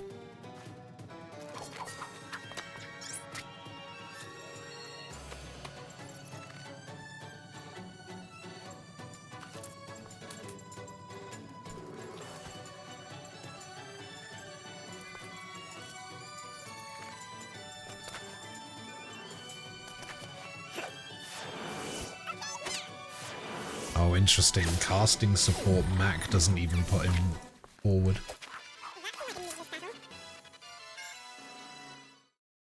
Did you... You haven't shown me the mono ice deck yet. I think I saw the mono water, but I don't think I've seen the mono ice.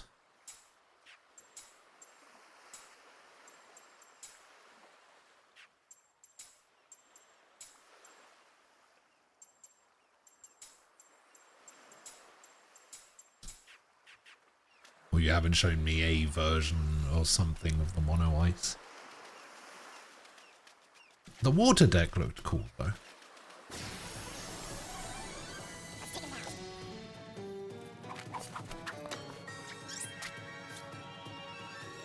Ah, shit. Ah, damn it. It's over. Fuck. Damn, that was a good one as well.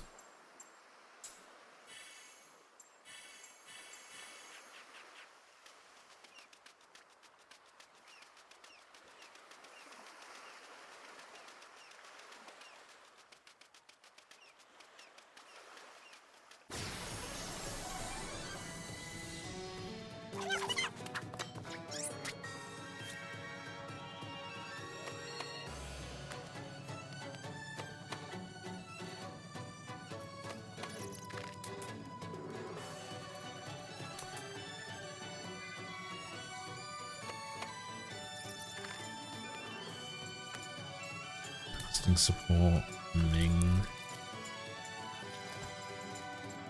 Casting support, Sarah.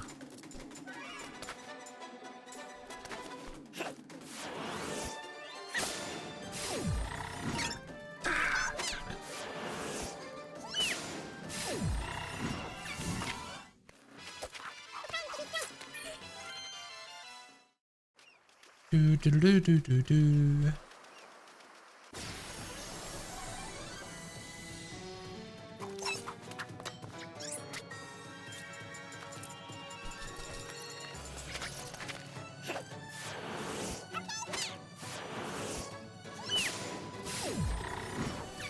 Alright, have fun. Oh, nice. Okay, everybody learn stand firm. I don't think you have anything more you can learn. You don't have anything more you can learn. You only need these 3. Oh, you also only need these 3. Okay.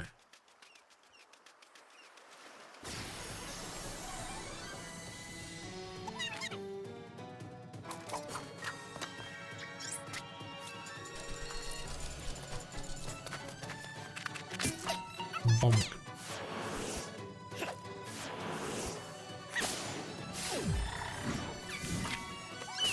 He's killed. Damn.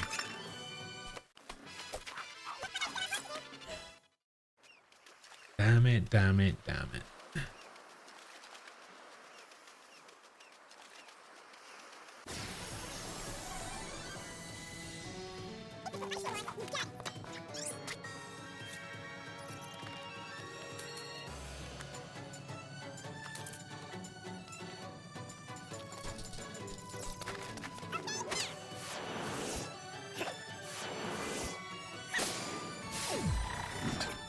89. Oh my god.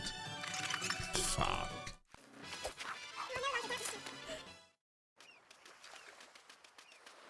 You know what? Let's cut down to auto MP recovery. We'll set skill hit to auto MP recovery. I actually don't know how much it recovers.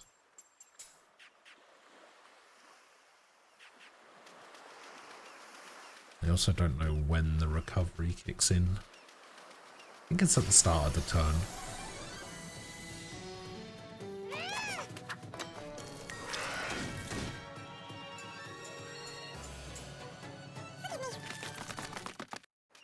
Just don't get it if you run, I guess.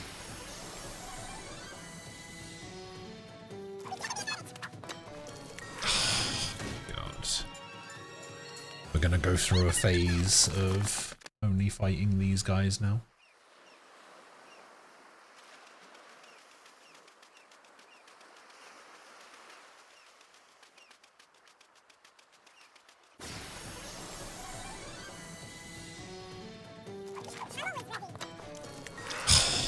Come on, 3 in a row, really?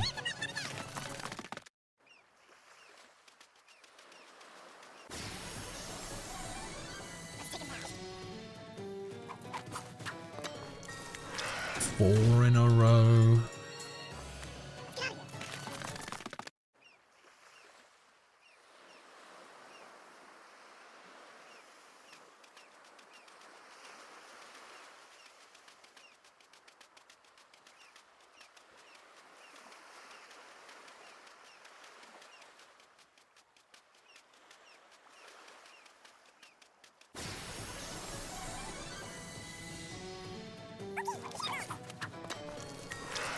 Jesus, man.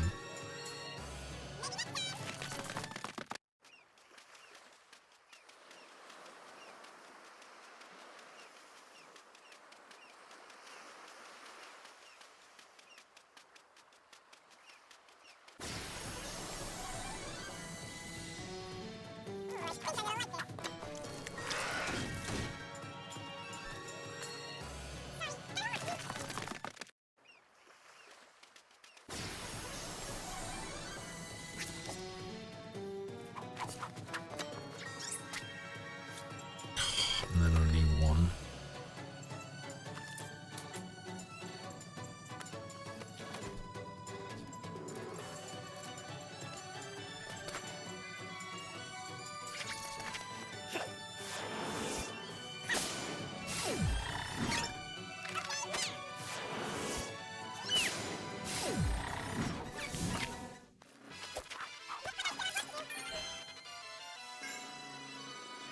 Learned level 7 spirit magic.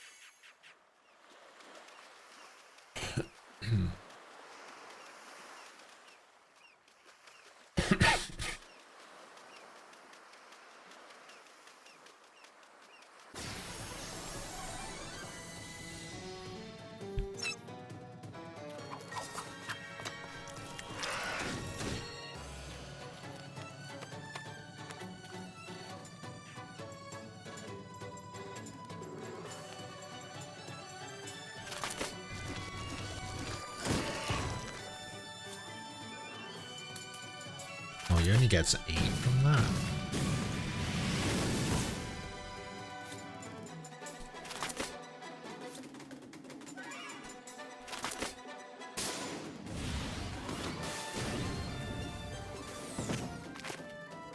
Oh, Mac.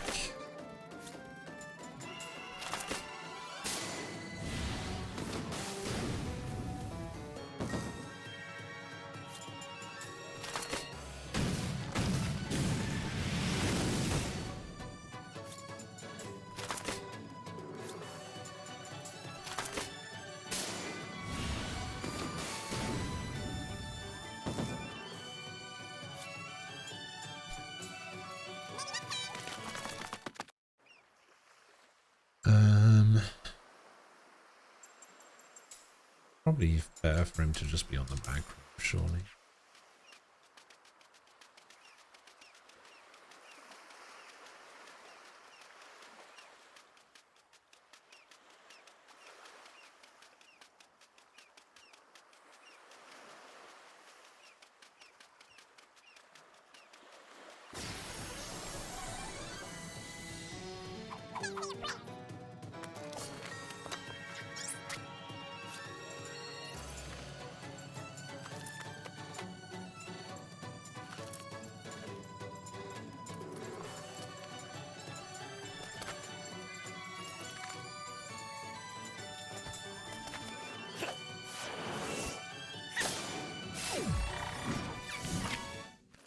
Nice.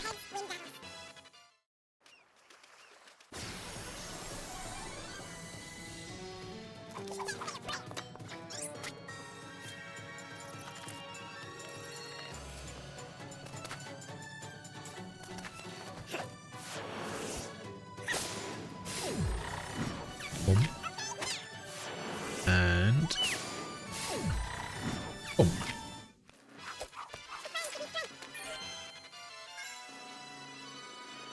And they all learned level 7 spirit magic. Nice and easy, just like that. Alright, nothing more for you. Nothing more for you. We've only got these 2 little ones to... Well, actually, they're not that little.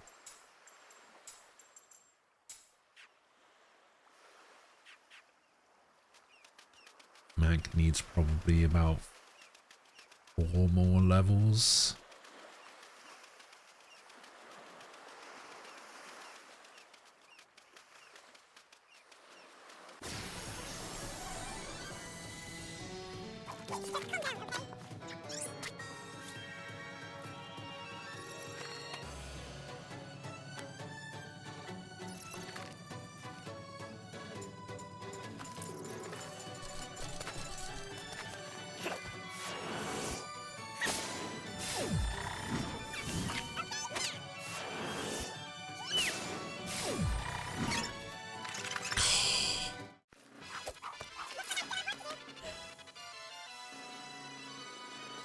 Okay, he's getting 48.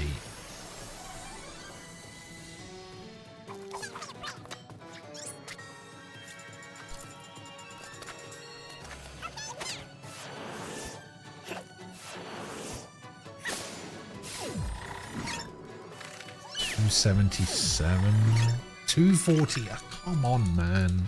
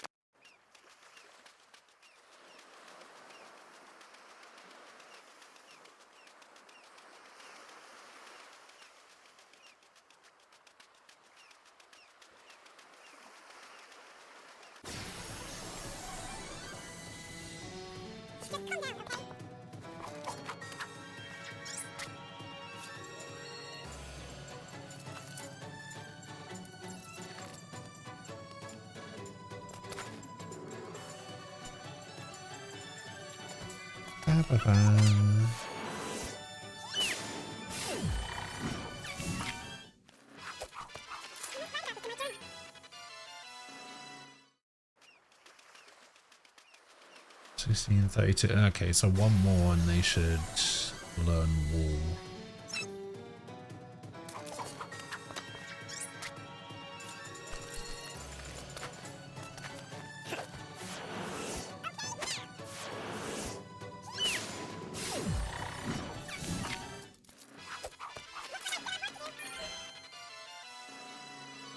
We got a level up.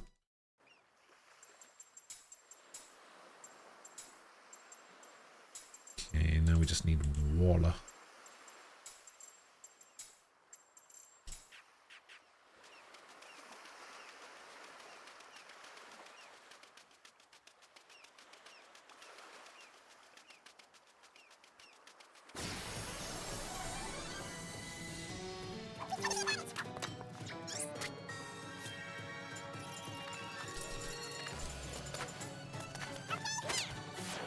Come on. 979. Probably lived on like 10 HP.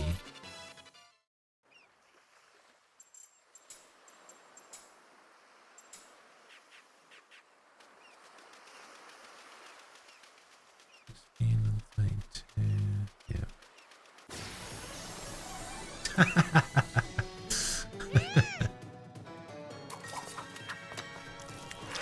I mean, I've heard rumors.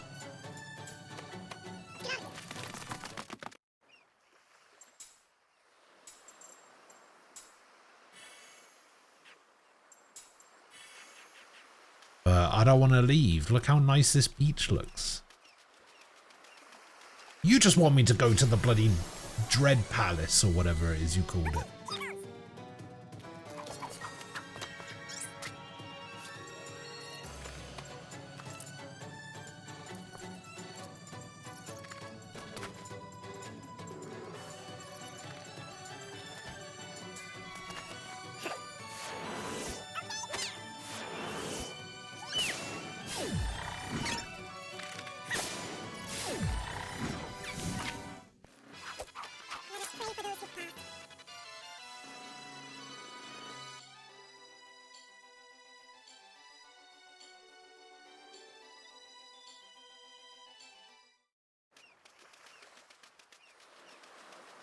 Maybe you're just sick of it. Well, maybe it shouldn't be so good.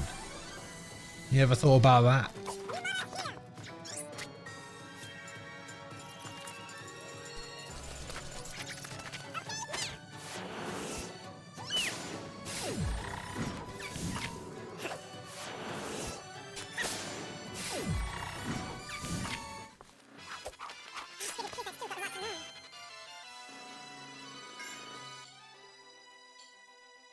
Mac learned 3 combo. That is 3 combo. Oh, it's just combo, but 3 combo. Okay.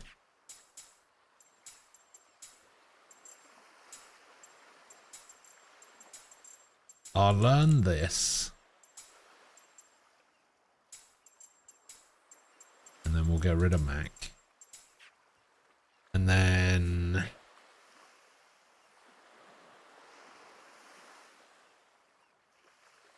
I don't know. We'll get Cook to 46. We'll get Jansen to 46. And then... Does Jansen even learn anything at 46?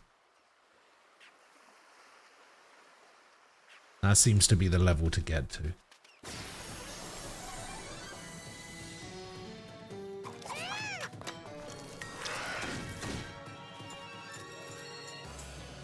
You could say it's taking a toll on you.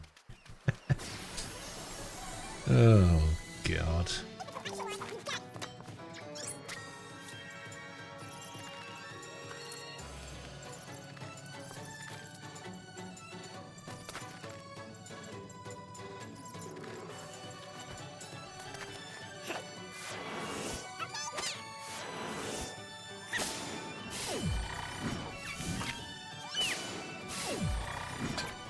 $41. You fuck.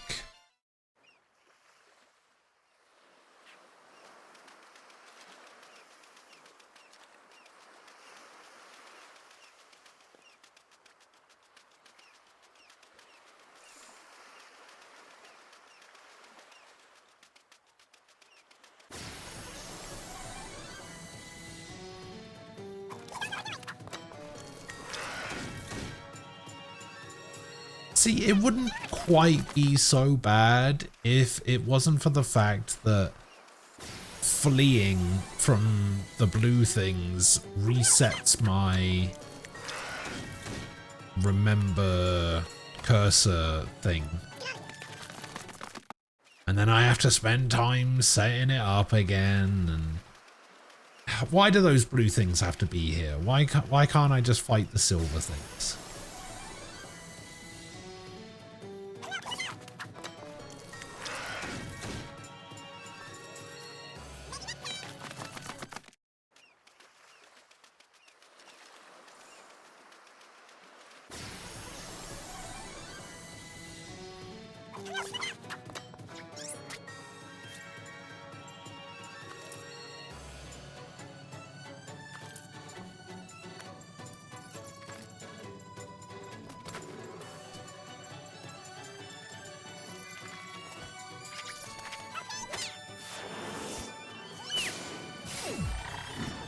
See, if I was just learning skills, I'd say fuck it and I'd just go somewhere else.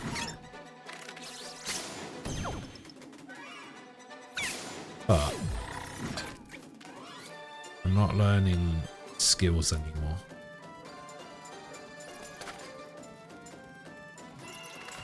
Or at the moment.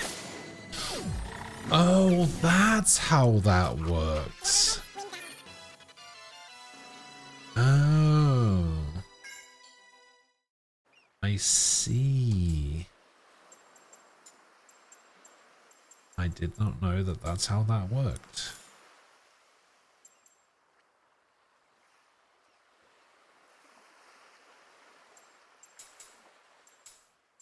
It doesn't work like a... it's like a channeled ability.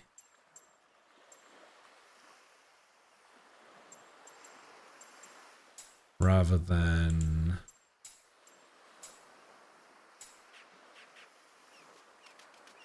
just one that you use once. You know, I am starting to run out of mana items, to be fair, so I may have to, as soon as I run out of mana, I have to leave. Actually, I don't have to, because I can just save and reload. So technically, I never have to leave, ever.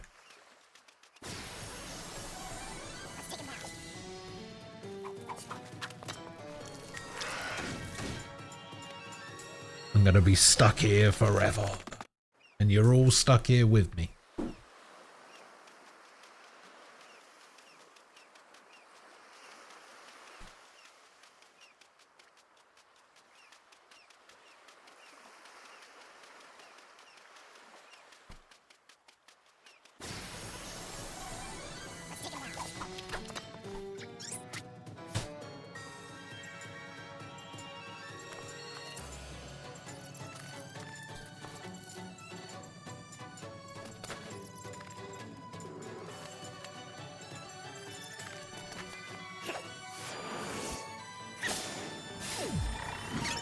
Oh, come on. Is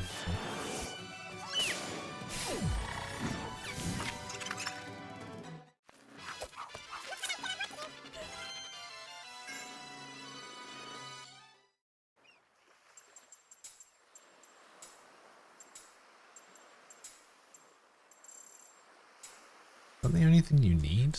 Oh, it is. You still need concentrate.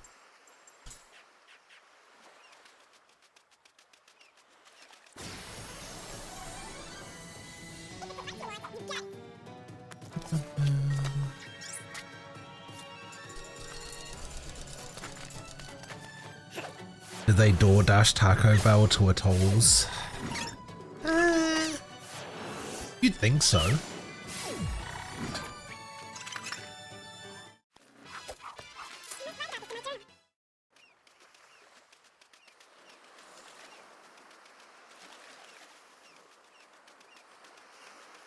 I mean, if you can get a pizza delivered to a beach, then you can get Taco Bell.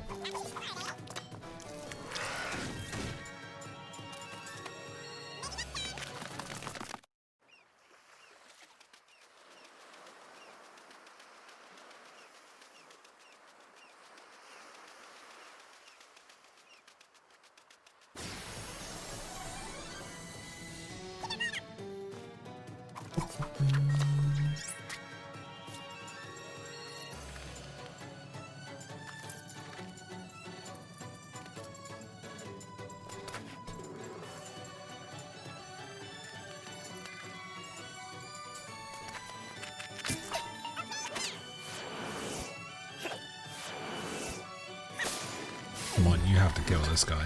134, no. Okay, that's better. Nice.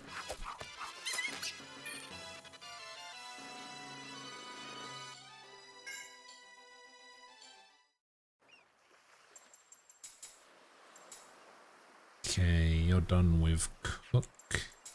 You're done with cook. You're done with cook. You are cook. And you just need a level 7 magic.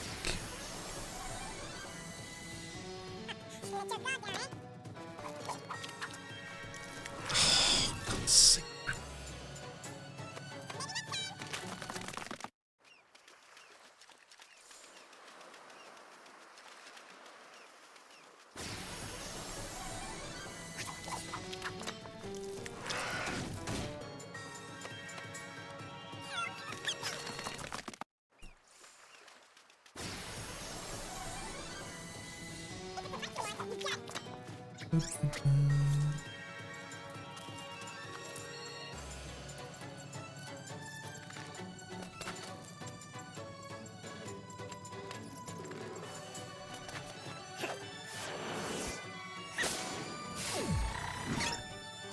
Oh, come on. That wasn't much better.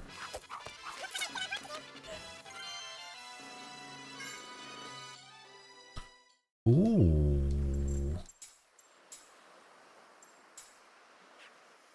Really?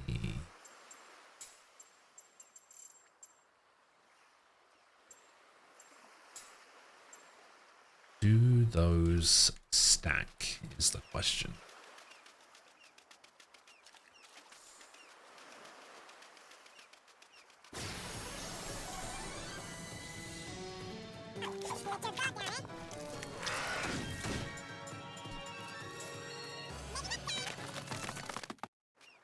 Okay, so we need to learn this. Actually, we don't know why I'm not getting these guys to also learn this.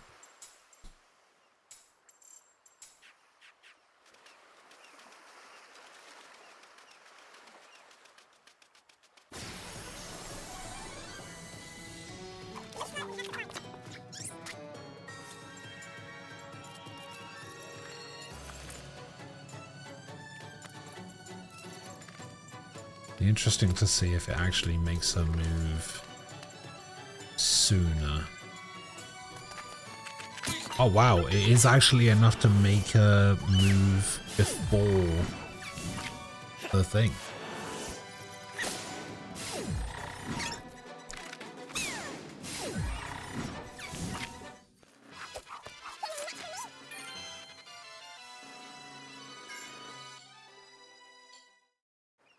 Which means I may not need the casting support skill anymore.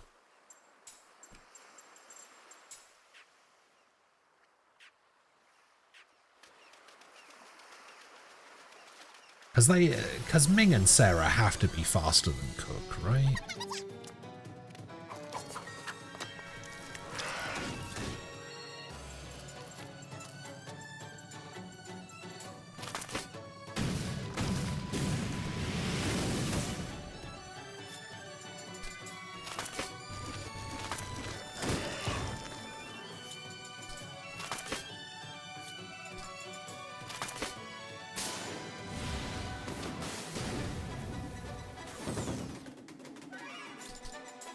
Sworn Cook was going to die there.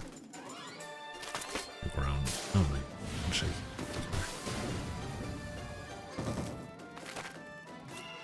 Cook dying is not a big deal.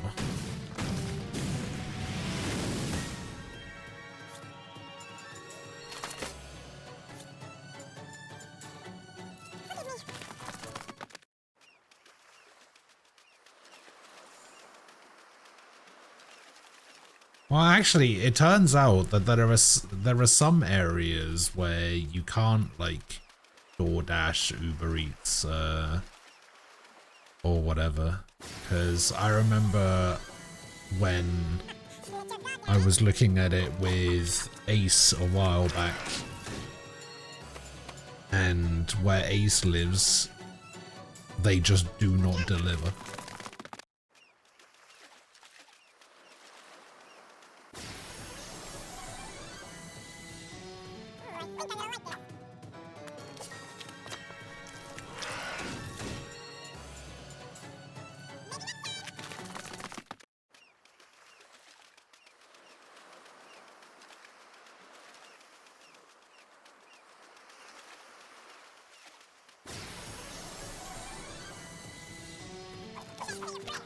Yeah, Ace basically lives in the ass end of nowhere in bloody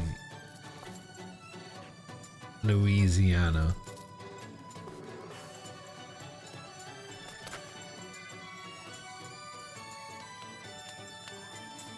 Where the entire town is basically one street.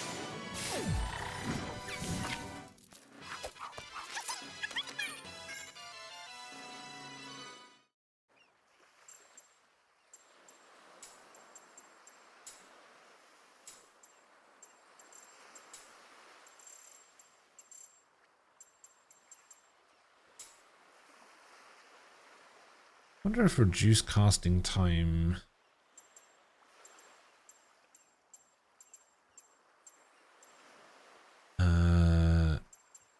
gets doubled up. I wonder if reduced casting time stacks.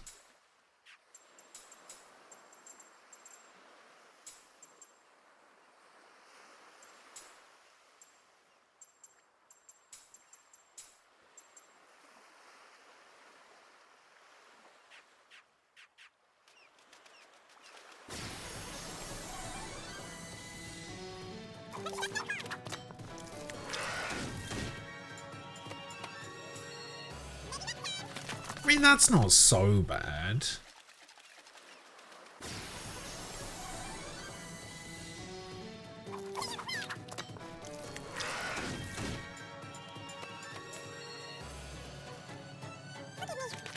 Like, yeah, Ace lives about 20 miles away from, like, a pretty big-ish city.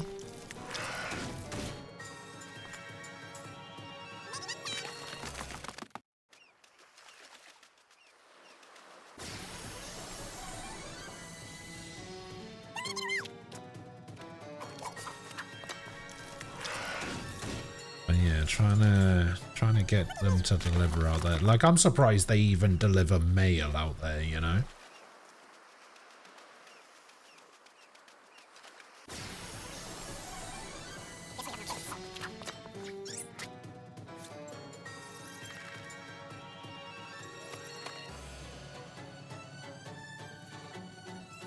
Alright, let's try this without casting support and see what happens. We'll casting support Sarah because she doesn't have the skill, but...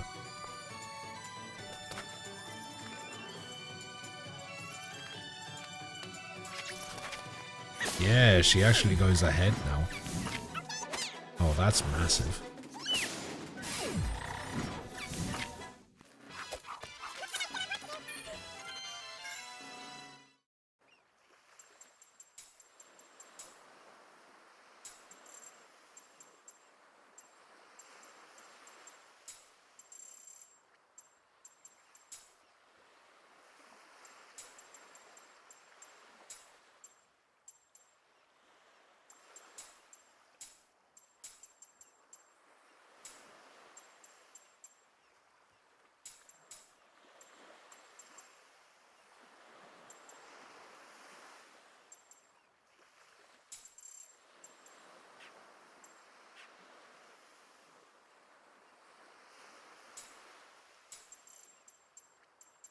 Get rid of this now.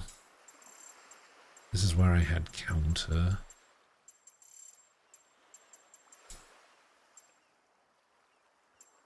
Auto MP recovery is where I had skill hit.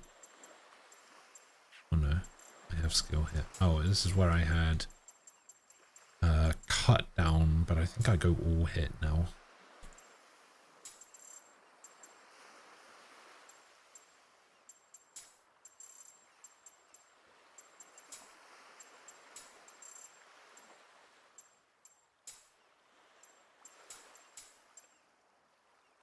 This gets replaced with slot hit.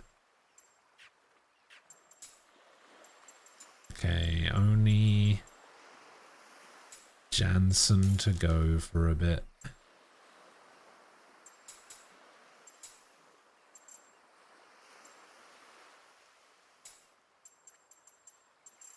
All he has to learn is drain shower. Oh, all anyone has to learn is drain shower.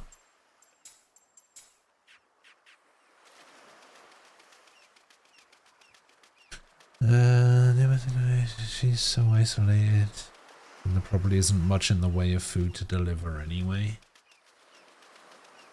Yeah, like, well, I mean, the only places that can deliver are from the city.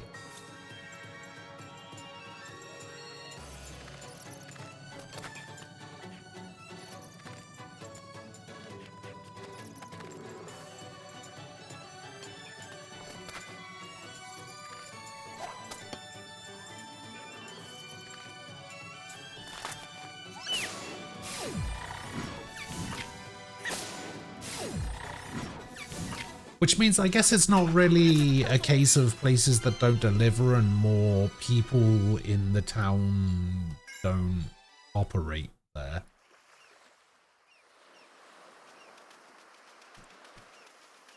Like, DoorDash doesn't have any drivers in that area.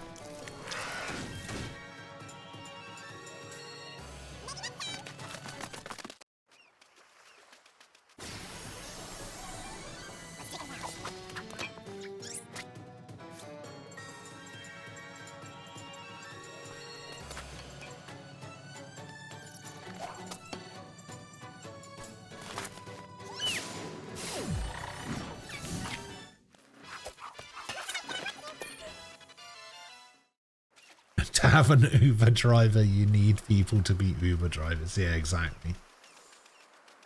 Exactly.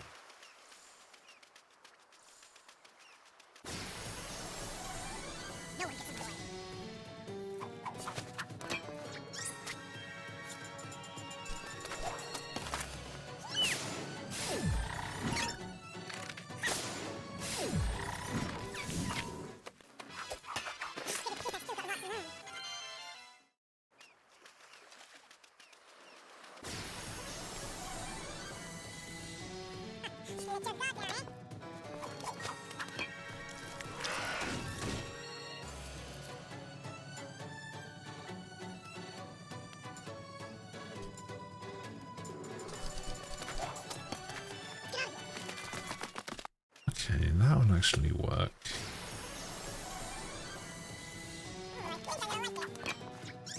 We can do that instead. Yeah. Come on, do at least 400. Nice.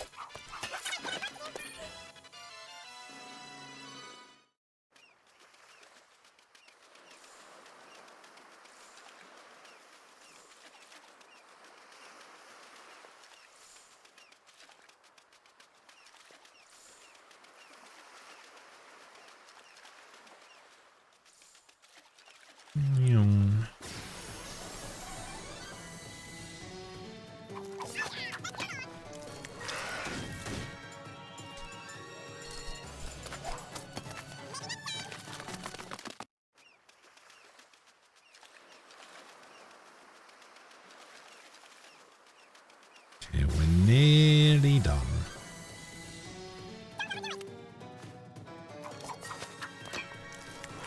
Nearly done.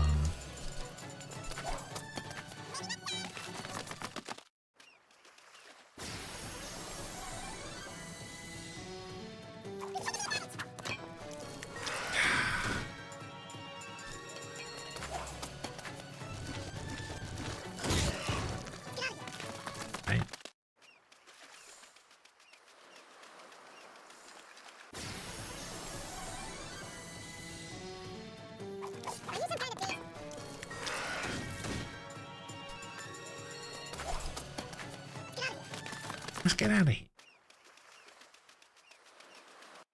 Oh, I didn't actually mean to do that. Okay, I guess technically we were done, but not really.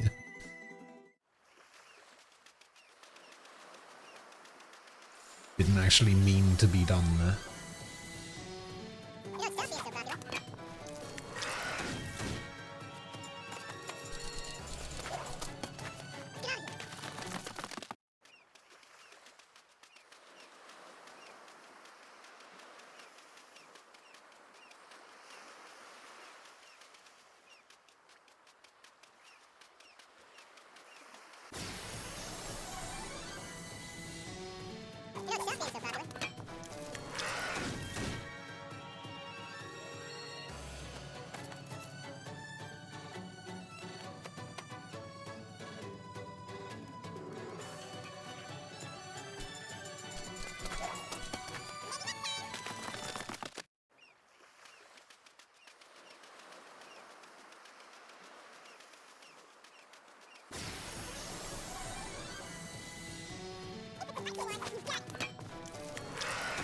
Oh, come on, man.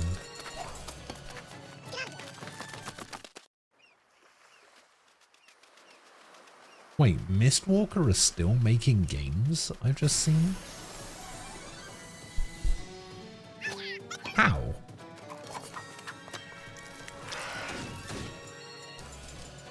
How do I never hear about any of these games? Oh, that's why. Okay.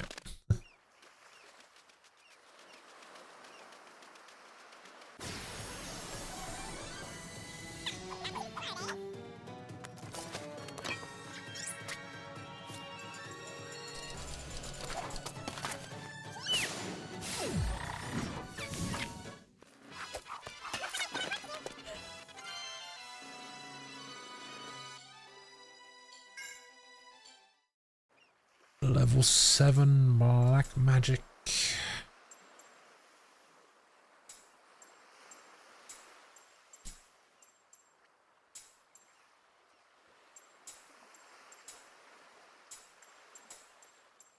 Okay, this will be the last thing I learn, and then we can go onwards.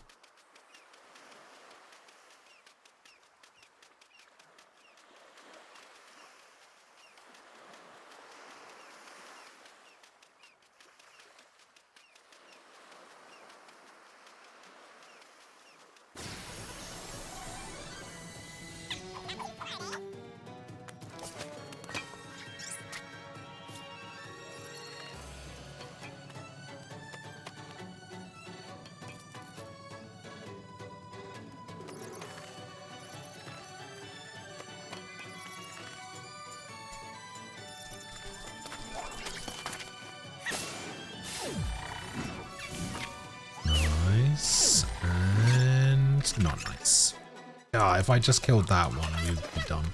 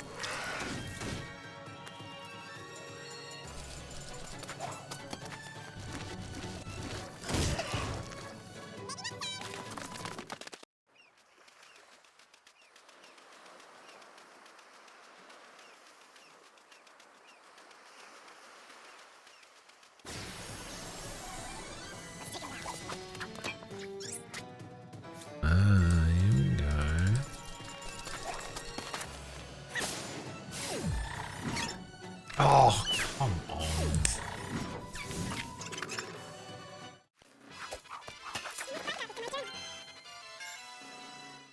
Okay, luckily one was all we needed. Got like 3 things to learn on Tolton, and they're all super easy. I've only got one thing to learn on Tolton.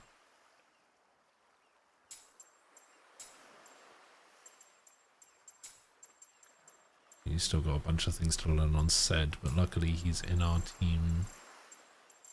Yeah, I think I'm actually gonna bring in Tolton again for a little bit. Actually, if I've only got stuff to learn, I don't need to do that here. We can just go back to, I don't know, fuck it, Ipsilon Mountains.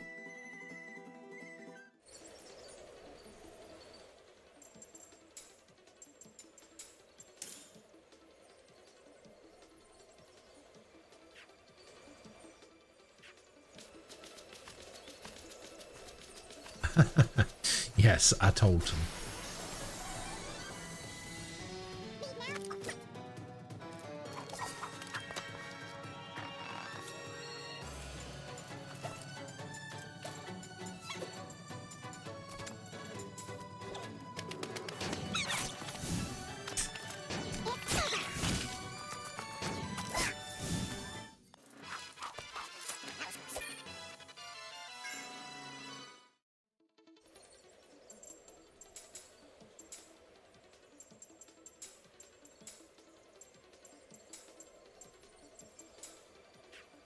Yeah, she's actually learned everything on everyone now.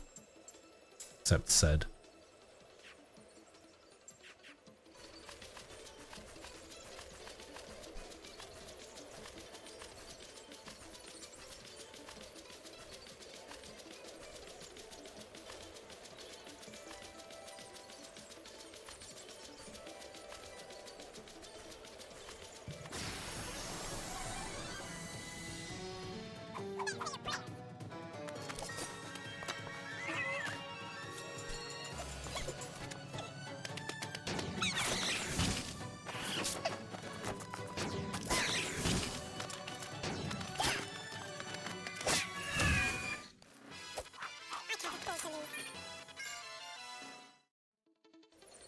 Sarah learned a lullaby. So now they need to learn break it.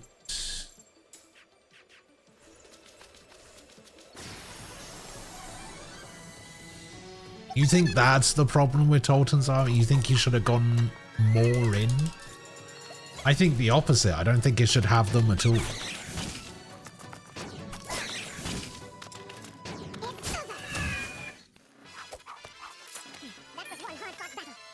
The thing is, he's not supposed to, right?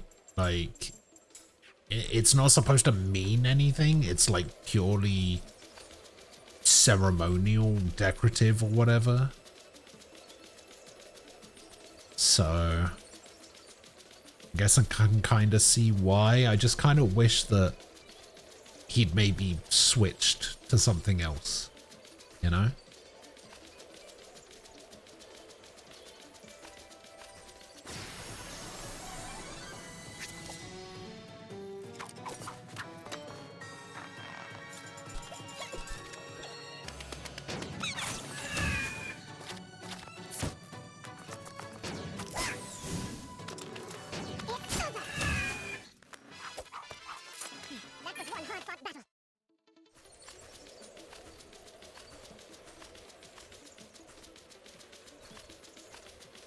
Also, they'd probably be real diamonds, right?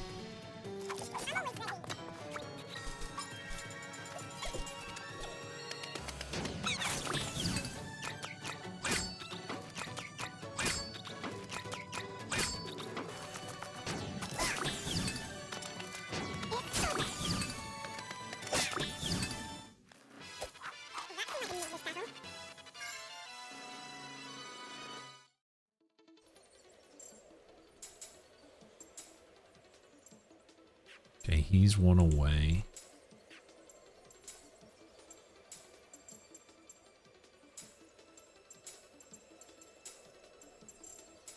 And then this is the last thing.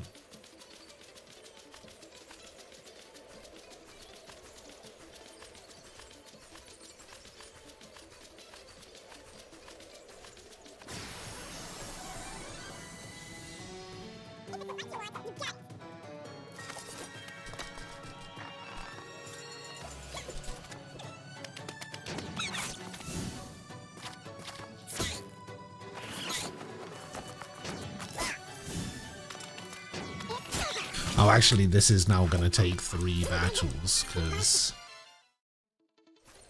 that only gave me 6. Even if I get 8 now, that's only 14.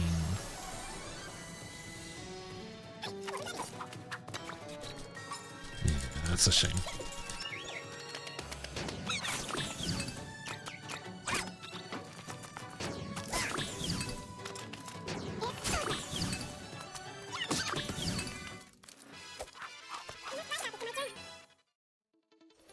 Okay, last thing, then Tolton's gone. Temporarily. Until I can find a better place to level. Oh, why couldn't I get these 2 fights?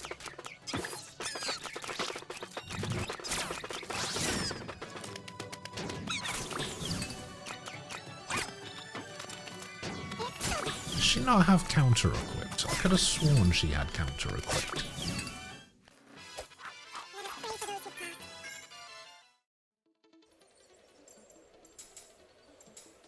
Okay, 15, 16, 17, what do you need to learn here? Double gold. Okay.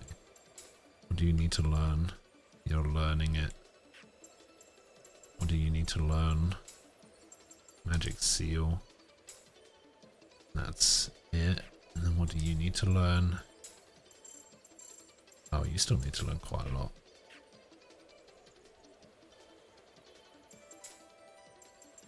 Okay, well, we can bring Sed back in.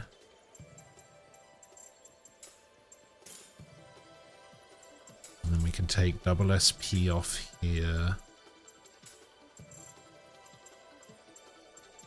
At least it was skill hit. Yeah, she does have counter on. She just wasn't countering. Weird.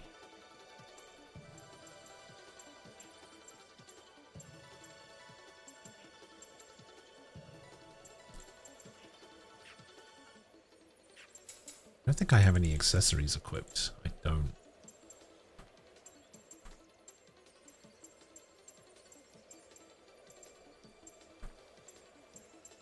Can't even remember what they were supposed to have equipped.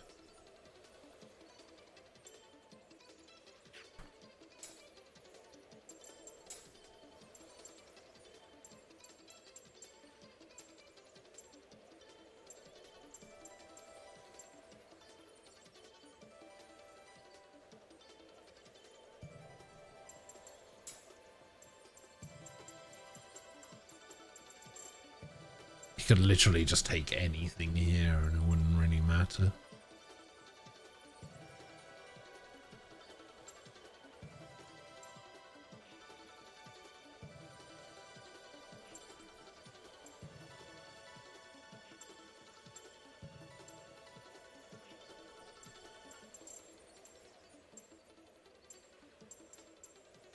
What if I went for... What if I just turned Kaim into the counter-attacker?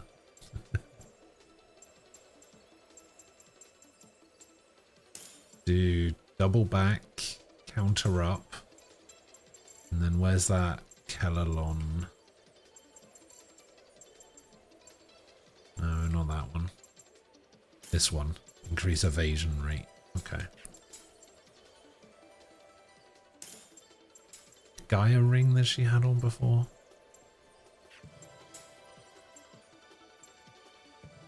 I don't know, Thief Bracelet, Turntail Shoes.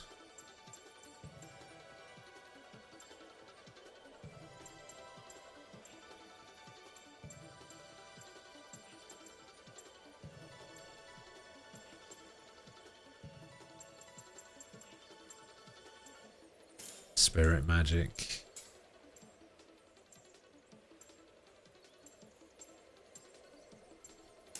We'll give her the crisis items.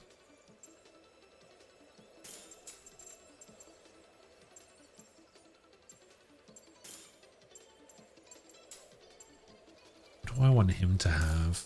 Oh, we can give him the amulet and the talisman.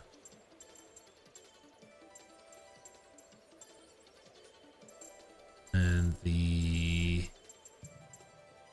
power bangle.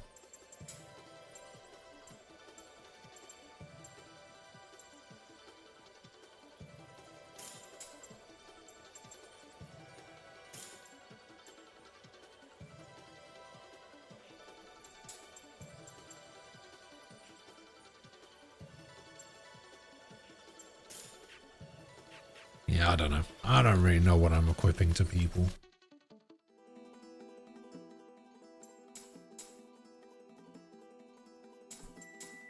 Alright, we should probably do some exploring.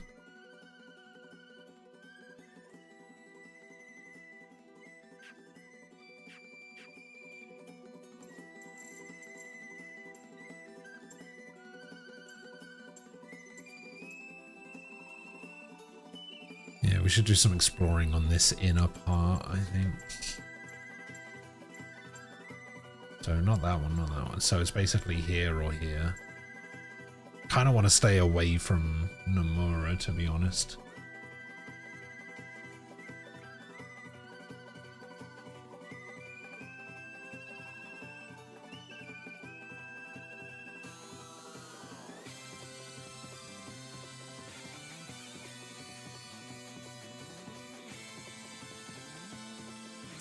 Yeah, I guess this could work.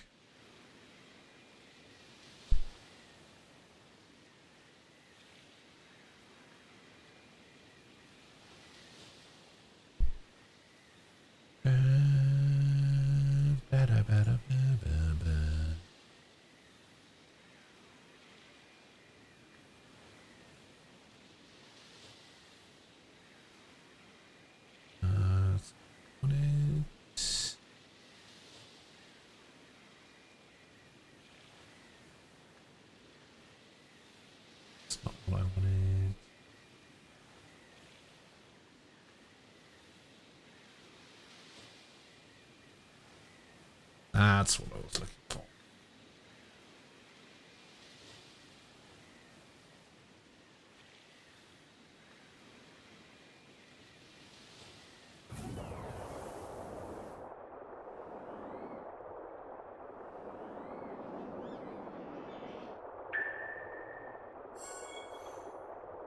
Draining stones.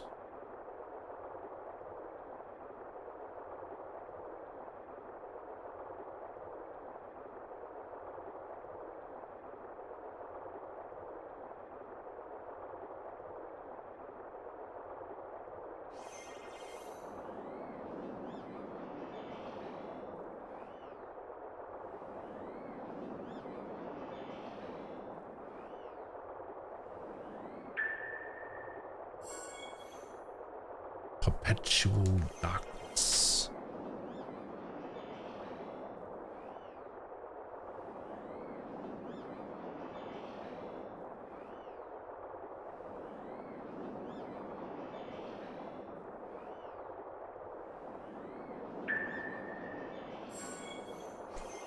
Dark demon note. Mother Nature's spirit.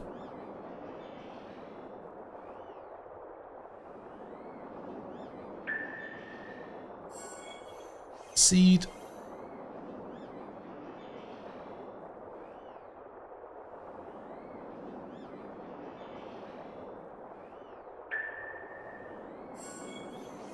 Purgatory ore.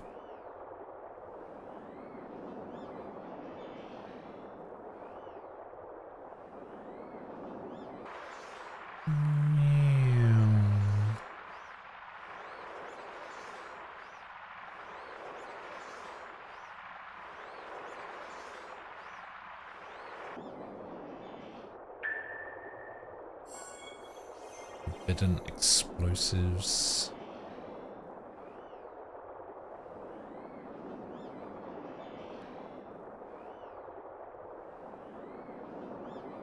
How do I get this? Like this.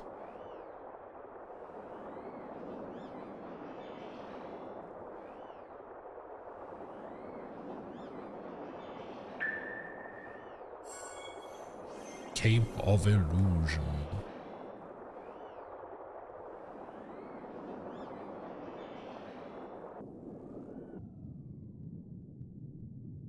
Okay, that's too slow.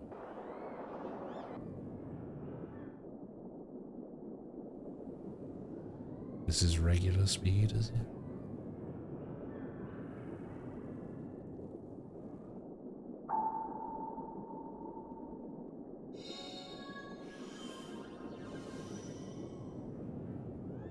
What city was the auction house in?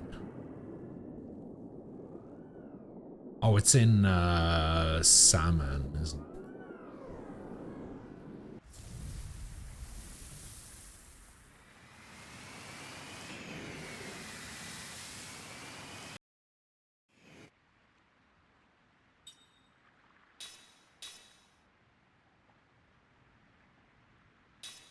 I will say I do like the look of the water in this game.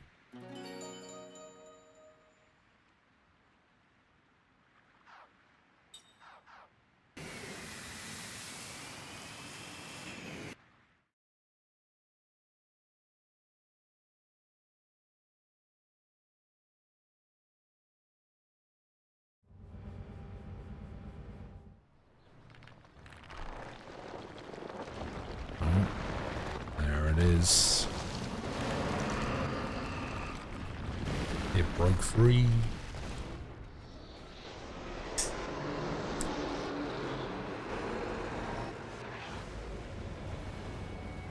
What is that thing? Othrosaurus. Wasn't that turned into stone? In exchange for the sealing of your memories, right? It's a trap set by Gongora. He devised it so that Othrosaurus would revive when my memories returned. How? How did he do that? Set, land at Numara. Aye, aye.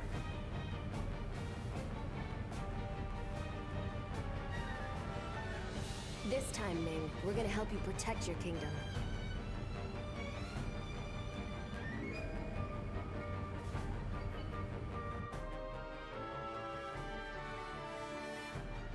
I'm coming for you.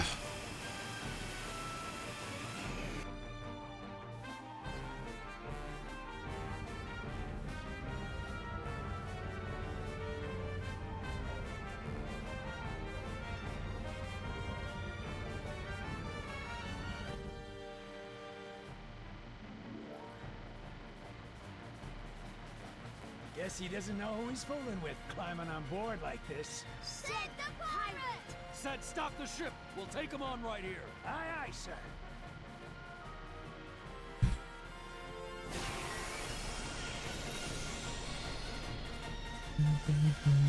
Come on, let's see what you got.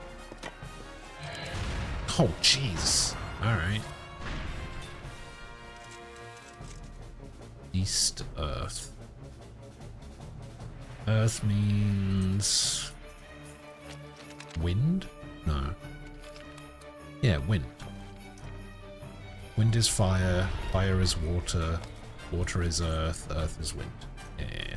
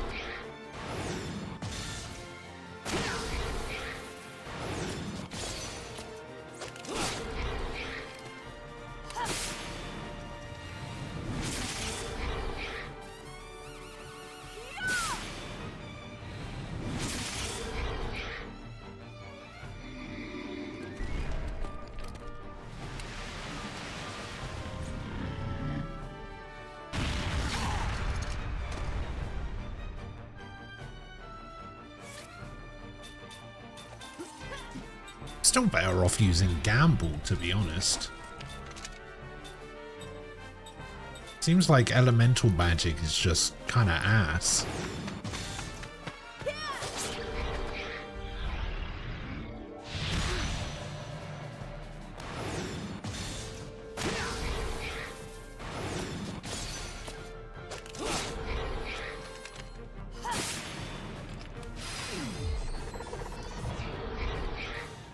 See, look at that. Winder could never.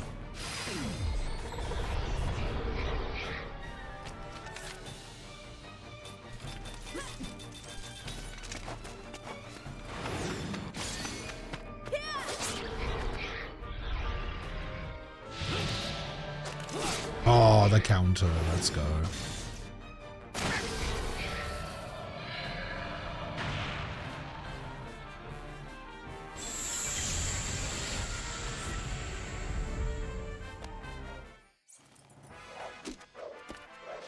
Oh, I'm getting too old for this.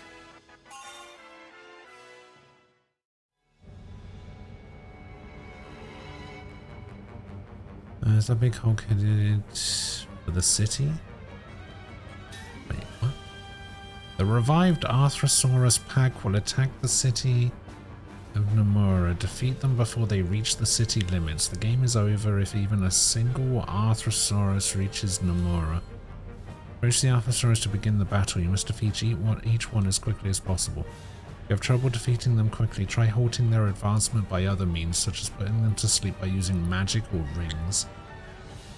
Sleeping Arthrosaurus will stop moving for a while. Defeat them while they are sleeping. You can find treasures at the fish bed during this minigame. Try to pick them up as you battle the Arthrosaurus. What?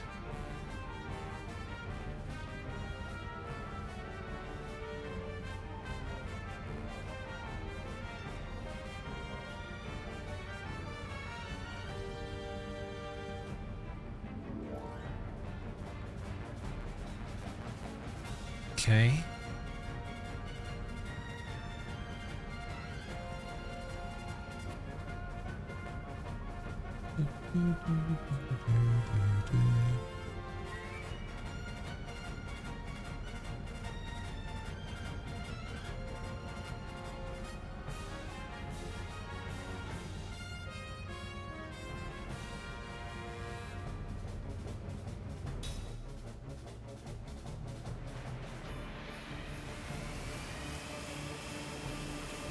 Yeah, I see fish. What do we have? Oh my god, you need to hurry the fuck up.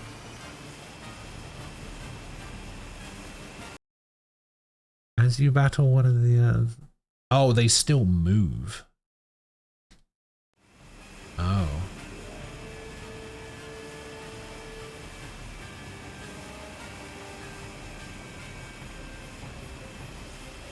I mean, I beat that one pretty quick. Oh yeah, I see the map is still there. Take the initiative, I would say.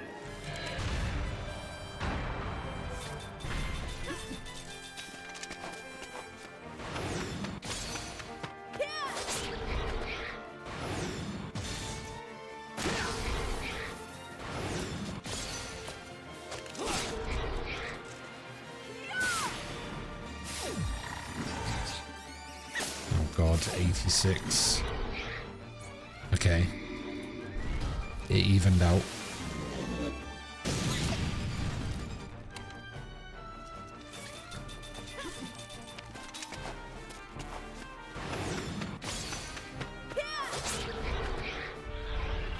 I should maybe have gone for the bottom ones first, because they seem to be closer.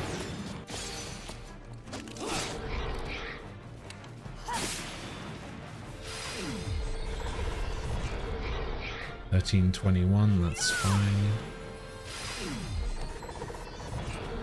$22.35 is pretty good.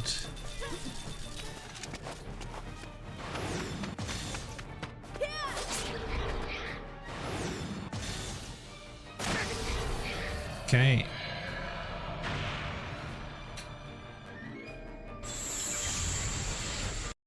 What I want to know is where these items are.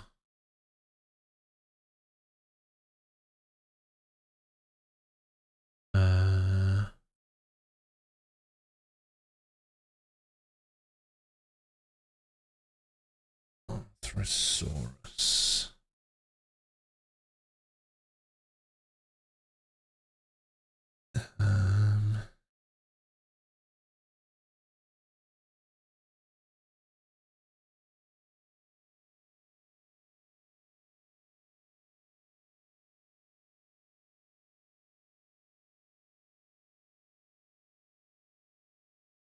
Okay, yeah, there are items.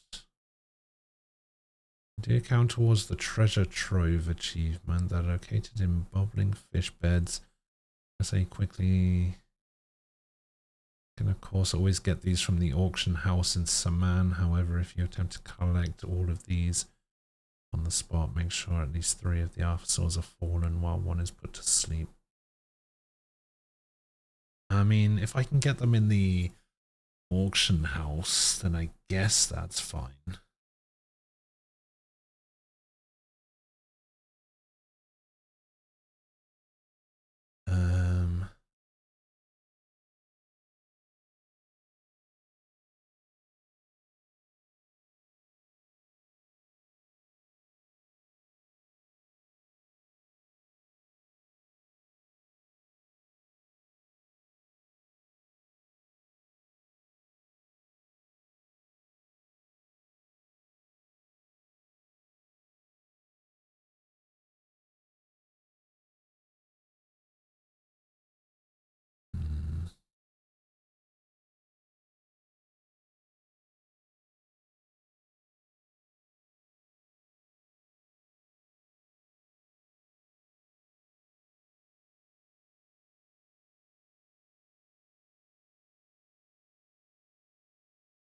Wish it just had a map showing me where they are.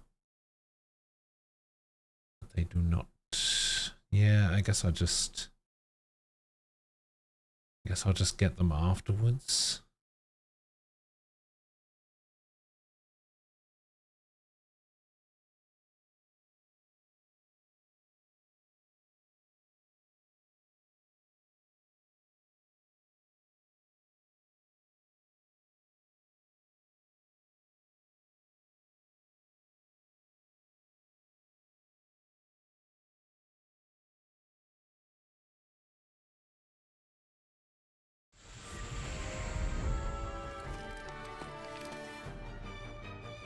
I mean,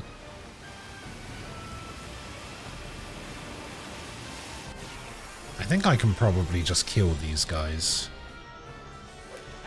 without having to put any to sleep, and then I'll just worry about the auction house stuff later.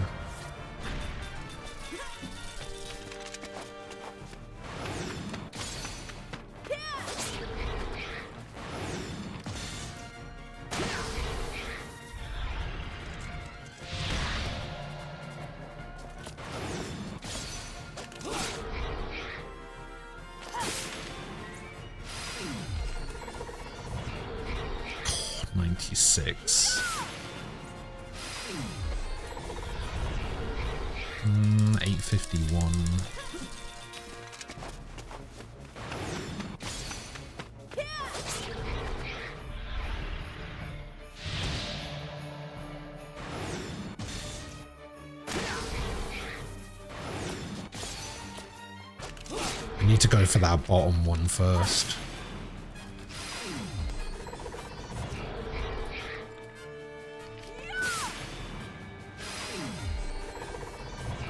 Because I don't know if it's going to turn into the town or whether that, like, bottom bit counts.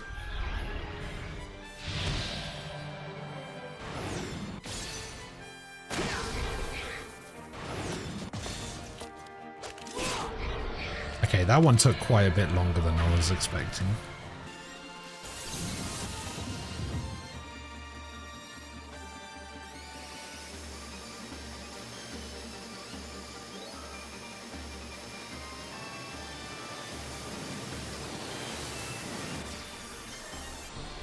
Okay, I actually meant to pick up that item, but it's fine.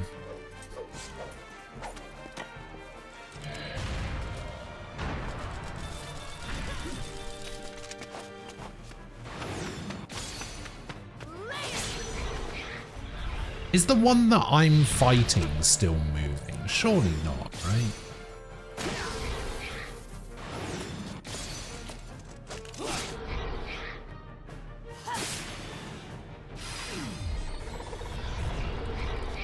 Okay, 546, that's not bad.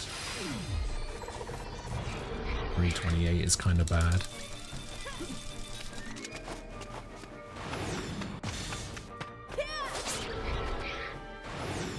I don't think I'm going to make it to that last one.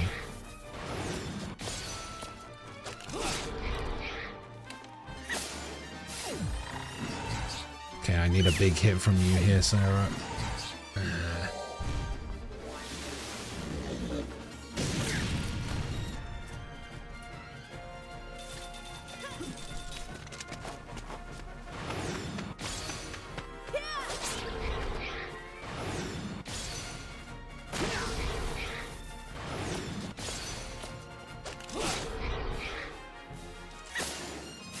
Come on. Nice.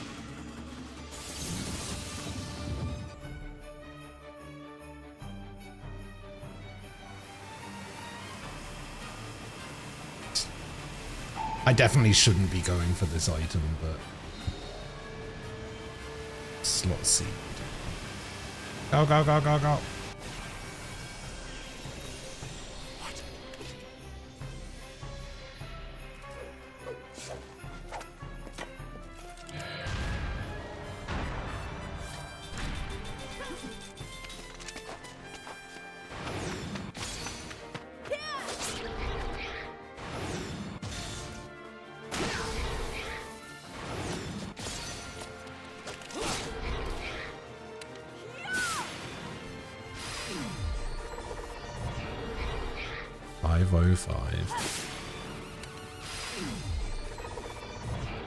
$22.40. Alright, that's something.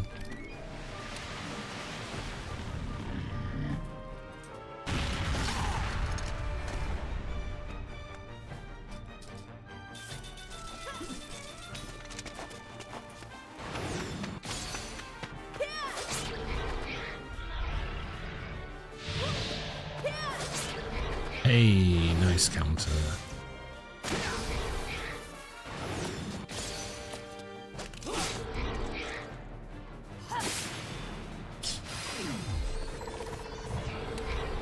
$6.26 and $24.26. Let's go.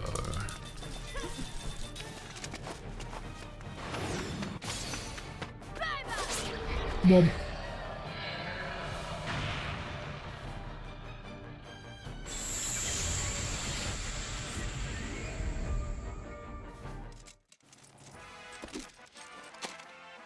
Well, what did you expect?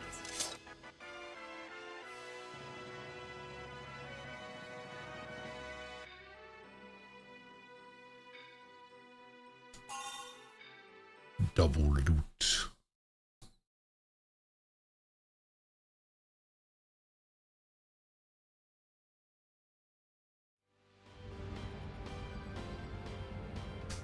Alright, we defeated the Arthrosaurus. Sure did. Lucky for us, huh? I mean, yes, thank you. That takes care of that. Let's see what's going on back in Namara. No, thank you. Can I... I'm assuming I can't now just like go back and get the items, right? Like the items only existed during that section.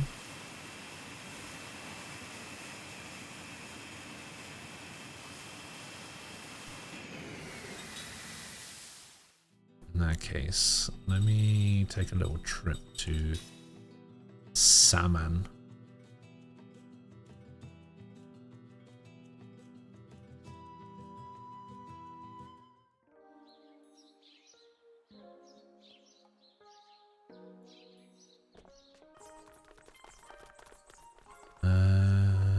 The auction house is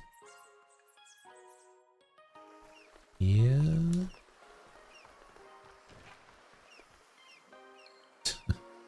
Salmon.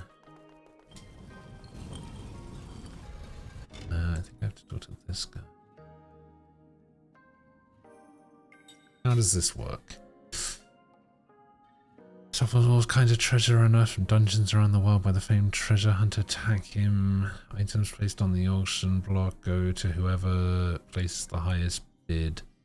Choose your bidding price with the left stick or the directional pad and make your bid with A. Please note you can only bid 3 times per item. Wait, so what happens if I don't get the item? Is it gone forever?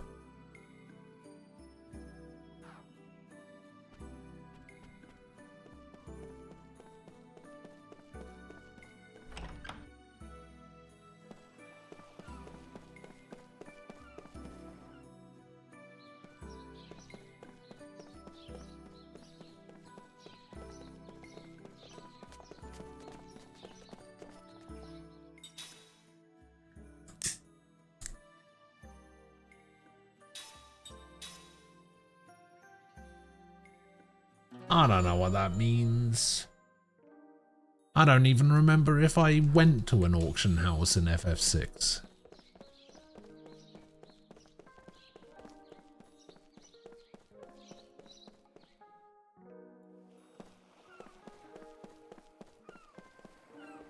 That game is so forgettable to me. It's like one of the only Final Fantasy games where I'm just like, yeah, I don't know what this is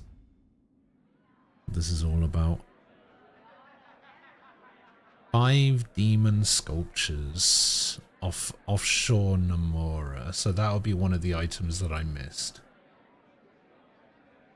So I got... What was the first thing that I got? I got 2 items during that.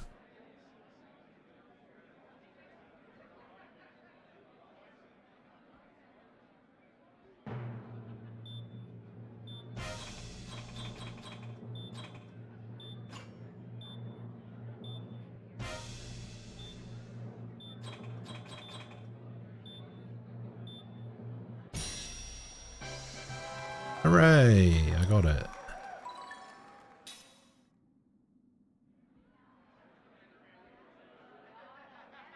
Main particle. 830 is what you're going for. Okay. Oh my god, a chicken really wants it. 1480. Oh my god, stop.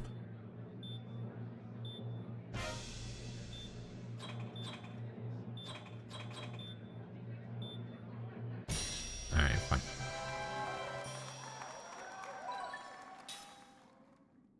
Okay, and this last thing should be a kilo weight. 10 kilo weight.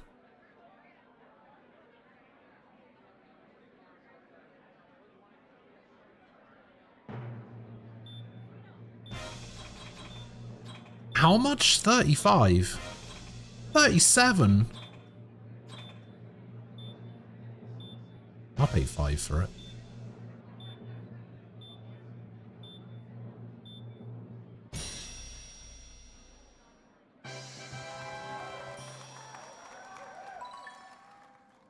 No, you don't have anything, right?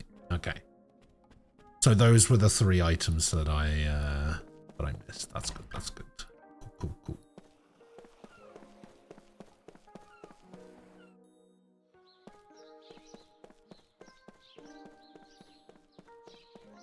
I would be interested to know whether I actually managed to get the treasure trove achievement when I was playing on 360 back in the day, but I can't check it because for some strange reason, the Lost Odyssey achievements are in Japanese.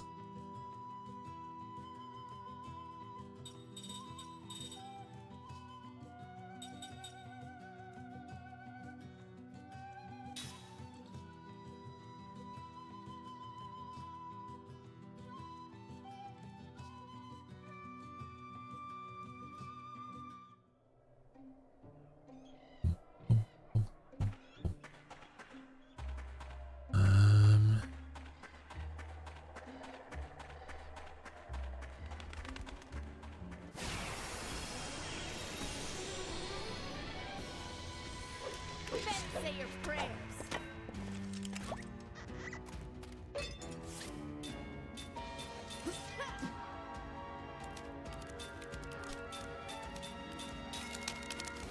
Same as it is everywhere. I'm out of here.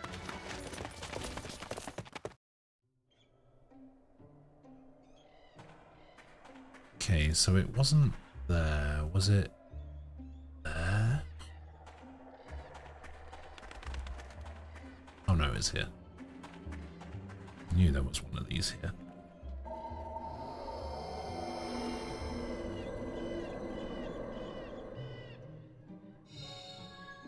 Royal Knight's Emblem. Which does what? Ooh.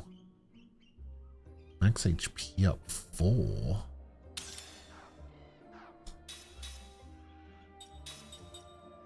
Oh, this gives me stand firm. which I got from Mac anyway.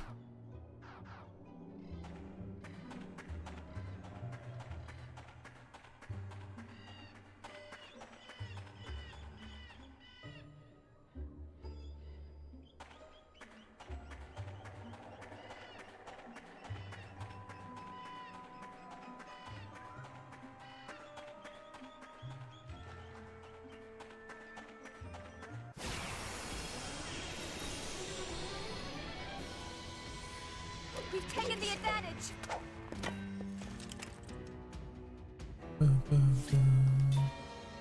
Oh my god.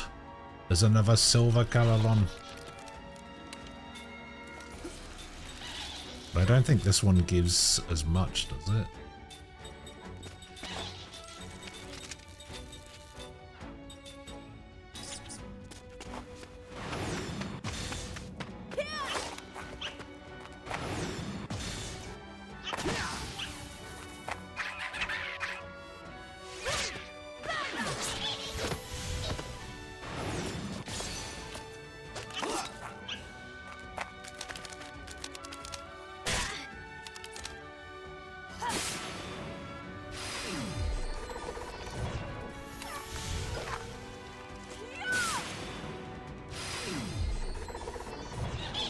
I mean, I'm not currently playing on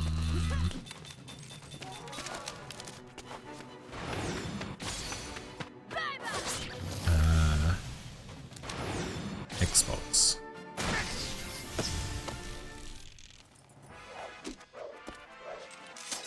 Wasn't even near my level. Damn, 18. Let's go.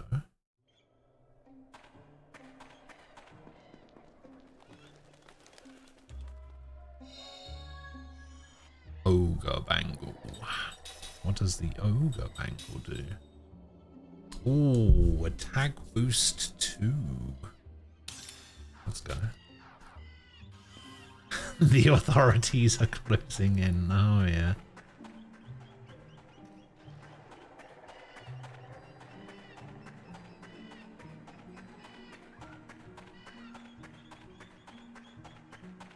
Shit, you got me. You got me.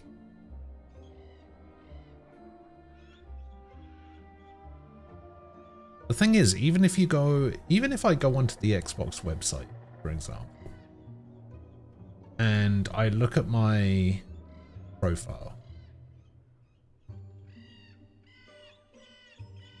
it doesn't, for whatever reason, bring up Lost Odyssey as an option.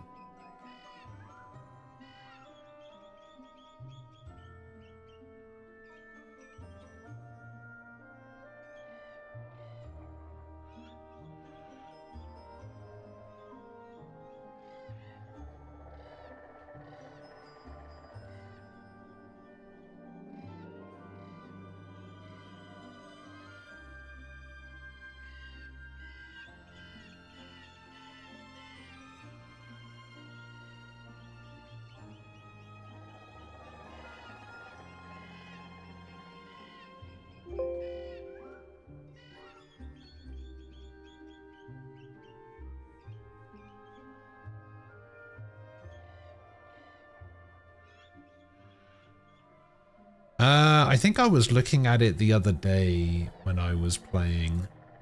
I think I was at like 840 out of 1100 because I think they added another 100 with the DLC.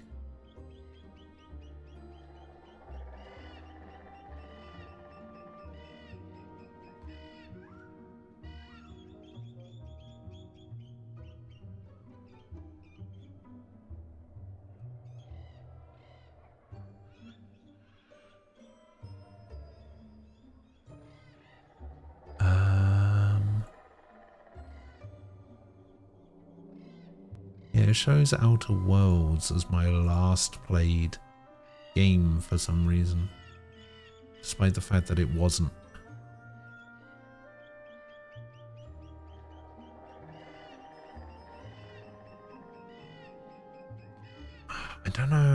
I don't know why it doesn't show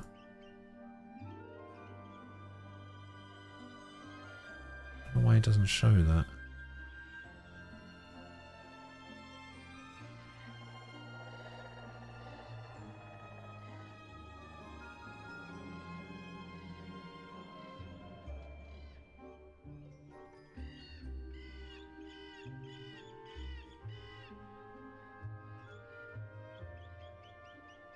What if I search for Lost Odyssey?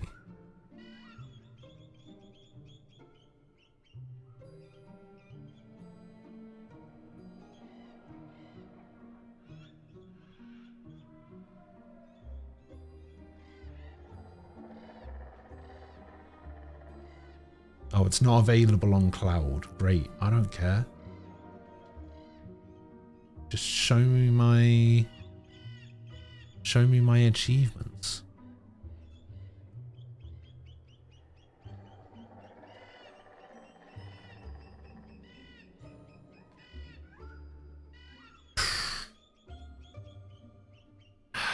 Like 840, I think.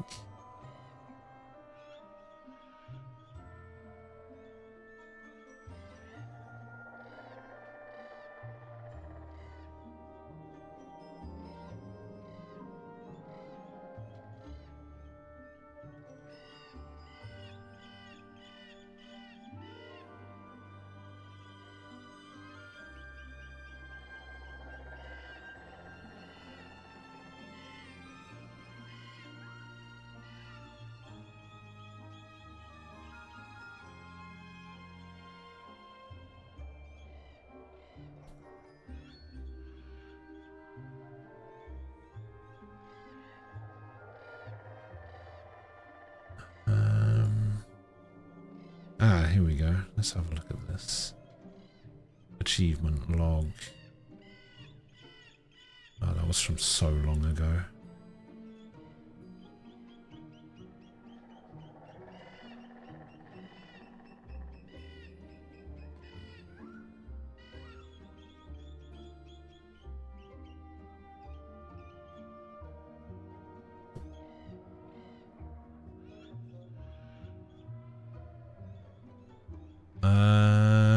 Oh no, sorry, 940 I got.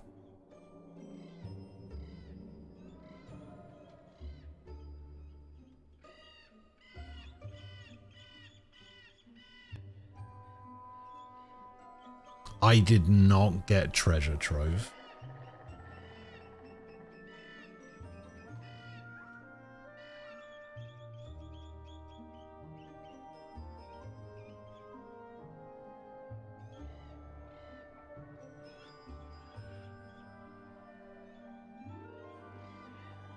I did not. Let's see, 10... 30, 50, 70...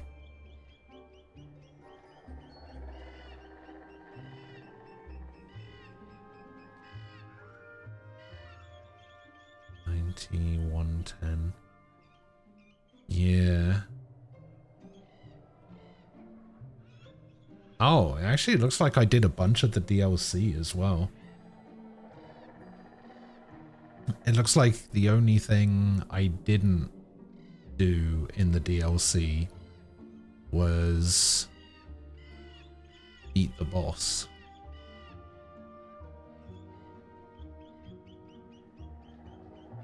I also didn't do the backyard stuff.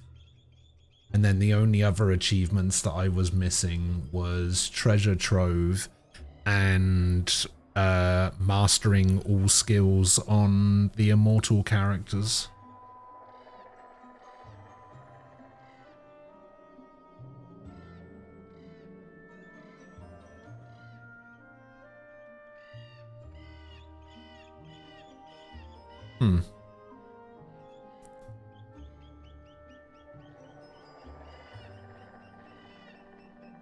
You know, I figured I would have got treasure trove back in the day. I got nearly everything else.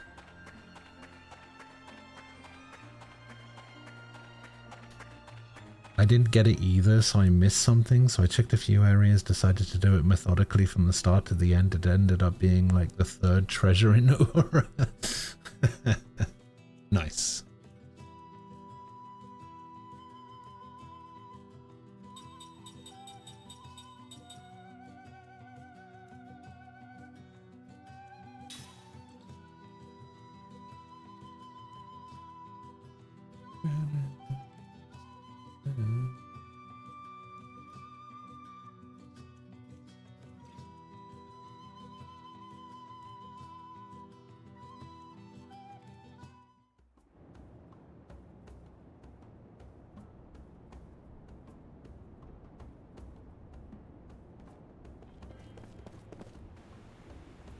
Welcome back, my queen. Queen Ming is back.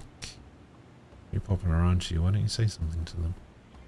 Apologize for being away so long. I'm glad to see all of you well. Glad to see you too, Queen. Still so beautiful and so strong. I knew we could trust Queen Ming to defeat the Arthrosaurus.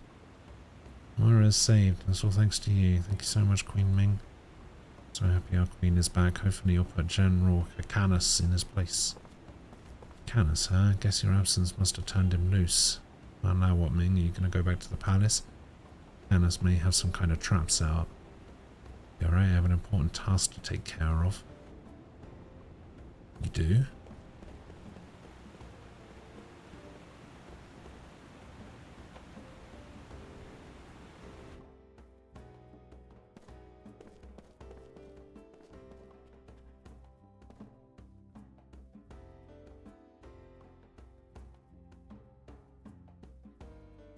Fix the damn harp, said. Don't know how you keep doing this.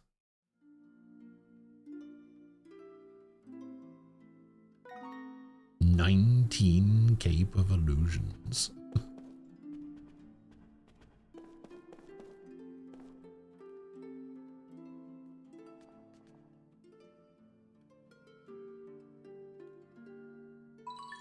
Something was lost in the chaos near Nomura's Fountain Square.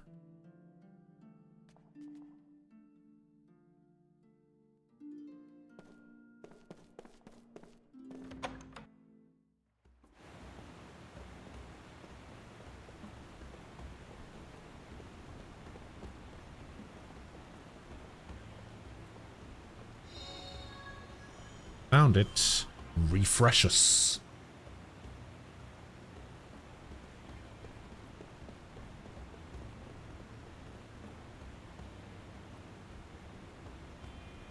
Give them something for fixing our harp, dear. 20 Cape of Illusions. I wasn't 20 too many. You're right, only 19.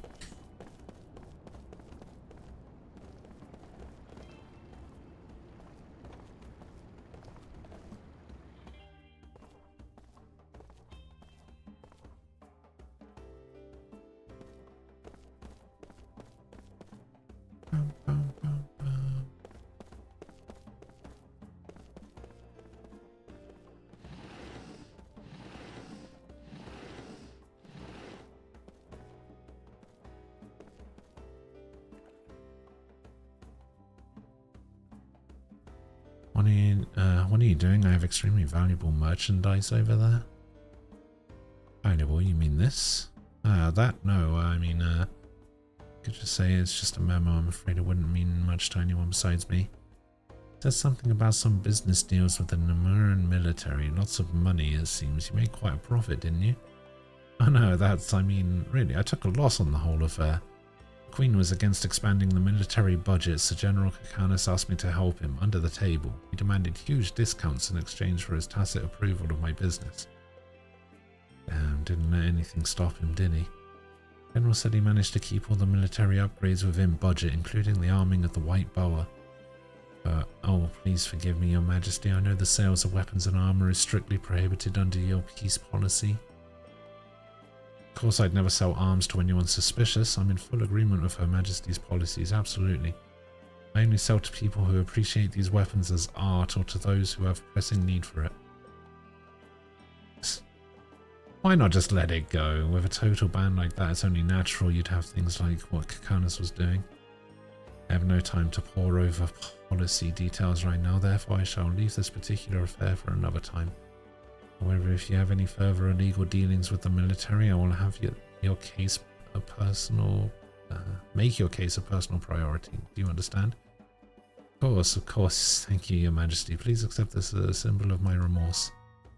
3 purgatory ores. Oh, fuck.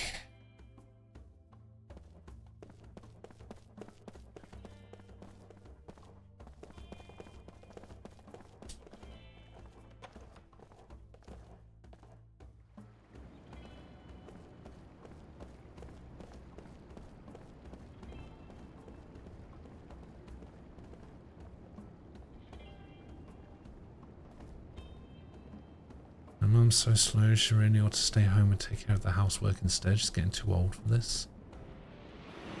Oh, here we go.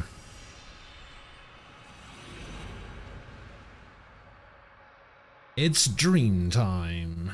I don't know how much I can be... how much I can... more of these I can read. Luckily, there's only like 2 more after this. But, jeez. Alright. The mother stands by the island pier, waiting for her son. Her luggage is bigger than she is. Dressed in her finest travel clothes, she seems hardly able to contain her excitement as she speaks to Kaim, who happens to be waiting for the same boat to arrive. I got a letter from him, she says. Almost 30 years have passed since her only son left the island of his birth. There was no word from him in all that time until he recently wrote announcing his success and his plan to bring her to the mainland. I've been alone ever since I lost my husband, but just to think I might be able to spend the rest of my life with my son, his wife, and my grandchildren. She sold the house she had always lived in and has been waiting for her son to come for her. Letter arrived over a week ago. I wonder why it's taking him so long. The seas are calm. Kaim arrived here on yesterday's ferry. You mean he's late? Kaim asks with some surprise. Very, she replies, forcing a smile. Wonder what's wrong. Maybe he got busy all of a sudden and can't pull himself away from his work. He hasn't written again to explain. He's never bothered with things like that, not since he was a child, she says, straining to smile again and glancing toward the horizon. No bigger than a dot at first, the boat is now big enough for a clear view of the mast in silhouette. Anyhow, I'm not worried. I know he'll be on this boat, she says, raising herself from the dockside crate on which she is sitting and waving a handkerchief toward the approaching vessel. Kaim also stares hard at the boat, which gives his eyes a stern expression. Young man? At the sound of the mother's voice, Kaim hastens to soften his gaze before turning toward her. You're a traveller, aren't you? That's right, he says. I saw you arrive on yesterday's ferry. Are you leaving so soon? She's obviously curious about this stranger, but her face shows no wariness towards outsiders. Relieved to see this, Kaim replies, I'm doing the same thing you are, waiting for someone to arrive. On this boat? Yes, probably. You haven't been in touch with the person? No, we haven't agreed on a time. I might be waiting for nothing too. Oh, really? Kaim evades further questioning with a strained smile. This is not something he can discuss with just anyone. He's on a secret mission, one that must not fail. The woman still wears a look of puzzlement, but their conversation is swallowed up in the general hubbub on shore. Accompanying the approach of the boat, at last the ferry arrives. One by one the passengers alight after their half-day trip from the capital on the mainland. Clutching the handkerchief to her breast, the mother scans each of them. There are peddlers who travel from island to island hawking their wares, and men who have come to do large-scale trading, sunburned young men and women who arrive from the mainland in groups to work on the island's farms, and men coming to the island after a season of labour on the mainland. None of the dozens of passengers, however, is the woman's son. Once it has disgorged its island-bound passengers, the ferry takes on people crossing to the mainland. Greeters on the pier give way to well-wishers. The mother turns her back on the pier's hustle and bustle and plods her way toward the town. She hoists a heavy pack onto her back and lifts a large suitcase in each hand. But she's taken only a few steps when the pack begins to slide off. Kaim reaches out to keep it from falling. The woman turns with a look of surprise, and when she realizes that Kaim is alone, she asks, So your person didn't come either? Looks that way. With only one ferry a day from the mainland, all they can do is wait until tomorrow. Are you going to stay on the island until your friend comes?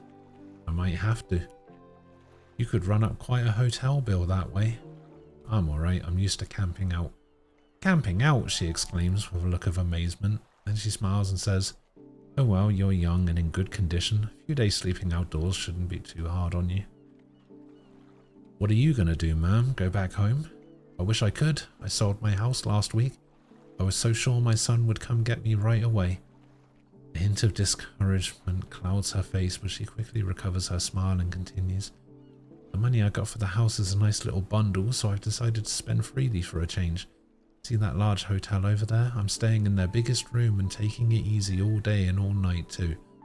I'm disappointed when he doesn't show up, of course, but I've worked my fingers to the bone all these years. It won't hurt for me to indulge myself just this little bit. Though delivered with a smile, her words touch Kime deeply. In her case, worked my fingers to the bone is not just a figure of speech, as evidenced by her suntanned face, which is so unsuited to the cosmetics she's applied to greet her son, and especially by her bony fingers, so ill-concealed by the cheap rings she's wearing. Hard as she undoubtedly worked, life has granted her few rewards. There's nothing expensive about her luggage. I'm sure your son will be here tomorrow, Kime says. Her deeply wrinkled face breaks into a joyous smile. Yes, of course, tomorrow for sure, she says with a deep nod. I hope the person you're waiting for comes on tomorrow's boat too. Thank you very much, he replies. I have an idea, she says. You might get sick camping out. If you'd like, why not stay in my hotel? Sure, we could arrange something for one extra person. Kime senses that she's not suggesting this out of mere politeness, which is precisely why he demurs with a smile and a nod. Thanks just the same, he says, but don't worry about me. Just take the rest you deserve after all your long years of hard work. If you say so. She seems somewhat disappointed, but does not press him to accept. As he watches her trudge off toward her hotel alone, all but hidden from view by her huge bundles, Kime wonders if perhaps she was hoping that his company might ease her concern that her son might not show up at all.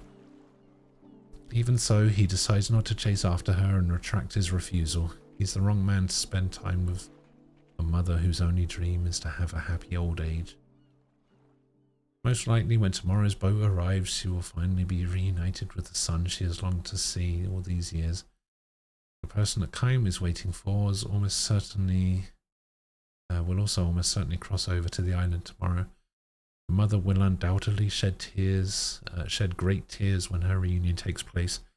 Kime, on the other hand, has a bloody job to perform when he encounters the man he's waiting for. Kime has been hunting him. The man is a fugitive, and there's a reward on his head. He's known as the boss of an underworld gang in the capital. They're the same person, aren't they? He's known as the boss of an underworld gang in the capital, and he's committed crimes without number: robbery, fraud, extortion, assault, and even murder. To cap his life of crime, he double-crossed his own gang and ran off with a great deal of money. Word reached the gang only a few days ago that the man is headed for this island, the place of his birth, and they hired Kime to take care of him. The fact that they hired Kime means they're ready to have him killed on sight. Kime and the mother meet at the dock again the next day at the same time, and again the next day, and the next, and the day after that. The ones they're waiting for never come. A week goes by. The mother switches accommodations from her expensive hotel to a cheap inn frequented by travelling peddlers. Actually, I'm more comfortable in a cheap place like this, she tells Kime with a laugh, but more than likely her money would have run out in the first hotel. Your person is very late too, she observes. True. Who is it? He sidesteps the issue with a strained smile. He cannot answer her question if he's going to carry out his duty. Besides, he feels a tiny premonition deep inside. A deadly premonition? Never mind. The mother stops questioning him and says, I hope your person comes soon. Another 3 days go by. A messenger from the gang, disguised as a peddler, whispers to Kime as he steps off the ferry. We think he's still hiding in the capital. We're looking in every rat hole we can find, but there's no sign of him. Kime nods silently and glances at the boat. Even after the last passenger alights, the mother stands on the pier looking up at the boat's empty deck. Let me ask you, young man, the mother says to Kime 3 days later. Does the place where you're camping out have a roof to keep the dew off? Chaim has been sleeping in a dilapidated old house he found near the harbour. All I need is a place to sleep, she says. Would you mind if I joined you there? Why is that? The place I'm staying now is not much better than a ruin. I'd say I'd be fine wherever you're staying. Yes, I'm sure I'd be fine. She smiles like a child who has found a new source of mischief. Chaim does not refuse her. More precisely, he cannot refuse her. She's probably run out of money even to stay in her current flop house. Chaim's noticed her cheap rings gradually disappearing from her bony fingers.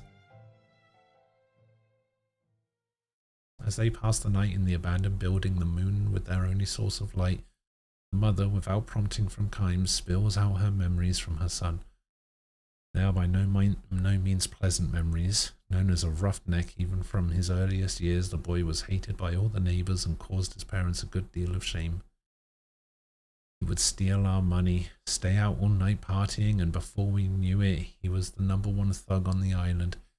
He was always getting into fights and bothering girls. During the island's annual festival, he would go wild and destroy property, so my husband and I would have to go around apologizing to everyone. The father, a skilled stonemason, lost his job when the son stole valuables from the boss's house. The mother could hardly walk down the street without being subjected to the glares and finger-pointing of the neighbours. Things got especially bad after her son set fire to the island assembly hall just for fun. His parents raised him badly. The boy's misbehaviour is the parents' responsibility. The son has become such a thug because his mother spoiled him rotten. It's the parents' fault, the father's fault, the mother's fault, your fault. They had heard it all. It was so hard for us on a little island like this. There's no place we could hide. The boy was 18 when he finally ran away from home, or rather left the island when his parents all but disowned him. The other islanders rejoiced as if a plague had lifted. One man went so far as to deliberately let the parents overhear him declaring, "I hope that bastard goes to the capital and dies in the gutter." The boy's father died 5 years ago.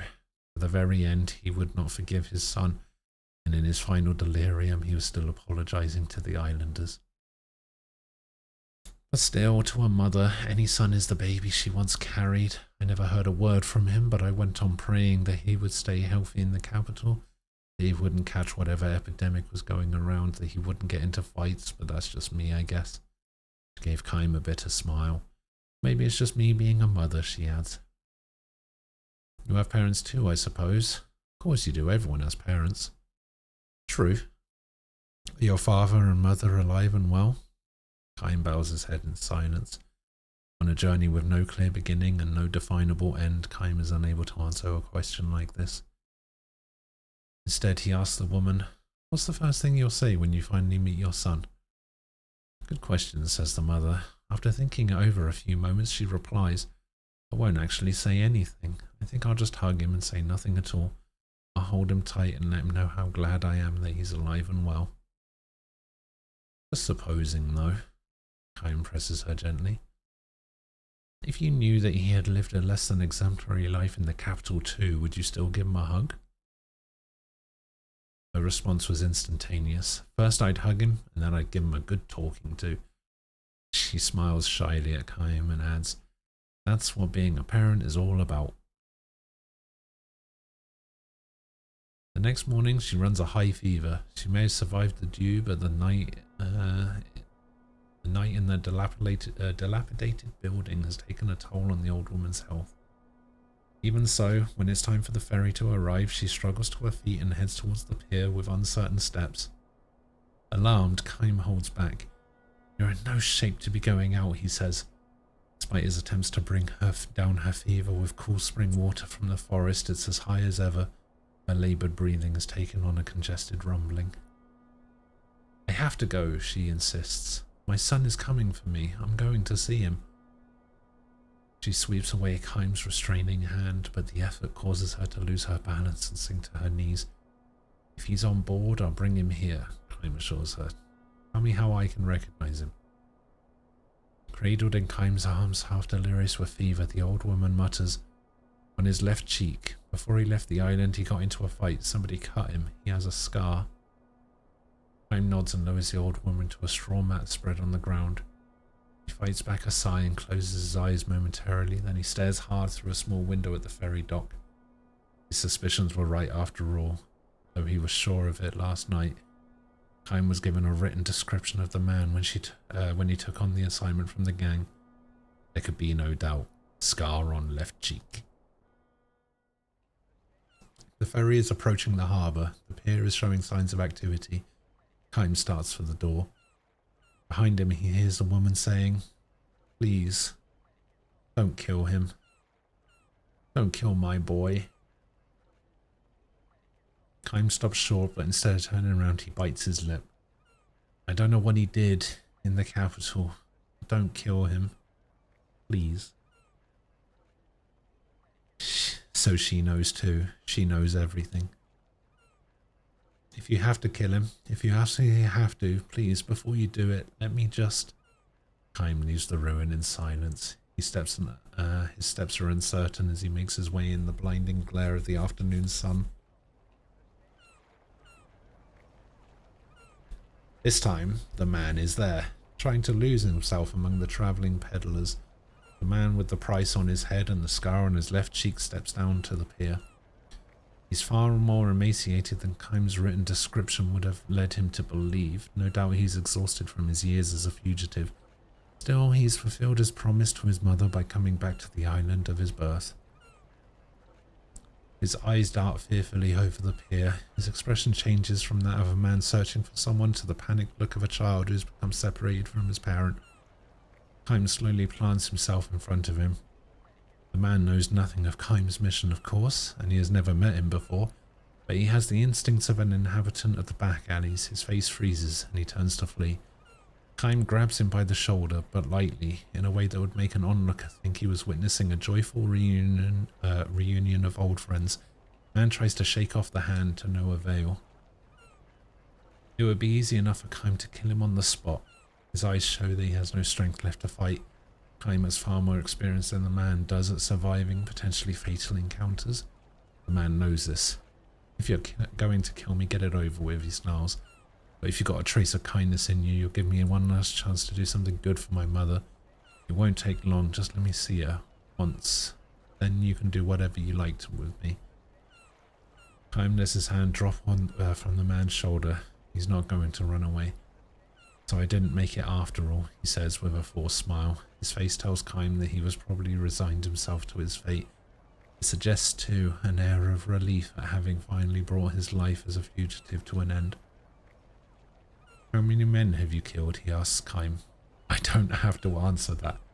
And I don't really want you to tell me. It's just that, well, looking at you, I'd say I'm older than you are. And there are some guys a person comes to realize when he's lived a long time.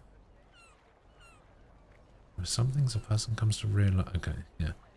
Think about the guys you've killed. Every single one of them had parents. Killing a person means killing somebody's child, right? When that finally dawned on me, I left the gang. Gangs don't pay retirement bonuses, so I sort of borrowed a little money from them and thought I'd use it to... Well, I've given my mother a hard time all these years. His voice grows thick and muffled. He shakes off the emotion and proclaims with a laugh, "Ah, what the hell, that's a lot of sentimental nonsense. I don't know how many guys I've killed over the years, so I figure I'm getting what I deserve. I can't hate you for what you're doing." A shout comes from the ferry deck. "We'll be departing shortly. All passengers bound for the capital should be boarding now." Kime looks hard at the man and says, "Just tell me one thing." The man says nothing in reply, but Kime continues. "What's the first thing you're going to do when you see your mother?" "What are you talking about?" "Never mind, just answer the question." "I'll say, I'm back." "No, I won't say anything. I'll just take her in my arms, that's all." "Give her a big hug?" "Sure, that's what parents and children are all about." Kime relaxes the grim expression on his face and jerks his chin towards the forest beyond the pier. There's an old broken down house in the wood. Your mother's waiting for you there. Go to her." "What are you talking about?" "Don't ever come back to the capital and don't stay on this island. Take another ferry and go far away to some other island with your mother." The man looks stunned. I mean... His voice is trembling. Kime says nothing more. He leaves the man behind and strides towards the boat before it can depart. Mission accomplished. Kime does not care if, in return for his deed, he's labeled a traitor to be pursued by the gang. The image of his own parents praying for their son's welfare have long since faded from his memory.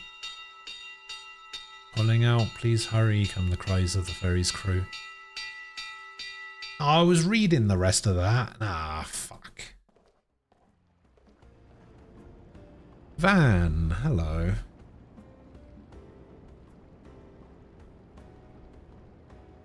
How you doing?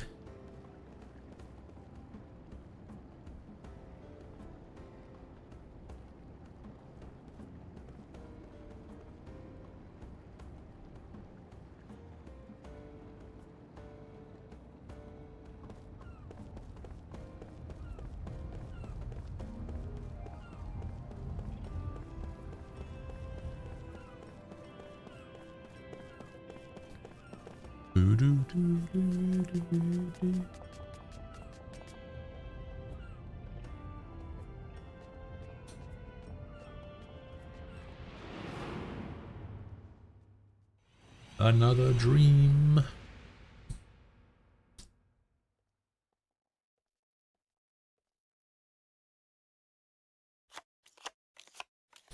Lottery of life.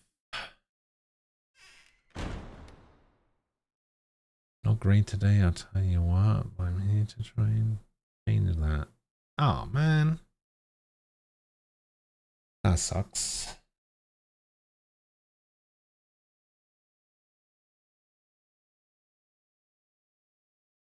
I'm sorry to hear that, man.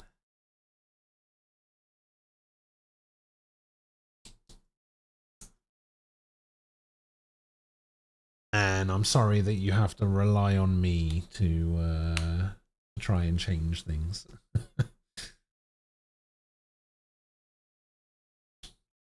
Terrible at those types of things. Can't do anything for anyone, me.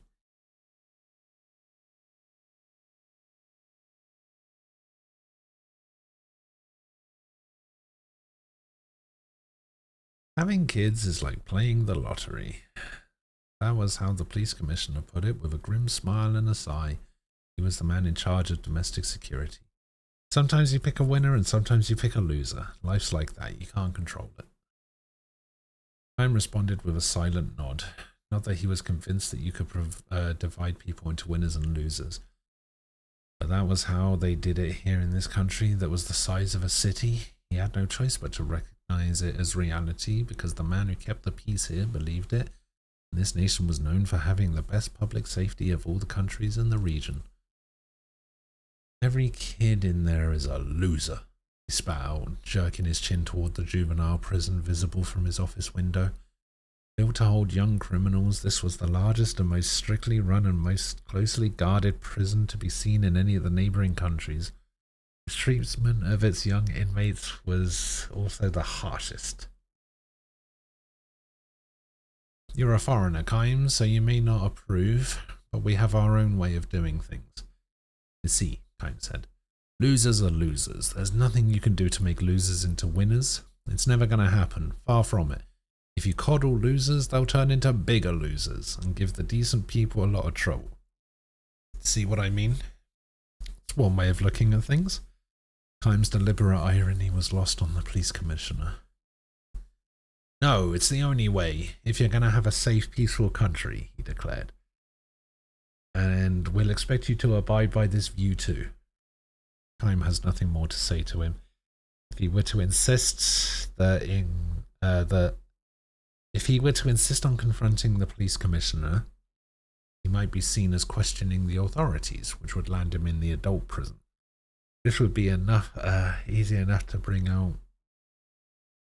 about for the police commissioner, and indeed for anyone in the city-state who stood on the side of the powers that be.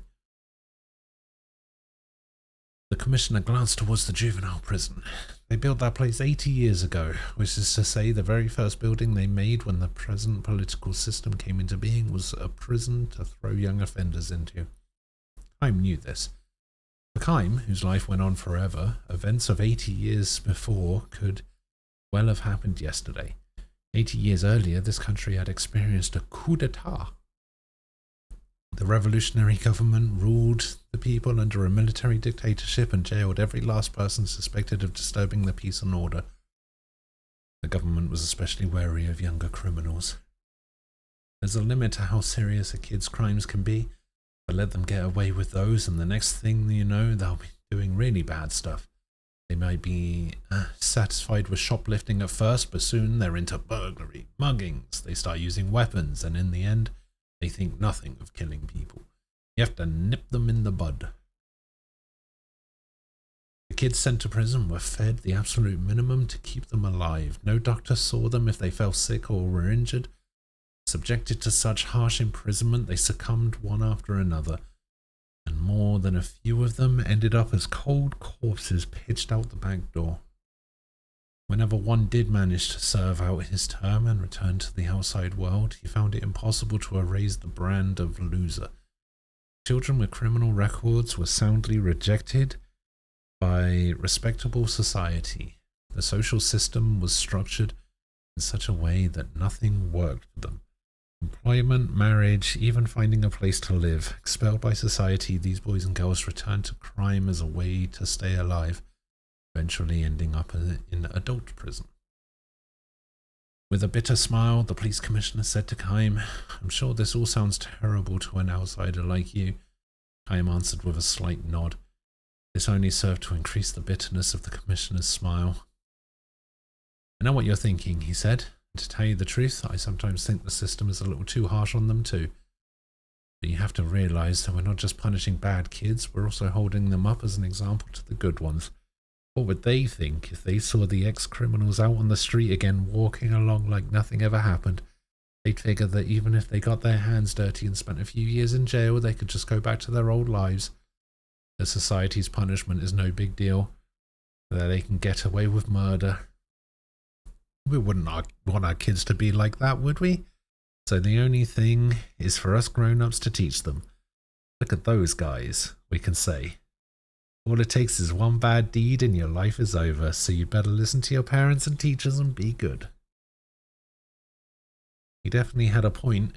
Kaim was willing to grant him that, but still the commissioner must have noticed a hint of shadow crossing Kaim's face as he shifted his voice and tone of voice. With bureaucratic conviction, he declared, "The authorities have received word that there is going to be a coup. Of course, the military have everything under control, so there's nothing to worry about. They could suppress it right now if they wanted to. They could easily attack the agitators and capture the ringleaders of the plot. In this case, though, they've decided to let it get started in order to smoke out every last one of the reactionary elements. According to the government's intelligence, the uprising was scheduled to occur that very night. We are prepared for just about any eventuality, but there's always the possibility of the unexpected. If there were a riot inside the juvenile prison timed to coincide with the rebellion, that could be a real problem. This is why Kaim had been hired as a temporary prison guard, a bodyguard for the state. We're counting on your skills as a seasoned warrior, which is why we're entrusting you with such a major responsibility. Be sure you live up to our expectations. If we have to resort to violence, we have no problem with that. Whatever you do, it will be for the sake of law and order. It will be in order to protect the happy lives of the decent citizens of our nation." Are the windows disappearing in the background? I only just noticed that. Carry out your duties with complete dedication of body and soul. The commissioner handed Kaim a one-page document. It was literally a license to kill. Dun, dun, dun, dun. Act without the slightest restraint. All of the prison guards have one of these, but still. If you hesitate to impose the ultimate punishment on a single loser, then countless winners among the upstanding citizenry must suffer the consequences. You understand, I'm sure. Once a loser, always a loser. Rather than living with such a burden, they themselves might be happier to have you kill them and get it over with. Kaim accepted the document from the commissioner without comment. That completes our contractual arrangement. Now assume your post. With a perfectly straight face, the commissioner cautioned Kaim, "Just make sure you don't let any foolish compassion get in your way."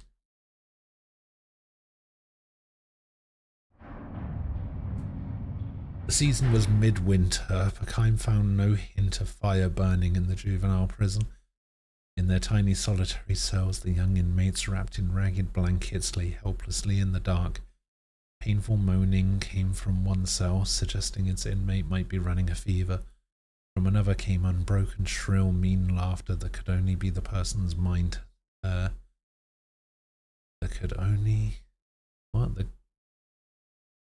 From another came unbroken, shrill, mean laughter that could only the person's mind had snapped. Okay. What you see is what you get, said the veteran guard, guiding Kime to his first round of inspection. Not one of these faces, not one of those faces shows any life, so even if something were to happen, these pitiful creatures couldn't do a damn thing. They're losers, all right, they're breathing, but that's about it. Is there really no possibility of them being rehabilitated and becoming winners? The other guard gave Kime a momentary blank stare and then said with a laugh and a wave, No, none at all. 80 years since the revolution and the change of generations had replaced virtually all the people from that time. Since coming of age, this prison guard, who had no memory of life before the revolution, had been implanted with the idea that people were either winners or losers, and he surely never doubted it. I mean, why would he doubt it? They're right. You're either a winner or you're a loser. I know which one I am. They went out of their way to hire you, so it might be a little strange for me to say this, but I'm sure the kids in here are never gonna riot. No matter how wild things get on the outside, splash a little cold water on them and they'll quiet right down. Almost none of them you have to worry about. Almost? Well, I can't claim that about every single one of them. There are even losers among the losers, unfortunately. The guard showed Kime to the end of the hall, and there he opened the lock on the door so thick it could be mistaken for a section of wall. Beyond here are the punishment cells. This is where we throw the incorrigible losers. The ones who have caused trouble on work details, the ones who take a defiant attitude, the ones who show no sign of remorse for their crimes. Suddenly it was clear to Kime. It was clear to him because he had experienced countless battlefields in his life. The punishment cells were darker and far colder than the regular cells. From the depths of the darkness, from within each individual cell, there emanated a quiet heat that could not be felt from the regular cells. The people in here were alive.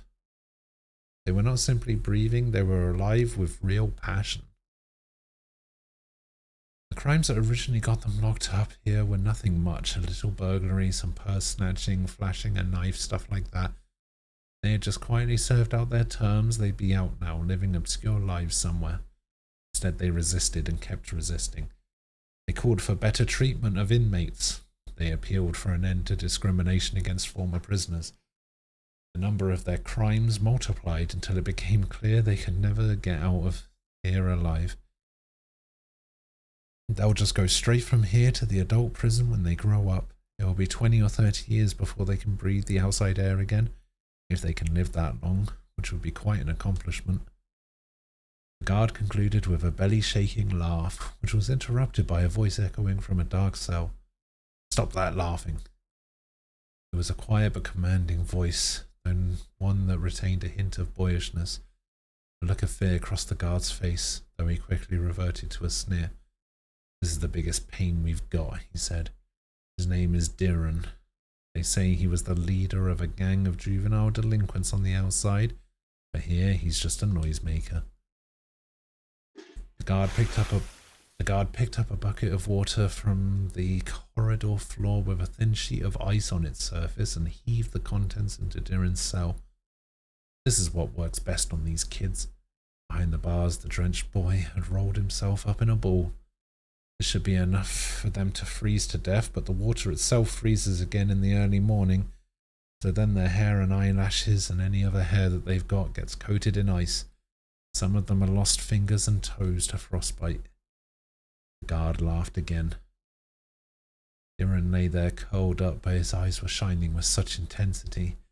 It was as if he were trying to melt the ice with the heat seething in his breast. Kaim knew those eyes. They were the eyes of a warrior, and not just any warrior, but one on the very front line in a losing battle who watches for a chance to turn the battle in his favor. And Kaim knew something else, that the system was beginning to unravel. It had kept the people in a state of suppression for 80 long years ever since the revolution, but the very moment of its undoing had arrived. The prison fires started that night. Kaim, it's the coup! The guard came running to report the situation from the outside. Fires had been set throughout the city, he said. This was, of course, the uprising that government intelligence had anticipated. Martial law was declared and the government was mobilizing the entire police force and army. Word had come too that the ringleaders were already under arrest. One element, however, had been wholly unanticipated. The guard informed him, the wind is strong tonight. Fanned by unseasonable winds, the flames were racing through the city. On orders from the commissioner, we are not to fight fires in the juvenile prison, is that clear? Do not engage in firefighting here. In other words, no one would be coming to save the inmates. It can't be helped, said the guard. The army and the fire department have all they can do to put out the fires in the city and evacuate the people. They can't spare any men to protect this place, and we've been ordered to join in the rescue effort in town. I guess that means we let the kids out. That was a given, Kaim assumed. Left locked up in their cells, the young inmates would burn to death. Don't be ridiculous, the guard shot back. These kids are all losers. We've gone to the trouble of locking them in here and now we're supposed to let them out? Are you serious? Kaim replied. Are you serious? I can't believe you'd say anything so stupid. I'm telling you, they're losers. We don't have time to save them, and we're certainly not going to let them run loose. The commissioner would never allow such a thing. He obviously meant every word he was saying. They were planning to let them die. Yeah, fuck it, let them. The flames were spreading quickly. The screams could be heard throughout the prison. There was no time to appeal directly to the commissioner, and such an appeal would only end in failure, he was sure. Give me the cell keys, Kaim said. You're joking, the guard laughed. There was only one thing to do. Without a word, Kaim landed a punch in the guard's solar plexus. Wow. Like, the first few dreams, there was a lot of uses of the word solar plexus, but that's the first one. First one there's been for a while. The guard went down in a heap and Kaim tore the Columba keys from his belt. The first cell he opened was Diren's. The boy came out looking confused. Are you one of us? He asked Kaim. Are you with the coup? Not interested, he answered. Why are you letting us go? Diren asked. Because I don't like dividing people into winners and losers. Thanks, Diren said. Sporting a big grin, he took the keys from Kaim and turned away to start opening the other cells. I want you to come back, Kaim said to him from behind. What's that? This is an emergency evacuation. When the sun comes up and the fires are out, I want you to come back here. You kids still haven't finished paying for your crimes. God, Kaim's an idiot sometimes, you know that. You must be kidding. Not at all, Kaim said. If you kids run away, that will just prove they're right. Once a loser, always a loser. Is that alright with you? Don't you want to show the ones who rule this country that they're wrong, that people can change? But we'll never get a chance like this. This coup is going to fail. You can run around all you want, but they're going to catch you in the end. You'll always be branded losers. They might even kill you when they catch you. Diren turned to stare at Kaim. The prison was already surrounded by flames. Against this bright red backdrop, Diren's eyes still burned with the fighting spirit of a warrior. This country's political system can't last much longer. The day will come when you kids can leave prison with your heads held high. I absolutely believe that, and because I believe that, I don't want to see you die for nothing. Kaim turned from Diren to pull the guard up from the floor. Come back after sunrise. With this final admonition to Diren, Kaim hoisted the guard onto his back and trudged away. Now the question is, did they come back? These events occurred 50 years ago. An air of freedom pervades the country now when Kime visits 50 years later. True, he does catch glimpses of young toughs and juvenile delinquents where the nightlife thrives, but he feels this is just a sign of the free and easy times. An old man calls out to him, "Are you a traveller?" When Kime nods, the man says with a smile, "You're in luck. We're having a celebration in Revolution Square today. I hear the grand old man of the revolution is going to attend. It will keep going all night long." A celebration? That's right. I see you're too young to know what happened here in the old days. We had a coup 50 years ago on this very day. The coup itself was put down in one night, but the rebel troops set fires all through the city, so the rest of us were running around like crazy in all directions. Fanned by the wind, the flames quickly enveloped the whole city, and a lot of the people were stranded on a sandbar downwind. I was one of them. I had my pregnant wife and baby daughter with me, so I couldn't just dive into the river to escape. Before we knew it, sparks were raining down on the sandbar, and I figured we were done for. We'd all burn to death as soon as the dry grass caught fire. Just as he was giving us hope, he says a helping hand was extended to him. Oh, he was giving up hope, he says. A helping hand was extended to them from the most unlikely source. The kids from the juvenile prison came to help us. They were all skin and bones, and their prison uniforms were falling apart. The prison staff hardly fed them a thing, but they pulled what little strength they had. They saved old folks and children from the sandbar, and they struggled to douse the fires that caught in the dry grass. I saw one boy carry a child across the river and collapse and die the second after he reached the shore. Some of the ones who were fighting grass fires were overcome by the smoke and burned to death. They risked their lives to save us. Their own lives were not worth living, but those losers risked their lives to save the lives of winners like us. When the sun came up and they could be sure that the fires were safely out, the young inmates went back to the prison. Yes, it's true, the place was an absolute hell for them, but they went back inside just the same. Not one of them took advantage of the confusion to run away. They played it strictly by the rules, wouldn't you say? We were really moved by their behavior, and people started saying that maybe these losers had their good points after all. Maybe once a loser, always a loser was wrong. The whispers spread throughout the country, quietly but surely. Soon the view emerged that the treatment of juvenile prison inmates should be improved. Another increasingly widely held view was that society ought to welcome ex-inmates more warmly once they paid for their crimes. Finally, the change in attitude towards loser children took the shape of dissatisfaction with the political system that had continued to foster such a dictatorship, and 40 years ago, a second coup occurred. This next coup took the shape of a citizens' revolution that involved the masses, and for that reason it succeeded. That's how the form of government we have today got it started. Listening to the old man's reminiscences, Kime finds himself smiling and nodding again and again, deeply moved. The last thing the old man tells him is the name of the hero who led the revolution and became the first president of the new government. Diran! What a guy. Tens of thousands of people have gathered in Revolution Square as fireworks are set aloft and a brass band plays the rousing national anthem. The grand old man of the revolution takes to the stage amid thunderous cheers and applause. Diran, Diran, our Diran.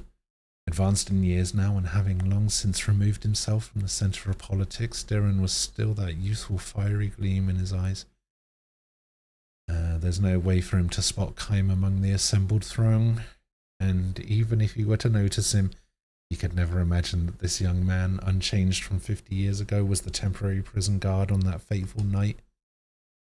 Still, the old hero proclaims, "People can change. There are no winners or losers." His words are greeted with cheer and fireworks, and the excitement of celebration reached its peak. Kime makes his way to a stand at the far end of the square and buys himself a cup of liquor. He raises his cup to the hero of the revolution, who from the distant vantage point appears to him no larger than a speck. He downs the drink in a single breath. When the intensely strong liquor has passed his throat, he leaves a sweet and mellow aftertaste. Hooray! It all worked out swimmingly. Okay, I think I only have... Yes, I only have one more dream.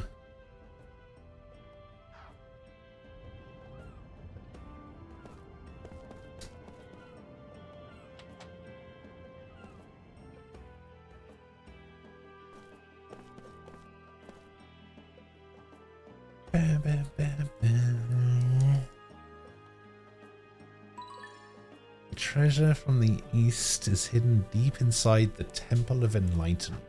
What the hell is the Temple of Enlightenment?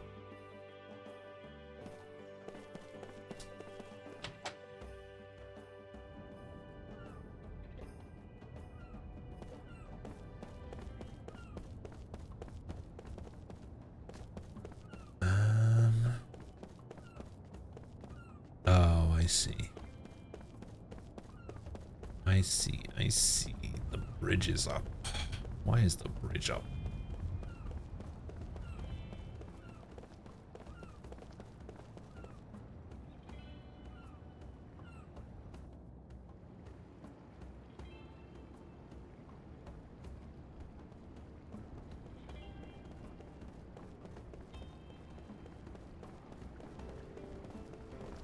Why you gotta be out here putting bridges up, eh?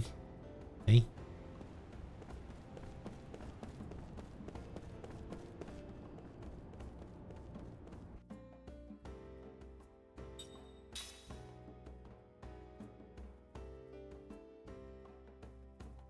Bam, bam, bam, bam.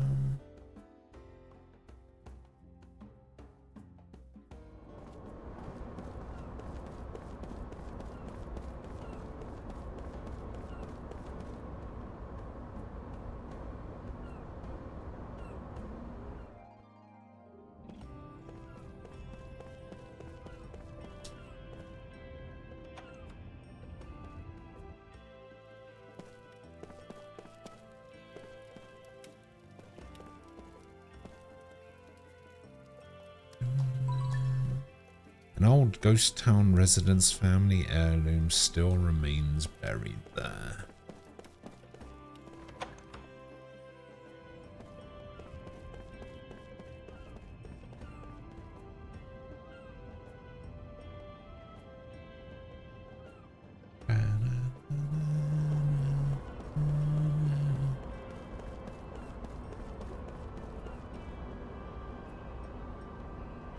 Yes, Ghost VTS Town.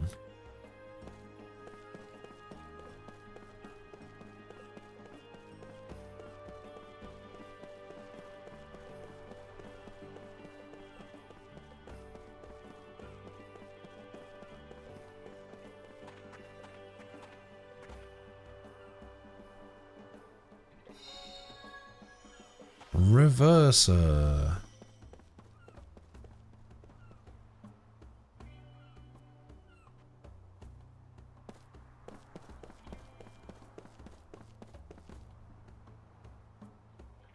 This is Liram's house.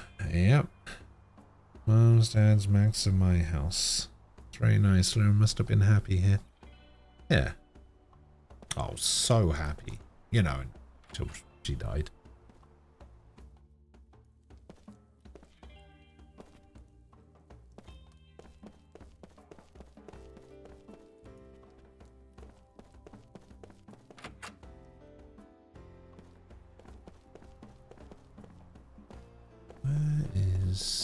Oh, there. Give it the tough seed, and we get ourselves a fuzzy seed. Grand Staff Construction Base.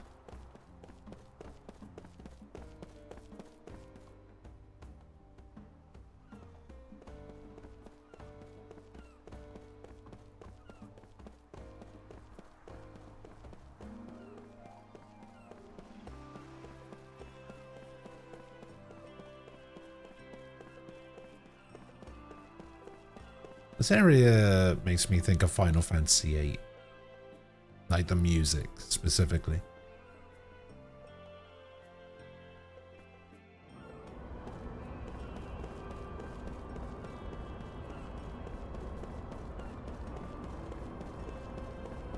town is Tosca? Oh, is that the one with all of the it's the one with all the statues, right?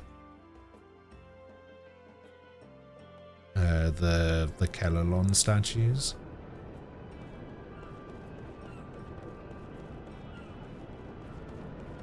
Is that Tosca?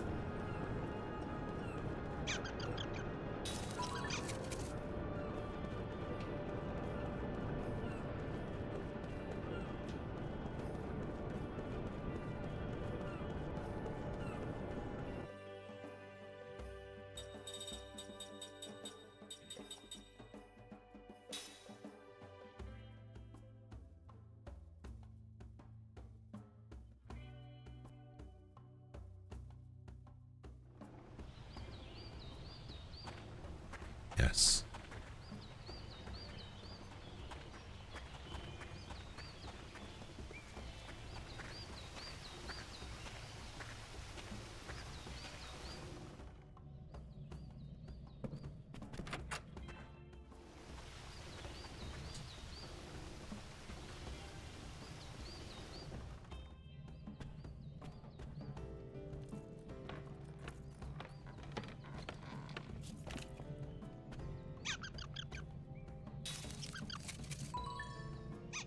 Smooth seed.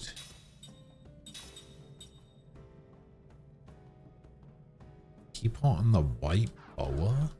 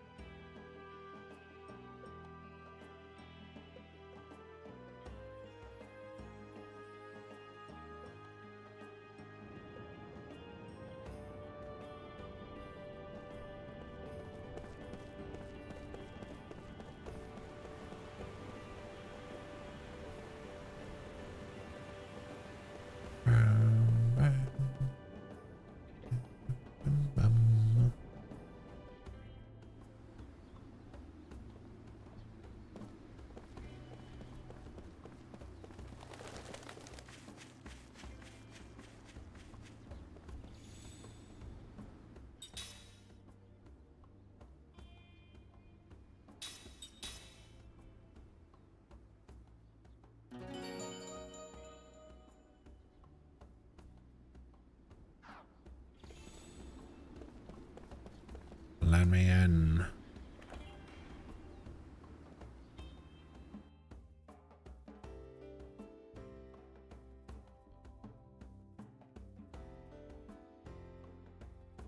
Hello, Kakanus. No! Alright, let me restart.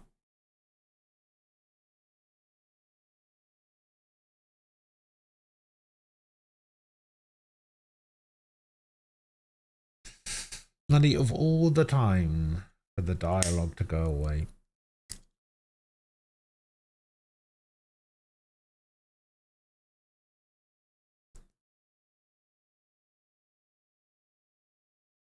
This one might be unsalvageable though. I think it has something to do with like the cache, because the game sort of like stutters every time I enter a new screen. I think it has something to do with that.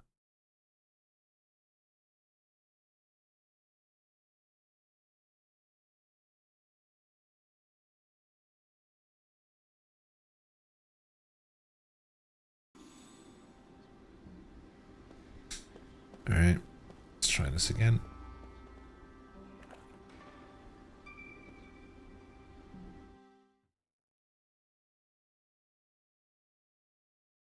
These.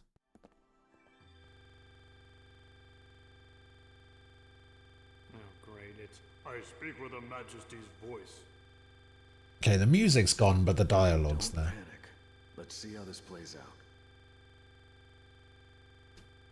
Got that horrible noise in the background, though. Welcome home, Your Majesty. Thank you all for bringing our queen home to us unharmed. Wow, I didn't see that coming. I don't trust him at all. God, why has it done this? Huh? General, I have caused you concern. I ask that you look at me. All of our people prayed for your safe return every day you were away from us.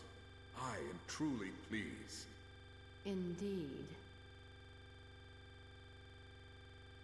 You must be tired from your long journey. Please, rest and refresh yourself.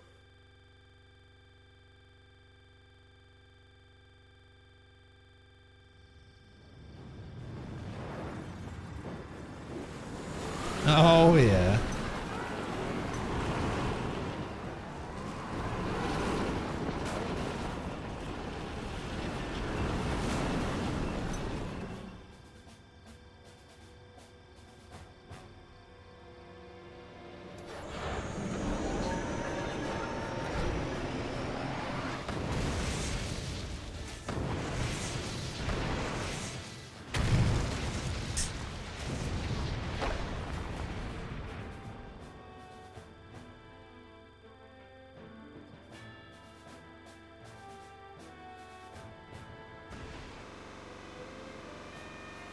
The hell is that noise now?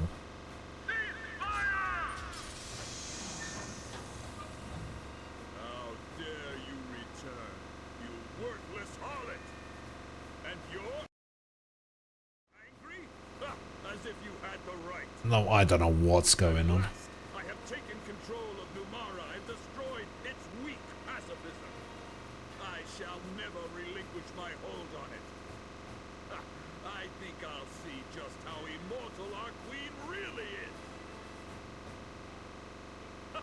Jesus Christ. Do you see now? Numara is mine. The people of Numara belong to no one! Your Majesty? General, you are such a fool. What is happening to the... You planned this! Those who cannot conquer their desires shall never be fit to lead. How pathetic you are. What? Oh, God. I'll kill you all! Oh, thank God that's gone. If it's a fight you want, you got it.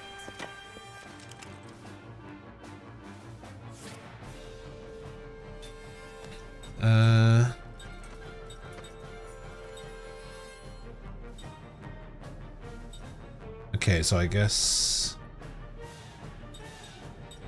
these charge up separately. I mean, I guess I'll take out the other heavy tanks first.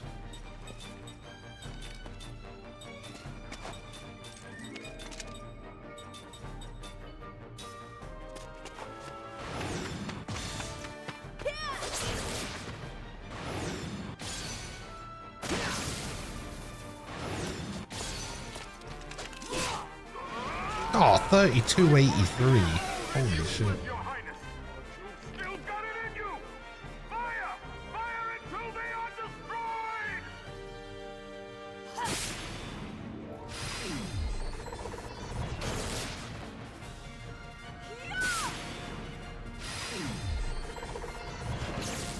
Boom. Oh, what the hell?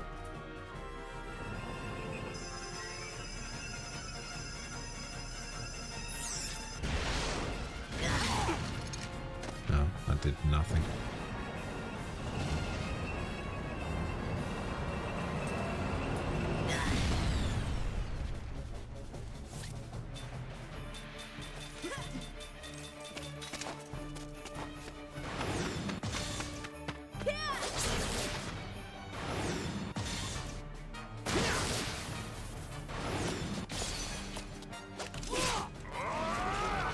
Rah! I can make this nation stronger than pacifists and cowards like you! I am not finished yet! I will destroy you!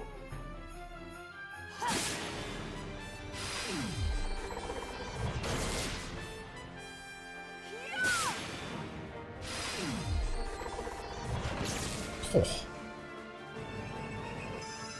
Volcanon.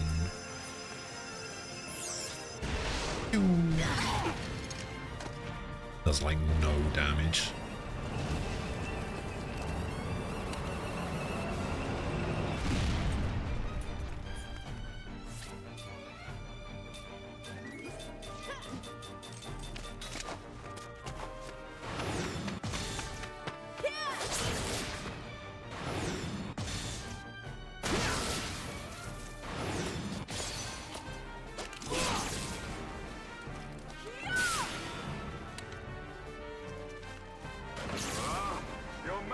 Nice. Haven't you seen the state of the world?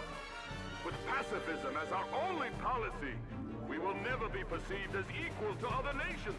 In truth, the day is coming soon when we will be forced to capitulate. Yes, I realized after seeing the world that sometimes power is needed.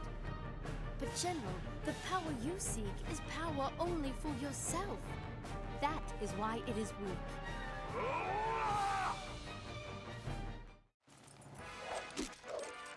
Hooray! Guess I've still got a lot to learn. 99 caliber magic rifle. Hell yeah.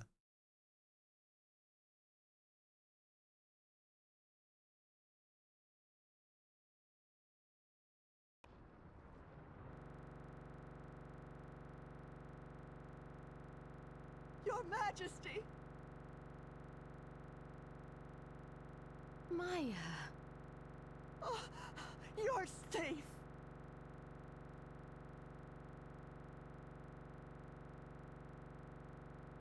I'm so sorry we failed to anticipate Kakanas' scheme. It's not your fault. I was too lenient with him by far.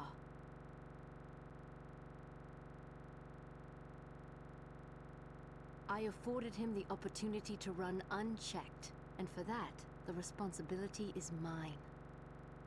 Don't blame yourself. He's right. I mean, that general is twisted.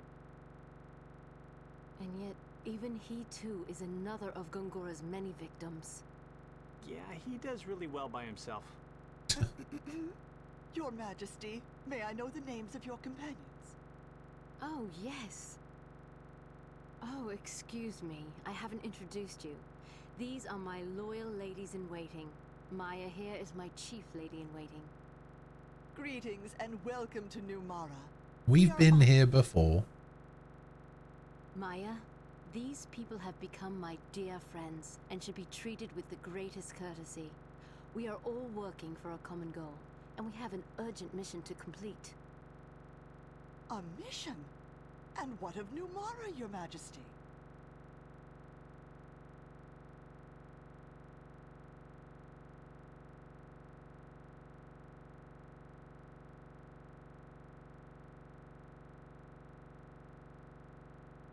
Huh? Your Majesty? Until I carry out this mission, I shall have to be away from my people. During that time, I shall entrust Numara to the care of my ladies. Oh, to us, Your Majesty? Please do as I would. As you have been closest to me, I believe you are capable of what I ask. I shall return as swiftly as possible.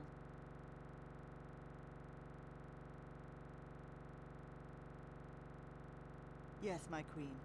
While your majesty is away, we shall protect Numara. We shall not fail. You better not.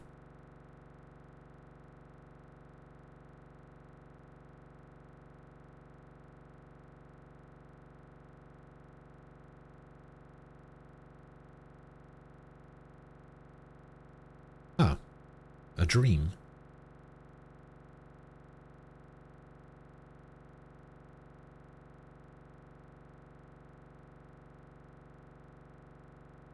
The last one.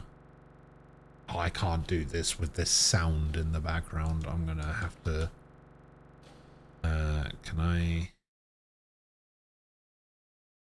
Yeah, I'm gonna skip this and read this later.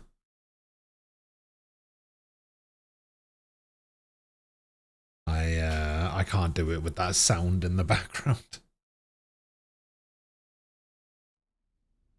We should take the white boa.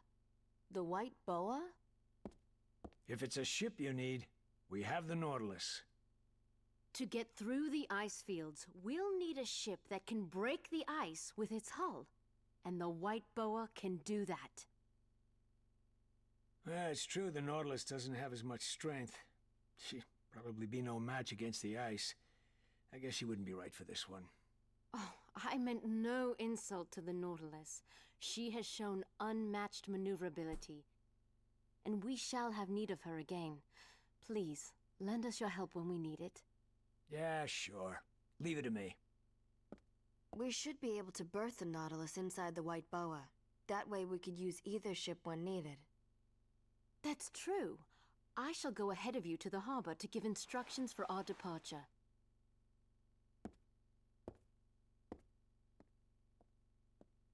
Ming. What is it? Will you go back? Not to our world, but to your country.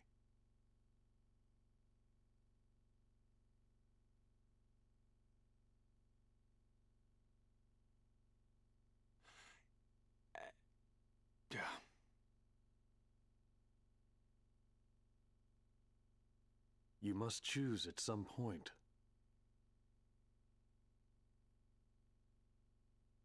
A 1,000 years is a long time. There are many important things to be done in this world.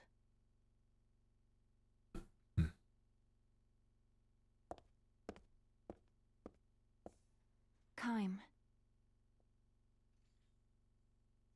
What will you do?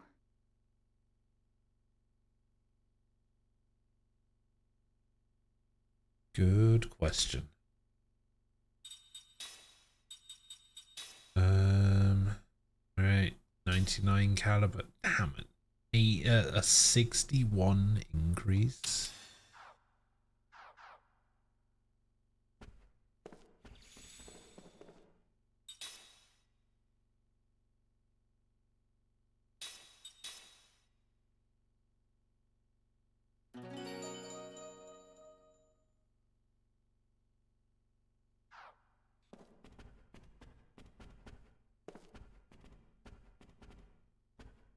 Open up.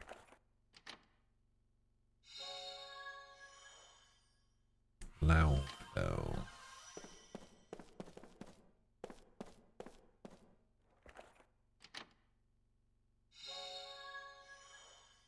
Seed.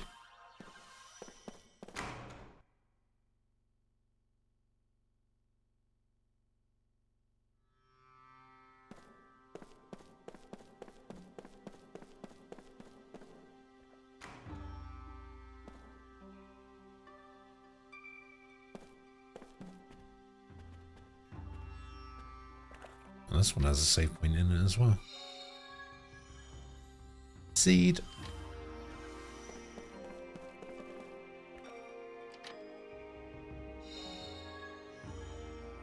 Forbidden explosives.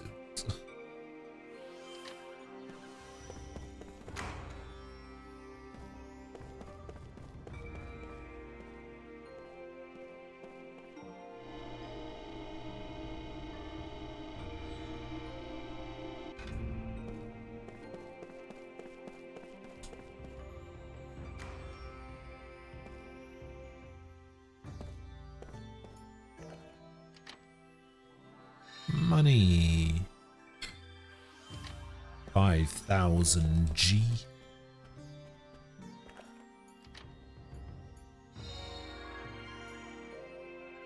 Seed.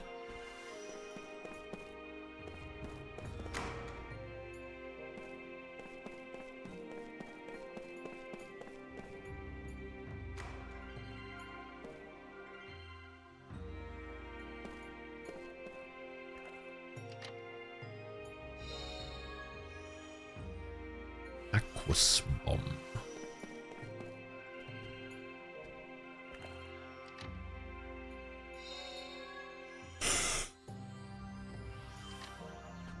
Spent magic engines.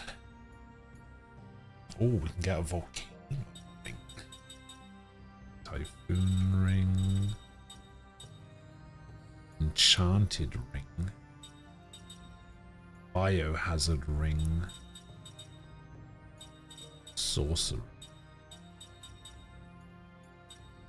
Eclipse ring. Burglar ring. Mauler ring. Amnesia ring.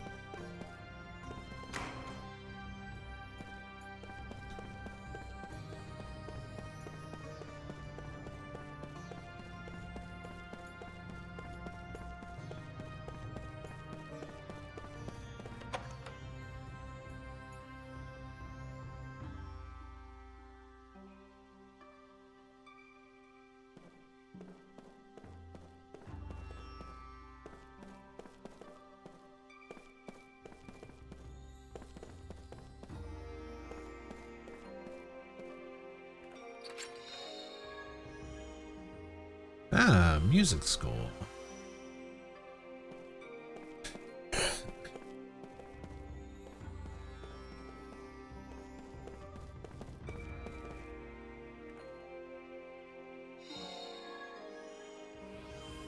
Seed.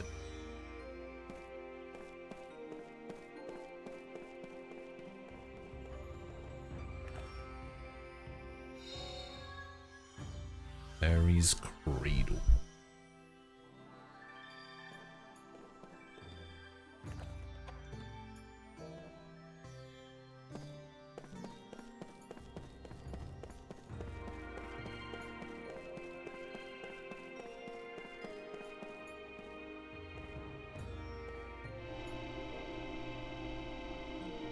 Morning, Nem.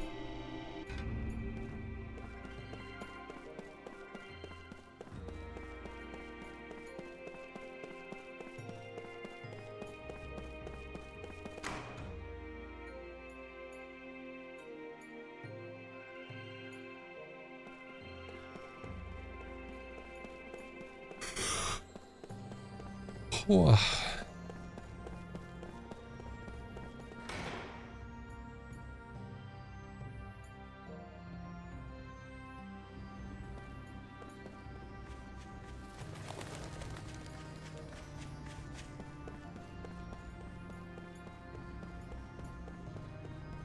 Oh, hello, Ray.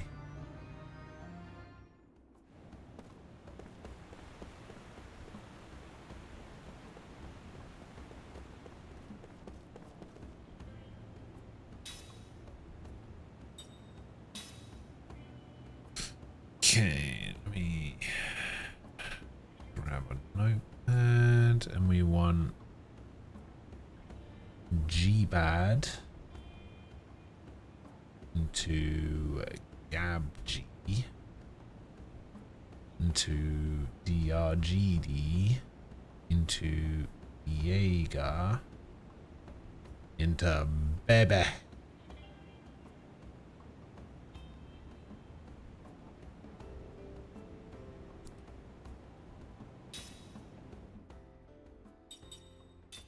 Alright, and we bring in 4 people here. Oh, we don't have Ming. Wow. Guess that makes sense.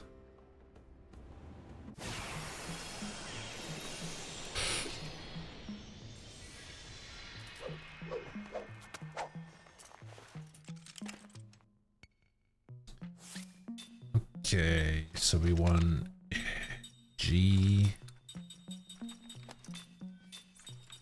Bad.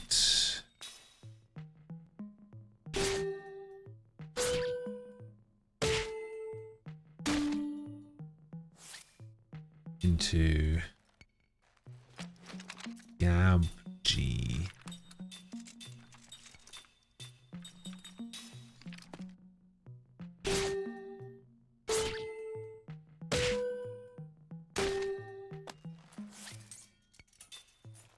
To DRG. DRG.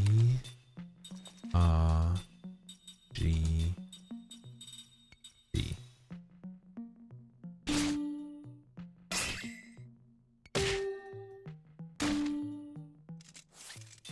Into EA. GA.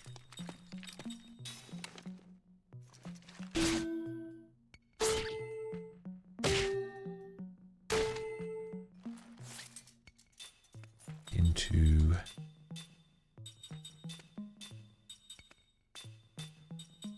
baby.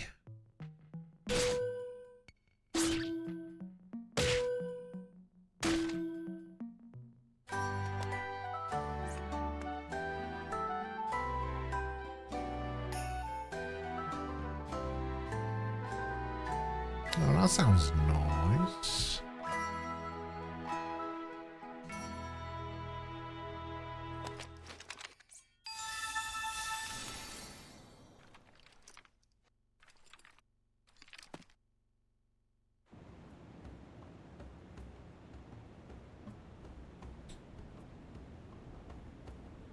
What's in the box?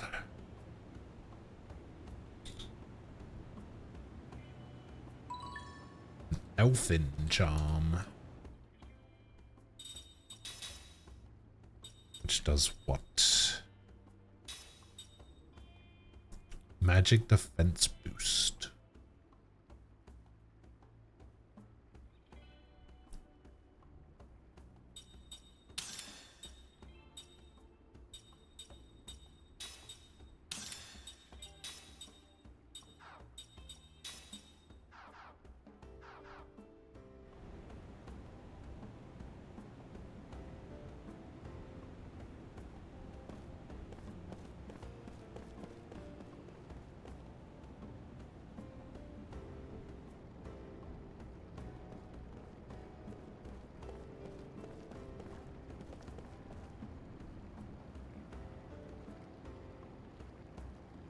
The girl with the dog.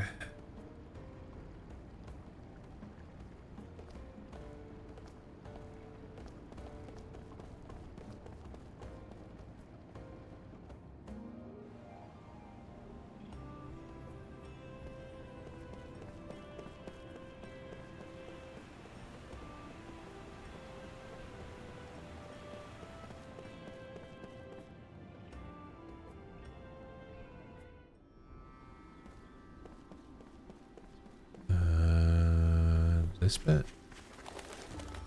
Ah, you found the injured bird. Pick up the bird. Yes.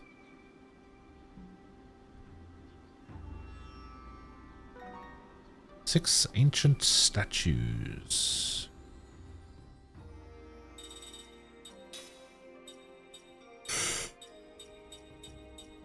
What does that get me? Absolutely nothing.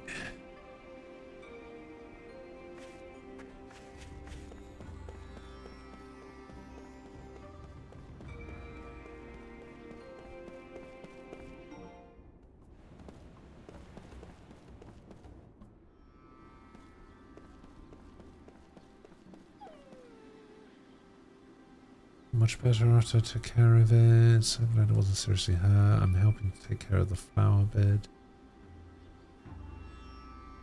I hope I see more beautiful flowers. You know, the ghost town beyond the port. There are all sorts of beautiful flowers blooming there. If only I had the seeds, I could grow some flowers. Sure.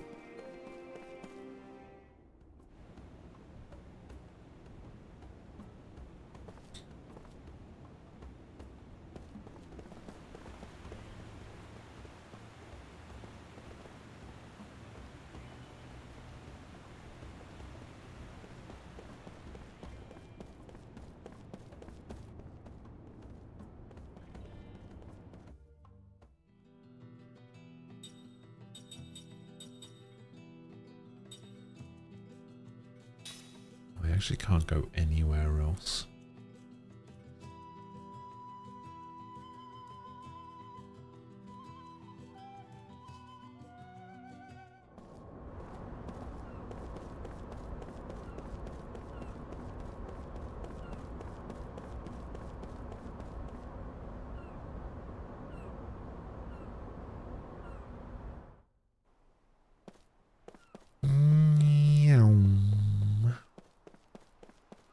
It's gonna be where we met Mac and Cook, right? Yeah.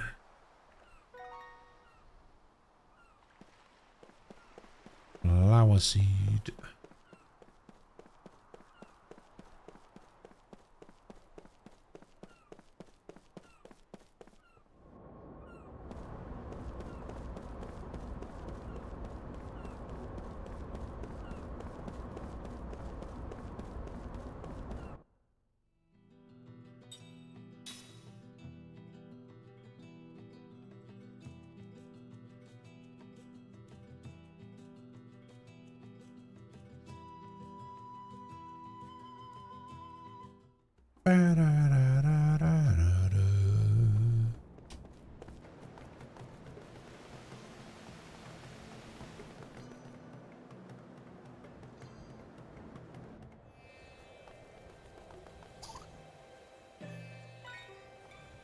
Healing stones, hooray!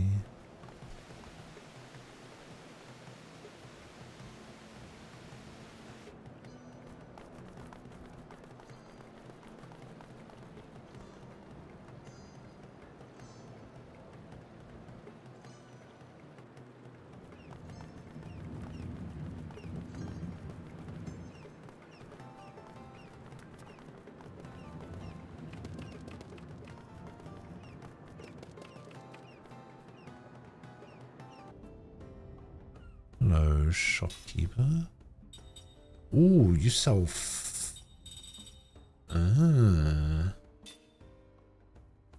platinum brand. Eh.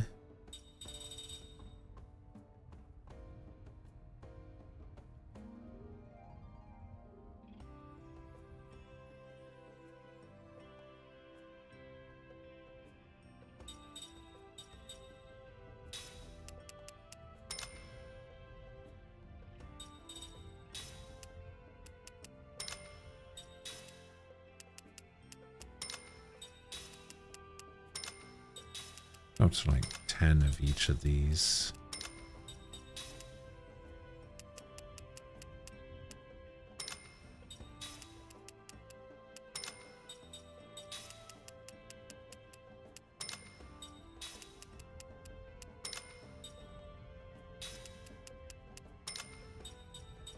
Just in case, you know. I think I will actually just buy this for total. Oh.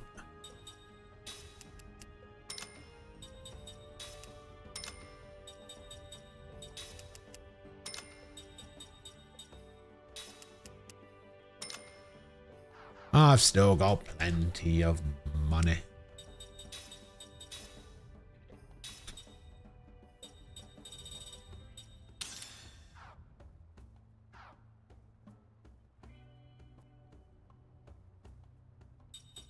See if I can do anything more with this. Enclosure ring.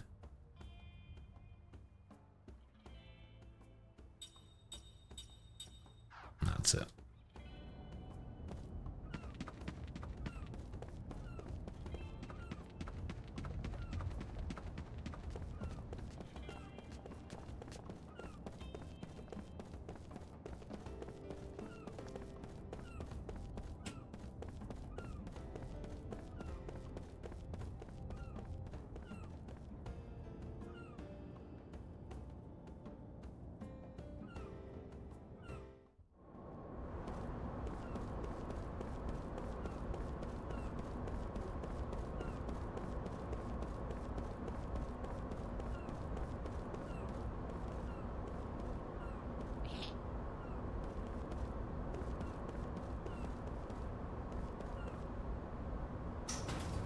Just do what you like. All right.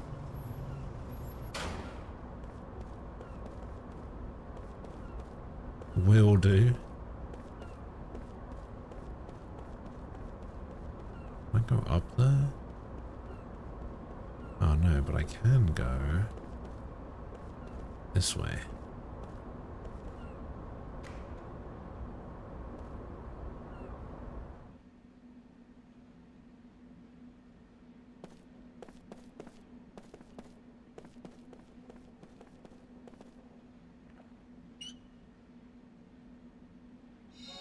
Seed.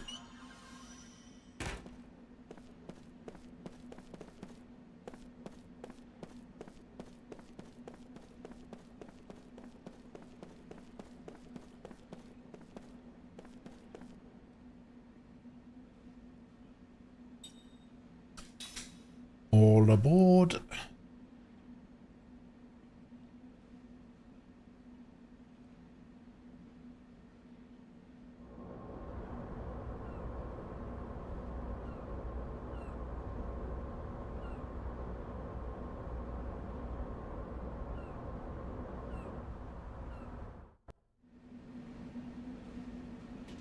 Oh, we're randomly Jansen now.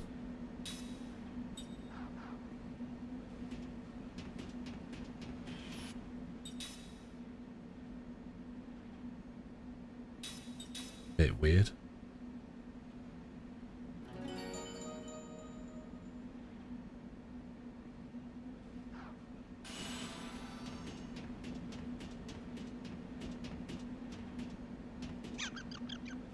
Teapot. Puffy seed. Rumor has it there's people in the pirate fortress. There's a pirate fortress?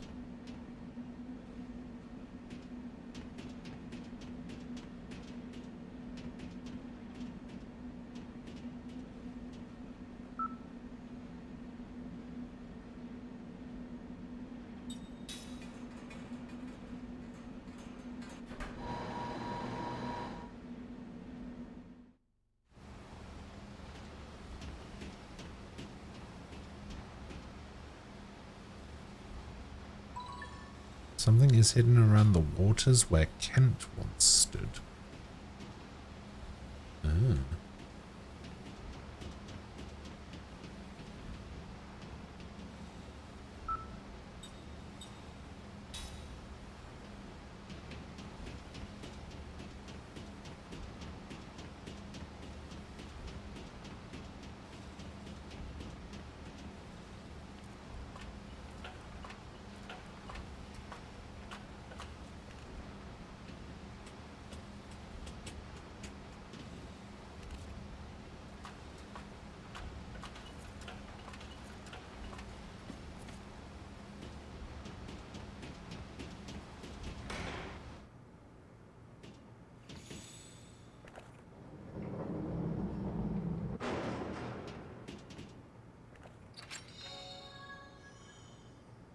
Seed.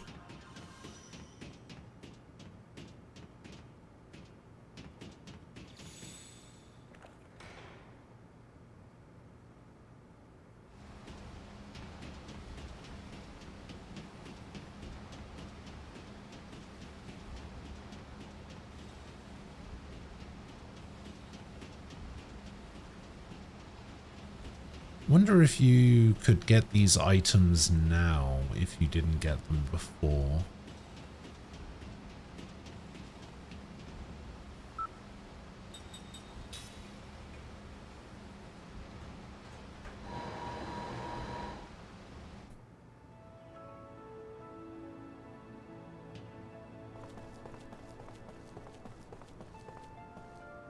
Oh yeah, I remember this area.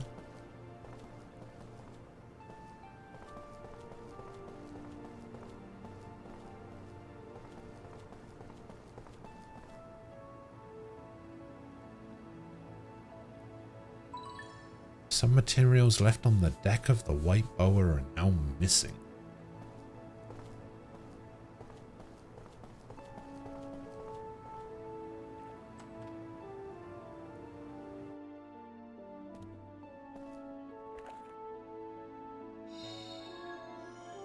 Got Less medicine. Flower of suspicion.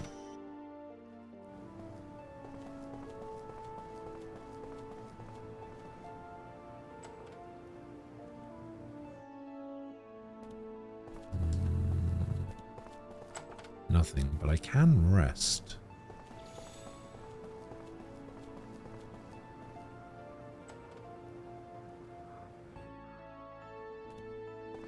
Just dark demons.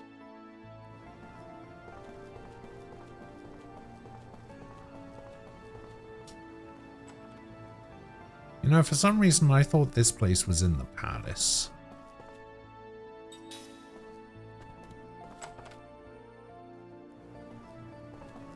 But yeah, I guess it would be on the boat, wouldn't it?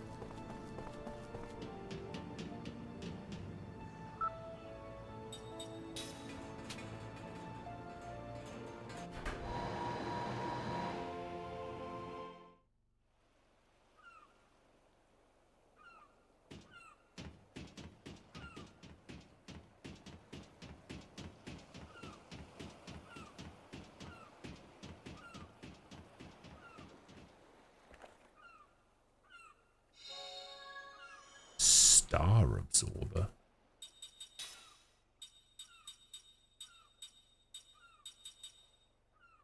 Absorb a significant amount of enemy MP. Who could that be over there?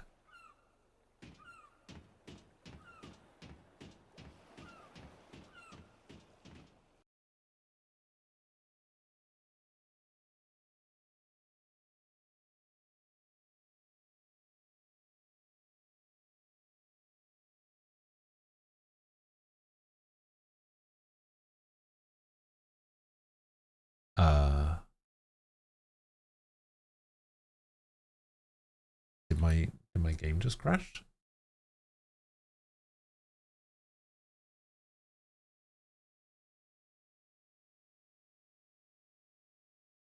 I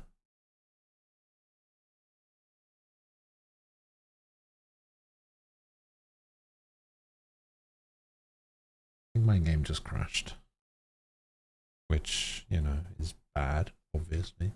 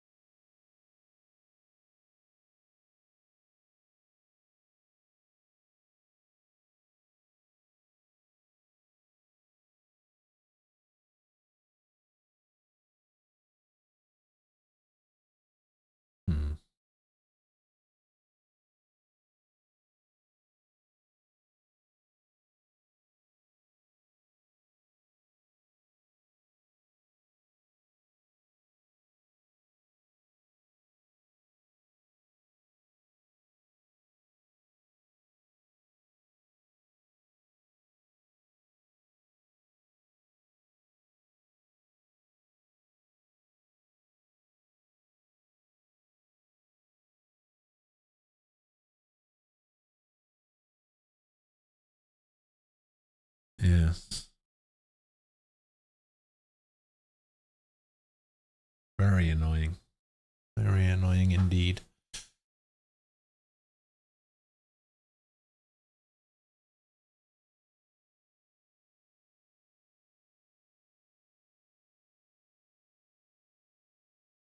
I gotta read all that shit I just did.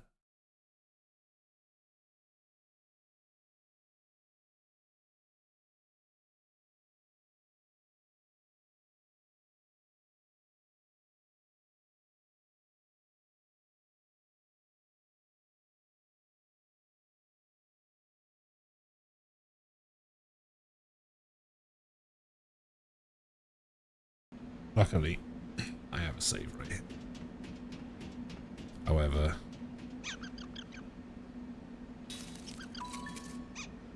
That does involve me doing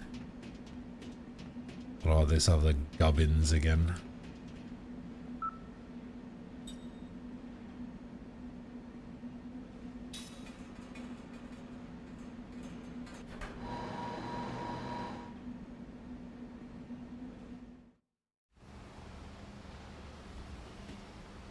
Yeah, to have a chat with this guy.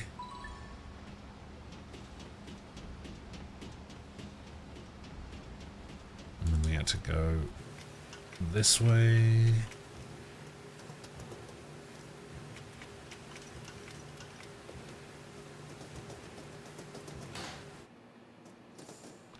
Open this up. Open this up.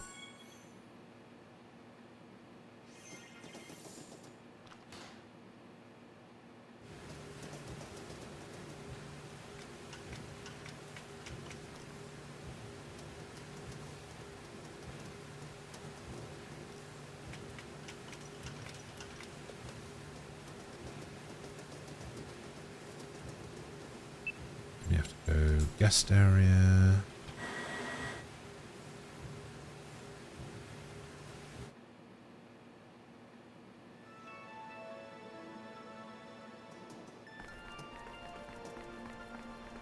We had to have a chat with you.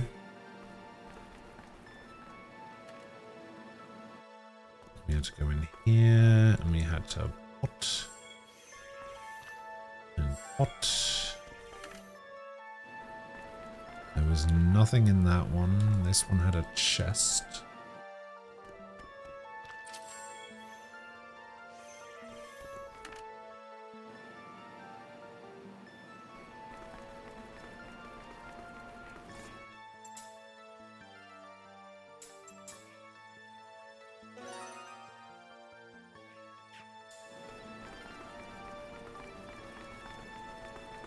There's nothing in the other room, and then we go main deck.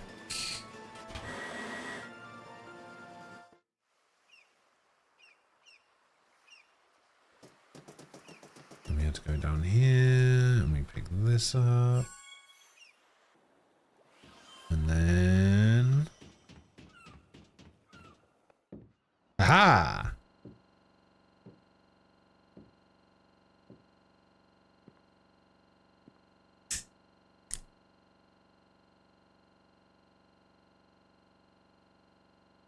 Damn, what a view.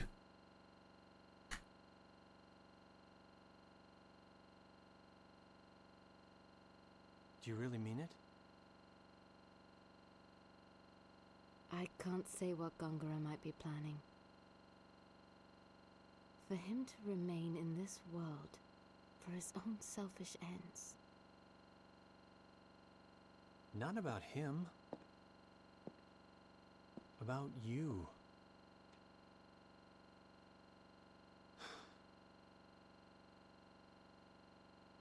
Don't you want to stay and save Numara?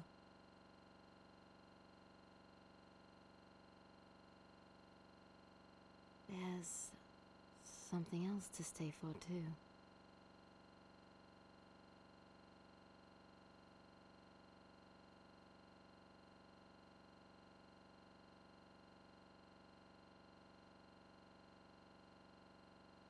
Oh my god, he's done it.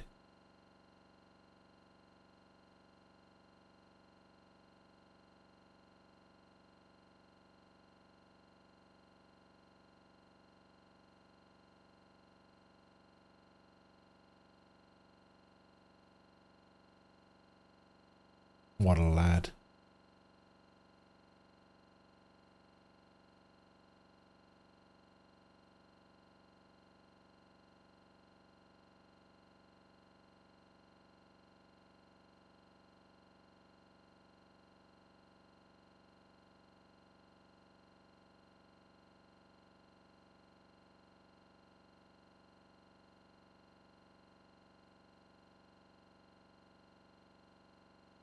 This won't be awkward in 50 years. Nah, I'll be fine. I'm so glad I met you.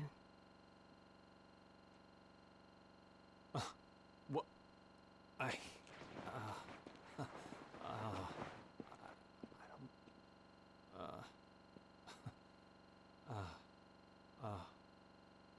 A bum? Like me?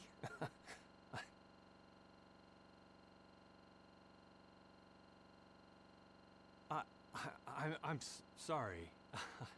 I'm not used to this, you know, getting serious like this, and, well, I mean, you, see, you're queen, you got a castle, it's, you know, own your own country, you know, and I'm serious when I fall in love. I mean, you know, I don't play around like that. I mean, I know I am good looking and kind of irresistible. But see, I never thought you'd get serious about me, and I gotta tell you, I mean, you being immortal, and I'm just, you know, just a regular guy, you know, good sense of humor, you know, but I don't know what to say. Help me. So queens shouldn't fall in love?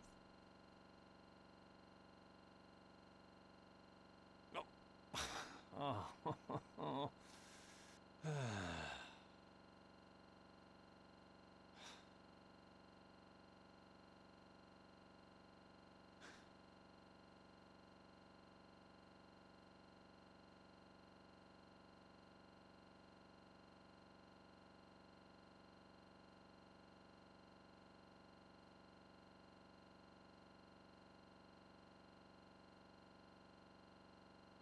Hmm?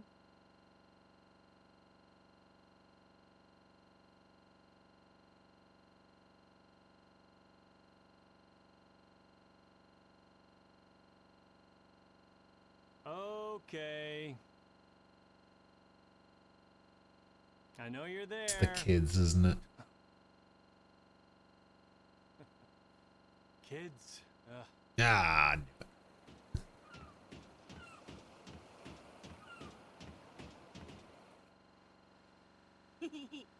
She likes you. You two little snoops. That's sweet. He's blushing. You're so cute, Jason. Ow! What are you, Seth's sister?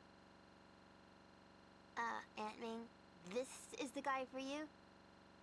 He's the only one for me.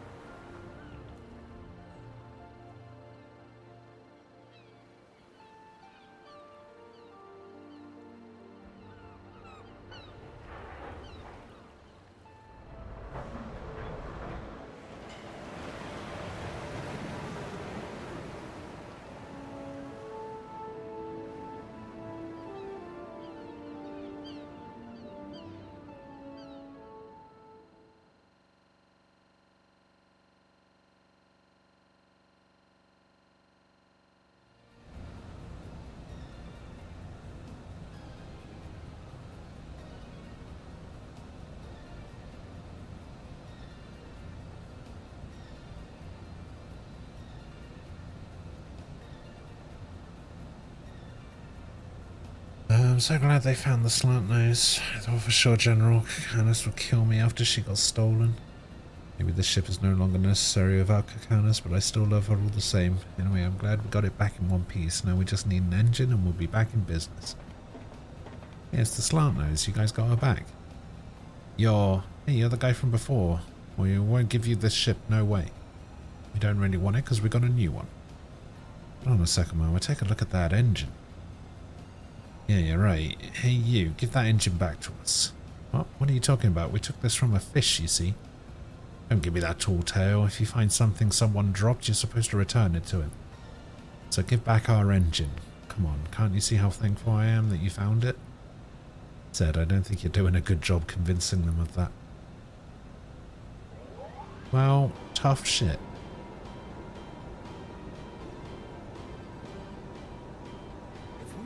Engine on my Nautilus, we'd be in business.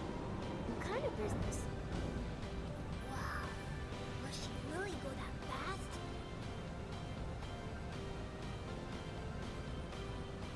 Yep, she'll be faster than the white boa. Ha! and she'll be able to jump again. Oh, hell yeah. Wait, why? What is the point of being able to jump? That's so cool.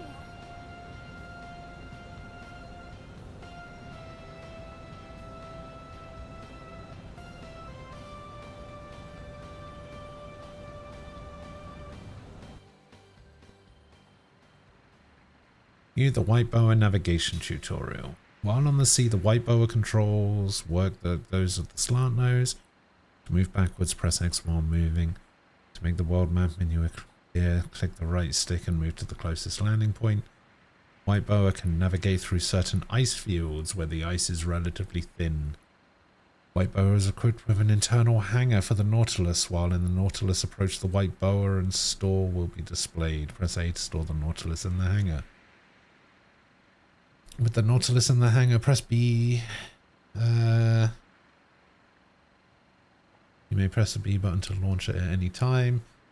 RB to go to the pilot house of the white boa. Bring up the navigation screen. Approach the pilot seat and select yes. When you're in the white boa, you can save your game or shop at all times.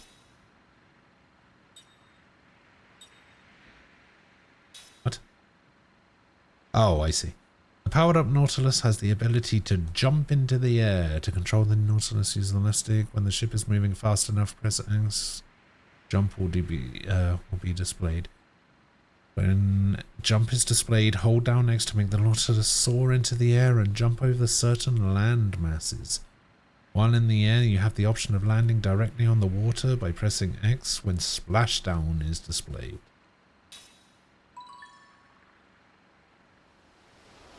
Oh my god, this thing is so slow.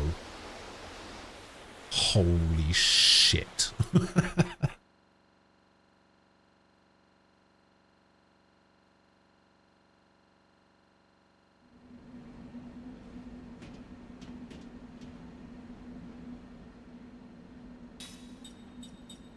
Oh, yes. Thank you for reminding me. Which, you know, didn't happen, but...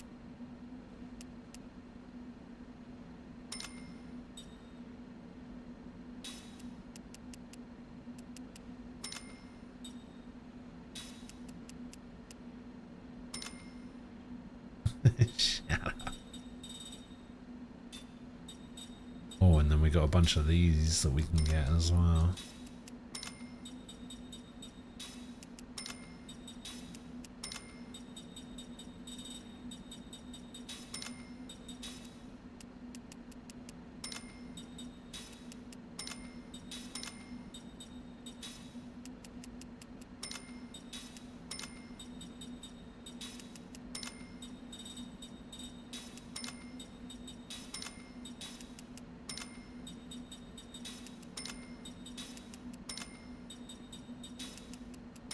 I imagine a bunch more side quests have just opened up.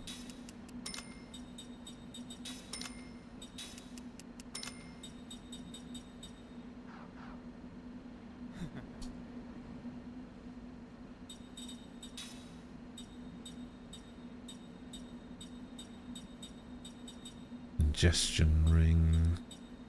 That's it. Nothing new.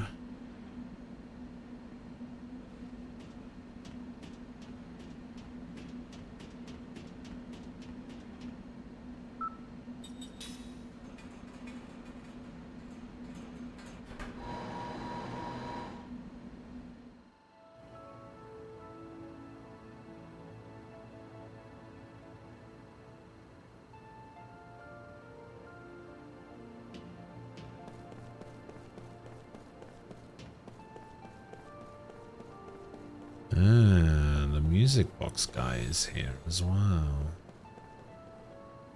Oh, it's a different music box person, I guess.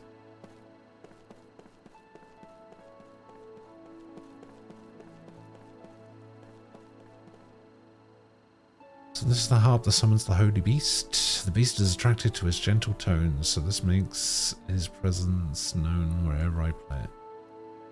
There you go then, you probably haven't seen him in a while anyway, right?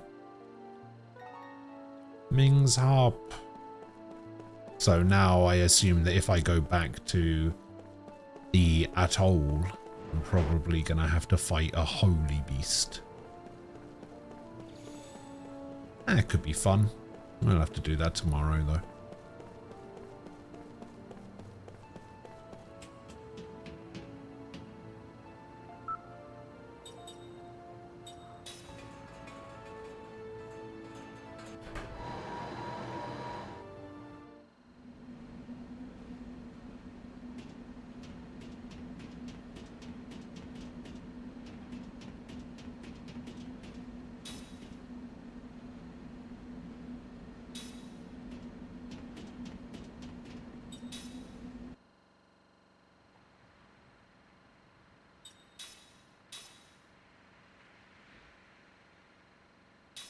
We're on the shining ocean.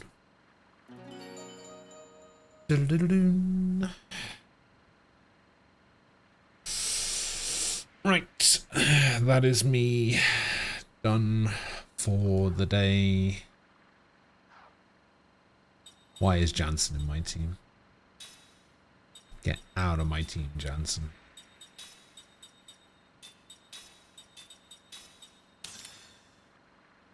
I'm gonna have to resave because I'll forget to do that.